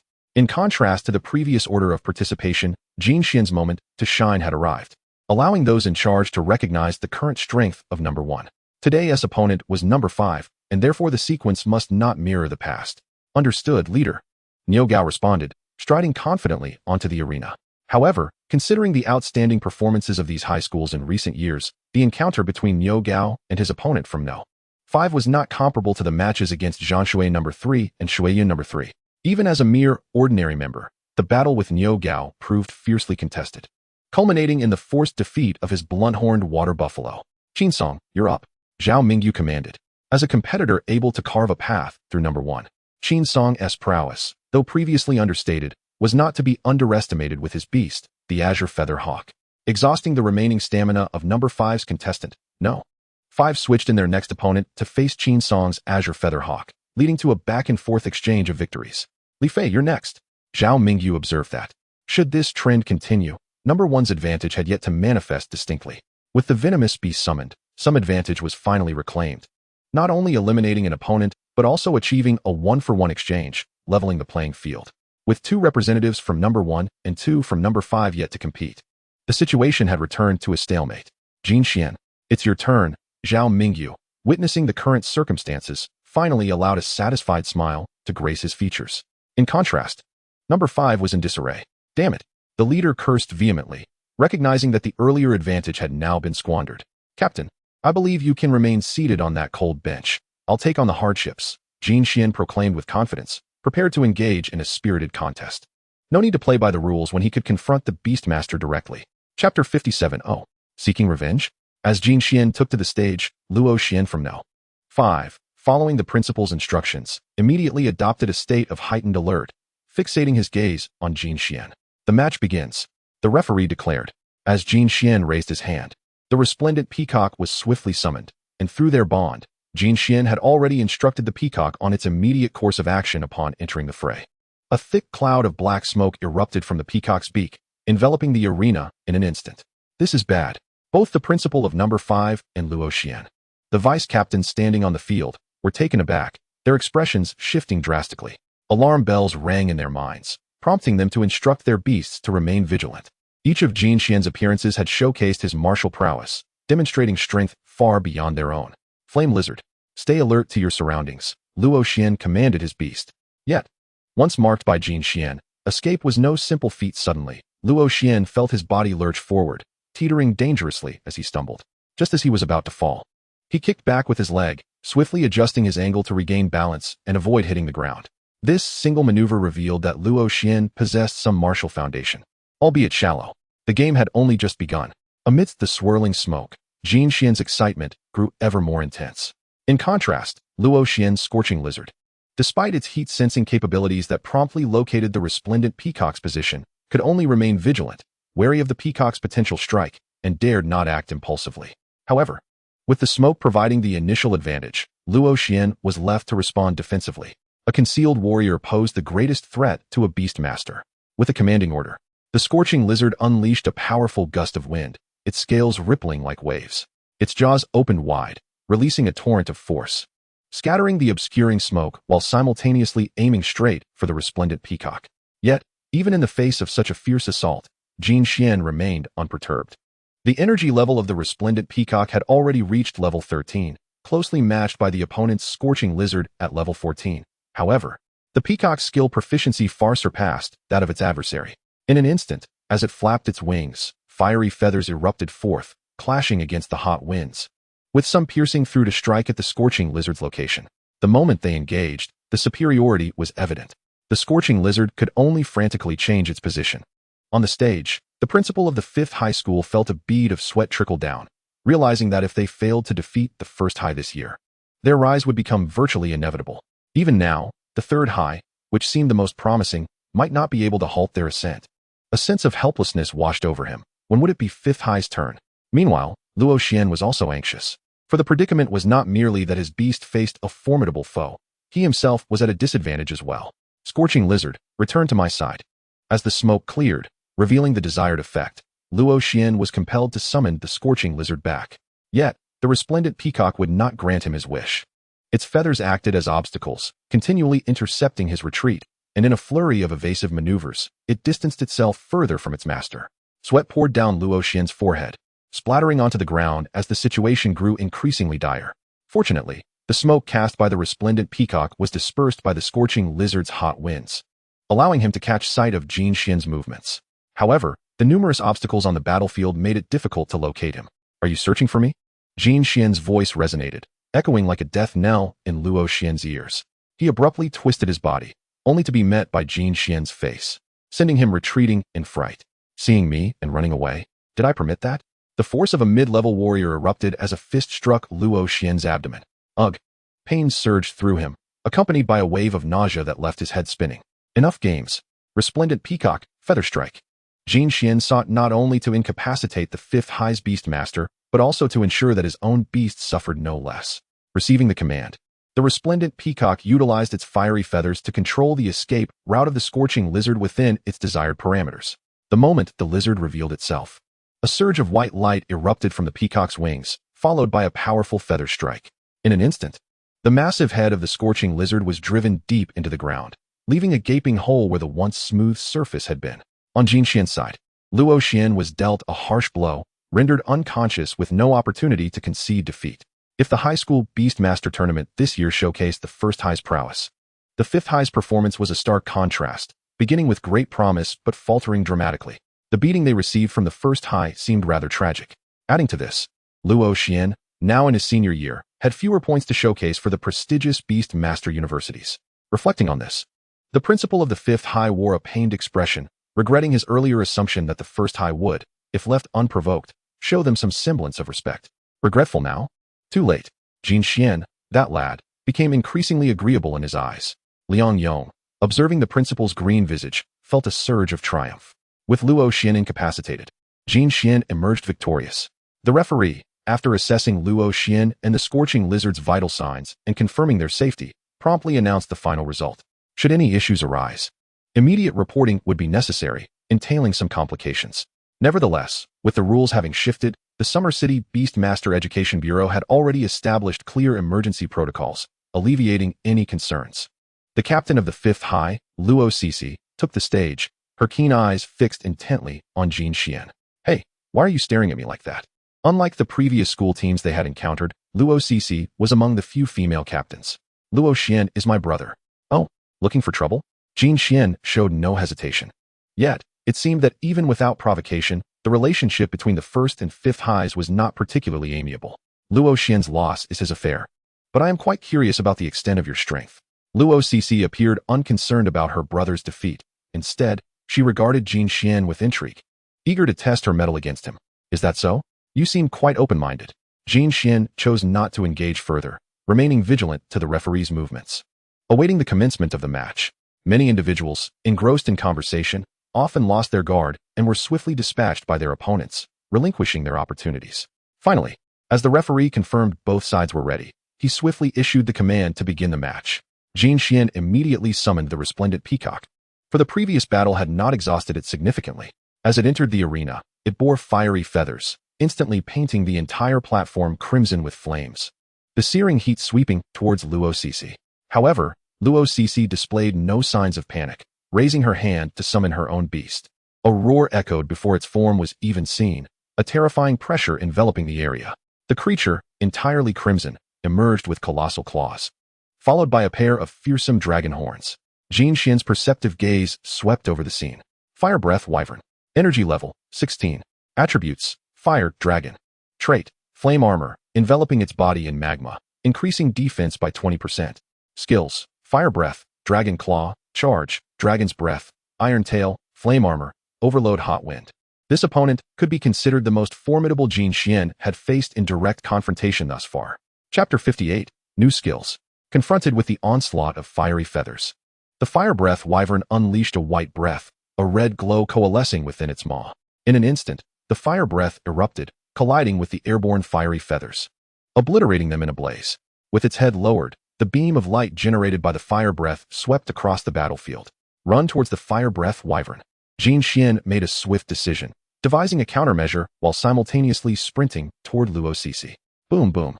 The ground was carved into a long trench by the Fire Breath Wyvern's fiery attack, pursuing the resplendent peacock. Yet, as the peacock drew closer to the wyvern, the intensity of the fire breath diminished, eventually sputtering out entirely.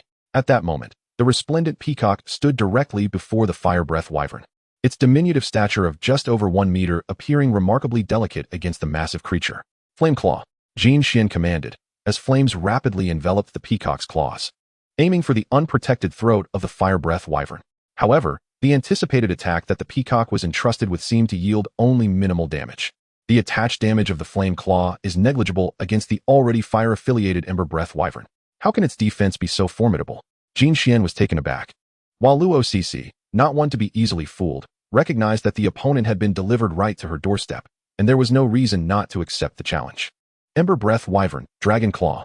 Through the contract, information was transmitted swiftly, and the Ember Breath Wyvern's claws gathered a crimson radiance, ultimately resembling scythe-like talons, which came crashing down on the luminous peacock with great ferocity. Boom. A massive crater suddenly appeared on the previously flat ground, and the cacophony of battle showed no signs of abating. It seems I have discerned your Ember Breath Wyvern's weakness. Even in such a dire situation, Jin Xian remained unperturbed, calmly analyzing the circumstances. The Ember Breath Wyvern, seemingly formidable in both offense and defense, was, in reality, hindered by its speed and the unwieldiness of its massive size, an undeniable flaw. The luminous peacock need not engage in a direct confrontation. Utilizing its speed advantage to intercept the opponent would suffice. Jin Xian commanded the luminous peacock to maneuver gracefully. He had already positioned himself a mere meter before Luo Cece. His fist clenched, he unleashed the Xuanwu true fist recorded in the Xian Yuan technique with resolute force. This was a competition, and all else could be set aside. Sensing the impending attack, Luo Cece was equally resolute. Bolstered not only by the confidence bestowed upon her by the Ember Breath Wyverness contract, but also by the advantages granted by her family. Jin Xian, being a martial artist who also practiced beast mastery, was she, Luo Cece, any lesser? As for her brother, Luo Xian, were it not for his lack of diligence in martial training, would he allow Jin Xian's combat prowess to dictate his actions? Cloudsoft Palm. Luo Cece transformed her fist into a palm, attempting to envelop Jin Xian's powerful fist like mist encircling a lofty mountain, seeking to neutralize his strikes. A series of deflections and hits were manageable at first, yet as the force behind Jin Xian's punches intensified, the calmness of Luo Cece's face gradually morphed into a grave expression. Her entire arm now felt weak and numb from the relentless impact of Jin Xian's blows. As Jin Xian delivered his final punch, Luo Cece dared not meet it head-on. She could only retreat swiftly. Boom. A punch struck forth, reverberating with such force that even the air itself seemed to roar. How can this fellow's punches possess such immense strength? Luo Cece marveled inwardly. As a mid-level martial artist herself, with 2 contracted beasts, both following a path of strength, albeit the second being of a lower tier, she was confident in her physical prowess against any opponent. However, Jin Xian's display had left her profoundly shaken. Observing Luo Cc's retreat, Jin Xian was determined not to allow her to escape unscathed. The Xian Yuan technique encompassed not only offensive martial arts, but also techniques enhancing speed. Stepping onto the bagua, he shifted with lightning speed, seemingly conjuring an extra step. Arriving before Luo Cc in an instant, his fist poised to strike. The swiftness of the transition left Luo Cc no opportunity to evade. She could only brace for impact. The Cloudsoft palm was rendered ineffective, resulting in a direct clash of fists. Crack! The sound of bones fracturing echoed sharply. Luo Cc stumbled backward uncontrollably. In the audience, Luo Xian's concern was palpable. "Sister," he exclaimed, unable to contain his worry. Beside him stood a robust middle-aged man, notably tall, with arms that appeared disproportionately long, nearly reaching his knees. "In terms of martial prowess, your sister cannot compare to that young man, but this is the Beastmaster competition. It remains to be seen if Cc can adapt," the man remarked. "Dad, will my sister be all right? I heard that this high school Beastmaster competition has a fatality rate," Luo Xian anxiously inquired. Had it not been for the knowledge of such a mortality metric, he would not have felt so restrained, fearing for his own safety. "She'll be fine. If that young man dares to lay a hand on my precious daughter, I will ensure he understands the might of the Luo family, regardless of who stands behind him." The middle-aged man spoke with both confidence and an underlying menace. "But what if I get hurt?" Luo Xian cautiously probed, acutely aware of his status within the family. "If you get hurt, then you deserve it, don't you? If you can't win, why not surrender? What does the honor of your school matter to you?" The man shot a glance at Luo Xian, as if to suggest he should not have posed such a question. Indeed, Luo Xian inwardly lamented. "I must have been born to pay for phone bills. Truly unfortunate. What was I even expecting?" He muttered softly.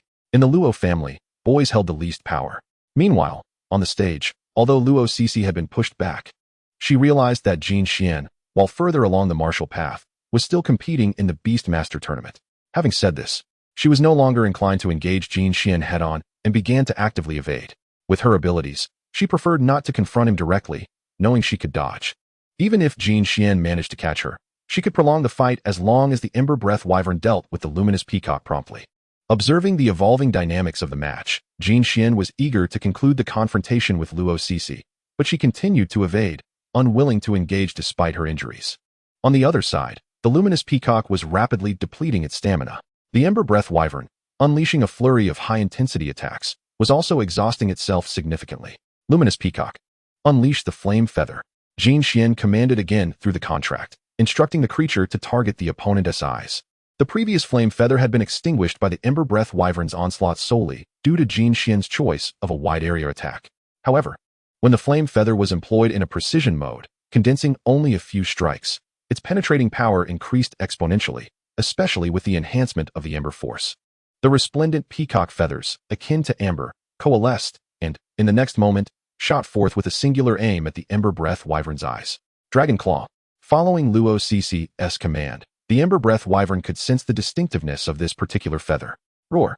Responding to the command, the Ember Breath Wyvern concentrated its claw energy, striking at the Flame Feather. As the claw and feather collided, a deafening explosion erupted, and the Ember Breath Wyvern felt an overwhelming white light before its eyes, rendering it nearly unable to open them. "What is this? A light-based skill? Flash?" Jin Xian's heart surged with elation. Had the Luminous Peacock just comprehended a new skill? Equally astonished was Luo Cc, as the pressure had elevated her creature to level 14, slightly increasing its size to nearly 2 meters. The gap between it and the Ember Breath Wyvern was gradually narrowing. Chapter 59, Self-Destruction Strategy. With this transformation, Jin Xian's previous estimation of his chances of victory, which had been a mere 30, had now risen to 50, with even more favorable developments on the horizon. Ember Breath Wyvern, use Dragon Claw. Luo Cc sensed the shift in momentum, eager to eliminate Jin Xian's Luminous Peacock, knowing that prolonging the battle could lead to unforeseen complications. Yet, upon issuing this command, the Ember Breath Wyvern encountered significant execution issues. Though the energy radiance of Dragon Claw persisted, its execution appeared erratic. The Luminous Peacock was clearly on the left, yet the Ember Breath Wyvern struck forcefully to the right. After several miscalculations, Luo Cc's expression grew increasingly grim. An opportunity has presented itself. Given the Luminous Peacock's newly acquired skill, Flash, there was indeed a chance to blind the opponent. "Luminous Peacock, that big fellow cannot see you." Jin Xian finally allowed a smile to grace his lips. "Let us play the kite and bring it down from a distance." The situation appeared exceedingly favorable, and Jin Xian would certainly not squander the opportunity of a promising future. Choosing close combat posed the risk of a disastrous turn of events. Thus, he deemed it far wiser to engage from a distance. Jin Xian mused to himself, I, Jin Xian, am steadfast. Flame surge. Seizing the moment when the opponent was momentarily blind to his actions, Jin Xian commanded fervently, and the resplendent peacock radiated a brilliant crimson glow. The feathers shimmered with an even more dazzling brilliance, and its claws appeared notably sharper. Flame feather. With an attack command issued, the fiery plumage of the resplendent peacock shot forth like a dagger aimed directly at the neck of the Inferno Dragon. A resounding clash echoed, reminiscent of metal striking metal. And in the next heartbeat, blood erupted forth as the Inferno Dragon roared in pain, followed by a frenzied flurry of strikes. With the might of its draconic claws, it swiped left and right in vain, for the resplendent peacock remained elusive. After several futile attempts, its fury escalated, embodying the very essence of a headless chicken. Resplendent peacock. To the same spot, once more. Jin Xian continued to issue commands, as the peacock's flame feathers honed in on the wound inflicted on the Inferno Dragon, amplifying the damage. Calm down, Inferno Dragon. Luo Cece realized that if she failed to act soon, the likelihood of her side's defeat would skyrocket, and even more dreadful consequences loomed. The repeated failures of her beast to strike the resplendent peacock had allowed it to regain its strength, bolstered by the natural core it possessed, returning to its peak condition. Yet, in the throes of rage, the Inferno Dragon could hardly heed Luo Cece's pleas. Skills: Dragon Claw, Dragon Tail, Inferno Breath, Indiscriminate Bombardment. The area around it would be carved into a massive crater, while Jin Xian and the resplendent peacock appeared unfazed. Heh, I believe you could benefit from a moment of composure. Just as Luo Cece was at a loss, she heard Jin Xian's voice from less than a meter away. Instinctively, her heart raced, and she lifted her leg to kick in his direction. An intermediate martial artist's kick was not so easily evaded. Jin Xian, of course, opted for a direct confrontation, unleashing the Xuanwu True Fist, landing a powerful blow against Luo Cece's foot. Bang! Luo Cece was sent flying, cursing Jin Xian for having struck a woman. Simultaneously, she felt a surge of determination, not only towards Jin Xian but also towards herself. Inferno Dragon, Overload Heatwave. To prevent the Inferno Dragon from becoming uncontrollable in its rage, Luo Cece forcefully activated their bond, granting the dragon a fleeting moment of clarity, allowing it to unleash its ultimate move, Overload Heatwave. The massive form of the dragon, with scales as thick as armor, began to move rhythmically, up and down, as if responding to an unseen force. The heat waves in the arena were swiftly drawn towards the Inferno Dragon, its body adorned with flowing patterns resembling molten lava, glowing ominously red. The dragon resembled a furnace, on the brink of explosion. Jin Xian's prowess extended beyond mere talent. His breadth of knowledge was equally formidable. Not to mention his insightful eye skill, which had been vigilant against the Inferno Dragon's impending overload heatwave from the very beginning. Resplendent Peacock, return to my side. Jin Xian commanded.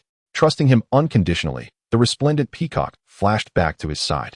Seeing Jin Xian order the peacock to retreat, Luo Cece disregarded everything else and dashed towards him. Attack in my direction. Utilizing their bond, Luo Cece acted as a beacon, guiding the Inferno Dragon's assault. You fool. Jin Xian's expression darkened, perplexed by her thought process. Was such a display necessary in a mere competition? Was this school owned by her family? Did it warrant such sacrifices? At that moment, a middle-aged man standing beside Luo Xian was equally anxious. His fists clenched tightly, wishing he could leap into the arena and force an end to the battle. Yet, this was the Summer City Sports Complex, with defenses capable of withstanding the might of a king-level Beastmaster. He could not break through.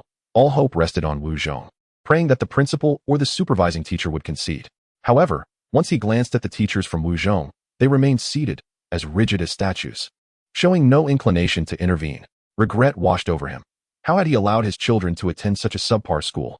Back on the arena, Jin Xian's mind raced, seeking to forcibly alter the course of events. With Luo Cece acting as a lighthouse, the Inferno Dragon's overload heatwave could indeed harm both himself and the resplendent peacock. This skill had the potential to devastate the entire arena, with its epicenter capable of easily obliterating an intermediate beast. The immediate priority was to sever the connection between Luo Cece and the Inferno Dragon, hastily discarding this fool and compelling the referee to intervene and halt the dragon's onslaught. With this clarity, Jin Xian activated his Xian Yuan skill, swiftly closing the distance. The space between them felt as though it had been magically shortened. In the blink of an eye, he stood before Luo Cece. Upon seeing him so close, she instinctively embraced Jin Xian, unwilling to let him escape. Jin Xian, disregarding the embrace, delivered a swift chop to her neck. Luo Cece felt a sudden heaviness in her head, and she promptly lost consciousness. Yet, even in her stupor, she clung tightly to Jin Xian, refusing to relinquish her grip. You foolish girl. Jin Xian could not suppress his ire as he evaded his original position, forcibly prying Luo Cece's hands off him before tossing her off the arena. With Luo Cece unconscious, the Inferno Dragon lost its tether, its rage surging within. The overload heatwave was unleashed, and a terrifying heatwave engulfed the arena in an instant. The resplendent peacock advanced a step to position itself before Jin Xian, attempting to shield him from the onslaught of heat. Jin Xian, Xiangu. All members of the Summer City No. 1 team felt a collective tightening in their hearts. Chapter 60, entering the top 8. The entire Summer City sports complex fell silent in an instant. All eyes, including those of the audience and the teachers from various schools on the podium, were fixated on the point where the explosion occurred. Only when the billowing smoke began to dissipate, revealing Jin Xian, did everyone from Summer City No. 1 let out a collective sigh of relief.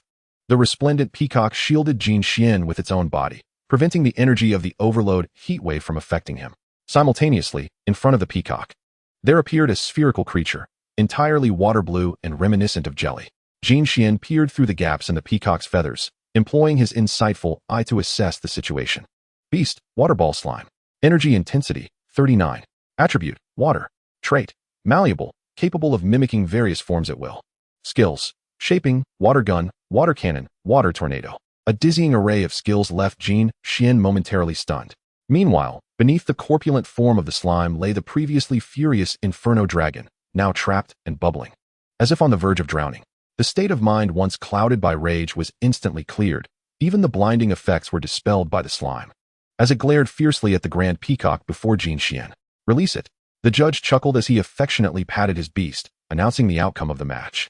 The contest between Xia City No. 1 High School and Xia City No. 5 High School concluded with the competitor Luoxixai being the first to tumble off the stage, thereby declaring the victor, Jin Xian of Xia City No. 1 High School. The moment the result was revealed, the atmosphere erupted in fervor. A cacophony of applause and cheers resounding in celebration of Jin Xian's performance. Clearly, it was my sister who triumphed. Jin Xian's colorful peacock could never withstand my sister's blazing Yinshi dragon's overwhelming heat wave, Luo Xian remarked, evidently displeased with the outcome. You little brat, what nonsense are you spouting? Come, let's go have a word with your teacher, retorted Luoxuan's father, Roger, as he slapped the back of his foolish son's head. Luo Xian stumbled slightly, nearly losing his balance. Yet Roger showed no inclination to halt, striding directly toward the podium. The principal of No. 5 High School, possessing formidable strength, had evidently devised a scheme that even ensnared the Luo family. Roger's icy voice echoed towards the podium. Upon hearing this, the principal's expression shifted dramatically. The very concern he dreaded had materialized. Master Luo, this was your daughter's own decision. We did not deliberately guide her. Had it not been for that Jin Xian fellow, I might not have even seen my daughter today. Pray tell, what exactly did you promise her? His daughter was no fool. It was inconceivable that she would go to such lengths for No. 5 High School without an enticing proposition. The principal's face grew increasingly troubled, while there were indeed reasons. And the items prepared for Luoxixai were undeniably precious. Such matters were not to be discussed in this setting. Master Luo, could we perhaps discuss this privately later? Ultimately, the principal of No. 5 High School acquiesced, wishing to clarify matters when they were alone. Given the Luo family's influence, it would not be difficult for them to impose their will, even on a master-level beast tamer like himself. After all, this was Xia City, the pioneering location for integrating beast taming with martial arts, where strength could not simply be measured by conventional standards. Students emerging from the Luo family's Beast Taming Academy often surpassed even those from No. 5 High School, necessitating his utmost caution. Very well, I shall grant you this opportunity, Roger replied, opting not to prolong the entanglement, recognizing that if today's events lacked a plausible explanation, No. 5 High School would not escape unscathed. Luo Xian, come, let us see Jin Xian and your sister. With that, Roger turned on his heel and departed without a backward glance. Only after Roger's figure had vanished did the principal of No. 5 let out a long sigh of relief. At last, he had seen off this pest. Yet the thought of the substantial price he would have to pay later caused him pangs of anguish, especially since he had not achieved the desired outcome. He had lost. Gazing at Principal Liang Yong of No. 1 High School only deepened his regret. He lamented how he had ever provoked this individual. On the stage, following his victory, Jin Xian prepared to step down when his teammates swiftly surrounded him. You truly are remarkable, Junior. However, next time, consider letting me take the field. I'm not particularly fond of sitting on the bench, Duan Yun said with a smile as he patted Jin Xian on the shoulder. Indeed, it would be worthwhile to let you and Li Fei, along with the others, showcase your talents, Jin Xian replied. Just then, the team leader, Zhao Mingyu, stepped forward to elaborate on the significance of their victory over number 5 high school, explaining that they had advanced to the top 8 and that various beast taming universities would be sending representatives to observe. Therefore, in the upcoming matches, I will arrange for more of you seniors to take the stage. I trust you understand the importance of your performances? The response from teacher Zhao elicited expressions of delight from Duan Yun, Qin Song, as well as Li Fei and Niu Gao. Jin Xian shared in their joy. According to the contract he had signed earlier, starting today, the colorful peacock was entirely his, devoid of any additional conditions. A wave of relief washed over him, causing him to relax significantly. Jin Xian, what is the matter with you? Duan Yun, eager to congratulate Jin Xian, found his hand suspended midair as all eyes turned towards him. Captain, what is this? You've injured Junior Jin Xian. Qin Song and Niu Gao chimed in unison. Exactly. Captain, there's no need for such retaliation against old Jin. It's not like he prevented you from playing. Kai Xiaoyan and Yang Yong exchanged glances filled with reproach. Even Zhao Mingyu looked at Duan Yun with a hint of disdain, as though he were a petty individual. I know I'm not. Jin Xian, do say something. We don't engage in this sort of petty grievance, Duan Yun lamented, his discomfort palpable as he sought Jin Xian's support. It's nothing.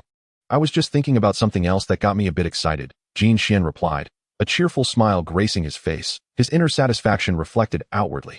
That's good to hear. I knew the captain wasn't that kind of person. Niu Gao interjected, seizing the opportunity to praise their captain, prompting a chorus of eye rolls from the group. After the playful banter, everyone began to ponder Zhao teacher's words. Being noticed by the admissions offices of prestigious schools could yield a wealth of resources, a step ahead in their journey. Moreover, with each competitor in the top 8 being exceptionally skilled, a single misstep could lead not to a stellar performance, but rather to embarrassment, inadvertently benefiting others. The leaders of the schools entering the top 8 communicated this information to their respective teams, eliciting joy from some and a heightened sense of vigilance from others as they eyed their opponents. As for the next match, one high school's adversary was none other than Xia City number 3 High School, which had its sights firmly set on the reputation of an elite institution. The principal of number 3 could not conceal the darkness in his eyes as he glanced at number 1's team.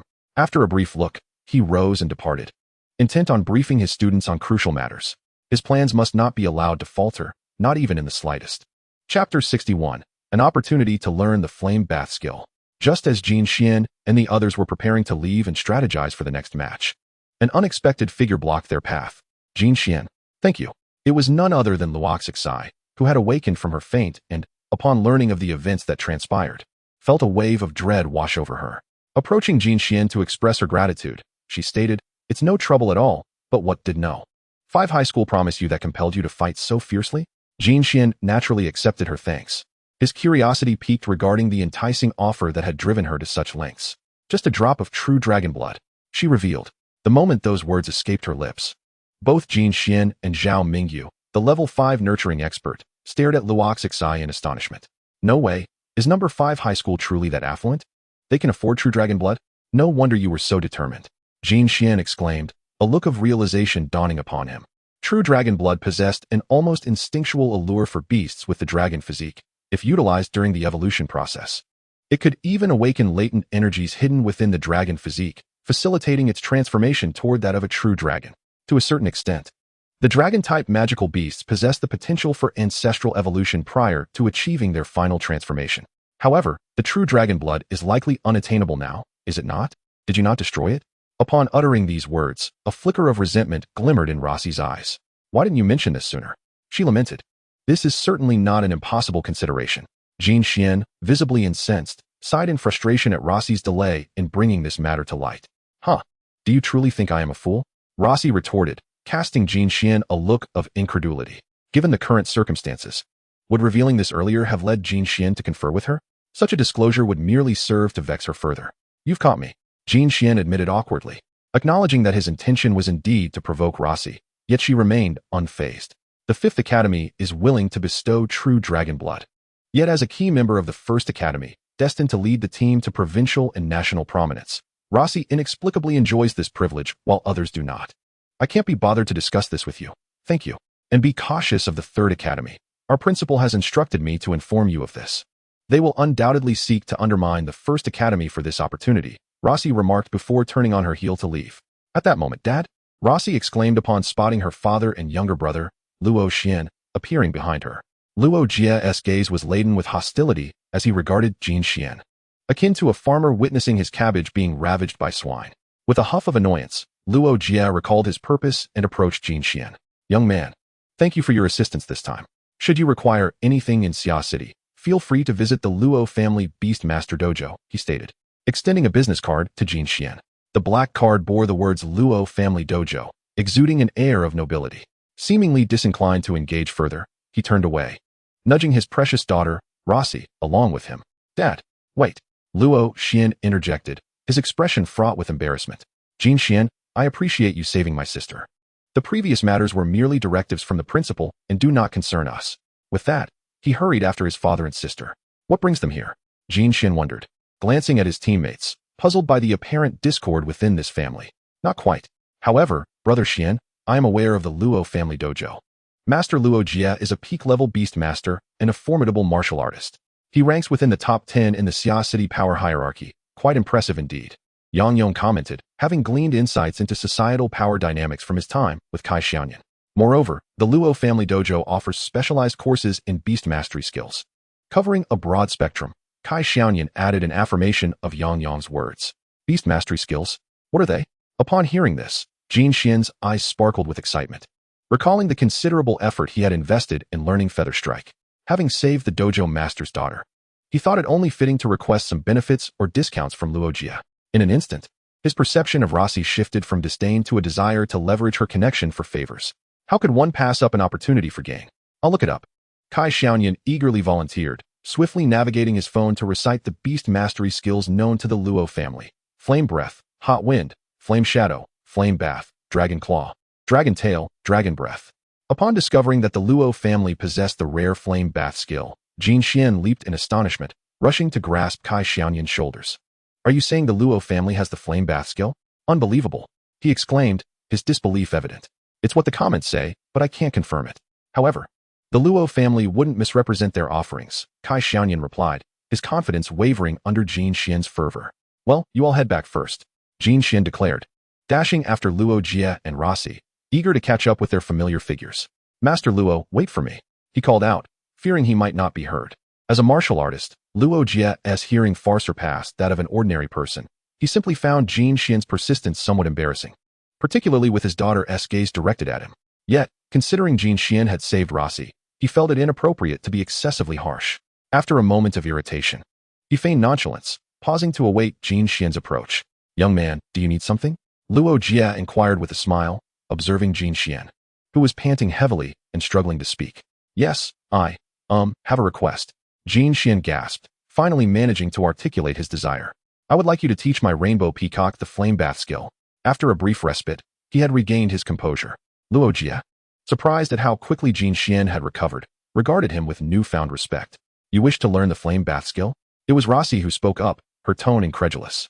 The rainbow peacock can indeed learn flame bath, but the difficulty is immense. Even my flame breath dragon has yet to master it. Master Luo, what do you think? Jin Xian disregarded Rossi's interjection, instead looking at Luo Jia with keen interest. Rossi felt a twinge of irritation, sensing that Jin Xian might be underestimating her. Certainly, you may come directly to the dojo, and I will arrange for someone to guide you, Luo Jia decided after a moment's contemplation. His faith in Jin Xian's potential compelled him to invest in the young man's future. Regarding the fee, well, I'm just a student, and I saved your daughter. Consider this. Jin Xian began to negotiate upon hearing Luo Jia's agreement. You. Rossi's cheeks puffed up in indignation as she glared at Jin Xian, feeling both slighted and insulted, as though he were trying to swindle her family's resources. All right. Without waiting for Rossi's protest, Luo Jia made a decisive choice. This time, I'll waive the fee. Upon hearing this, Jin Xian's eyes lit up, but after a moment's thought, he decided against it, realizing that taking advantage of the situation was not his style. How about a 10% discount instead? He suggested. Luo Jia's facial muscles twitched in disbelief. You little rascal, are you bartering like a merchant? If you don't want to owe anyone a favor, just say so, he replied, somewhat exasperated, yet not outright refusing. For the flame bath skill, we charge 500,000. You can pay 50,000. All right, Uncle Luo, please provide your payment details, I'll transfer it right away. Jin Xian exclaimed, pulling out his phone, eager not to let the opportunity slip away. Observing Jin Xian's determination, Luo Jie felt an increasing need to keep a watchful eye on his daughter, lest she be led astray by this cunning young man, who might turn out to be a master of mischief. Please arrange a time.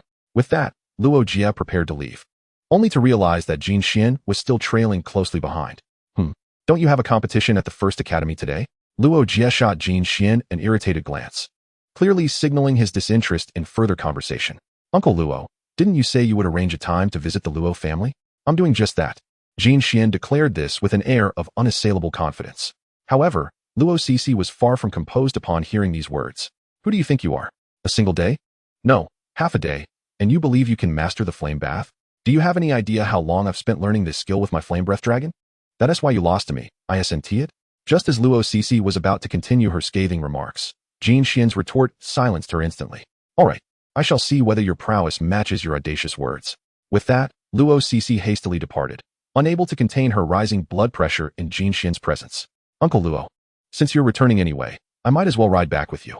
The taxi fare from the Summer City Sports Center to the Luo Martial Arts Hall would easily exceed several hundred. After spending 50,000 in one go, Jin Xian felt a twinge of regret at the prospect of further expenses. Despite Jin Xian's audacity, Luo Jie made no attempt to intervene. After a half-hour drive, they finally arrived at the so-called Luo estate. Judging by its sprawling expanse, it covered no less than 10,000 square meters, featuring numerous martial arts arenas, training grounds, and well-equipped beast mastery skill training rooms. Master Luo. Greetings, Master. Upon entering the Luo Martial Arts Hall, everyone they passed greeted Luo Jie with respect. Following closely behind, Jin Xian could not help but marvel at the wealth of the Luo family. Eventually, they reached a designated area specifically designed for training the flame bath skill, characterized by a crimson floor and several artificially constructed miniature volcanoes. Dark clouds had even begun to coalesce above, as if rain were imminent. This was indeed the exclusive training base for the flame bath skill, aimed at assisting fire-type magical beasts in swiftly grasping the principles of its release. Luo Jie began to explain, summoning his beast. A crimson gorilla, towering at 3 meters with a long tail and massive iron fists, stood before them. Its shoulders were adorned with a mysterious material, giving the appearance of shoulder armor, and its well-defined muscles emanated an intimidating aura. Jin Xian utilized his insightful spirit eye to observe, receiving immediate feedback. Beast, blazing gold gorilla. Level, 49. Trait, fiery body, doubling the power of fire-type skills. Skills, flame fist, flame breath, heat wave, flame bath, fireball. A series of impressive skills, including several potent advanced abilities, left Jin Xian salivating with the desire to replicate them all. Brilliant Peacock. Arise. With the skill instructor of the Brilliant Peacock already in position, Jin Xian summoned his own beast. Sensing the overwhelming pressure, the Brilliant Peacock instinctively took a step back, but quickly regained its composure, fixating its gaze on the blazing gold gorilla.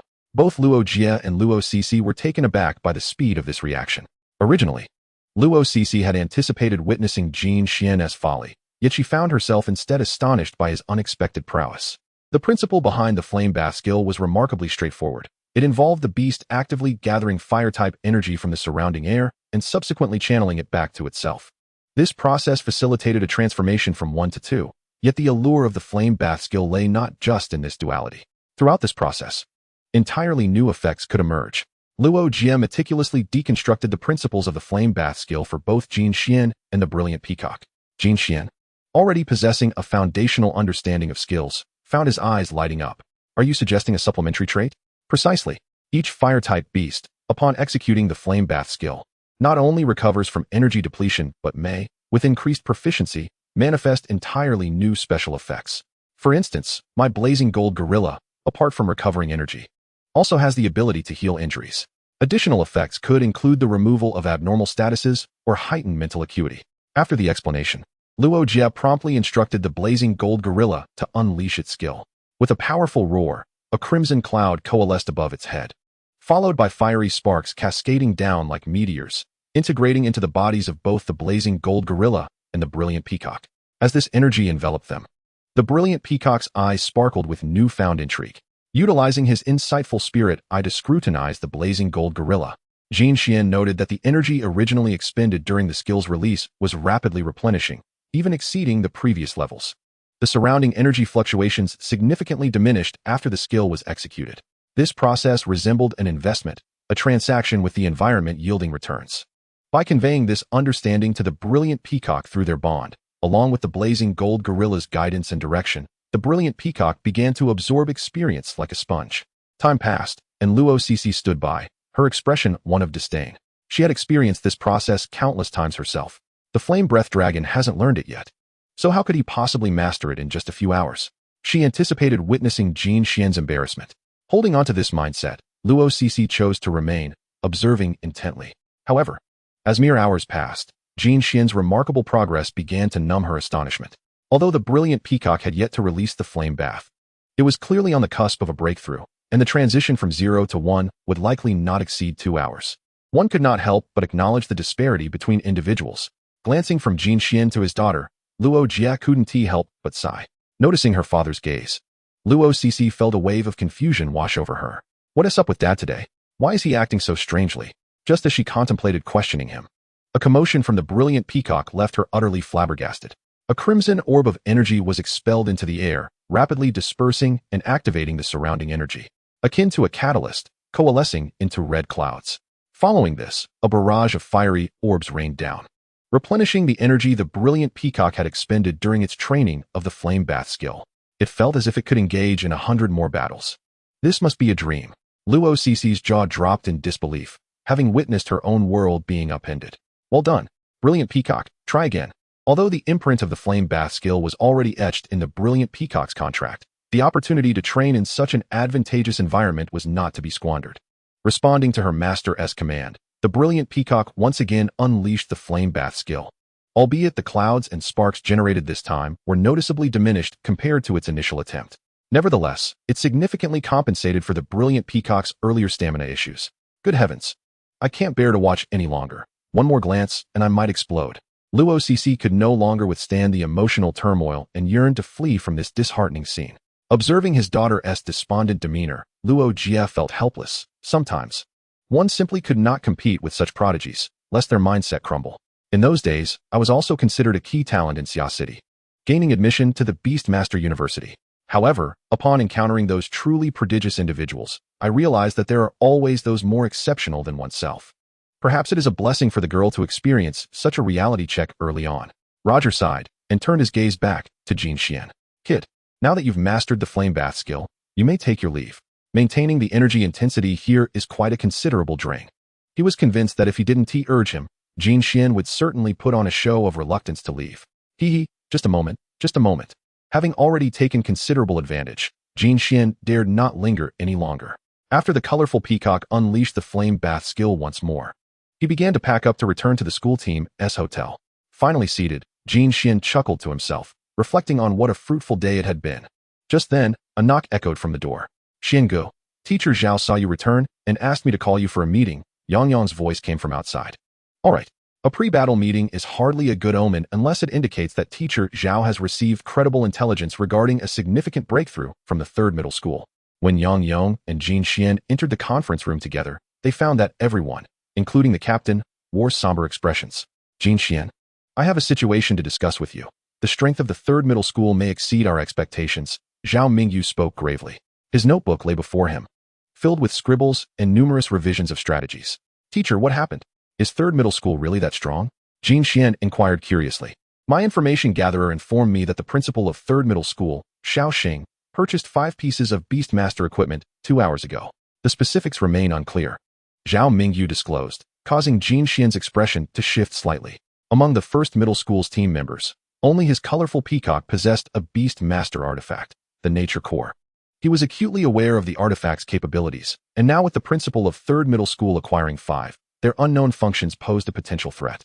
Although he himself was unperturbed, as the colorful peacock's ability was to nullify any opposing artifacts, that didn't mean the captain and others shared his confidence. Replicating the previous 1-to-5 scenario to prevent the captain from participating seemed unfeasible. After all, Xia City's third middle school was not the same as Zhongshui's third middle school. Teacher, do you have any good suggestions? Jin Xian asked. None. The best approach would be to equip you with Beastmaster artifacts as well. But the school won't be able to provide 5 at once. After I reported this to Principal Liang Yong, they sent me just 2, Zhao Mingyu replied, producing the Beastmaster artifacts he had acquired from Principal Liang and placing them on the conference table. with 5 team members and the significance of this battle. It would be unjust for anyone to forfeit the opportunity to shine, especially since a commendable performance could greatly enhance their chances of being noticed by prestigious universities. Even as the team leader, he could not make a unilateral decision. It was imperative to discuss this matter with all the team members. In an instant, everyone, including Jin Xian, turned their attention to the 2 artifacts on the table. Captain, team leader, I don't need an artifact, Niu Gao declared first, grinning broadly as he outright refused the opportunity. Yet it was evident to all that Niu Gao was voluntarily making way for others. I don't need one either. The colorful peacock is already equipped with the nature core, so these 2 wouldn't suit me. Jin Xian also declined, having no intention of competing for the artifacts with his teammates. Qin Song glanced at Jin Xian and then at Niu Gao. His strength and talent were not the strongest in the team. If tasked with the college entrance examination, he had little confidence in gaining admission to a prestigious Beastmaster university. The high school Beastmaster competition was the greatest opportunity, now that the opponent had an advantage. Lacking any artifacts would undoubtedly lead to a one-sided crushing defeat. In a moment of indecision, Qin Song looked at Captain Duan Yun and Vice Captain Li Fei. Just as Li Fei was about to voice his refusal of the Beastmaster artifacts, Qin Song made his final decision. Captain Duan, Vice Captain Li, these Beastmaster artifacts would serve you far better than they would me, so I will relinquish my claim. After uttering these words, Qin Song finally exhaled deeply, as if shedding a great burden. Well, if that's the case, Li Fei, Duan Yun, equip your beasts, Zhao Mingyu instructed, recognizing that this decision aligned perfectly with his plan. All right, I 1T let everyone down. Both Duan Yun and Li Fei responded in unison, accepting the artifacts to equip their beasts. Zhao Mingyu then added, indeed, the opponent is strong, but that does not mean we have no chance. Qin Song, Niu Gao, do not lose heart. Many prestigious Beastmaster universities are not solely focused on the victory of a single battle, but rather on the command skills of the Beastmasters, the cultivation of their beasts, and their combat ethos. As long as you can showcase your brilliance, there is still a significant chance of being noticed. These words reignited a flicker of hope in Qin Song and Niu Gao, their spirits visibly lifted. However, Jin Xian looked at teacher Zhao with a hint of helplessness. The circumstances Zhao described were indeed rare. After all, everyone was fixated on the final outcome. How many would truly appreciate the journey? As a second-year student, Jin Xian felt little of their anxiety. Moreover, he was confident that when he reached his 3rd year, his peers would be unable to catch even a glimpse of his tail lights. Return and rest well. Tomorrow will be a fierce battle, Zhao Mingyu concluded before turning to leave, plunging the vast conference room into silence.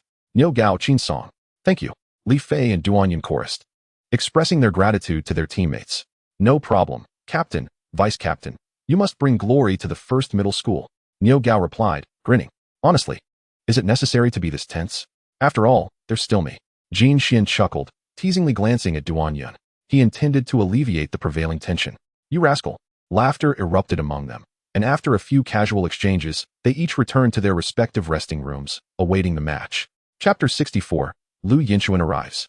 The following day, the match against 3rd Middle School came as promised, with Principal Xiaoxing of 3rd Middle School casting a provocative glance at Liang Yong.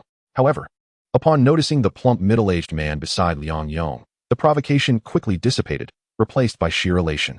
Not for any other reason, but because present there was the principal of Xia City Beastmaster University, Lu Yinchuan, undoubtedly a king-level powerhouse. Little did he expect that such a figure would grace the high school Beastmaster competition. Approaching with a few strides, he sought to ingratiate himself with the other party. Moreover, 3rd Middle School had made ample preparations this time. 1st Middle School was merely set to serve as a stepping stone. With this thought in mind, excitement spread across Xiaoxing's face. Naturally, the performance of the opposing team caught Lu Yinchuan's attention.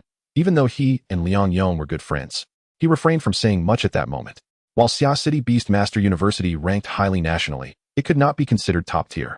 He was indeed pleased to witness the schools below vying for talent, as this would increase his chances of recruiting top prodigies.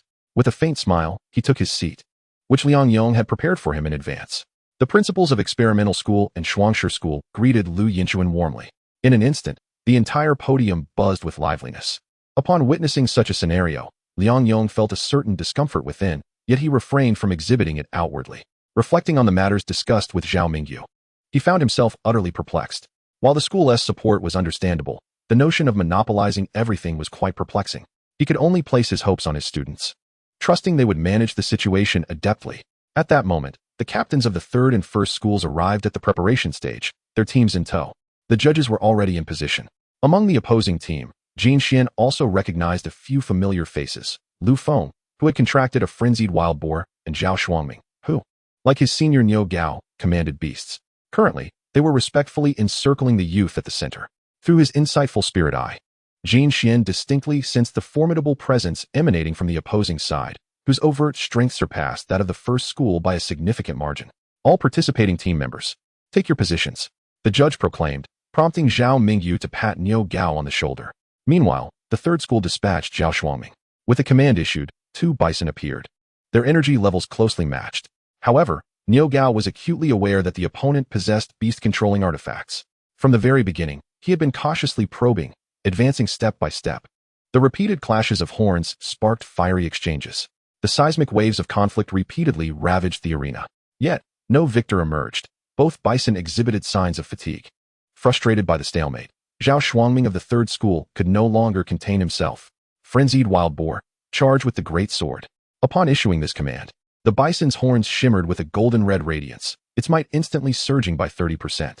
It was evident that he had employed a pre-prepared triggering artifact. Bison, unleash seismic waves to disrupt the opponent. Observing such an overwhelming display, Niu Gao understood that this was not the time for a head-on confrontation. He abruptly raised his front legs and then brought them crashing down, releasing seismic waves. The ground roared as waves crashed towards Zhao Shuangming's bison, accompanied by sporadic stones hurled in an attempt to impede the opponent. Yet, Zhao Shuangming's bison merely shook its head, colliding with the flying stones, its momentum undeterred. With a resounding thud, Niu Gao's side was already faltering. Will Niu Gao release his second beast? The judge inquired, stepping forward. Currently, the first school was at a disadvantage, and under normal circumstances, Niu Gao would have immediately conceded, for his second beast had undergone little training and would merely serve as fodder. However, this situation was different. Every bit of wear on the opponent counted. With a swift gesture, he summoned his second beast, explosive water buffalo. Attribute, fire. Trait, resilience, enhances all skill power significantly when stamina is nearly depleted. Skills, great explosion, charge, precision detonation. Energy intensity, 5. Seeing that Niu Gao had not conceded, Zhao Shuangming displayed a look of disdain. What can a level 5 little Karami do? Eliminate it. Summoning his second beast did not require the judge to announce the start of the match. Zhao Shuangming immediately commanded the bison to attack, eager to conclude the battle swiftly. The more impressive his performance, the greater the rewards. As the opposing force charged forth, even facing his explosive water buffalo, without preparing to unleash any skills, Niu Gao recognized that the moment had arrived. Explosive water buffalo. Precision detonation. With the command issued, the explosive water buffalo, adorned with a fluffy explosive hairstyle, emitted a piercing cry before plunging towards the ground like a bomb. Boom, boom, boom. With each step taken by Zhao Shuangming's bison, a thunderous roar followed. The once dominant momentum faltered amidst the explosions. Yet, the level disparity was stark. Had the explosive water buffalo been of a higher level, this precision detonation would undoubtedly have sent the bison reeling. However, the bison had already reached the front of the explosive water buffalo. Great explosion. Niu Gao did not hesitate. Obeying the command, the explosive water buffalo rapidly harnessed its power, enveloped in a radiant white glow. As the bison arrogantly gazed upon the explosive water buffalo, poised to deliver the finishing blow, a resounding explosion reverberated, engulfing the entire arena in a cloud of smoke. The explosive water buffalo was rendered incapable of combat, and Zhao Shuangming of the third school emerged victorious, as declared by the judge. As the dust settled, the bison stood unsteadily, while beside it lay the disheveled explosive water buffalo, gasping heavily. Niu Gao swiftly recalled his beast using the beast seed, nodded to teacher Zhao, and promptly departed to seek medical assistance. Your student is quite impressive, El Yinchuan remarked to Liang Yong, smiling. However, these words struck the principal of the third school as particularly jarring. Haha, not bad. Ultimately, the resources just don't measure up, Liang Yong replied with a smile. Casting a glance in the direction of Xiaoxing, the resources he referred to were, of course, the beast equipment prepared for Zhao Shuangming by the third school. In response, Xiaoxing made no attempt to deny it. What was done, and there was nothing amiss about it. The students worked hard, and the school was willing to provide some resources. After all, one cannot only take without giving back. Xiaoxing attributed all of this to the efforts of the students, asserting that the school merely provided a platform for acquiring resources. Back to the preparation area. Qinsong, you're up, Zhao Mingyu instructed, calling for Qinsong to take the stage. Qinsong had no objections. Niu Gao had laid a solid foundation for him. The Qingyu Eagle was summoned forth. With a flurry of wind blades, he dispatched Zhao Shuangming's bison, also taking out his second beast. In such a battleground, possessing a flying beast indeed conferred a significant advantage. The third school was also concerned that Qin Song might have the Qingyu Eagle merely circle without attacking, ultimately dragging down their side to a tie. Thus, the next contestant was also one who had contracted a flying beast. Jiang Mingmei, it's your turn, the captain announced. The young girl gracefully took the stage. And as the judge declared the match to commence, Qin Song's Qingyu Eagle soared into the arena, while the opposing Jiang Mingmei summoned forth a brilliantly colored butterfly. As it danced gracefully, shimmering silver powder cascaded down, its elegance concealing a vast and perilous trap. Chapter 65, Seven-Colored Illusion Butterfly.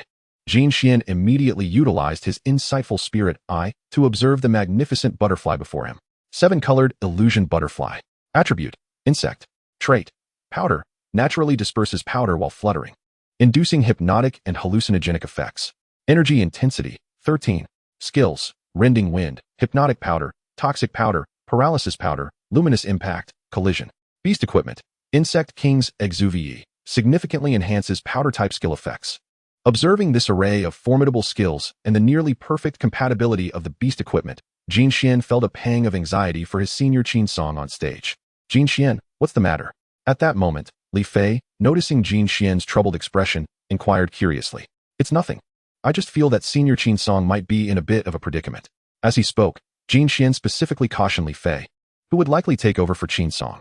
Senior, the seven-colored illusion butterfly may lack direct confrontation abilities, but it excels in inflicting negative statuses. Listening to Jin Xian's words, coupled with teacher Zhao's comments indicating that the third school was equipped with beast artifacts, Li Fei understood why Jin Xian would mention this at such a time. However, he responded, is that so? In truth, I believe that Qin Song still harbors a glimmer of hope. Li Fei smiled quietly, leaving Jin Xian in a state of confusion. From any perspective, senior Qin Song's Qingyu Eagle seemed to have lost its edge. Was there still a possibility of turning the tide? After subduing Zhao Shuangming, the Qingyu Eagle had little stamina remaining, prompting Qin Song to initiate an offensive. Eagle Claw, influenced by Jin Xian's previous combat style. Qin Song urged his Qingyu Eagle into action, reasoning that as a male, he could hardly be outmatched by a girl. The more he showcased his abilities, the more opportunities he would create. The notion of refraining from attacking a girl seemed irrelevant now. However, Jiang Mingmei was not about to grant Qin Song any leeway. Rainbow Illusion Butterfly, commence your performance with paralyzing powder. Upon uttering her command, both creatures assumed their attacking stances. The Qingyu Eagle's claws radiating brilliance as they aimed for the large butterfly. Yet, in terms of speed, the Rainbow Illusion Butterfly was a match for the Qingyu Eagle. Just as they were about to clash, the butterfly soared, evading the eagle's claws. During its ascent, the Rainbow Illusion Butterfly released a cloud of pale yellow powder, enveloping the Qingyu Eagle as it flapped its wings. Tempest. Not daring to be negligent, Qin Song immediately commanded his Qingyu Eagle to unleash the Tempest skill. Responding swiftly, the Qingyu Eagle flapped its wings vigorously, unleashing a torrent of azure light that transformed into a whirlwind, sending the paralyzing powder back towards the Rainbow Illusion Butterfly.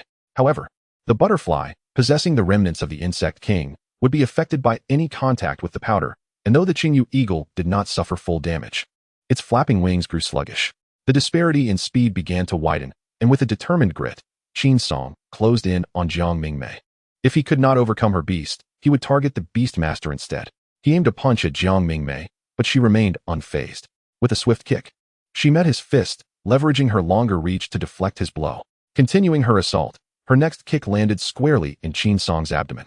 As the recipient of the attack, Qin Song felt not only physical pain, but also a blow to his pride. Goodness, this junior's techniques are not easily learned, he thought, grimacing internally. Meanwhile, in the aerial clash between the Qingyu Eagle and the Rainbow Illusion Butterfly, both released their skills following the exchange of paralyzing powder. The Qingyu Eagle appeared unscathed, while the Rainbow Illusion Butterfly seemed somewhat disheveled. Yet those in the know understood that the Qingyu Eagle had been struck by paralyzing powder, hypnotic powder, and venom powder.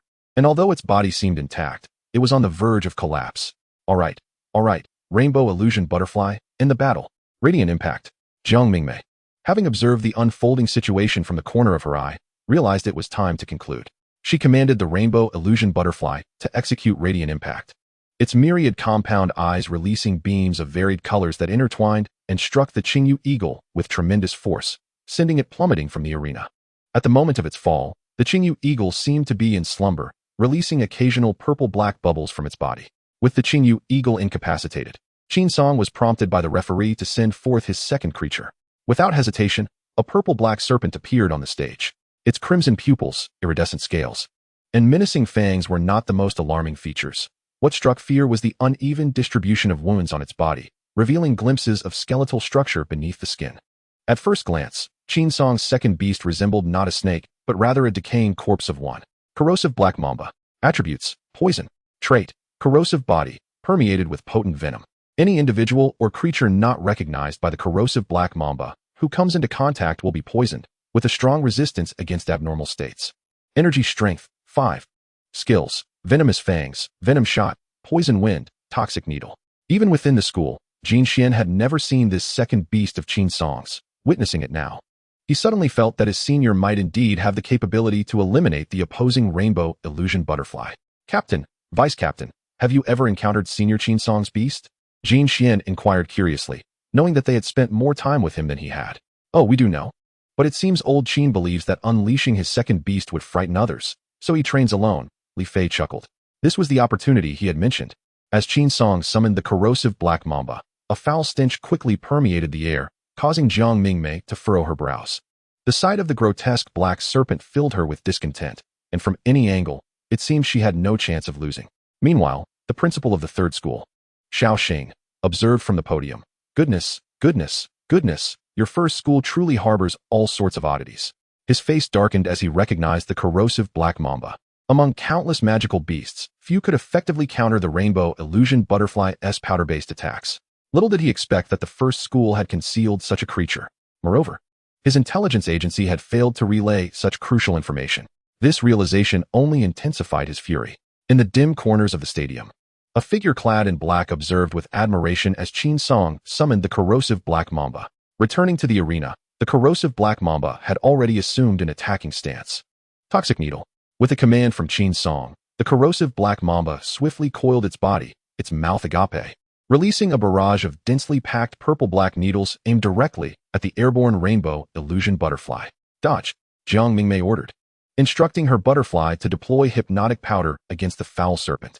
Complying, the rainbow illusion butterfly flapped its wings vigorously, soaring to evade the onslaught of toxic needles while releasing purple powder towards the corrosive black mamba. Charge in. Use venom. The corrosive black mamba, undeterred by the approaching hypnotic powder, twisted its body like an arrow loosed from a bow, closing the distance to the rainbow illusion butterfly and entering the range for its venomous attack. Chapter 66, Treasure-Seeking Mouse. The purple-black venom struck true. The speed at which the toxin spread far exceeded Jiang Mingmei's expectations. In an instant, the rainbow illusion butterfly, once gracefully dancing in the air, now swayed unsteadily as if intoxicated, on the verge of collapse. Corrosive black mamba, continue the venomous assault. Qin Song knew that in a contest of sheer strength, the corrosive black mamba could not compete with the rainbow illusion butterfly. Fortunately, the latter relied on skills and lacked direct offensive capabilities. Another jet of purple-black venom struck the rainbow illusion butterfly, exacerbating its poisoning and preventing it from maintaining altitude. What a perfect opportunity. Venomous fangs. Seeing this, Qin Song wasted no time, commanding the corrosive black mamba to advance and attack. Its menacing fangs glistened with a black sheen as they pierced through, injecting venom into the body of the rainbow illusion butterfly. The state of the butterfly plummeted rapidly, and with such an escalation, it risked even its life. I concede this round. Jiang Mingmei gritted her teeth, forcibly recalling the rainbow illusion butterfly. She then summoned her second beast, a hulking stone creature of a yellow-brown hue, as unyielding as steel. In the audience, Jin Xian activated his insightful eye to observe the new beast. Rock Golem. Energy intensity, 5. Attribute, rock. Characteristic, stubborn body, immune to abnormal states. Skills, rock attack, impact, stubborn fist, earthquake. Upon perusing the introduction of the stalwart stone monster, Jin Xian suddenly grasped Jiang Mingmei's intent. Her two summoned beasts were evidently constructed to complement one another. The seven-colored illusion butterfly could unleash abnormal powders, while the stalwart stone monster remained unaffected, serving as a formidable frontline fighter capable of both endurance and offense. Whether in wild explorations, secret realm adventures, or double battles, this combination proved advantageous. After all, in reality, teammates do not possess immunity to damage. At this moment in the arena, the battle between the stalwart stone monster and the corroded black mamba had commenced. However, It appeared that the stalwart stone monster was dominating the corroded black mamba, causing Qin Song to sweat profusely. Every attack from the corroded black mamba was rendered ineffective against the stalwart stone monster. Conversely, the relentless assaults from the stalwart stone monster left the corroded black mamba in distress, leading to its swift defeat within just a few rounds. Following the referee's announcement of the outcome, Zhao Mingyu sent forth another challenger. Li Fei, it's your turn. Standing upon the arena, with the scrutinizing gazes from the podium fixed upon him, Li Fei felt an overwhelming surge of fighting spirit. In this match, Li Fei from Class 1 faced Jiang Mingmei from Class 3. The referee signaled the commencement of the match, and Li Fei promptly summoned his beast. Hunting Venom Bee, arise. In comparison to the last encounter, the Hunting Venom Bee had made significant progress, now at level 16. Charge with the lance. Without waiting for Jiang Mingmei's response, Li Fei swiftly issued commands. The Hunting Venom Bee's arms transformed into a knight's lance, enveloped in a brilliant blue glow, exuding an aura of terrifying sharpness as it surged towards the stalwart stone monster. Boom! In the blink of an eye, the Hunting Venom Bee thrust its lance forcefully into the stalwart stone monster, causing numerous cracks to appear. Chaos ensued as the stalwart stone monster lost its combat capability almost instantaneously. From the podium, Old Liang, this student of yours is quite intriguing. The Hunting Venom Bee has been nurtured to such a degree. Impressive, truly impressive. Lu Yinchuan beamed at Liang Yong, evidently intrigued by Li Fei. It's all due to the student's own efforts. Liang Yong responded, his face creased with a smile upon hearing Lu Yinchuan's words. Make sure to introduce me later. When you discover a promising talent, it is imperative to act decisively. Agreed. Their conversation evidently provoked Xiao Xing, whose countenance darkened, as he felt an unsettling sensation. The prestigious reputation of the Qi High School was drifting away from Class 3. In the arena, with Jiang Mingmei's defeat, Class 3 continued to send their challengers. Li Fei from Class 1 faced Ma Bowen from Class 3 as the match commenced. Both sides took their positions. Li Fei's summoning speed remained impressively swift, while Ma Bowen also summoned his beast without hesitation. A majestic steed, nearly 2 meters tall, with blue flames encircling its hooves and a mane that resembled a raging inferno, appeared. Breathing heavily, the pressure emanating from this beast was palpable. Blazing Flame Steed. Energy Intensity, 14. Attribute, Fire. Characteristic, Speed Enhancement. The longer the battle continues, the faster it becomes. Skills, Charge, Flame Breath, Blazing Charge, Flame Vortex. In terms of attributes, the Blazing Flame Steed held the advantage, yet Li Fei's Hunting Venom Bee possessed strength above the norm. Both summoned beasts were equipped with items. The outcome remained uncertain. Hunting Venom Bee, unleash your poison needles. Li Fei commanded first. A flurry of purple-black needles coalesced, resembling a rainstorm, aimed directly at the Blazing Flame Steed. Blazing Flame Steed. Counter with Flame Breath. Ma Bowen retorted defiantly. In an instant, the arena was engulfed in a collision of energies, sending dust swirling and striking the surroundings. Much to the discomfort of both Li Fei and Ma Bowen. Neither was akin to Jin Xian, a practitioner of martial arts, despite their efforts to evade. They were struck by debris, appearing rather disheveled. Fortunately, having endured the grueling training from teacher Zhao Mingyu, Li Fei managed to issue commands to the Hunting Venom Bee while dodging the aftermath. On the arena, a purple silhouette darted swiftly, materializing before the Blazing Flame Steed. With a pair of sharp lances, it aimed for the steed's midsection. Smash! The piercing aura penetrated the opponent's body, making it clear to both the podium and Ma Bowen that Li Fei had also equipped his Hunting Venom Bee with a beast item. Liang Yong, you're cheating. Xiao Xing, infuriated, was on the verge of exploding, having completely forgotten that he was the one who initially broke the rules. Oh, I'm cheating? What misconduct have I committed? It was you who equipped your students with beast items. Liang Yong scoffed. That's preposterous. It was that kid, Jin Xian, who used the beast item first. Don't think I wasn't watching the match. Xiao Xing shot back. And do you know how he acquired that item? You're just rambling. Liang Yong retorted. He found it himself while exploring a secret domain. Class 1 didn't assist him. Upon hearing this, both Lu Yinchuan and the other school principals turned their attention towards Jin Xian, who was anxiously watching Li Fei from the audience. Liang Yong's words turned Xiao Xing's face a shade of green and purple, as if he would explode at any moment. In the arena, the Hunting Venom Bee withdrew its lance from the belly of the Blazing Flame Steed, drawing forth a stream of blood, while the once formidable beast now lay defeated on the ground, gasping for breath. I concede this match. Ma Bowen quickly recalled the Blazing Flame Steed and summoned his next beast, a creature resembling a guinea pig, the most remarkable feature being its paws encased in metal, akin to gloves. Upon the appearance of this beast, Jin Xian's eyes sparkled with excitement. It wasn't that this creature was exceptionally powerful, but rather that it possessed the highly revered characteristic, treasure-seeking. This fellow truly was fortunate to have contracted a treasure mouse. Not just Jin Xian, but anyone familiar with this beast cast envious glances. However, could the treasure mouse truly defeat the hunting venom bee? Chapter 67. Finally, it's my turn. Seeing the menacing gaze of the hunting venom bee, the treasure mouse, previously yawning, swiftly composed itself. It retreated, darting behind Ma Bowen and peeking curiously at the hunting venom bee.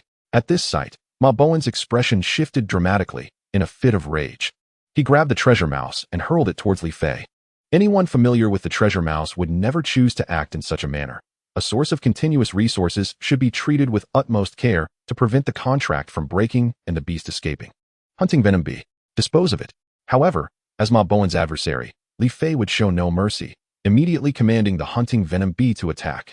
Obeying its master's command, the hunting venom bee lunged forward, extending its lance towards the plump treasure mouse. Sensing the imminent threat, the treasure mouse instinctively raised its paws, attempting to block the hunting venom bee's assault with its hardened limbs. Clang. With a resounding clang of metal striking against metal, the treasure-seeking mouse, plump and round, was sent soaring, crashing heavily to the ground. It skidded several meters before coming to a stop, casting a resentful glance at Ma Bowen before feigning unconsciousness. Regardless of Ma Bowen's commands, the treasure-seeking mouse remained unresponsive, and Li Fei would not let this opportunity slip by.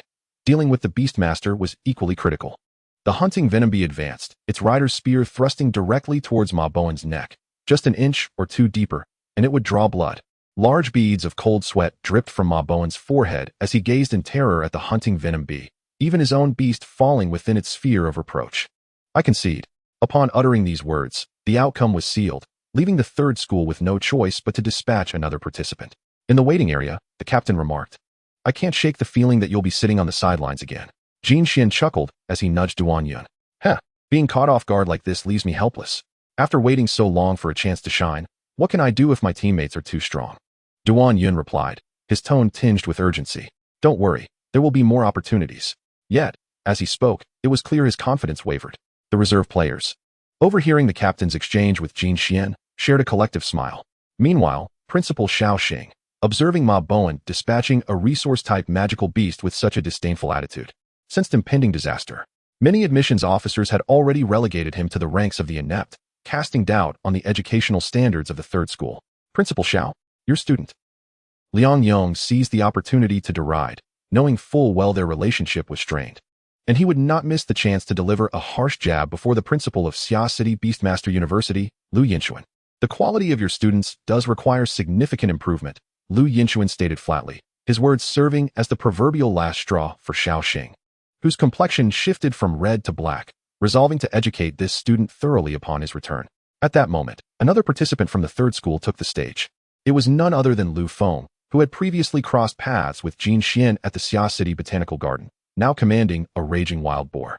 The aura emanating from Lu Feng in battle showcased significant progress since their last encounter. His beast had visibly grown in size and strength.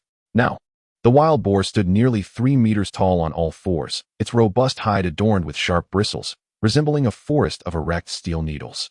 When it charged, it was akin to a heavy-duty truck, and the damage it could inflict was evident. The energy intensity had risen from level 14 to level 15, allowing it to engage effortlessly with Li Fei's hunting venom bee. As the two beasts clashed, the hunting venom bee struggled to penetrate the wild boar's thick skin. Even with the enhancement of Beastmaster tools, as the battle dragged on, the venom bee's stamina rapidly dwindled, and its combat efficacy diminished. The inherent weaknesses of insect-type beasts became increasingly apparent. While their combat power developed swiftly and their speed was commendable, their endurance was lacking. Observing this, Lu Feng opted to prolong the engagement, amplifying his advantages. With one final charge, the hunting venom bee failed to keep pace with the onslaught. Stumbling, it was struck and sent flying, incapacitated. "Will Li Fei summon his second beast?" the referee inquired. Just as Lu Feng prepared to launch an attack before Li Fei's second beast could appear, Li Fei shook his head, indicating his decision to withdraw, turning away from the arena. This left onlookers perplexed. In a battle of such magnitude, even beasts of levels 3 or 5 were typically called forth to deplete the opponent's resources, yet Li Fei chose to forfeit. It raised suspicions that he might not have contracted a second beast at all. "Old Liang, what do you make of this student of yours?"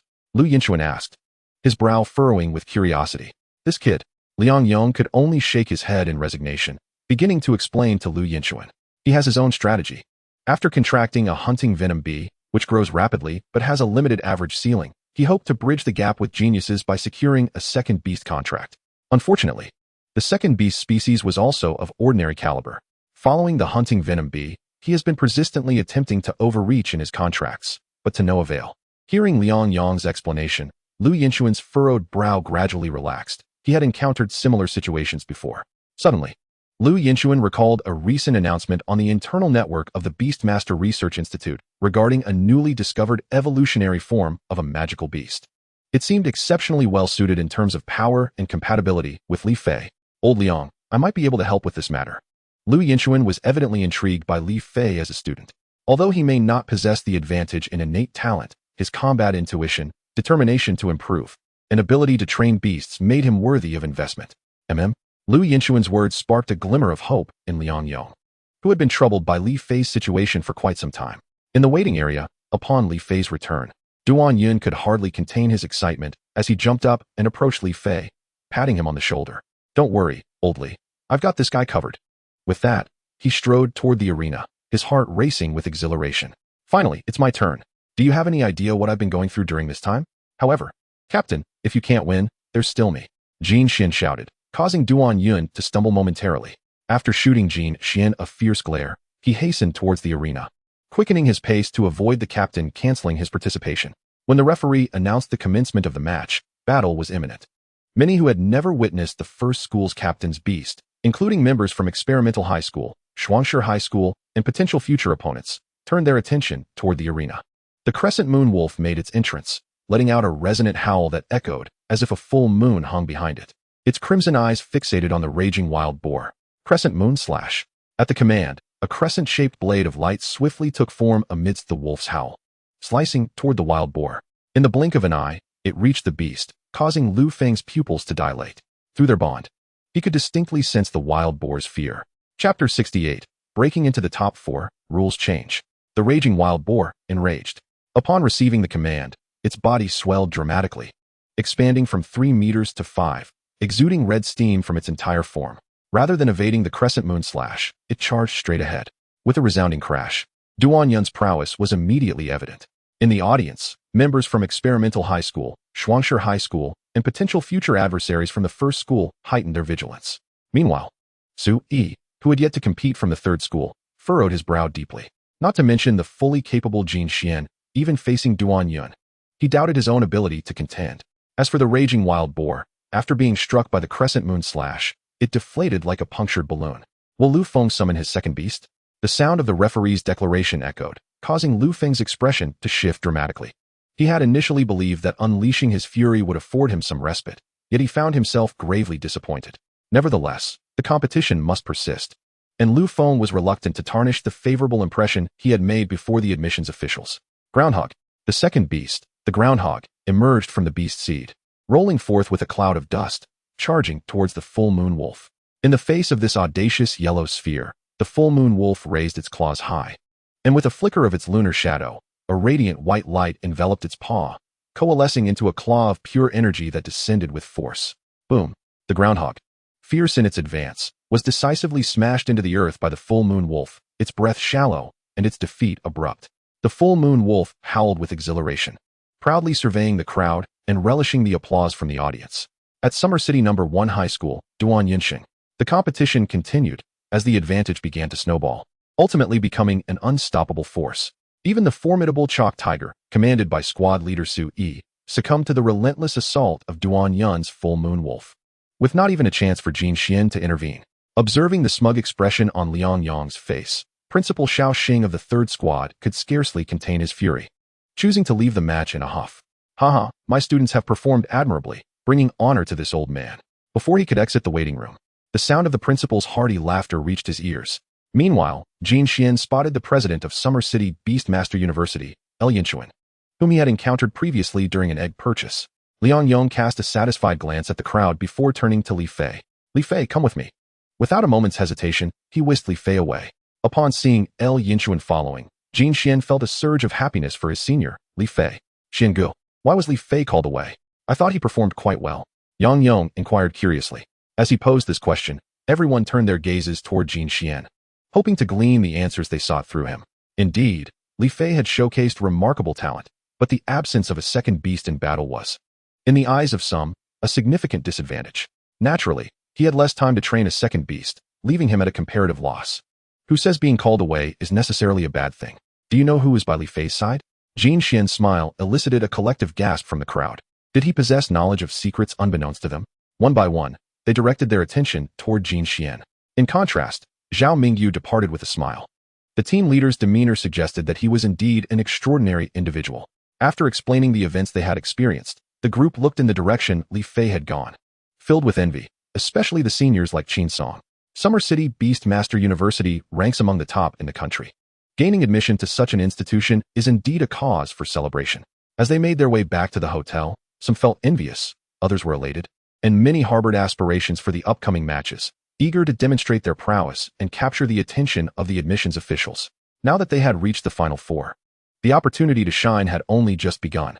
Congratulations on reaching the Final Four, Zhao Mingyu announced, emphasizing that the battle rules would undergo a transformation. No longer would only one beast be summoned for a one-on-one duel. Competitors could now summon all their beasts simultaneously. Let us see who will ultimately stand upon the arena. One crucial aspect to bear in mind is that while we typically summon only a single beast for combat, this does not demand a high level of mental control from the Beastmasters. However, commanding multiple beasts requires careful attention. A single misstep could turn a seemingly assured victory into defeat. Consider this advice: trust in your beasts, or make judicious sacrifices. Upon hearing Zhao's explanation, the group nodded in unison, realizing they had not anticipated reaching the Final Four and thus had not prepared extensively. Jin Xian, however, remained unperturbed.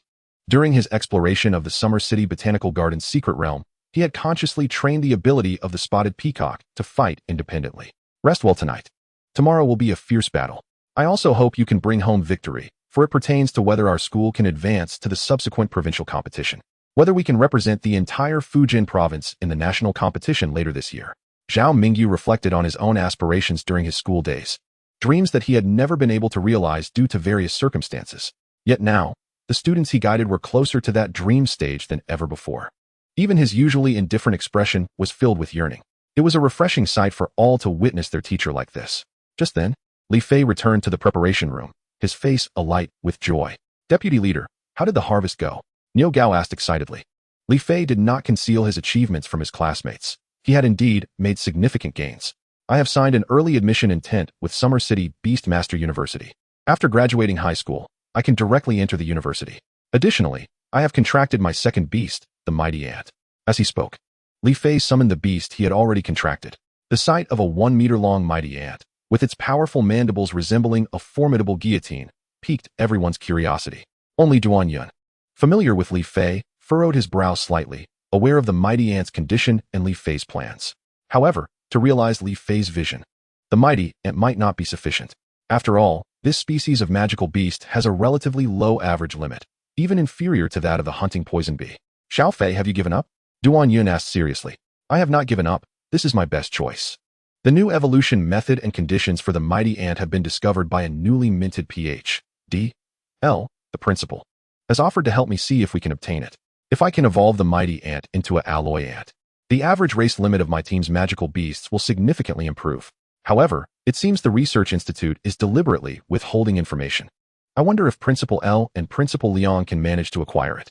Li Fei's entire plan hinged on the evolution of the mighty ant into an alloy ant. Additionally, he had heard that the alloy ant had been recognized by the Beastmaster military and was in the process of forming an alloy ant Beastmaster Corps and an expeditionary force. Obtaining this pathway would likely prove challenging. Chapter 69. It seems I can divulge a little.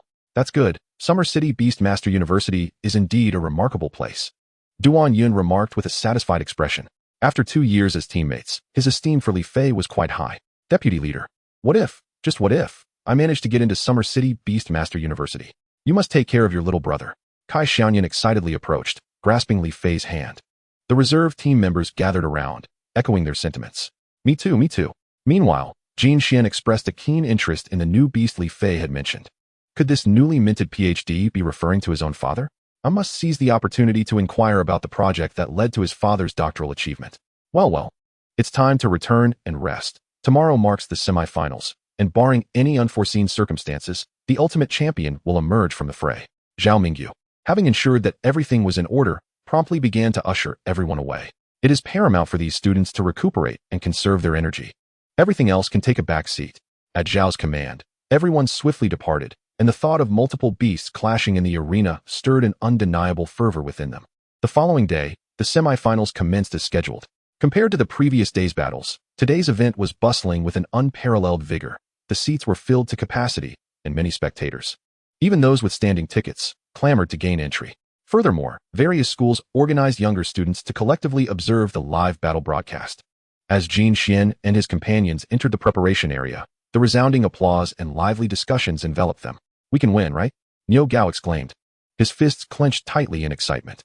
"Believe in ourselves. We can win," Li Fei encouraged, patting Niu Gao on the shoulder. "We can win." With this declaration, the captain, Duan Yun, extended his hand, placing it at the bottom, and his teammates promptly stacked theirs atop in a show of solidarity and confidence. Witnessing this display of camaraderie, Zhao Mingyu, as their leader, placed his hand on top of the pile. "Children, let's give it our all. We can win. Shushi number 1, prepare. Shushi number 10, prepare." The referee's repeated announcements ignited the battle spirit within everyone. "Niu Gao, you're up," Zhao Mingyu called out, sending Niu Gao into the arena. Given his previous performance, which had not been particularly remarkable, Niu Gao approached the upcoming battle with an unwavering focus, almost exceeding 120% of his concentration. Both beasts took the stage, engaging in a fierce contest that ultimately resulted in a draw, successfully kicking off the match. Compared to the earlier battle with the third school, their performance had improved significantly. "Qinsong, you're next." Shushi number 1 sent another contender to the arena. Meanwhile, at a construction site near the Summer City Stadium, "How are preparations coming along?" A chilling voice echoed. "Report, everything is ready," came the response. "This time, we must ensure that those from the Beastmaster division taste defeat." According to information relayed by an informant, the failure of our last mission is intricately linked to a participant in today's competition. As the leader in the black cloak spoke, his voice turned increasingly frigid.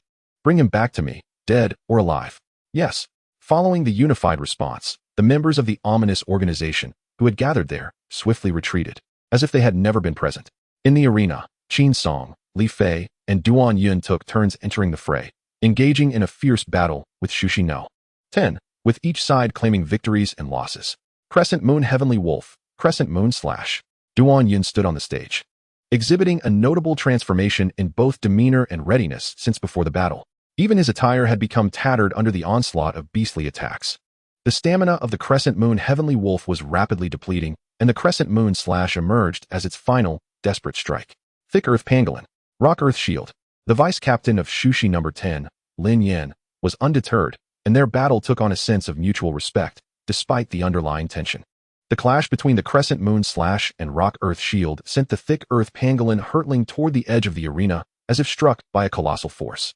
With a furious roar of defiance, it stomped the ground, striving to avoid being pushed further back. However, at that moment, Duan Yun's second beast, the Talon Gold Wolf, emerged like a specter from the shadows, striking the Thick Earth Pangolin and sending it tumbling off the stage. The opposition was equally relentless. Demonic Eye, Petrification Ray. Lin Yan's second beast, a jellyfish-like creature hovering in midair, possessed an enormous eye that occupied more than half of its body. Upon receiving Lin Yan's command, a crimson beam surged forth, crashing into the Crescent Moon Heavenly Wolf. The depletion of stamina, combined with the detrimental effects of the Petrification Ray, rendered it nearly impossible for the Crescent Moon Heavenly Wolf to continue fighting. Duan Yun had no choice but to recall it and command his Talon Gold Wolf to take the stage. The dynamics of the battlefield shifted dramatically, with offense and defense reversing roles. Below the arena, Zhao Mingyu felt the tension mount, particularly since Shushi number 10 still had a captain-level combatant in reserve, while his side had only Jin Xian remaining. "Jin Xian, come here." Just as Jin Xian was completely engrossed in the match, Liang Yang's voice called out. After glancing at the principal and then at teacher Zhao, he nodded and followed Liang Yang's lead. "Jin Xian, regarding this competition, you needn't conceal your initial awakening of dual beast types," Liang Yang stated plainly.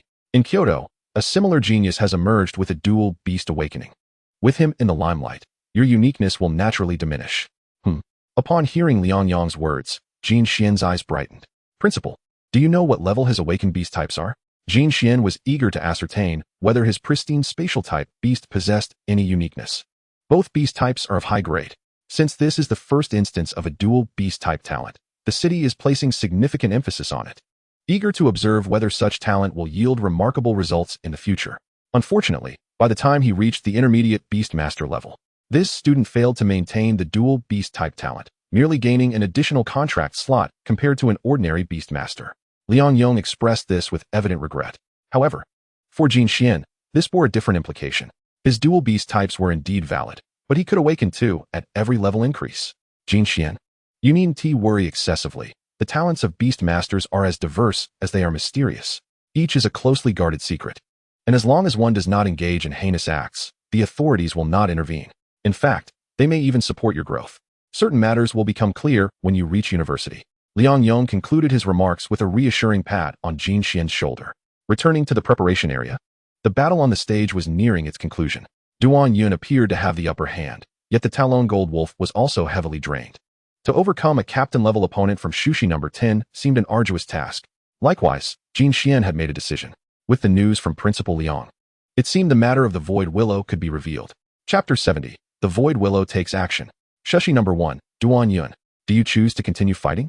The referee surveyed the current state of the Talon Gold Wolf, inquiring if Duan Yun could proceed. Upon hearing this, Duan Yun cast a long glance towards the direction of Shushi number 10, particularly at their yet-to-battle captain, and a wave of helplessness washed over him. Was defeat truly imminent? He glanced once more at Jin Xian beneath the stage. Captain, perhaps it would be best if you stepped down, Jin Xian jested, sensing Duan Yun's gaze. Taken aback by Jin Xian's demeanor, Duan Yun felt a flicker of hope. Could his junior's words hint at a surprise? I choose to forfeit. As Captain Shuangshi, Ren Jieting prepared to take the stage, Duan Yun was the first to descend from the platform, approaching Jin Xian and giving his shoulder a friendly pat. But you promised me, didn't you? If you don't secure a victory, don't blame us for being unkind. Rest assured, victory is guaranteed. With those words, Jin Xian ascended the arena. Upon seeing both sides ready, the referee promptly declared the match officially commenced, his anticipation for this battle palpable.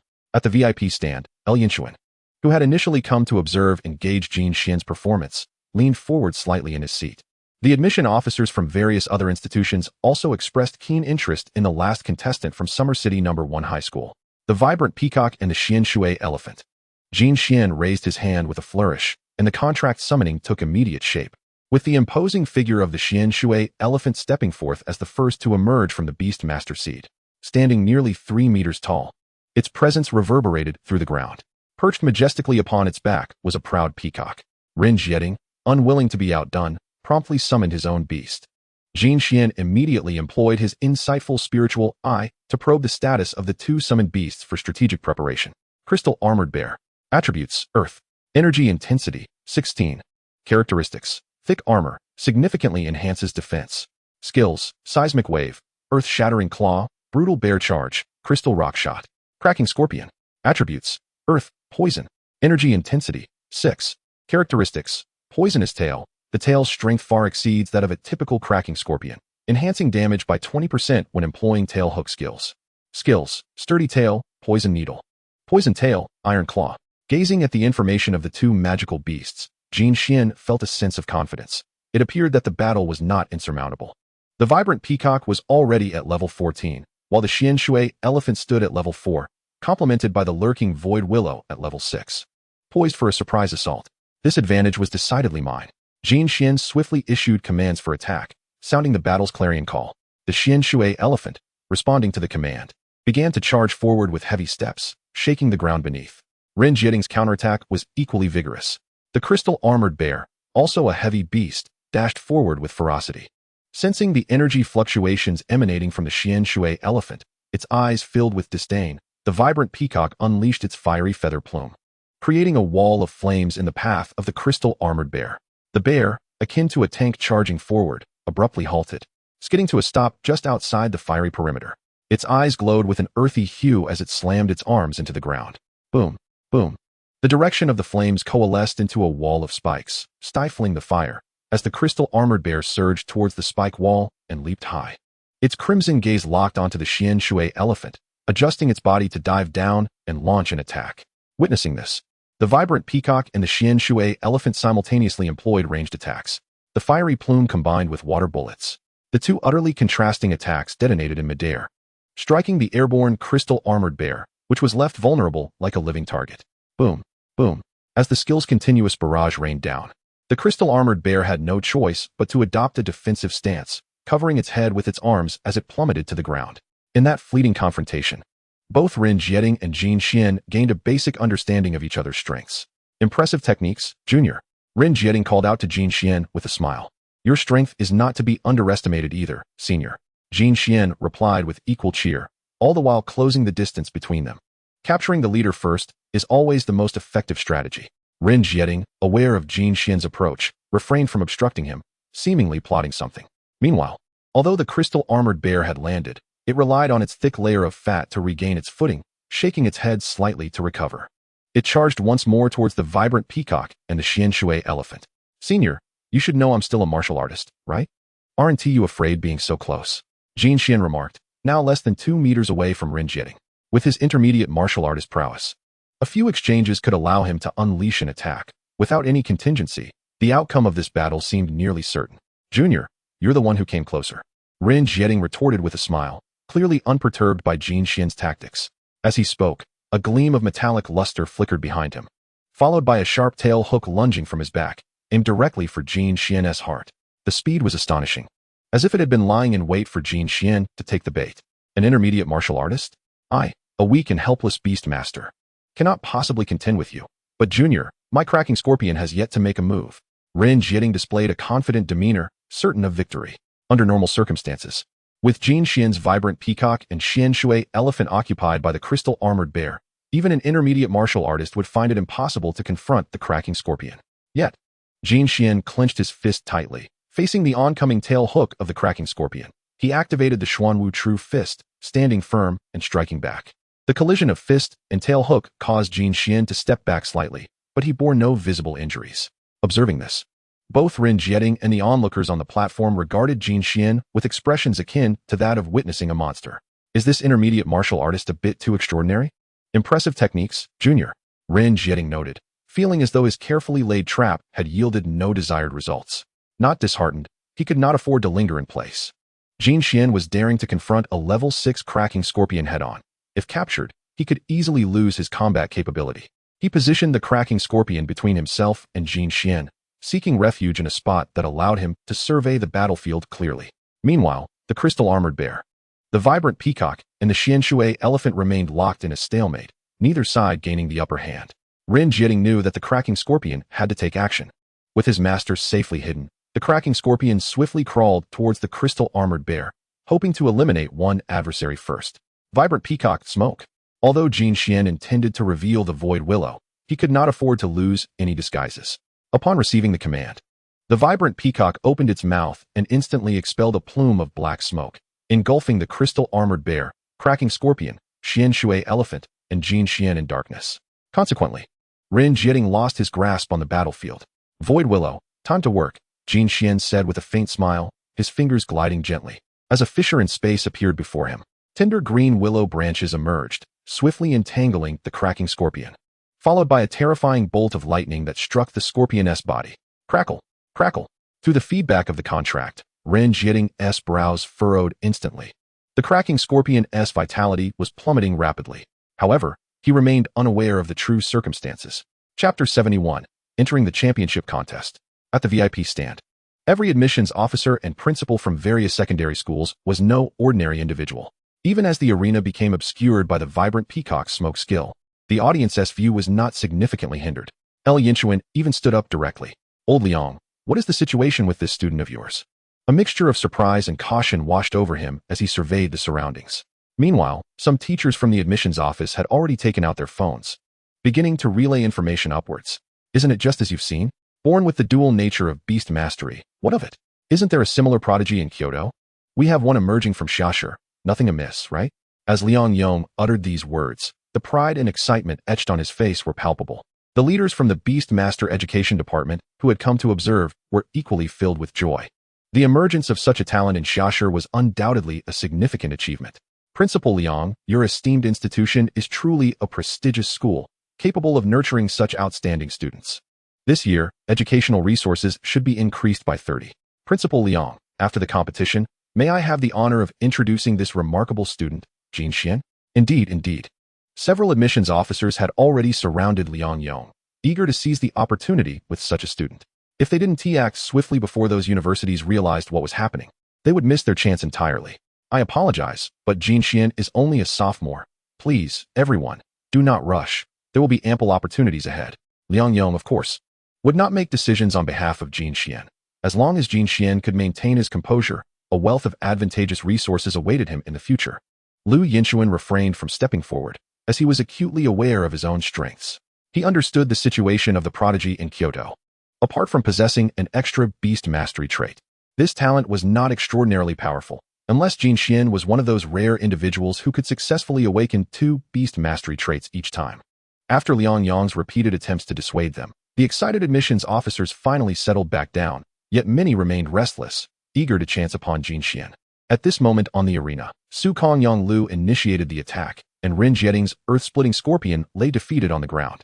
Even though he did not comprehend what had transpired, he was left with no choice but to forcibly recall the earth-splitting scorpion and fully command the crystal bear. Upon receiving the command, the crystal bear's eyes glowed with a sinister crimson light as its arms rose high, striking the ground with tremendous force. Instantly, pulsating spikes of earth erupted outward in waves, forcing Jin Xian's colorful peacock and Xian Shui elephant to retreat. The smoke skill gradually dissipated under the onslaught of the earthen spikes, transforming the arena's landscape. As the smoke cleared, the crystal bear locked onto the enormous Xian Shui elephant, its arms swinging like axes ready to fell trees. With relentless blows, it shattered columns of stone, advancing towards the Xian Shui elephant. With its paw raised high, rock energy coalesced into a fist encased in stone, descending with a fearsome aura. Xian Shui elephant, attack. Following the order, the Xian Shui elephant gathered energy in its trunk and swung it towards the crystal bear's descending paw. Bang, bang, bang. In a mere 2 seconds, they exchanged blows no less than 20 times, evenly matched for the moment, yet the disparity in energy intensity loomed large. As the clashes continued, the Xian Shui elephant began to falter, but the colorful peacock was already positioned for an attack, igniting its flames and significantly boosting its momentum. Its claws enveloped in fire lunged towards the crystal bear's head, feeling the searing heat at its ears. The crystal bear could only abandon its pursuit of the Xian Shui elephant, shielding its head with its arms. Boom. The damage from the fiery claws struck true, causing the crystal bear to stagger backward uncontrollably. Jin Xian would not let this opportunity slip away. Su Kong Yonglu struck once more, appearing like a tripwire in the crystal bear's path of retreat. Caught off guard, the crystal bear's balance was swiftly disrupted, and its massive body crashed to the ground, leaving it vulnerable. The Xian Shui elephant and the colorful peacock seized this moment, unleashing a barrage of skills without regard for energy consumption. The relentless assault of fiery feathers, fiery claws, and water bullets, combined with the Xian Shui elephant's continuous strikes, exposed the crystal bear's weaknesses, rendering its resilient nature akin to a red-hot stone doused with water. With the Xian Shui elephant's relentless onslaught, the crystal bear's defenses crumbled, pain evident on its face as it roared in agony. Rin Jieting's expression shifted dramatically, realizing defeat was inevitable. I concede. Upon hearing Rin Jieting's words, the referee announced the outcome of the match. Xiashi No. 1 High School triumphed over Shuangshi High School, advancing to the championship round and securing a spot in the provincial competition. The excitement in the Xiashi No. 1 High School's resting area was palpable, with Kai Xiaoyan and Yang Yong embracing in celebration. Li Fei and Duan Yun wore equally ecstatic expressions, having never anticipated that their junior, Jin Xian, could lead them this far. Zhao Mingyu wore a satisfied smile. What he had once failed to achieve was now accomplished by his student. A dream fulfilled in an unexpected manner. Meanwhile, in the other team, from Experimental High School, both the team leader and their captain inquired of their members. What are your chances against Jin Xian? The leader directly posed the question. Huang Yuntian, the only member from Experimental High School who had faced Jin Xian, shifted uneasily. Having lost previously, he felt discontent. However, if he were to face Jin Xian again, he feared he wouldn't last even 10 moves. I doubt I can win. Neither can I, chimed in the team captain. If his third beast doesn't intervene, I might have a chance. The leader's voice rang out. The only way for us to secure victory is singular. Hearing this, the members of Experimental High School looked towards their leader, as if they had glimpsed hope. They were eager to learn the strategy that could turn the tide. They must hold their ground, at minimal cost, to defeat the remaining members of Xiashi No. 1 High School, and then concentrate all their efforts to confront Jin Xian. The leader of Experimental High School clearly regarded Jin Xian as a formidable foe. posing a greater threat than even the captain of Shasher No. 1 High School. Upon hearing their leader's words, the others nodded in agreement. Indeed, this was the only viable strategy. Yes, we will ensure the task is completed. The members of Experimental High School responded in unison, yet Huang Yuntian, having felt the pressure from Jin Xian, remained apprehensive. Was it truly that simple? In the resting area of Shasher No. 1 High School, since we have come this far, why not aim for even greater heights? Zhao Mingyu, amidst the excitement of everyone present, once again offered an inspirational message. All those present, aside from Jin Xian, were momentarily taken aback, eager to confront Experimental High School and claim the honor of winning the championship of this high school Beastmaster competition for Shasher No. 1 High School. Chapter 72. Jin Xian, you are truly extraordinary. The championship match of the High School Beastmaster League was scheduled for the afternoon, leaving little time for the participants. Jin Xian, will your colorful peacocks be able to recover before the final showdown this afternoon? Zhao Mingyu inquired, looking at Jin Xian. He had also observed the strength of Experimental High School. Their captain, vice-captain, and several team members were exceptionally formidable, nearly matching the prowess of Li Fei and Duan Yun on his side. The outcome of this match hinged critically on Jin Xian's performance. There should be no problem.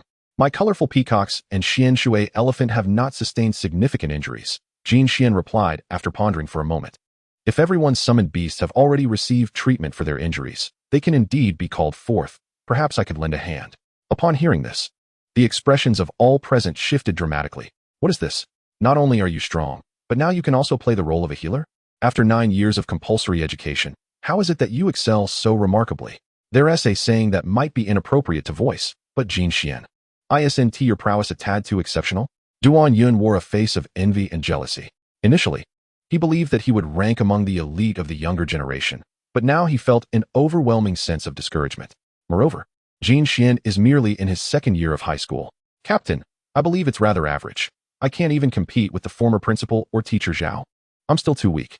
Jin Xian pondered briefly, lamenting his own strength as a hindrance. Yet, as soon as he spoke, the others rolled their eyes in unison. How long has it been since you awakened, and you already wish to reach for the stars? Since Jin Xian can assist everyone's summoned beasts in their swift recovery, let us summon them all. Furthermore, Yang Yong, your pigeon can also be summoned to aid everyone. Fearing that Jin Xian might utter something astonishing once more, Zhao Mingyu promptly redirected the conversation. Given the significance of the afternoon competition, no one dared to decline. And soon the entire combat room of the first high school was filled with summoned beasts of all sizes. However, whether it was Duan Yun's round moon wolf, the fearsome gold wolf, or Li Fei's hunting venom bee, each was adorned with various bandages and plasters, merely awaiting the restoration of their stamina. Xian Shui Xiang. Utilize water healing. Ban Lan Kong Ke. Unleash flame bath. Jin Xian instructed his summoned beasts to release their skills. Crimson firelight and azure healing light cascaded down, enveloping the bodies of the magical beasts present. With the assistance of Pigeon, after several rounds of skill releases, the injuries of all summoned beasts were rapidly mending. Now, even if they were to engage in battle again, it would pose no problem. Jin Xian, does this impose a significant burden on you? Zhao Mingyu inquired with concern, wary that treating everyone might delay his ultimate move. It's nothing, teacher.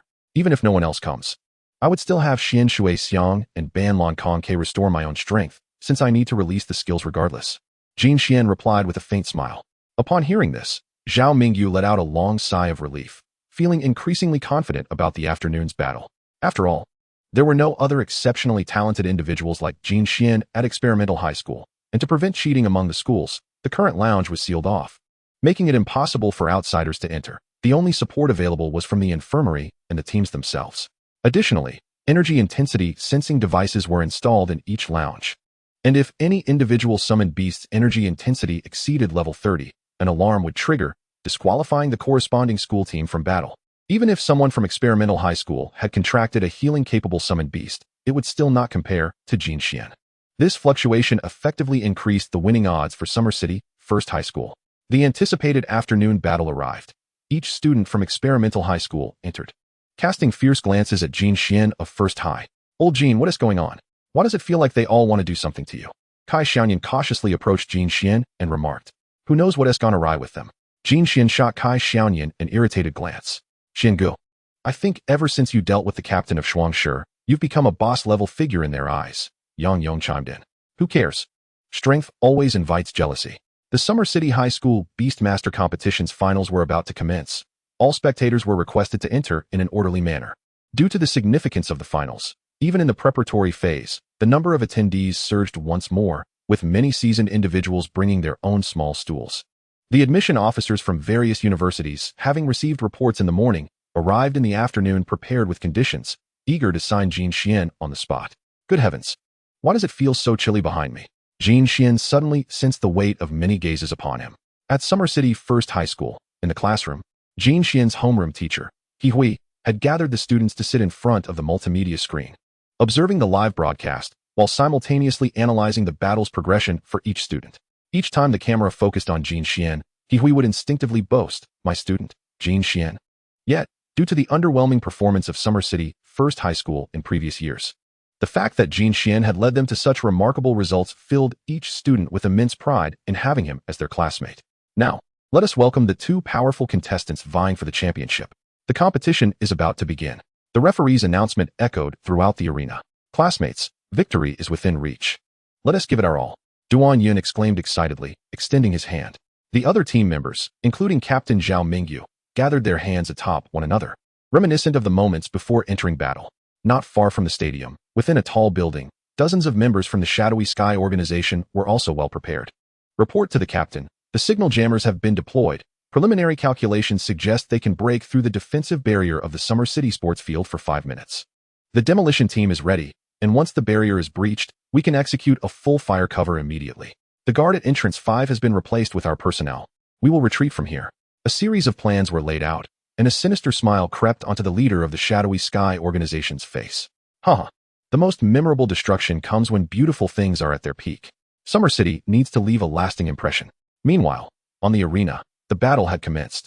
Niu Gao and Qin Song took their turns to enter, yet compared to Experimental High School, there remained a significant gap. Only after Qin Song was eliminated did Experimental High School make its first substitution. Next came Li Fei and Duan Yun, but the results were still not ideal. Li Fei managed to eliminate one opponent, while Duan Yun eliminated another. By the time Jin Xian took the stage, Experimental High School still had two formidable forces in play. The pressure was mounting on First High. Classmates, your performance has been outstanding. Believe in yourselves. We can win. The leader of Experimental High School was quite pleased with the current situation. Yes, Captain, Vice Captain, let us go. We can win. In an instant, cheers erupted from the Experimental High School team. Jin Xian cast a slight glance at the opposing side. Xiangu, go for it. Xiangu is invincible. Duan Yun and Li Fei joined in the cheers, prompting Jin Xian to feel an urge to close his eyes and ignore these individuals. However, as the upcoming match approached, a fierce determination radiated from Jin Xian's eyes, signaling an impending conquest. Chapter 73, Yang Lu's strike will not be in vain. Jin Xian slowly ascended the stage, where the vice captain of Experimental High School, Li Yun, had been waiting for some time, exuding an air of vigilance. In previous battles, the team leader had made them repeatedly review the footage, knowing that any slip on their part could lead to exposing a flaw, resulting in being swept off the stage by Jin Xian. As the referee announced the start of the match, Li Yun swiftly summoned her two summoned beasts. Enveloped entirely in a formidable skeletal armor, adorned with a mask reminiscent of a wolf-like beast skull, stood an imposing figure, a bone-armored wolf towering at an impressive 3 meters. Alongside it was another creature, a cradle-potted plant, characterized by its pot-like root system and a slender stalk crowned with an enormous flower bud. Jin Xian summoned his own beast duo, the resplendent peacock and the obsidian water elephant. Without hesitation, he issued an immediate command to attack. The colossal form of the obsidian water elephant surged forward with alarming speed, stirring up clouds of dust from the ground, charging directly at the bone-armored wolf with an intimidating presence.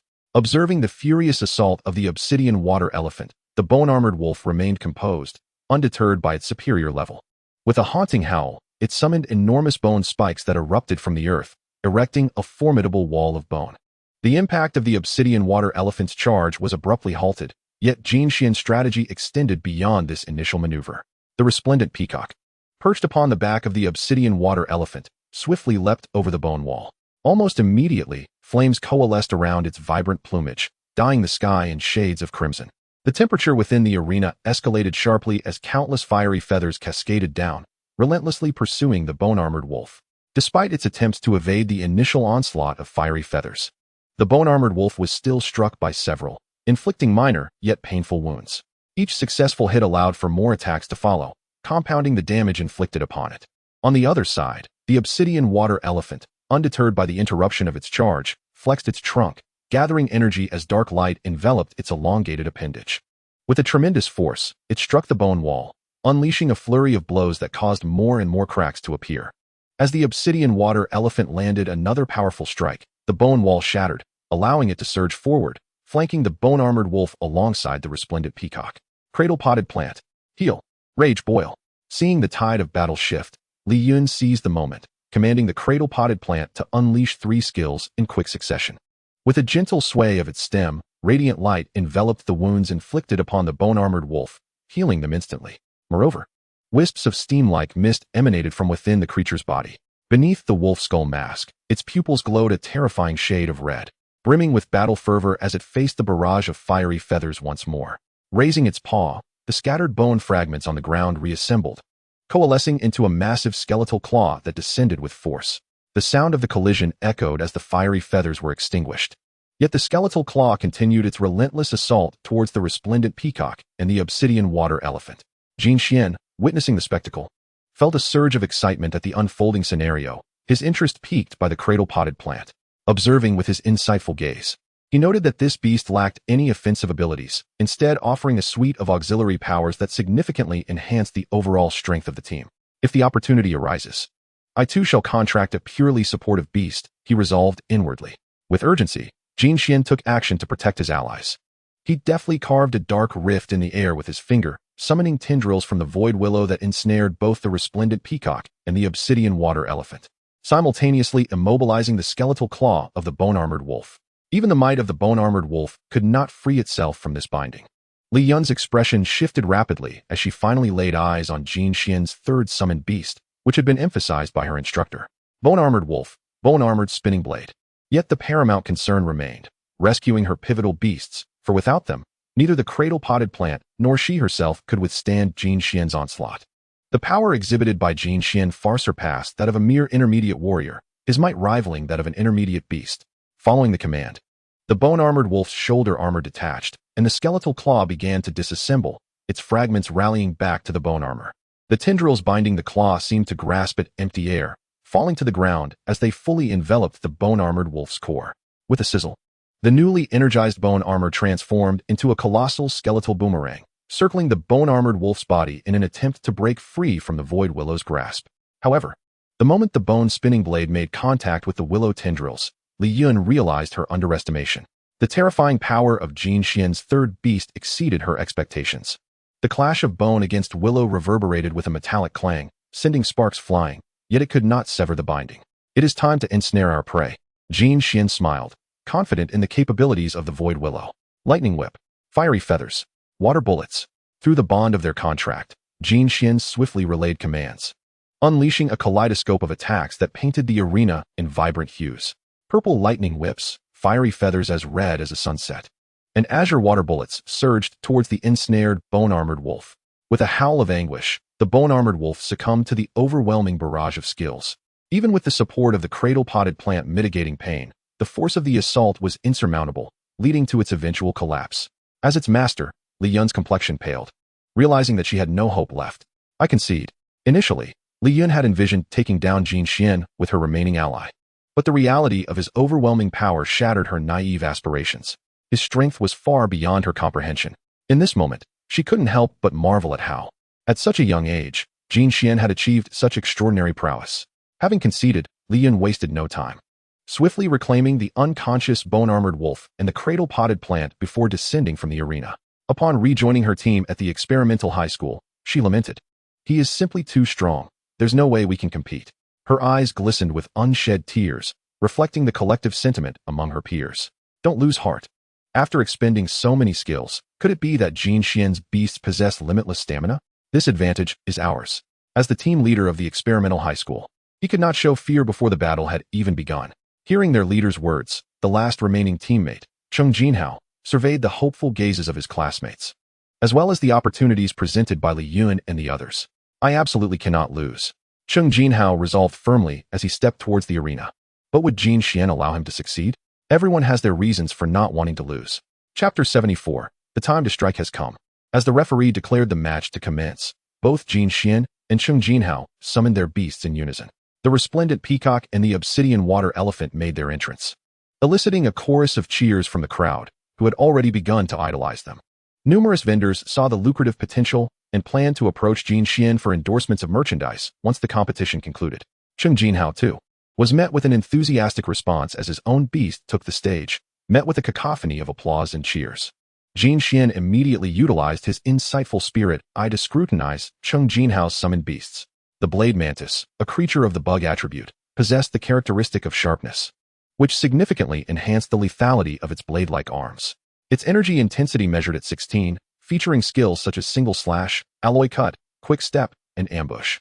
The water-spraying turtle, embodying the water attribute, boasted the characteristic of thick shell, which fortified its defenses with a robust armor of hardened shell. Its energy intensity was 5, with skills including body slam, water gun, and bubble. He remembered encountering the blade mantis during a field practice session while devising a strategy involving water currents. Its dual blade strikes were as effortless as slicing through melons when dealing with hunting wasps. Despite the level disparity, Cheng Jinhao's blade mantis bore a striking resemblance to the one he had previously encountered, both in size and the gleaming edge of its blades. The water-spraying turtle, however, was a common sight, often chosen by individuals with modest talent but decent potential upon awakening their abilities. Xian Shui Elephant, charge. With the competition underway, Jin Xian had no intention of delaying. He commanded the Xian Shui Elephant to surge forward, bearing the rainbow peacock into the fray. Like a moving tank, it barreled toward the blade mantis. Just before the two were set to clash, the Xian Shui Elephant came to a sudden halt, raising its forelegs high, resembling towering columns. Radiance converged as it swiftly brought its limbs down upon the blade mantis, whose blades glimmered with alloy brilliance, forming a cross to meet the oncoming force. Boom! A tremendous roar echoed, yet the considerable level gap was evident. Despite a slight elevation in the Xian Shui Elephant's level after several battles, now at level 5, it was effortlessly repelled. Stumbling several steps, it barely managed to dissipate the force of the blade mantis's strike. Meanwhile, the water-spraying turtle had circled around to launch a water gun attack at the rainbow peacock. Observing this turn of events, a flicker of delight appeared on Cheng Jinhao's face. The water attribute against the fire attribute of the rainbow peacock presented an opportunity, even amidst the significant level disparity. However, Kai Xiaoyan in the audience involuntarily twitched, piquing Zhao Mingyu's curiosity. Kai Xiaoyan, what's the matter with you? I wonder if Cheng Jinhao truly remains unaware of the peculiarities of Xianji's rainbow peacock? Kai Xiaoyan wore a mournful expression for Cheng Jinhao, inciting intrigue among the onlookers. What was happening?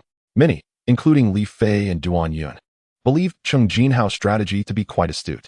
Back then, I also had a water-spraying turtle face-off against Xianji's rainbow peacock, and their levels seemed comparable.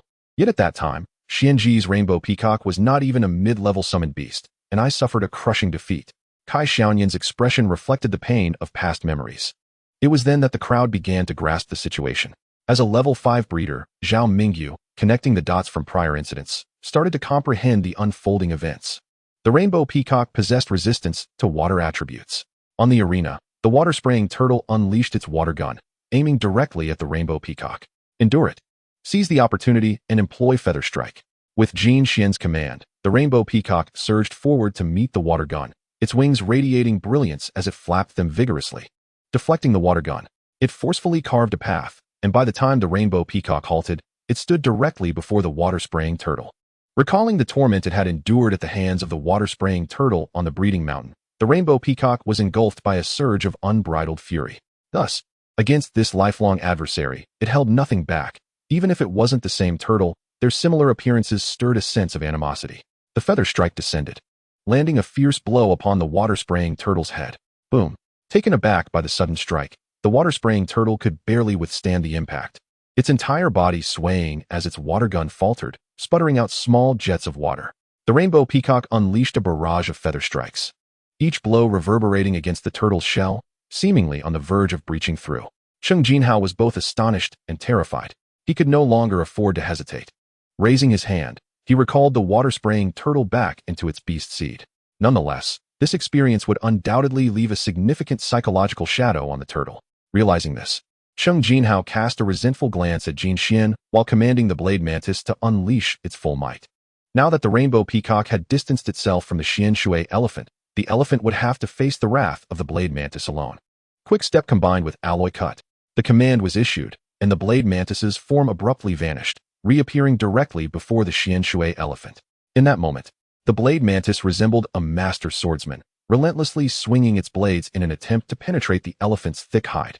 A relentless series of strikes left the Xianshui elephant with little opportunity to retaliate.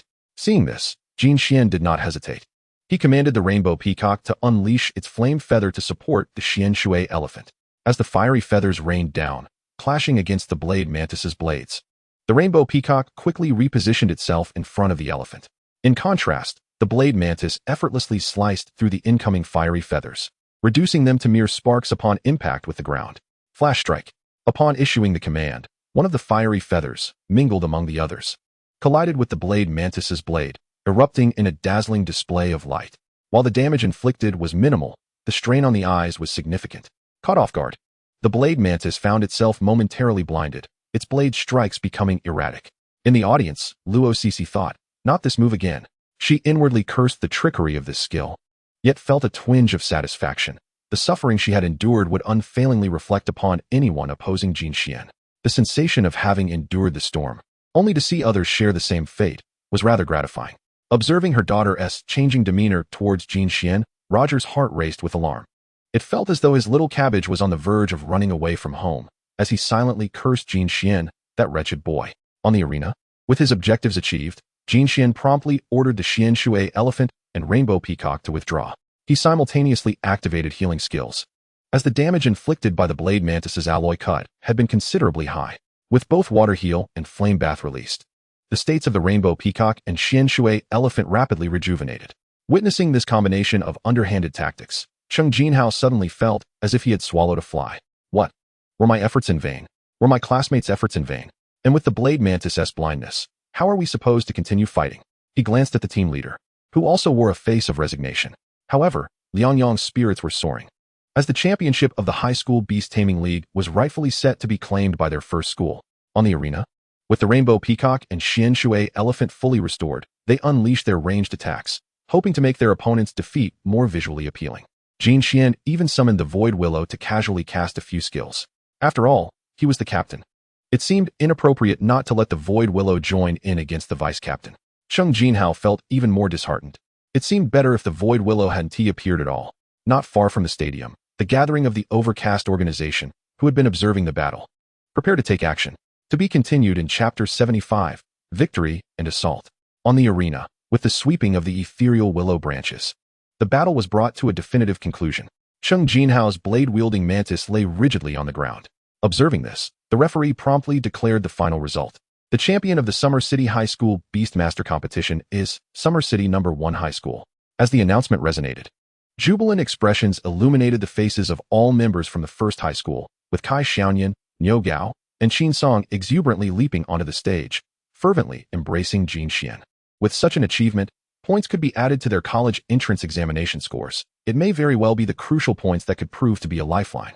Cheng Jinhao withdrew his beast and cast a fleeting glance at Jin Xian, exhaling a long sigh. He had lost fair and square, and could harbor no resentment.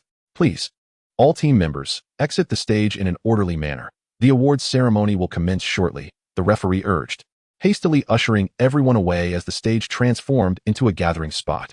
Let us go, we'll talk later. Jin Xian's mind was now filled with the promises of splendid rewards made by the principal. The championess prize, as the old man had stated, was a qualification to enter a secret realm, and not just any realm, but a far more perilous one than the newly emerged Summer City Botanical Garden, rife with untold dangers. If fortune favored him, he might even discover his fourth beast within that realm. Jin Xian couldn't help but let his imagination take flight. Upon Jin Xian's return, Principal Liang Yong and the previously encountered El Yinchuan approached in unison. What a remarkable lad! Naturally gifted with dual beast mastery and such formidable strength. You are indeed blessed, El Yinchuan remarked, patting Jin Xian's shoulder with satisfaction. Old El, don't startle my student all at once. Moreover, I am here to celebrate my student's success. What brings you here? Liang Yong retorted, a hint of annoyance creeping into his tone. Oh, it's nothing at all. In an instant, El Yinchuan found himself at a loss. Withdrawing his hand from Jin Xian's shoulder, unsure where to place it next, contemplating how to navigate the conversation. Suddenly, noticing Li Fei beside Jin Xian, he declared, Who said I came to see Jin Xian? I'm here to witness our prospective freshman, Li Fei. With this statement, El Yinchuan felt his dignity restored. All right. I'll grant you that. However, Jin Xian is merely a second-year student. Don't attempt to pull your tricks on my student. Limiting his choices, Liang Yong stated. His demeanor shifting dramatically to one of seriousness, serving as both a warning to El Yinchuan and a reminder to Jin Xian not to rush into decisions. You are only in your second year. Even if you intend to sell, ensure you secure a good price. Upon hearing the principal's words, Jin Xian understood the course of action he should take. After all, time was on his side, providing ample opportunity to showcase his abilities. Throughout Huaxia, although Summer City Beastmaster University was formidable, it could not claim the title of the very best, at least. The Kyoto Beastmaster University and the Modu Beastmaster University stood ahead. I am aware of the gravity of the situation, Jin Xian replied, bringing relief to Liang Yong. While El Yinchuan recognized that if he wished to secure Jin Xian, Summer City Beastmaster University would likely need to pay a significant price. Yet, it seemed worth the investment. At that moment, the sound of the awards ceremony music filled the entire gymnasium. Let us go, let us go. Don't mind that fat L. Liang Yong chuckled, leading all members of the first high school towards the podium with exuberance. Observing Liang Yong's triumphant demeanor, El Yinchuan felt no anger. This old friend had indeed borne considerable pressure over the years. Yet, fortunately, talents like Jin Xian, Duan Yun, and Li Fei had emerged. Meanwhile, the previously simulated terrain of the arena had sunk to a conventional state, with other school teams gathering on stage. The principal of the third high school, Xiaoxing, wore an expression of bitter resentment but refrained from voicing his frustration. Now, let us invite the director of the Summer City Beastmaster Education Bureau, Xia Chiyang, to present trophies and certificates to the outstanding participants of this high school Beastmaster competition. The former referee had transformed into the host, initiating the award-giving segment. A portly middle-aged man, wearing a broad smile, passed by each school, presenting trophies and certificates while encouraging continued effort. Do not be deceived by this seemingly mild-mannered director of the Summer City Beastmaster Education Bureau. He was, in fact, a bona fide king-level Beastmaster. As Xia Chaoyang approached Jin Xian, he remarked, "Young lad, you performed exceptionally well. I eagerly anticipate your performance upon entering university." He patted Jin Xian's shoulder, a gesture that left several principal-level figures astonished. At just over 30, Xia Chaoyang had already reached king-level strength, with great potential for further advancement. Jin Xian was now connected to such a formidable individual, broadening his prospects immensely. After encouraging Jin Xian with a few more words, Xia Chaoyang finally handed him the trophy and certificate. Just then, a cacophony of ominous cracking, reminiscent of glass shattering, resonated throughout the stadium, quickly followed by a thunderous roar. The entire arena began to tremble. Jin Xian's direction revealed several glimmering metallic projectiles hurtling towards the stage. Puff, puff. Specialized bullets targeted the students on the stage. Bang. Already, a student had collapsed, struck directly in the chest, blood gushing forth and staining the ground crimson. As the bullets flew toward Jin Xian, the smile on Xia Chaoyang's face evaporated instantly. He spun around, raising his hand, summoning a colossal rock giant standing 10 meters tall onto the stage, which met the oncoming bullets with a powerful fist. Influenced by the rage emanating from its master, the rock giant's eyes turned crimson, locking onto the source of the assault. "Children, take cover behind me. I shall see what audacity these rats possess." After uttering those words, he left the rock giant to protect the students. Soon, several massive figures emerged, each exuding an aura and might rivaling that of the rock giant, leaping onto the back of a 5-meter-tall griffin. With the body of a lion and the face of an eagle, which boasted an impressive wingspan of 8 meters, Xia Chaoyang ascended into the sky. Opposing him, another individual summoned a flying beast, a pitch-black creature with scarlet eyes and wings spanning 10 meters, known as the Dark Raven Monarch. "Shangrong, I never expected you to still be alive." Xia Chaoyang recognized the figure before him, his face contorting with suppressed fury, ready to erupt into battle. Beneath both of them, the Shadow Sky organization had made other arrangements. Numerous members hidden amongst the audience surged forth. As the ambush commenced, they showed no regard for the presence of ordinary people. One after another, monstrous creatures, wolves, tigers, venomous hornets, and poisonous serpents, appeared, launching indiscriminate attacks. The entire stadium descended into chaos, filled with screams and wails.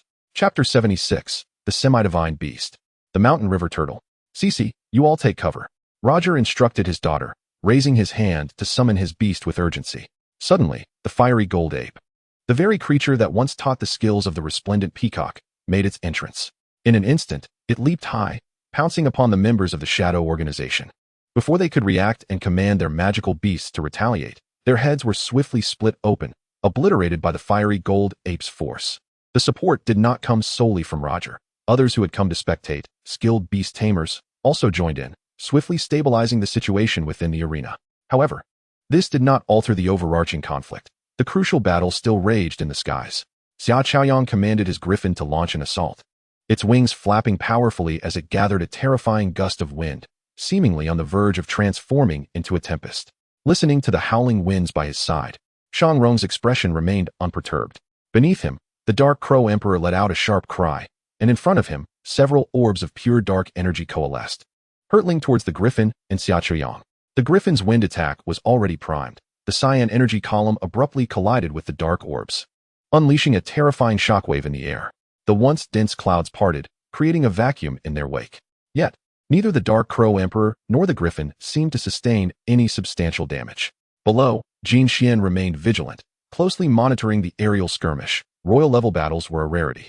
He remained alert to his surroundings, wary of sudden assaults. "Classmates, we must withdraw," Zhao Mingyu declared gravely. If it were just him, he could have intervened.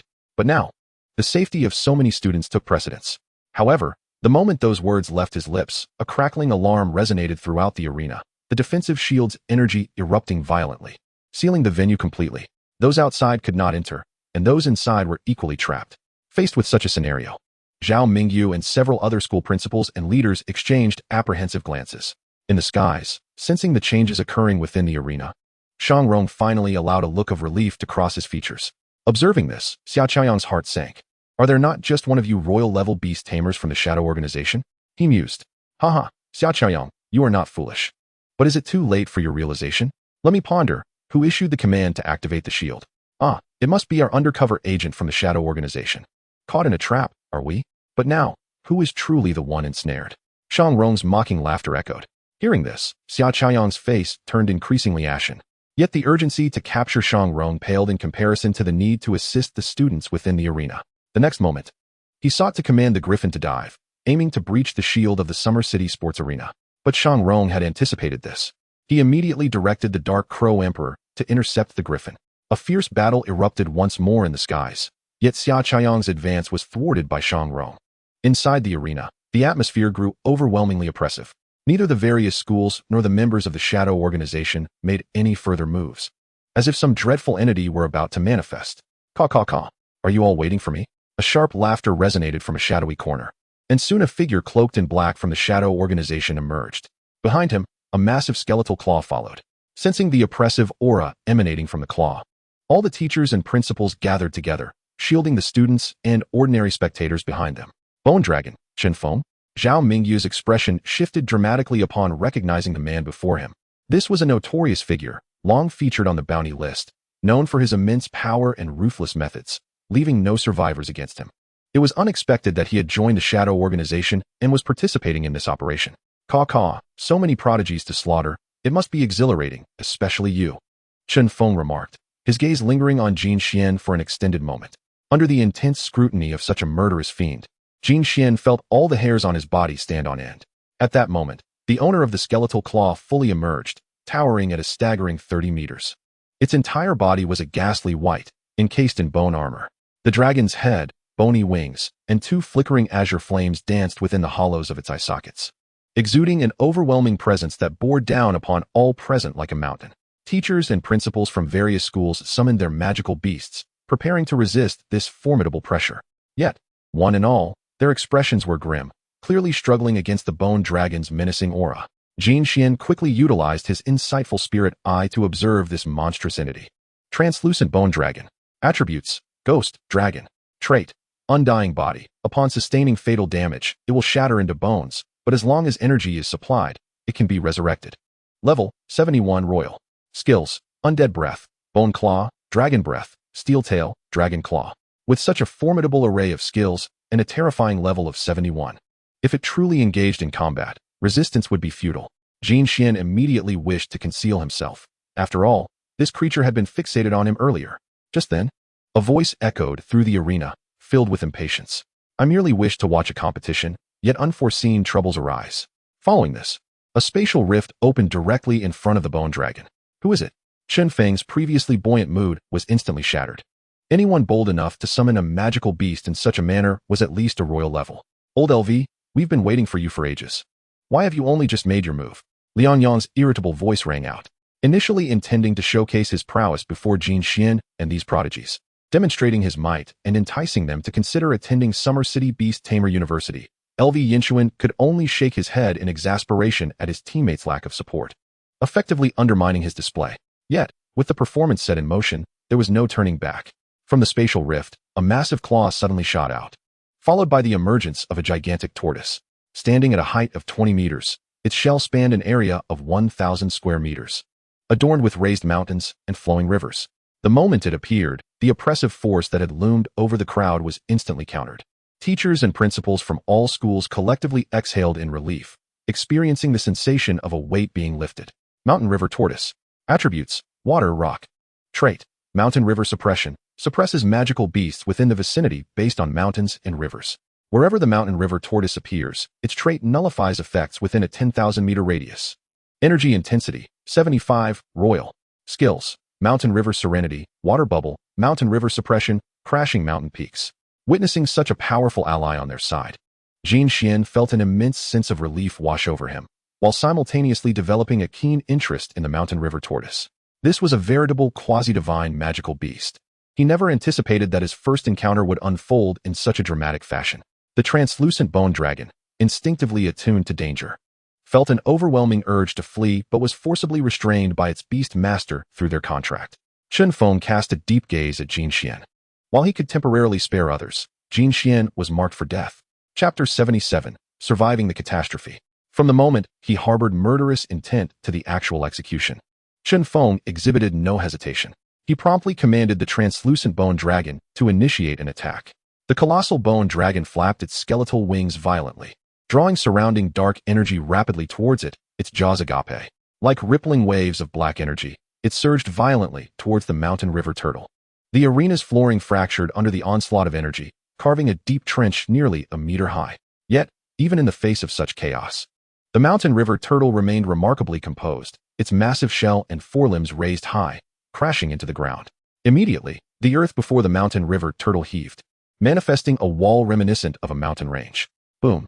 The collision of the spectral breath of the ethereal bone dragon with the Mountain River Turtle's skill, mountains unharmed, unleashed a tremendous shockwave, the rising dust rendering the spectators unable to open their eyes. At that moment, Jin Xian's heart raced, sensing an imminent danger approaching rapidly in his direction. Instinctively, he edged closer to Principal L. Unbeknownst to them all, a shadow beneath Chun Feng's feet flickered, akin to a fish darting forth, skillfully navigating the shockwave created by the clash between the ethereal bone dragon and the Mountain River Turtle. It circumvented the rising mountains and arrived at Jin Xian's feet. Zzzzzzz. Ebon claws emerged from the shadow beneath Jin Xian, seizing his ankle, attempting to drag the living being into the depths of the shadow. Why are the big shots fighting while chasing after a small fry like me? Jin Xian cursed inwardly, simultaneously devising a means of escape. This sudden turn of events alerted L. Yinchuan. His initial intervention was primarily due to Jin Xian, and thus he had focused most of his attention on him from the outset.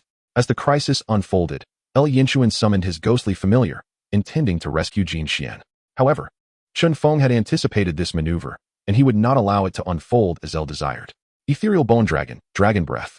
The command was issued, and the draconic energy erupted from the bone dragon's maw, striking the Mountain River Turtle with a force exceeding that of the spectral breath, seeking to reclaim L. Yinchuan's attention. The Mountain River Turtle's defense momentarily faltered, and L. Yinchuan's focus wavered for just a few critical seconds. In that fleeting moment, the lower half of Jin Xian was already succumbing to the encroaching darkness. The colorful peacock and the Xian water elephant clung tightly to Jin Xian's garments, struggling against the spectral familiar at his feet. For heaven's sake, Lao Liang, if you don't make a move soon, your precious student will be gone. Jin Xian shouted. His insightful spiritual eye had locked onto the adversary, Ethereal Wanderer. Type, Ghost. Ability, Night Stalker. Speed significantly increases in the absence of light. Energy Intensity, 55, Tier. Skills, Night Stalker, Night Marsh, Phantom Claw.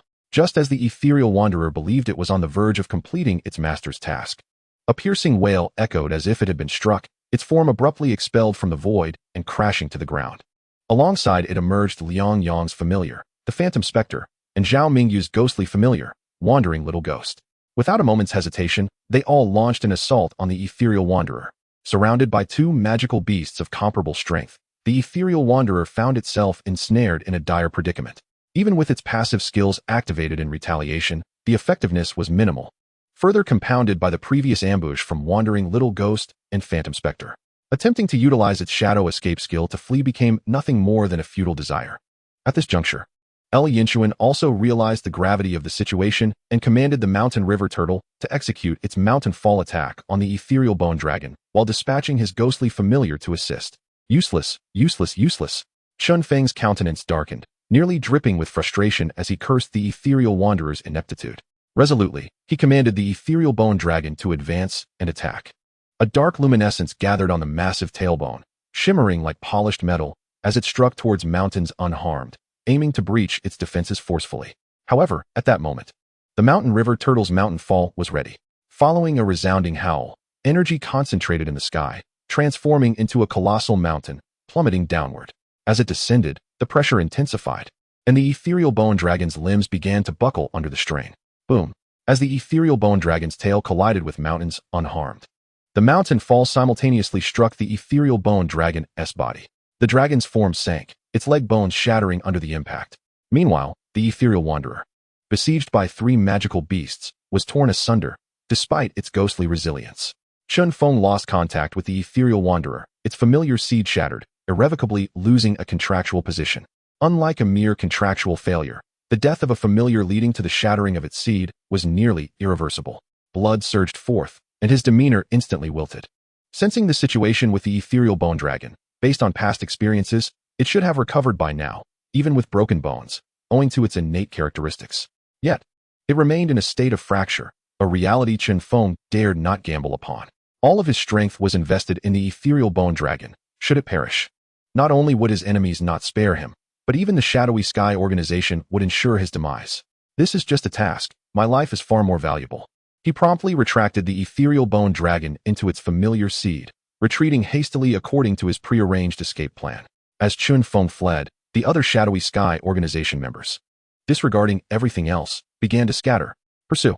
Yinchuan commanded, mounting his mountain river turtle to track down these shadowy vermin. Liang Yong followed suit, leaving Zhao Mingyu to guard the students. Gasping for breath, Jin Xian felt as though he had narrowly escaped disaster, having witnessed the prowess of these formidable beings. A fervent desire for strength welled within him, while he remained vigilant of his surroundings, fearing further danger. The colorful peacock and the Xian water elephant displayed signs of exhaustion, collapsing onto the ground. In the skies above, the battle between Xia Chaoyang and Shang Rong reached its climax. Witnessing Yinchuan subdue Chun Feng filled Shang Rong with a sense of triumph. Useless. Frustrated with his subordinates' incompetence, he abandoned any notion of further engagement. He commanded the Dark Crow Emperor to unleash its night erosion skill. Instantly, darkness enveloped the sky, and under this cover, Shang Rong sought to retreat swiftly. Do you truly think that Xia City is a place you can come to and leave at will? Xia Chaoyang bellowed. His griffin, as if sensing the urgency, conjured a blue spear in the void, its keen gaze locking onto Shang Rong hidden in the darkness. The spear was hurled with tremendous force, piercing through the air directly towards Shang Rong's heart. Substitute. The Dark Crow Emperor flickered, splitting into two. The substitute was struck by the spear, its body violently torn apart, while the original made a hasty escape with Shang Rong. Chapter 78, Elder Chen's Suggestion. The Dark Crow Emperor's speed surged, vanishing in the blink of an eye. Realizing he could not catch up, Xia Chaoyang returned to the arena. Meanwhile, as Chun Feng approached the fifth exit, the personnel responsible for his extraction promptly opened the barrier, allowing him to escape. However, as the minor characters following Chun Feng attempted to leave, Yinchuan had already caught up, swiftly taking control of the situation and capturing them all. Once the situation gradually stabilized, Liang Yong returned to the team from No. 1 middle school. Surveying the surroundings, he found that all the students were safe and sound, allowing him to breathe a sigh of relief and finally contemplate celebrating their achievements. Well done, my dear students. No. 1 middle school takes great pride in you. Come on, the celebration banquet is all set. Liang Yong's hearty laughter elicited envy from the principals of other schools. The championship of the Summer City High School Beast Tamer League held weight both in the province and nationally. It could be said that this success added a resplendent stroke to Liang Yong's illustrious career. Noticing that everyone had gathered and it was not the time for discussions, Jin Xian remained silent, yet his mind was preoccupied with the promises made by the principal. following the main group back to number 1 middle school.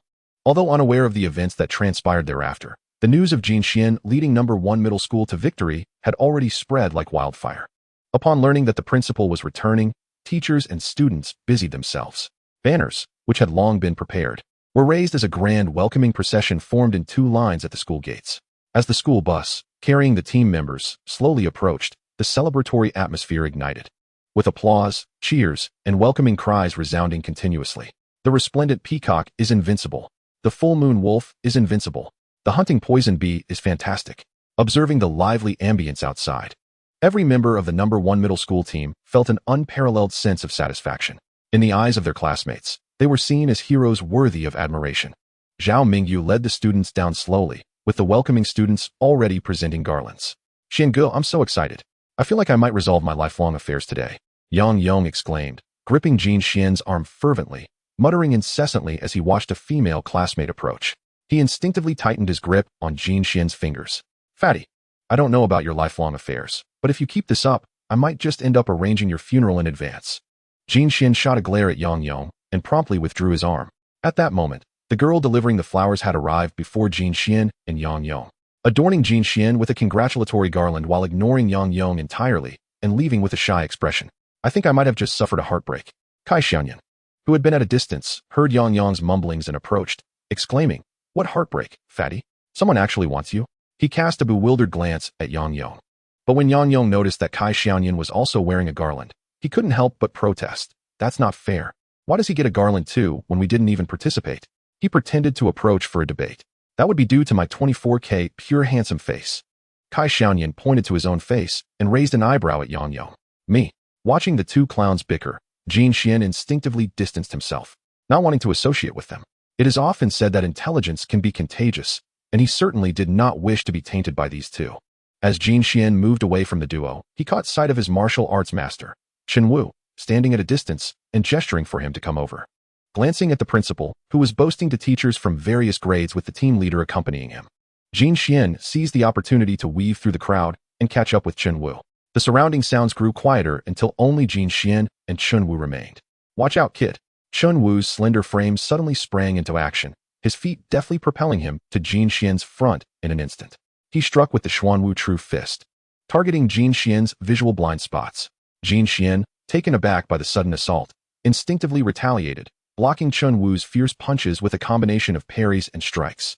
Noticing that his teacher was not going all out, adopting a teaching stance, Jin Xian began to counterattack, matching Chen Wu's moves blow for blow. Under Chen Wu's guidance, Jin Xian quickly absorbed the weaknesses he had previously overlooked and worked to improve them. Responding to Chen Wu's strikes became increasingly effortless, as he transitioned from being on the defensive to discovering opportunities to counterattack. All right, you little rascal, that's enough. Once Jin Xian had addressed all his weaknesses, Chen Wu finally withdrew with a punch that sent Jin Xian stumbling back, signaling for him to take a seat. Thank you, teacher. Although Chen Wu did not voice it, Jin Xian felt compelled to express his gratitude, performing the traditional martial artist salute. Sit down, kid. You performed admirably in this high school beast tamer league. After Jin Xian settled beside him, Chen Wu patted Jin Xian's shoulder with satisfaction. It's all thanks to your excellent teaching. Walking both the martial arts and beast tamer paths truly paves a broad avenue. Now, let's talk about the secret realm qualification that old Liang promised you. How do you plan to handle that? Chen Wu wasted no time in expressing his intent. Upon hearing this, Jin Xian cast a suspicious glance at his teacher. Old Chen, aren't you a bit too old to be coveting the treasures of the younger generation? His vigilant demeanor elicited a visible twitch in Chen Wu's forehead. Me, covet your treasures? Get lost. He promptly gave Jin Xian a light smack on the head. The crisp sound made Jin Xian wince, clutching his head in pain. If it's not true, then why hit me, teacher? He looked at Chen Wu with a face full of grievances. You're driving me mad. This old man has a lifelong reputation. I wonder if it will be ruined because of you.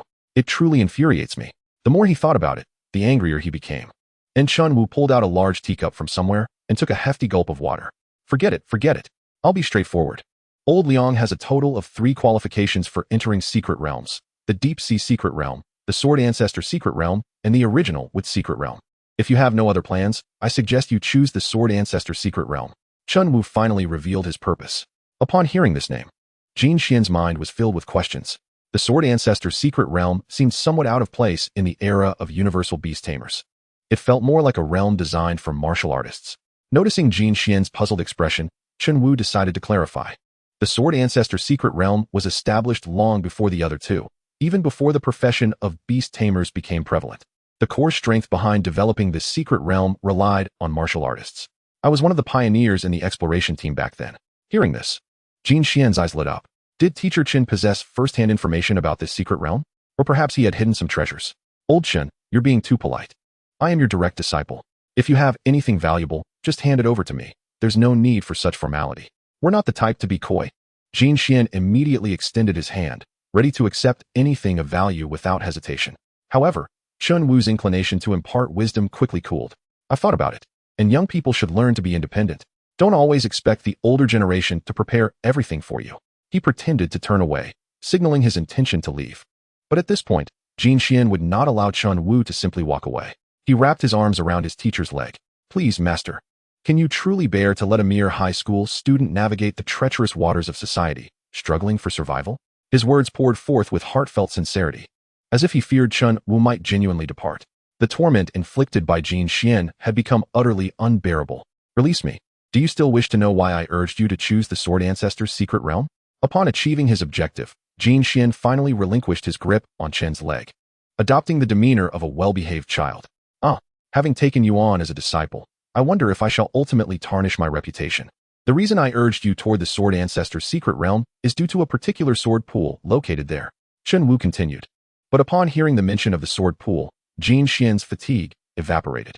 As an academic prodigy, he was well aware that among all the mystical beasts, there existed a unique category that diverged entirely from conventional notions of beastly life.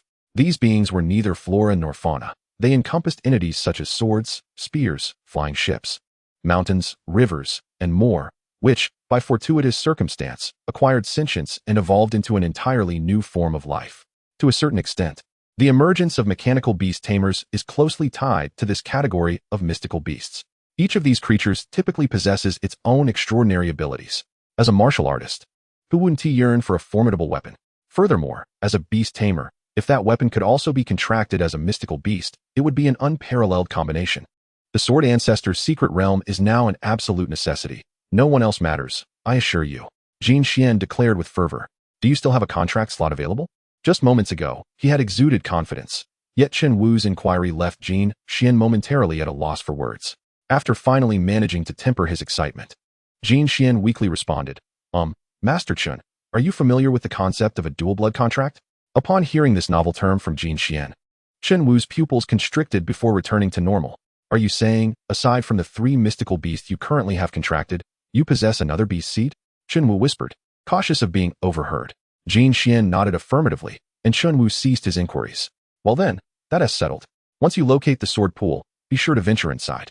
The sword spirits within exhibit clear hierarchies. The closer you approach the core, the strength may not be paramount, but the caliber will undoubtedly be superior. And the potential for the future will be even greater, Chen Wu carefully advised. It suddenly dawned on him why Jin Xian's foundational attributes were so astonishing. With so many contracts yielding feedback, who could rival his strength? The path of a beast tamer combined with that of a martial artist, which many could not traverse. Jin Xian might indeed carve his way through. Although he still harbored some disdain for Jin Xian, fearing his own legacy might be compromised. Who wouldn't he wish for their disciple to inherit their mantle and flourish? In Jin Xian, Chen Wu glimpsed a glimmer of hope. This specially crafted compass is for you. Once you arrive at the Sword Ancestor's secret realm, take it out and follow its guidance to find the sword pool. Destroy it immediately upon exiting the realm. As he spoke, Chen Wu carefully retrieved a somewhat worn compass from his pocket and handed it to Jin Xian. The marks upon it hinted at a fragment of Master Chen's memories, and seeing his seemingly lackluster demeanor, Jin Xian refrained from asking further questions. You should head back now. Your victory celebration should be commencing shortly. As for me, I must find a place for a midday nap. With that, Chen Wu waved his hand, signaling Jin Xian to depart. Stowing the compass away and watching the old man's retreating figure, Jin Xian bowed slightly. Thank you, master. Hearing this, Chen Wu's lips curled into a faint smile. Regarding the revelation of his dual blood contract talent, Jin Xian felt that, after the conversation with Principal Liang, it was permissible to divulge a modicum of information. As long as he concealed the level and attributes of his beast seed, he would remain undetected. Master Chen had revealed his talents without reservation, which he deemed acceptable. Once Chen Wu's figure had vanished from sight, Jin Xian finally took his leave. His phone had been incessantly ringing for the past 10 minutes, bombarded with a flurry of messages. Xingu, you finally picked up. The principal and others have been searching for you everywhere since they discovered you were missing, thinking it was the work of that group again. Once the call connected, Yang Yong let out a long sigh of relief. Having witnessed the events at the Summer City Stadium firsthand, the psychological impact of seeing someone murdered weighed heavily on him. Yang Yong, quickly ask him where he is, came Principal Liang Yong's voice from the other end.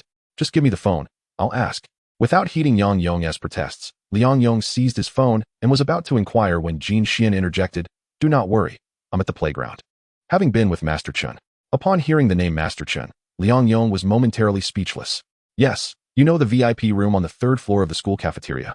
Room 301. Once you've dealt with matters with Master Chen, come over. The celebration banquet is already prepared. Knowing that Jin Xian was with Master Chen alleviated Liang Yong's worries significantly, as he was evidently aware of Chen Wu's circumstances. Alright, I'm wrapping things up here, and I'll head over shortly. However, Principal Liang, Master Chen has also mentioned that he wants me to enter the Sword Ancestor's secret realm. What do you think?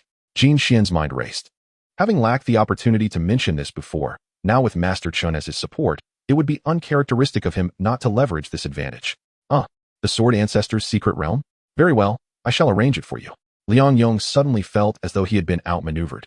But considering he had initially agreed and had Master Chen's directive, he did not dwell on it further, readily acquiescing to Jin Xian's request. Then it's settled. Jin Xian concluded the call, leaving no room for Liang Yong to reconsider.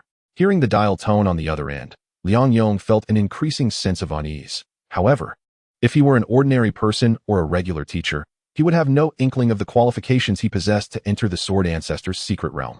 Everything about this situation felt extraordinary. Unable to comprehend it fully, he chose not to dwell on it, as he had already given his word. And now was the time to celebrate. The weight that had burdened him finally lifted, as his school had retained its status as a key high school. Ensuring resources would not be withdrawn, and they had even emerged as champions in the recent high school Beast Tamer competition. The prospect of increased resources was enticing. Chapter 80. The Traitorous Treasure Mouse. Once Jin Xian took his seat, the celebration banquet commenced in earnest. Although it appeared that everyone was relishing the delectable offerings, the teachers were intently focused on Jin Xian. Having achieved such accomplishments in his second year, he was undoubtedly a prime candidate for the upcoming Beast Tamer entrance examinations. Potentially even the top scorer in Summer City, or even the province. Such accolades would undoubtedly mark a pinnacle in their teaching careers, and the opportunity before them was simply irresistible. Unconsciously, the teachers sought to cultivate a closer rapport with Jin Xian. However, they were cautious not to overstep. For in Principal Liang Yong's eyes, Jin Xian was a prized asset who would dare to provoke him. Knowing the principal could make them disappear from the school the very next day? Just look at those teachers competing for the position of team leader. Liang Yong had not hesitated to take drastic measures in the past. However, the headmaster He Hui of Jin Xian's class appeared unfazed, as if he were entirely indifferent to the prospect of Jin Xian transferring classes. The celebratory feast had officially concluded, and Jin Xian departed amidst the warm gazes of his teachers, having also secured the coveted entry qualification to the legendary Sword Ancestor's secret realm. A small sword, resembling a mere decorative key. Upon arriving at the spatial entrance of the secret realm, this key would activate, granting Jin Xian passage within. Oh, what a bountiful day it has been. Jin Xian's steps home were imbued with an extraordinary lightness. Yet, just as he was nearing home, a rustling sound emanated from a shadowy corner of the street.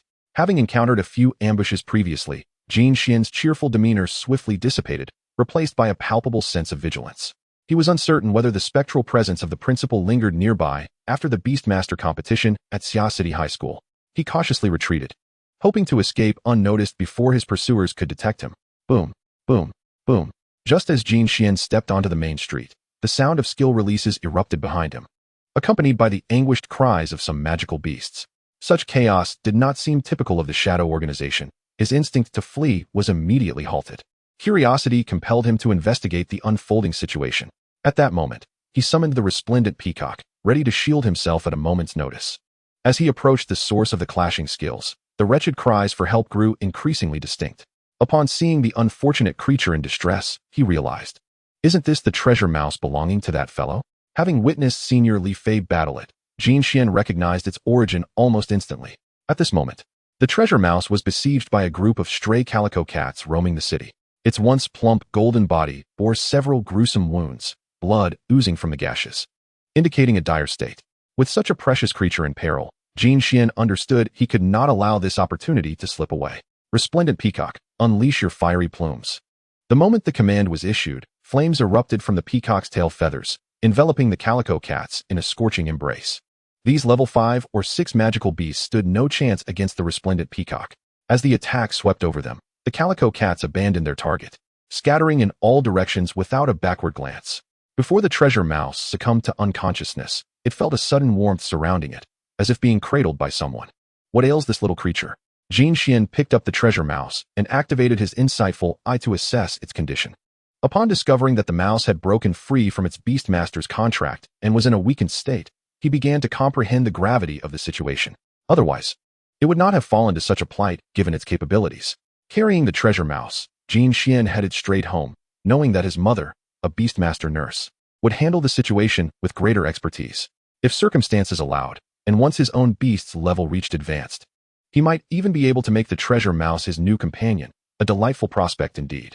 Meanwhile, his father, mother, and younger brother Jin Yuan had been attentively following Jin Xian's battles through television broadcasts. His little sister, Jin Yuan, had eagerly awaited his return at the front door, buoyed by the presence of the family's mechanical beast for protection. "Brother, hurry and let out the little proud one. It's so amazing," Jin Yuan exclaimed, spotting Jin Xian's figure from afar. Just as Jin Xian stepped through the doorway, Jin Yuan was impatient to see the resplendent peacock perform. To her, the fiery attacks of the peacock were akin to fireworks. Wait a moment, little Yuan. I need to discuss something with Mom." Seeing the starry-eyed anticipation in Jin Yuan's gaze, Jin Xian could only helplessly redirect her. Understanding that her brother was indeed preoccupied, Jin Yuan ceased her insistence, obediently following behind him like a small shadow. Upon noticing her son cradling a small beast, Jia's professional instincts prompted her to instruct Jin Xian to place the treasure mouse on the bed in the medicine preparation room. She quickly retrieved the first aid kit from the house to tend to the mouse's injuries. "Xian, prepare a bottle of stamina recovery potion and another for mental recovery," Jia directed, her hands moving swiftly as she guided Jin Xian's actions. Such potions were typically available in Beastmaster hospitals, but in this instance, Jin Xian would have to take charge at home. Fortunately, they had the necessary ingredients at hand. Following his mother's orders, Jin Xian wasted no time and promptly began his tasks, summoning the Xian water elephant and the resplendent peacock to assist Jia. The flames of the peacock and the soothing waters of the elephant worked in tandem, and with Jia's healing techniques, the treasure mouse's wounds began to mend rapidly. Its stamina gradually returned. However, the mental shock from breaking its contract prevented the treasure mouse from awakening immediately. It seemed trapped in a nightmare, its body twitching uncontrollably. Jia felt a twinge of sympathy for the little creature and gently stroked its forehead. With her comforting touch, the treasure mouse gradually calmed down, its struggles subsiding significantly. Once it had completely succumbed to sleep, with time sufficient for recovery, Jia called Jin Xian aside to inquire about the situation. "Mom, this treasure mouse most likely belongs to that fellow from the Beastmaster League at our school," he explained, recounting the events leading up to the mouse's plight and his intentions. However, this little one will probably be quite wary of humans and any Beastmasters wishing to form a contract with it for some time. Be gentle with it. Mental health is something you must also consider," Jia cautioned, her disdain evident for those Beastmasters who mistreat their companions. "Understood, Mom," Jin Xian replied resolutely, glancing at the resplendent peacock and the Xian water elephant surrounding the treasure mouse's bed. Sensing Jin Xian's gaze, the peacock and the elephant responded joyfully, as if they understood his unspoken words. Even the void willow within the Beastmaster's seed subtly parted the fabric of space, extending a branch to gently nudge Jin Xian's wrist. Chapter 81. The Mechanical Transport Aircraft. "What good children you are." Jin Xian smiled as he approached the resplendent peacock and the Xian water elephant, affectionately patting their heads while also soothing the void willow within the Beastmaster's seed. Unbeknownst to him, the treasure mouse had already awakened. Its eyes narrowed into slits as it quietly observed the interaction between Jin Xian and his beasts. Deep down, it felt an overwhelming envy. Had its previous master treated it with such kindness, it would not have been compelled to break free from the contract. Despite its envy, the treasure mouse maintained a strong sense of wariness towards everyone. After a brief moment, it closed its eyes again. "Resplendent peacock, Xian water elephant. Please take care of the treasure mouse for me. I need to step out for a moment." Having entrusted his beasts with the responsibility, Jin Xian made his way to his father Jin Ji's study. At that moment, his father was deeply engrossed in some research. "Dad," Jin Xian called out, jolting Jin Ji from his concentration as he slowly set aside the materials in his hands. "Dad, Do you know about the Sword Ancestor's secret realm? Seeing his father's attention shift from his work, Jin Xian eagerly inquired. Upon hearing the name, even though Jin Ji was unfamiliar with it, he rapidly typed on the keyboard, accessing a special website. Upon gazing once more at the monitor, a detailed introduction to the Sword Ancestor's secret realm was evidently displayed. Location of the secret realm, Longquan City, Zhejiang Province. Average energy activity level of the secret realm, level 20. Suspected habitation of sword spirit type magical beasts. Development progress, complete. Safety rating, secure. Why did you suddenly inquire about the Sword Ancestor's secret realm? After Jin Xian disclosed all the information he desired, Jin Ji finally began to ask about his own curiosities. Following the victory in the Beastmaster League at Xia City High School, the principal rewarded me with the opportunity to enter the Sword Ancestor's secret realm. As you are aware, I have recently commenced my training in the path of the warrior. The existence of a sword spirit beast would represent a qualitative leap in both combat prowess and team integrity. After Jin Xian recounted the events leading up to this, he also mentioned his unique twin blood contract. Regarding matters of beast mastery, your father cannot assist you excessively. You shall have to manage on your own. When do you plan to set off? Tomorrow. Father, while I'm away, please take care of the treasure-hunting mouse I brought home today. Before departing, Jin Xian still felt uneasy about the treasure-hunting mouse, and after reiterating his instructions to his father, he exited the study. Meanwhile, the little pudgy Jin Yuan had stealthily approached the resting place of the treasure-hunting mouse, lying on its small bed, her eyes sparkling with curiosity. The resplendent peacock wore an expression of detached amusement, clearly relishing the situation. It had no desire to bear the brunt of its master's sister's formidable powers. Suddenly realizing that bringing back this little mouse might not be such a bad decision after all, the treasure-hunting mouse, feigning sleep on the bed, sensed the intense scrutiny directed at it, feeling as if it were under constant surveillance. Consequently, it dared not move, trembling nervously, with its little ears quivering slightly. Brother. Upon seeing her elder brother return, Jin Yuan dashed over to Jin Xian and leaped into his embrace. Brother, is this chubby mouse your new beast? Jin Yuan innocently inquired. However, Jin Yuan's words elicited an entirely different reaction from the treasure-hunting mouse. This human Beastmaster intends to contract with me? An overwhelming sense of resistance surged within. Yet recalling the earlier scene, a certain nervousness crept in, eager to hear what Jin Xian would say. Its little ears perked up, feigning indifference. Well, not just yet. Brother intends to contract with the treasure-hunting mouse once he reaches the level of an advanced Beastmaster. Until then, the treasure-hunting mouse will reside with us.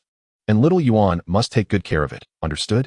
Jin Xian smiled as he ruffled Jin Yuan's hair, hearing that the treasure-hunting mouse would stay in her home, and that it wouldn't be taken away like a little proud child. Jin Yuan immediately burst into applause. Hooray, hooray, I will take good care of the chubby mouse. Jin Yuan wrapped her arms around Jin Xian's neck, planted a kiss on his cheek, then hopped down. She scampered over to the treasure-hunting mouse, producing a set of play-acting toys, including a doctor and chef costume, seemingly intent on dressing up the treasure-hunting mouse. Observing this scene, the resplendent peacock dared not linger for another second, hastily rushing to Jin Xian, urging him to summon it back into its beast seed. When faced with an enemy's fierce assault, the peacock showed no fear, even against magical beasts of higher rank. Yet now, being frightened by little Yuan's play-acting, Jin Xian could only smile wryly and complied, returning it to its beast seed. Also recalled was the Xian Shui elephant. Its massive form rendered it nearly immobile in the confines of this small room. The initial discomfort soon escalated. Little Yuan, when playing with the treasure-hunting mouse, remember to bring a long iron ball. Jin Xian reiterated, for the treasure-hunting mouse was not yet contracted to him and remained a magical beast, posing a threat to an ordinary person like Jin Yuan. Iron Ball was the name Jin Yuan had given to the mechanical beast guarding their home. Alright, just as Jin Yuan was about to dress up the treasure-hunting mouse, upon hearing her brother's words, she immediately paused her actions. I will go find Iron Ball right away. She then dashed off. The next day, after Jin Xian, along with the class leader He Hui and team leader Zhao Mingyu, took their leave, they prepared to journey to Longquan City in Zhejiang Province. In this era of universal beast mastery, dangers abound outside the city, and especially for such cross-province endeavors. Ordinary individuals might never leave their city in their entire lives. Cross-province travel necessitated specialized transportation. Observing the colossal aircraft before him, with its sharp aura and missile launchers mounted on the wings, Jin Xian activated his insightful eyes. Transport aircraft. Type, mechanical. Energy intensity, 40. Attributes, iron body, extremely strong defense capable of resisting attacks and safeguarding the cabin's safety. Skills, annihilation missile, supersonic flight. Clearly, The aircraft before him was also a magical beast, with its Beastmaster being the pilot in the cockpit. As the cabin entrance quietly opened and the stairs were lowered, those headed to the same destination as Jin Xian entered in unison. Within the cabin of this mechanical transport aircraft, the spacious, finely decorated interior astonished Jin Xian. The surrounding seats were already filled, accommodating nearly 1,000 individuals without feeling crowded in the least. As the takeoff time approached, the entrance door of the transport aircraft quietly closed, and the massive body began to move slowly along the runway, gaining speed. A sensation of weightlessness washed over them as the transport aircraft ascended into the sky. Watching the shrinking Xia city below, Jin Xian felt a thrill of excitement. Though he masked it well, instead, he began to dream of the sensation of flying alongside the resplendent peacock after its evolution. However, such a colossal machine soaring at high altitudes would not go unnoticed by the magical beasts residing there. They would swiftly detect its presence and come to investigate. Some territorial magical beasts might even launch an offensive, just as it was now. Chapter 82. Entering the Secret Realm. A massive avian magical beast, with a wingspan of 10 meters, had already set its sights on the transport aircraft, accompanied by no fewer than 50 smaller flying magical beasts. This atmosphere made Jin Xian feel a surge of tension, yet the people around him appeared remarkably calm. The announcement blared. The transport aircraft is under attack by the Iron Feather Eagle flock. All passengers, please remain seated and fasten your seatbelts to avoid any mishaps. The escort team will resolve the situation shortly. As the voice faded, silence ensued, but the Iron Feather Eagles drew ever closer, their imposing presence instilling a sense of dread. Even those who had previously been calm felt a tinge of anxiety as the transport aircraft was on the cusp of a collision with the Iron Feather Eagles. Finally, the transport aircraft sprang into action. At the cannon's muzzle, light rapidly condensed and concentrated, ultimately firing two inky black beams infused with crimson light. Annihilation Cannon. Fire. The captain's voice echoed through the announcement system, and in the next instant, the beam struck the Iron Feather Eagle. The clouds parted where the Annihilation Cannon had passed. Boom. A deafening roar reverberated as the Iron Feather Eagle was forcefully repelled, retreating swiftly. Although its injuries were not severe, the power of this colossal machine's attack was undeniable. The Ironwing Eagle had already raised a profound sense of vigilance. Was it merely passing through? What significance did it hold to risk one's own life? Following a piercing cry of the eagle, the airborne magical beasts surrounding it swiftly departed, not daring to glance back. The broadcast echoed once more. The magical beasts have retreated. We wish all passengers a splendid journey. Upon hearing this announcement, Jin Xian's anxious heart finally found solace. The ensuing stretch of road was unusually tranquil, devoid of any incidents akin to the Ironwing Eagle's assault. His destination, Longquan City in Zhejiang Province, lay just ahead. As the transport aircraft touched down, the unique ambience of Longquan enveloped him, starkly contrasting with the coastal summer city where the humid sea breeze occasionally swept through. Within the city, the water attribute energies surged with remarkable vitality. The architecture and surrounding greenery of Longquan exuded a subtle sharpness. Every so often along the streets, shops selling ironware appeared, showcasing swords, spears, iron pots, and spatulas, among other items. No wonder the Sword Ancestor's secret realm was situated here, Jin Xian murmured to himself. Hastening towards the jurisdiction of the Sword Ancestor's secret realm, with no intention of indulging in leisurely exploration of Longquan. Unlike the recently opened secret realm in the Summer City Botanical Garden, the Sword Ancestor's secret realm, along with the spatial rift's entrance, seemed to have undergone repairs. Two massive sword-shaped stone sculptures stood tall beside the spatial rift, binding the realm's spatial ripples between them. The path leading to the secret realm resembled a sword, infused with an unwavering momentum. On either side, a total of 36 sword platforms stood, each adorned with gleaming swords of various designs. As Jin Xian traversed the path towards the secret realm, he increasingly perceived the keen aura emanating from the Sword Ancestor's domain, even feeling a slight tearing sensation on his skin. Just as Jin Xian was about to advance and enter the secret realm, a guard nearby bellowed, "Halt! The entrance to the secret realm ahead is off-limits." Upon this command, a colossal lion, seemingly sculpted from gold, sprang forth from the grand entrance, its eyes fixed intently on Jin Xian, as if ready to pounce at the slightest movement. "I am a student from Summer City's first high school, introduced by Principal Liang, and I am here to visit the Sword Ancestor's secret realm." With these words, Jin Xian brandished the secret realm key, a small sword, in his hand. Upon seeing the metallic small sword in Jin Xian's grasp, the golden lion relented, allowing him passage. Stepping into the spatial secret realm felt entirely different from his previous experiences in other realms. The Sword Ancestor's secret realm was a vast expanse of golden desolation, devoid of any life, with fierce winds occasionally whipping through, stinging his skin. Xian Water Elephant, Colorful Peacock, arise. The first order upon entering the realm was to summon his magical beasts for vigilance, and unlike the last time, this journey would have a means of transportation. Jin Xian had long anticipated this moment, leaping onto the broad back of the Xian Water Elephant. The Colorful Peacock joined him as well. Let us depart.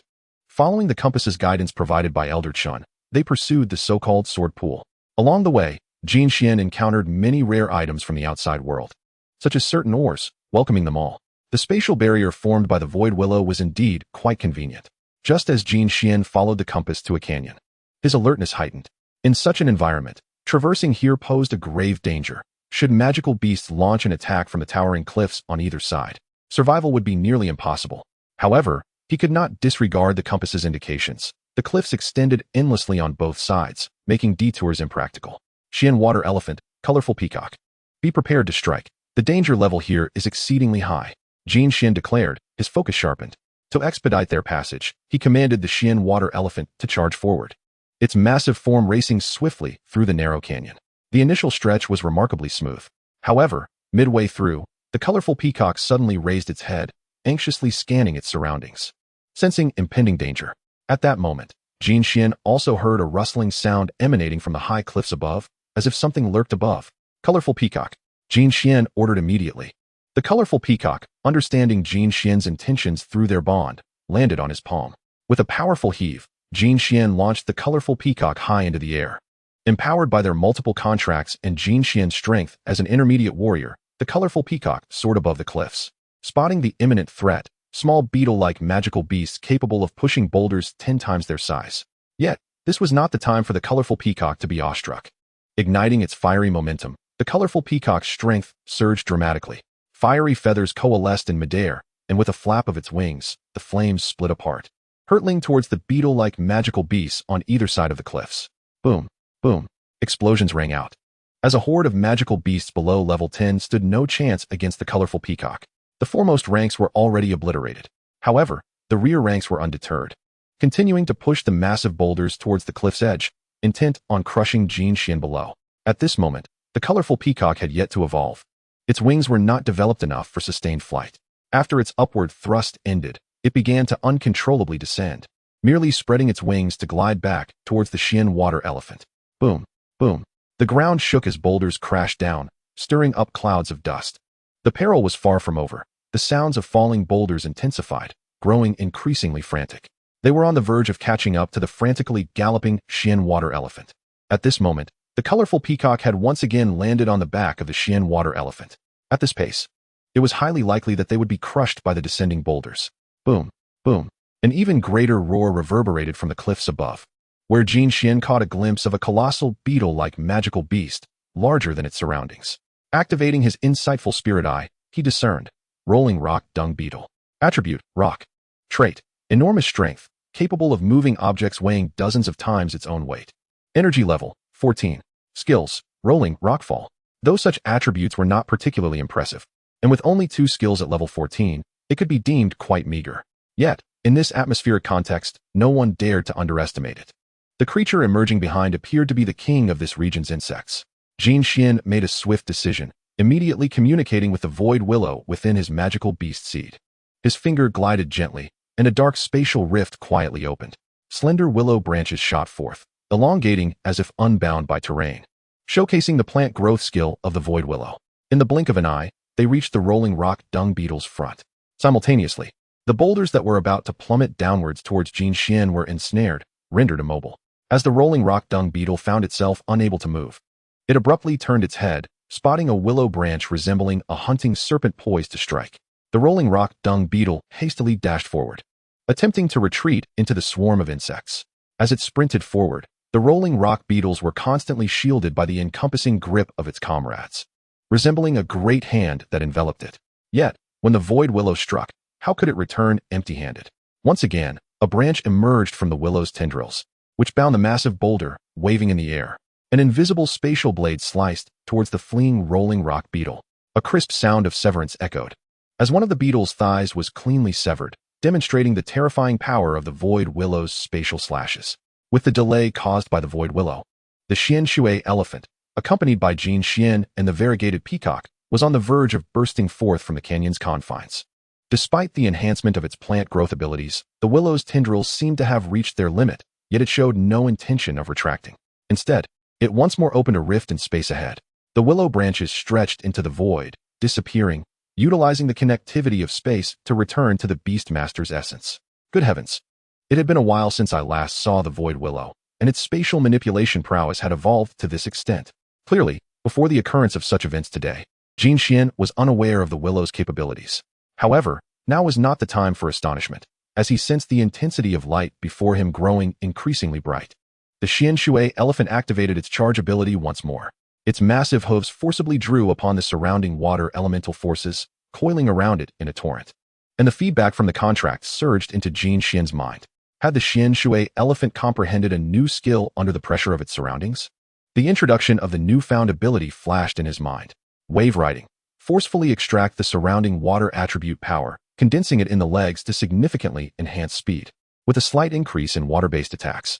This skill had arrived just in time, under the cumulative effect of wave riding. The Xian Shui elephant shot forth like a colossal missile, barreling straight out of the canyon. The ground beneath it cracked under the tremendous speed of the Xian Shui elephant, leaving a distinct trench in its wake. Should any beast dare to obstruct the path of the Xian Shui elephant, it would either perish or be left gravely injured. Finally emerging from the perilous zone, the urgency in Jin Xian's heart did not diminish in the slightest. Once he brought the Xian Shui elephant to a halt, he began to survey the situation before him. Beyond the canyon lay an endless expanse of desert, where winds occasionally whipped up, lifting the grains of sand into the air like tiny blades darting about. A moment's inattention could result in one being pierced by an inconspicuous stone. Goodness, could it be that old Chun was not merely trying to scare me? Is this secret realm truly within my capacity to endure? Jin Xian instinctively swallowed hard, suddenly feeling as though he had unwittingly ensnared old Chun in a trap. Was this his form of retribution? That old man certainly harbored a heavy sense of vengeance. A wave of resentment arose within him toward old Chun. If he could return safely, just wait until I hide your coffin funds. Meanwhile, Chen Wu, who was busy with landscaping at the schoolyard, suddenly felt a tickle in his nose and couldn't help but sneeze. That rascal Jin Xian must have entered the secret realm. Chen Wu muttered to himself, immediately thinking of the young man. Just then, a voice entirely out of place for the school rang out, causing Chen Wu to whip around sharply. There stood a youth clad in the school's uniform. Chen Jin-san, how do you possess a uniform from our school? Chen Wu's aura surged, resembling a roaring lion, fixated intently on the figure before him. Old Chen, please do not be angry. We are all family. Why the hostility? In the face of Chen Wu's inquiry, Chen Jin-san appeared exceptionally composed. He even took the initiative to accept the pruning shears from Chen Wu's hands, offering to tend to the plants in the greenbelt. Family, you say? We will never be of the same ilk. As he uttered these words, Chen Wu's anger flared, clearly on the verge of taking action. Old Chen, the mortal society is like a vast web spun by spiders. Once ensnared, escape is impossible. Moreover, having taken something from our organization, do you think it is so easy to flee? The youth's voice turned icy. His aura surged, and the mere force of it was not inferior to that of a peak Beastmaster. A peak martial artist? Chen Wu was astonished by the aura emanating from Chen Jin-san. At under 30 years of age, he possessed such prowess. In terms of talent alone, he was undoubtedly on par with Jin Xian. The only lament was that he was not a Beastmaster, but a pure martial artist. The Mortal Society was a faction aiming to upend the prevailing dominance of Beastmasters. They believed that those not of their kind harbored ill intentions. Only martial artists could be the saviors, vehemently resisting the development of Beastmasters while seeking to uncover new paths for the rise of martial artists. However, unlike those terrifying organizations that occasionally incited panic, they fought on the front lines against threats from secret realms and other sources. Thus, within Huaxia and across the Blue Star, there were many members of the Mortal Society, yet at times, their methods were somewhat extreme, or they employed unsavory tactics. Old Chen, my purpose for coming this time is quite clear. The Mortal Society has discovered a certain beast that seems particularly suitable for our research. It is said that in a particular secret realm, you were the one who first explored it, so I have been sent to inquire about the specifics. Chen Jin-sen smiled, retracting his aura, his gaze fixed intently on Chen Wu. Hearing Chen Jin-san's words, Chen Wu's brow furrowed tightly. The beasts he referred to were precisely those sword spirits within the sword pool. The only compass capable of guiding individuals to the sword pool had already been entrusted to Jin Xian. If they were to learn of this, it was certain they would not hesitate to act against Jin Xian. I do not know what you are talking about. Begone. A peak martial artist was clearly beneath Chun Wu's notice. With a thunderous roar, his voice solidified, akin to a hammer striking directly at Chun Jin-san. Boom.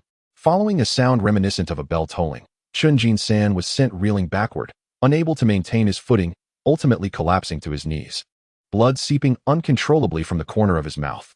He cast a sinister glance in Chun Wu's direction. Even if you do not speak, do you believe the mortal society's strength cannot procure what we desire? You are well aware of our methods, are you not? 8th seat of the Wang clan. Foolish old man. As this name, which Chun Wu had not heard in decades, escaped Chun Jin-san's lips, memories he had long sought to suppress surged forth violently. Yet now was not the time for reminiscence. I will say this once more. Begone, or I cannot guarantee that I will not act out of character. Upon finishing his words, the energy swirling around Chun Wu coalesced into a tangible form, ultimately manifesting as a shadow wielding a scythe. The crimson pupils fixed on Chun Jin-san instilled within him an icy dread, as if he were being scrutinized by death itself. Fine, I shall take my leave. Ultimately, Chun Jin-san could only grit his teeth and withdraw from the school's confines. It was not until he felt Chun Wu's presence dissipate entirely that he spat out a mouthful of reverse blood. Within the schoolyard, Jin Xian, you had best hurry. For my capacity to delay is not boundless. After dealing with Chun Jin-san, Chun Wu deflated like a punctured balloon, his energy waning. He then cast his gaze towards the direction of the Sword Ancestor's secret realm. Old Chun. At that moment, Liang Yong appeared behind Chun Wu, concern etched on his face as he anxiously regarded Chun Wu's current state. Old fellow, dealing with a little ghost is such a laborious task. Chun Wu chuckled softly before swaying away. He showed no intention of explaining himself in response to Liang Yong's curious gaze. Within the Sword Ancestor's secret realm, after traversing the gorge, Jin Xian had been stationed at the edge of the desert, observing the variations in the wind and sand. He discerned certain patterns, such as the intermittent nature of the wind and sand storms, which provided him with the optimal moments to traverse the desert. Resolute in his decision, Jin Xian patiently awaited the right moment. Once the howling winds subsided and the sharp atmosphere calmed, he promptly commanded the Xian Shui elephant to unleash its wave-surfing skill and simultaneously activated a charge to hasten his passage through the desert expanse. However, as the Xian Shui elephant's front foot touched the desolate ground, the quicksand behaved like a ravenous beast, engulfing its thigh, preventing it from moving forward, and causing it to sink deeper instead. Jin Xian surmised the reason, due to the low density of the desert floor. The weight of the Xian Shui elephant made it prone to sinking, leading to its complete engulfment. Without hesitation, he leapt from the back of the Xian Shui elephant, recalling it back into the Beastmaster seed, and sprinted forward with fervor, the vibrant peacock closely trailing behind. Yet, he feared that his earlier calculations might be flawed, jeopardizing his chance to evade the storm of sand and sword rain.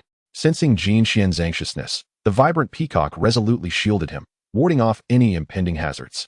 After running a considerable distance and delving deeper into the desert guided by his compass, Jin Xian heard an unsettling sound emanating from beneath the surface. Before him lay a swarm of pipe-like creatures, gliding effortlessly through the sands, occasionally leaping from the desert. With their chrysanthemum-like mouths and countless sharp teeth, they exuded a terrifying aura. With his keen insight and extensive knowledge, Jin Xian immediately recognized these creatures as man-eating sandworms, which typically resided in the desert, ranking around level 13. He had no intention of provoking them, opting instead to stealthily bypass them. Just then, he felt a chilling sensation at the nape of his neck. Something was rapidly approaching him. The feeling of being targeted by a crossbow bolt sent alarm bells ringing in his mind. There were other individuals within the Sword Ancestor's secret realm. A quick glance revealed a figure in the distance, bow drawn, aiming directly at him. It was Lu Ming, armed with a crossbow. Vibrant peacock, unleash your flames. Jin Xian commanded swiftly. The vibrant peacock's tail feathers whipped through the air, and the fiery plumes collided with the incoming arrows. Upon impact, the arrows disintegrated into molten metal, cascading to the ground. Jin Xian cast a piercing glance towards the direction of the attack. Just you wait, he vowed silently, marking this individual for retribution. Throughout his journey, apart from those terrifying organizations, he had never harbored murderous intent towards anyone. Today, this person had unwittingly crossed his path. Feeling Jin Xian's intense gaze upon him, Lu Ming suddenly sensed an ominous premonition. However, having come this far, he was unwilling to let the man-eating sandworms obstruct his path, seizing the opportunity to distract Jin Xian. He swiftly loosed 2 more crossbow bolts, but this time, his target was not Jin Xian but the swarm of sandworms scuttling through the sands. The sudden assault startled the unsuspecting man-eating sandworms, which had previously been gliding through the sand without a care, causing them to become agitated. They began to sift through the shifting sands in search of the source of the disturbance. In an instant, they spotted Jin Xian fleeing. With thunderous roars, the massive sandworms surged forth, hot on Jin Xian's heels. Upon hearing the deafening wind behind him and sensing the looming danger, a sense of dread washed over him. Turning to see the vast sea of worms pursuing him, he realized that even as a mid-level Beastmaster, he might not stand a chance, even against higher-level adversaries. Vibrant Peacock, intercept them, he commanded. At the moment the order was given, the vibrant peacock leaped high into the air, unleashing a volley of feathers aimed directly at the swarm. However, the sudden onslaught only managed to push the creatures back a few meters, momentarily delaying their advance, yet igniting their fury even further. In the next moment, the man-eating sandworms accelerated, resuming their pursuit. Seeing Jin Xian being chased by the sandworms, Lu Ming, who had previously blocked his path, dared to step forward towards his own destination. Although their paths diverged, the terrain and magnetic field of the desert would eventually lead them to cross paths again. As fate would have it, Lu Ming found himself racing ahead of Jin Xian, flashing a mocking expression in his direction. This provocation was intolerable to Jin Xian.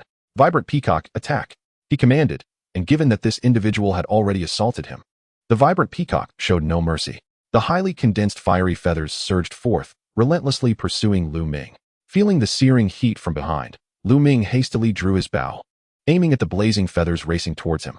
Infusing his energy into the crossbow bolt, he concentrated the wind attribute essence within the core of the arrow's green gemstone, launching it forth with increasing speed, colliding with the flames. In a resounding explosion, the fiery feathers seemed to wane, but a single arrow was evidently insufficient. The remaining force of the flaming feathers continued to surge towards Lu Ming, who suddenly felt a sense of foreboding. Observing the aura emanating from Lu Ming, Jin Xian's interest was piqued. It became apparent that his opponent was not a Beastmaster but a martial artist. However, the use of weaponry to unleash attribute attacks contradicted what Elder Chun had conveyed to him. Chapter 85, The Diamond Fruit. Lu Ming had not anticipated that his attack would fail to intercept the vibrant peacock's fiery feathers in time. Feeling the escalating heat, he rolled away from his previous position and swiftly readied his bow, retrieving a specially crafted arrow from his pack. Drawing back the bowstring, he concentrated the wind attribute essence, causing the entire arrow to glow with a greenish hue as it hurtled towards Jin Xian. Vibrant Peacock, fiery claws, Jin Xian declared, yet unfazed by the oncoming assault. He watched as the vibrant peacock's claws ignited with flames, reaching for the arrow. The once formidable projectile melted upon contact with the peacock's talons. The severed arrow segments were flung into the air, and with a powerful swipe of its tail feathers, the vibrant peacock pursued Lu Ming relentlessly.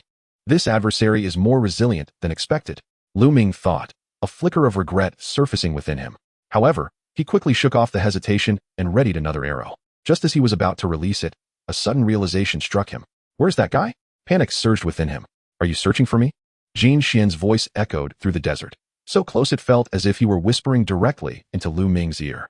Every hair on Lu Ming's body stood on end. Regrets? Too late. Jin Xian offered Lu Ming no opportunity for remorse, as the formidable Xian Wu True Fist surged forward. You are a martial artist? It is hard to fathom that a first-tier contract Beastmaster, commanding a resplendent peacock, is also a martial artist. As I lament the unfairness of fate, fear escalates infinitely. Bang! Jin Xian's fist struck Lu Ming's head with tremendous force. Lu Ming felt a whirlwind of dizziness. The crossbow bolt slipped from his hands, and he found himself uncontrollably kneeling. As if life was slipping away in its final moments, Lu Ming gritted his teeth and summoned his last ounce of strength.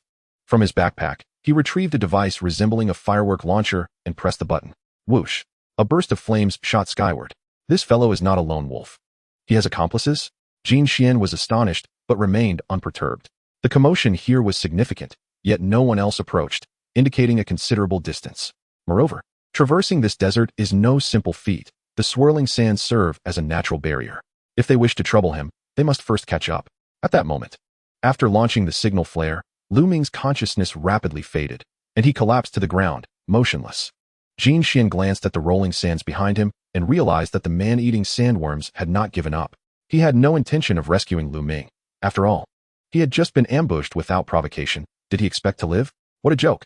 Taking the intriguing weapon from his adversary, he immediately sprinted in the direction indicated by his compass. Moments later, Jin Xian could only hear the distant sounds of the agitated sandworms and the swirling sands behind him. In another part of the Sword Ancestor's secret realm, someone swiftly pinpointed the location of Lu Ming's signal flare, and all began to change course towards it. In contrast, Jin Xian finally caught sight of the desert's edge from a distance. The sandy terrain began transitioning to solid ground. Yet it still retained the rugged character of the Sword Ancestors' domain, appearing as formidable as steel. Approaching this area, the temperature of the compass noticeably shifted.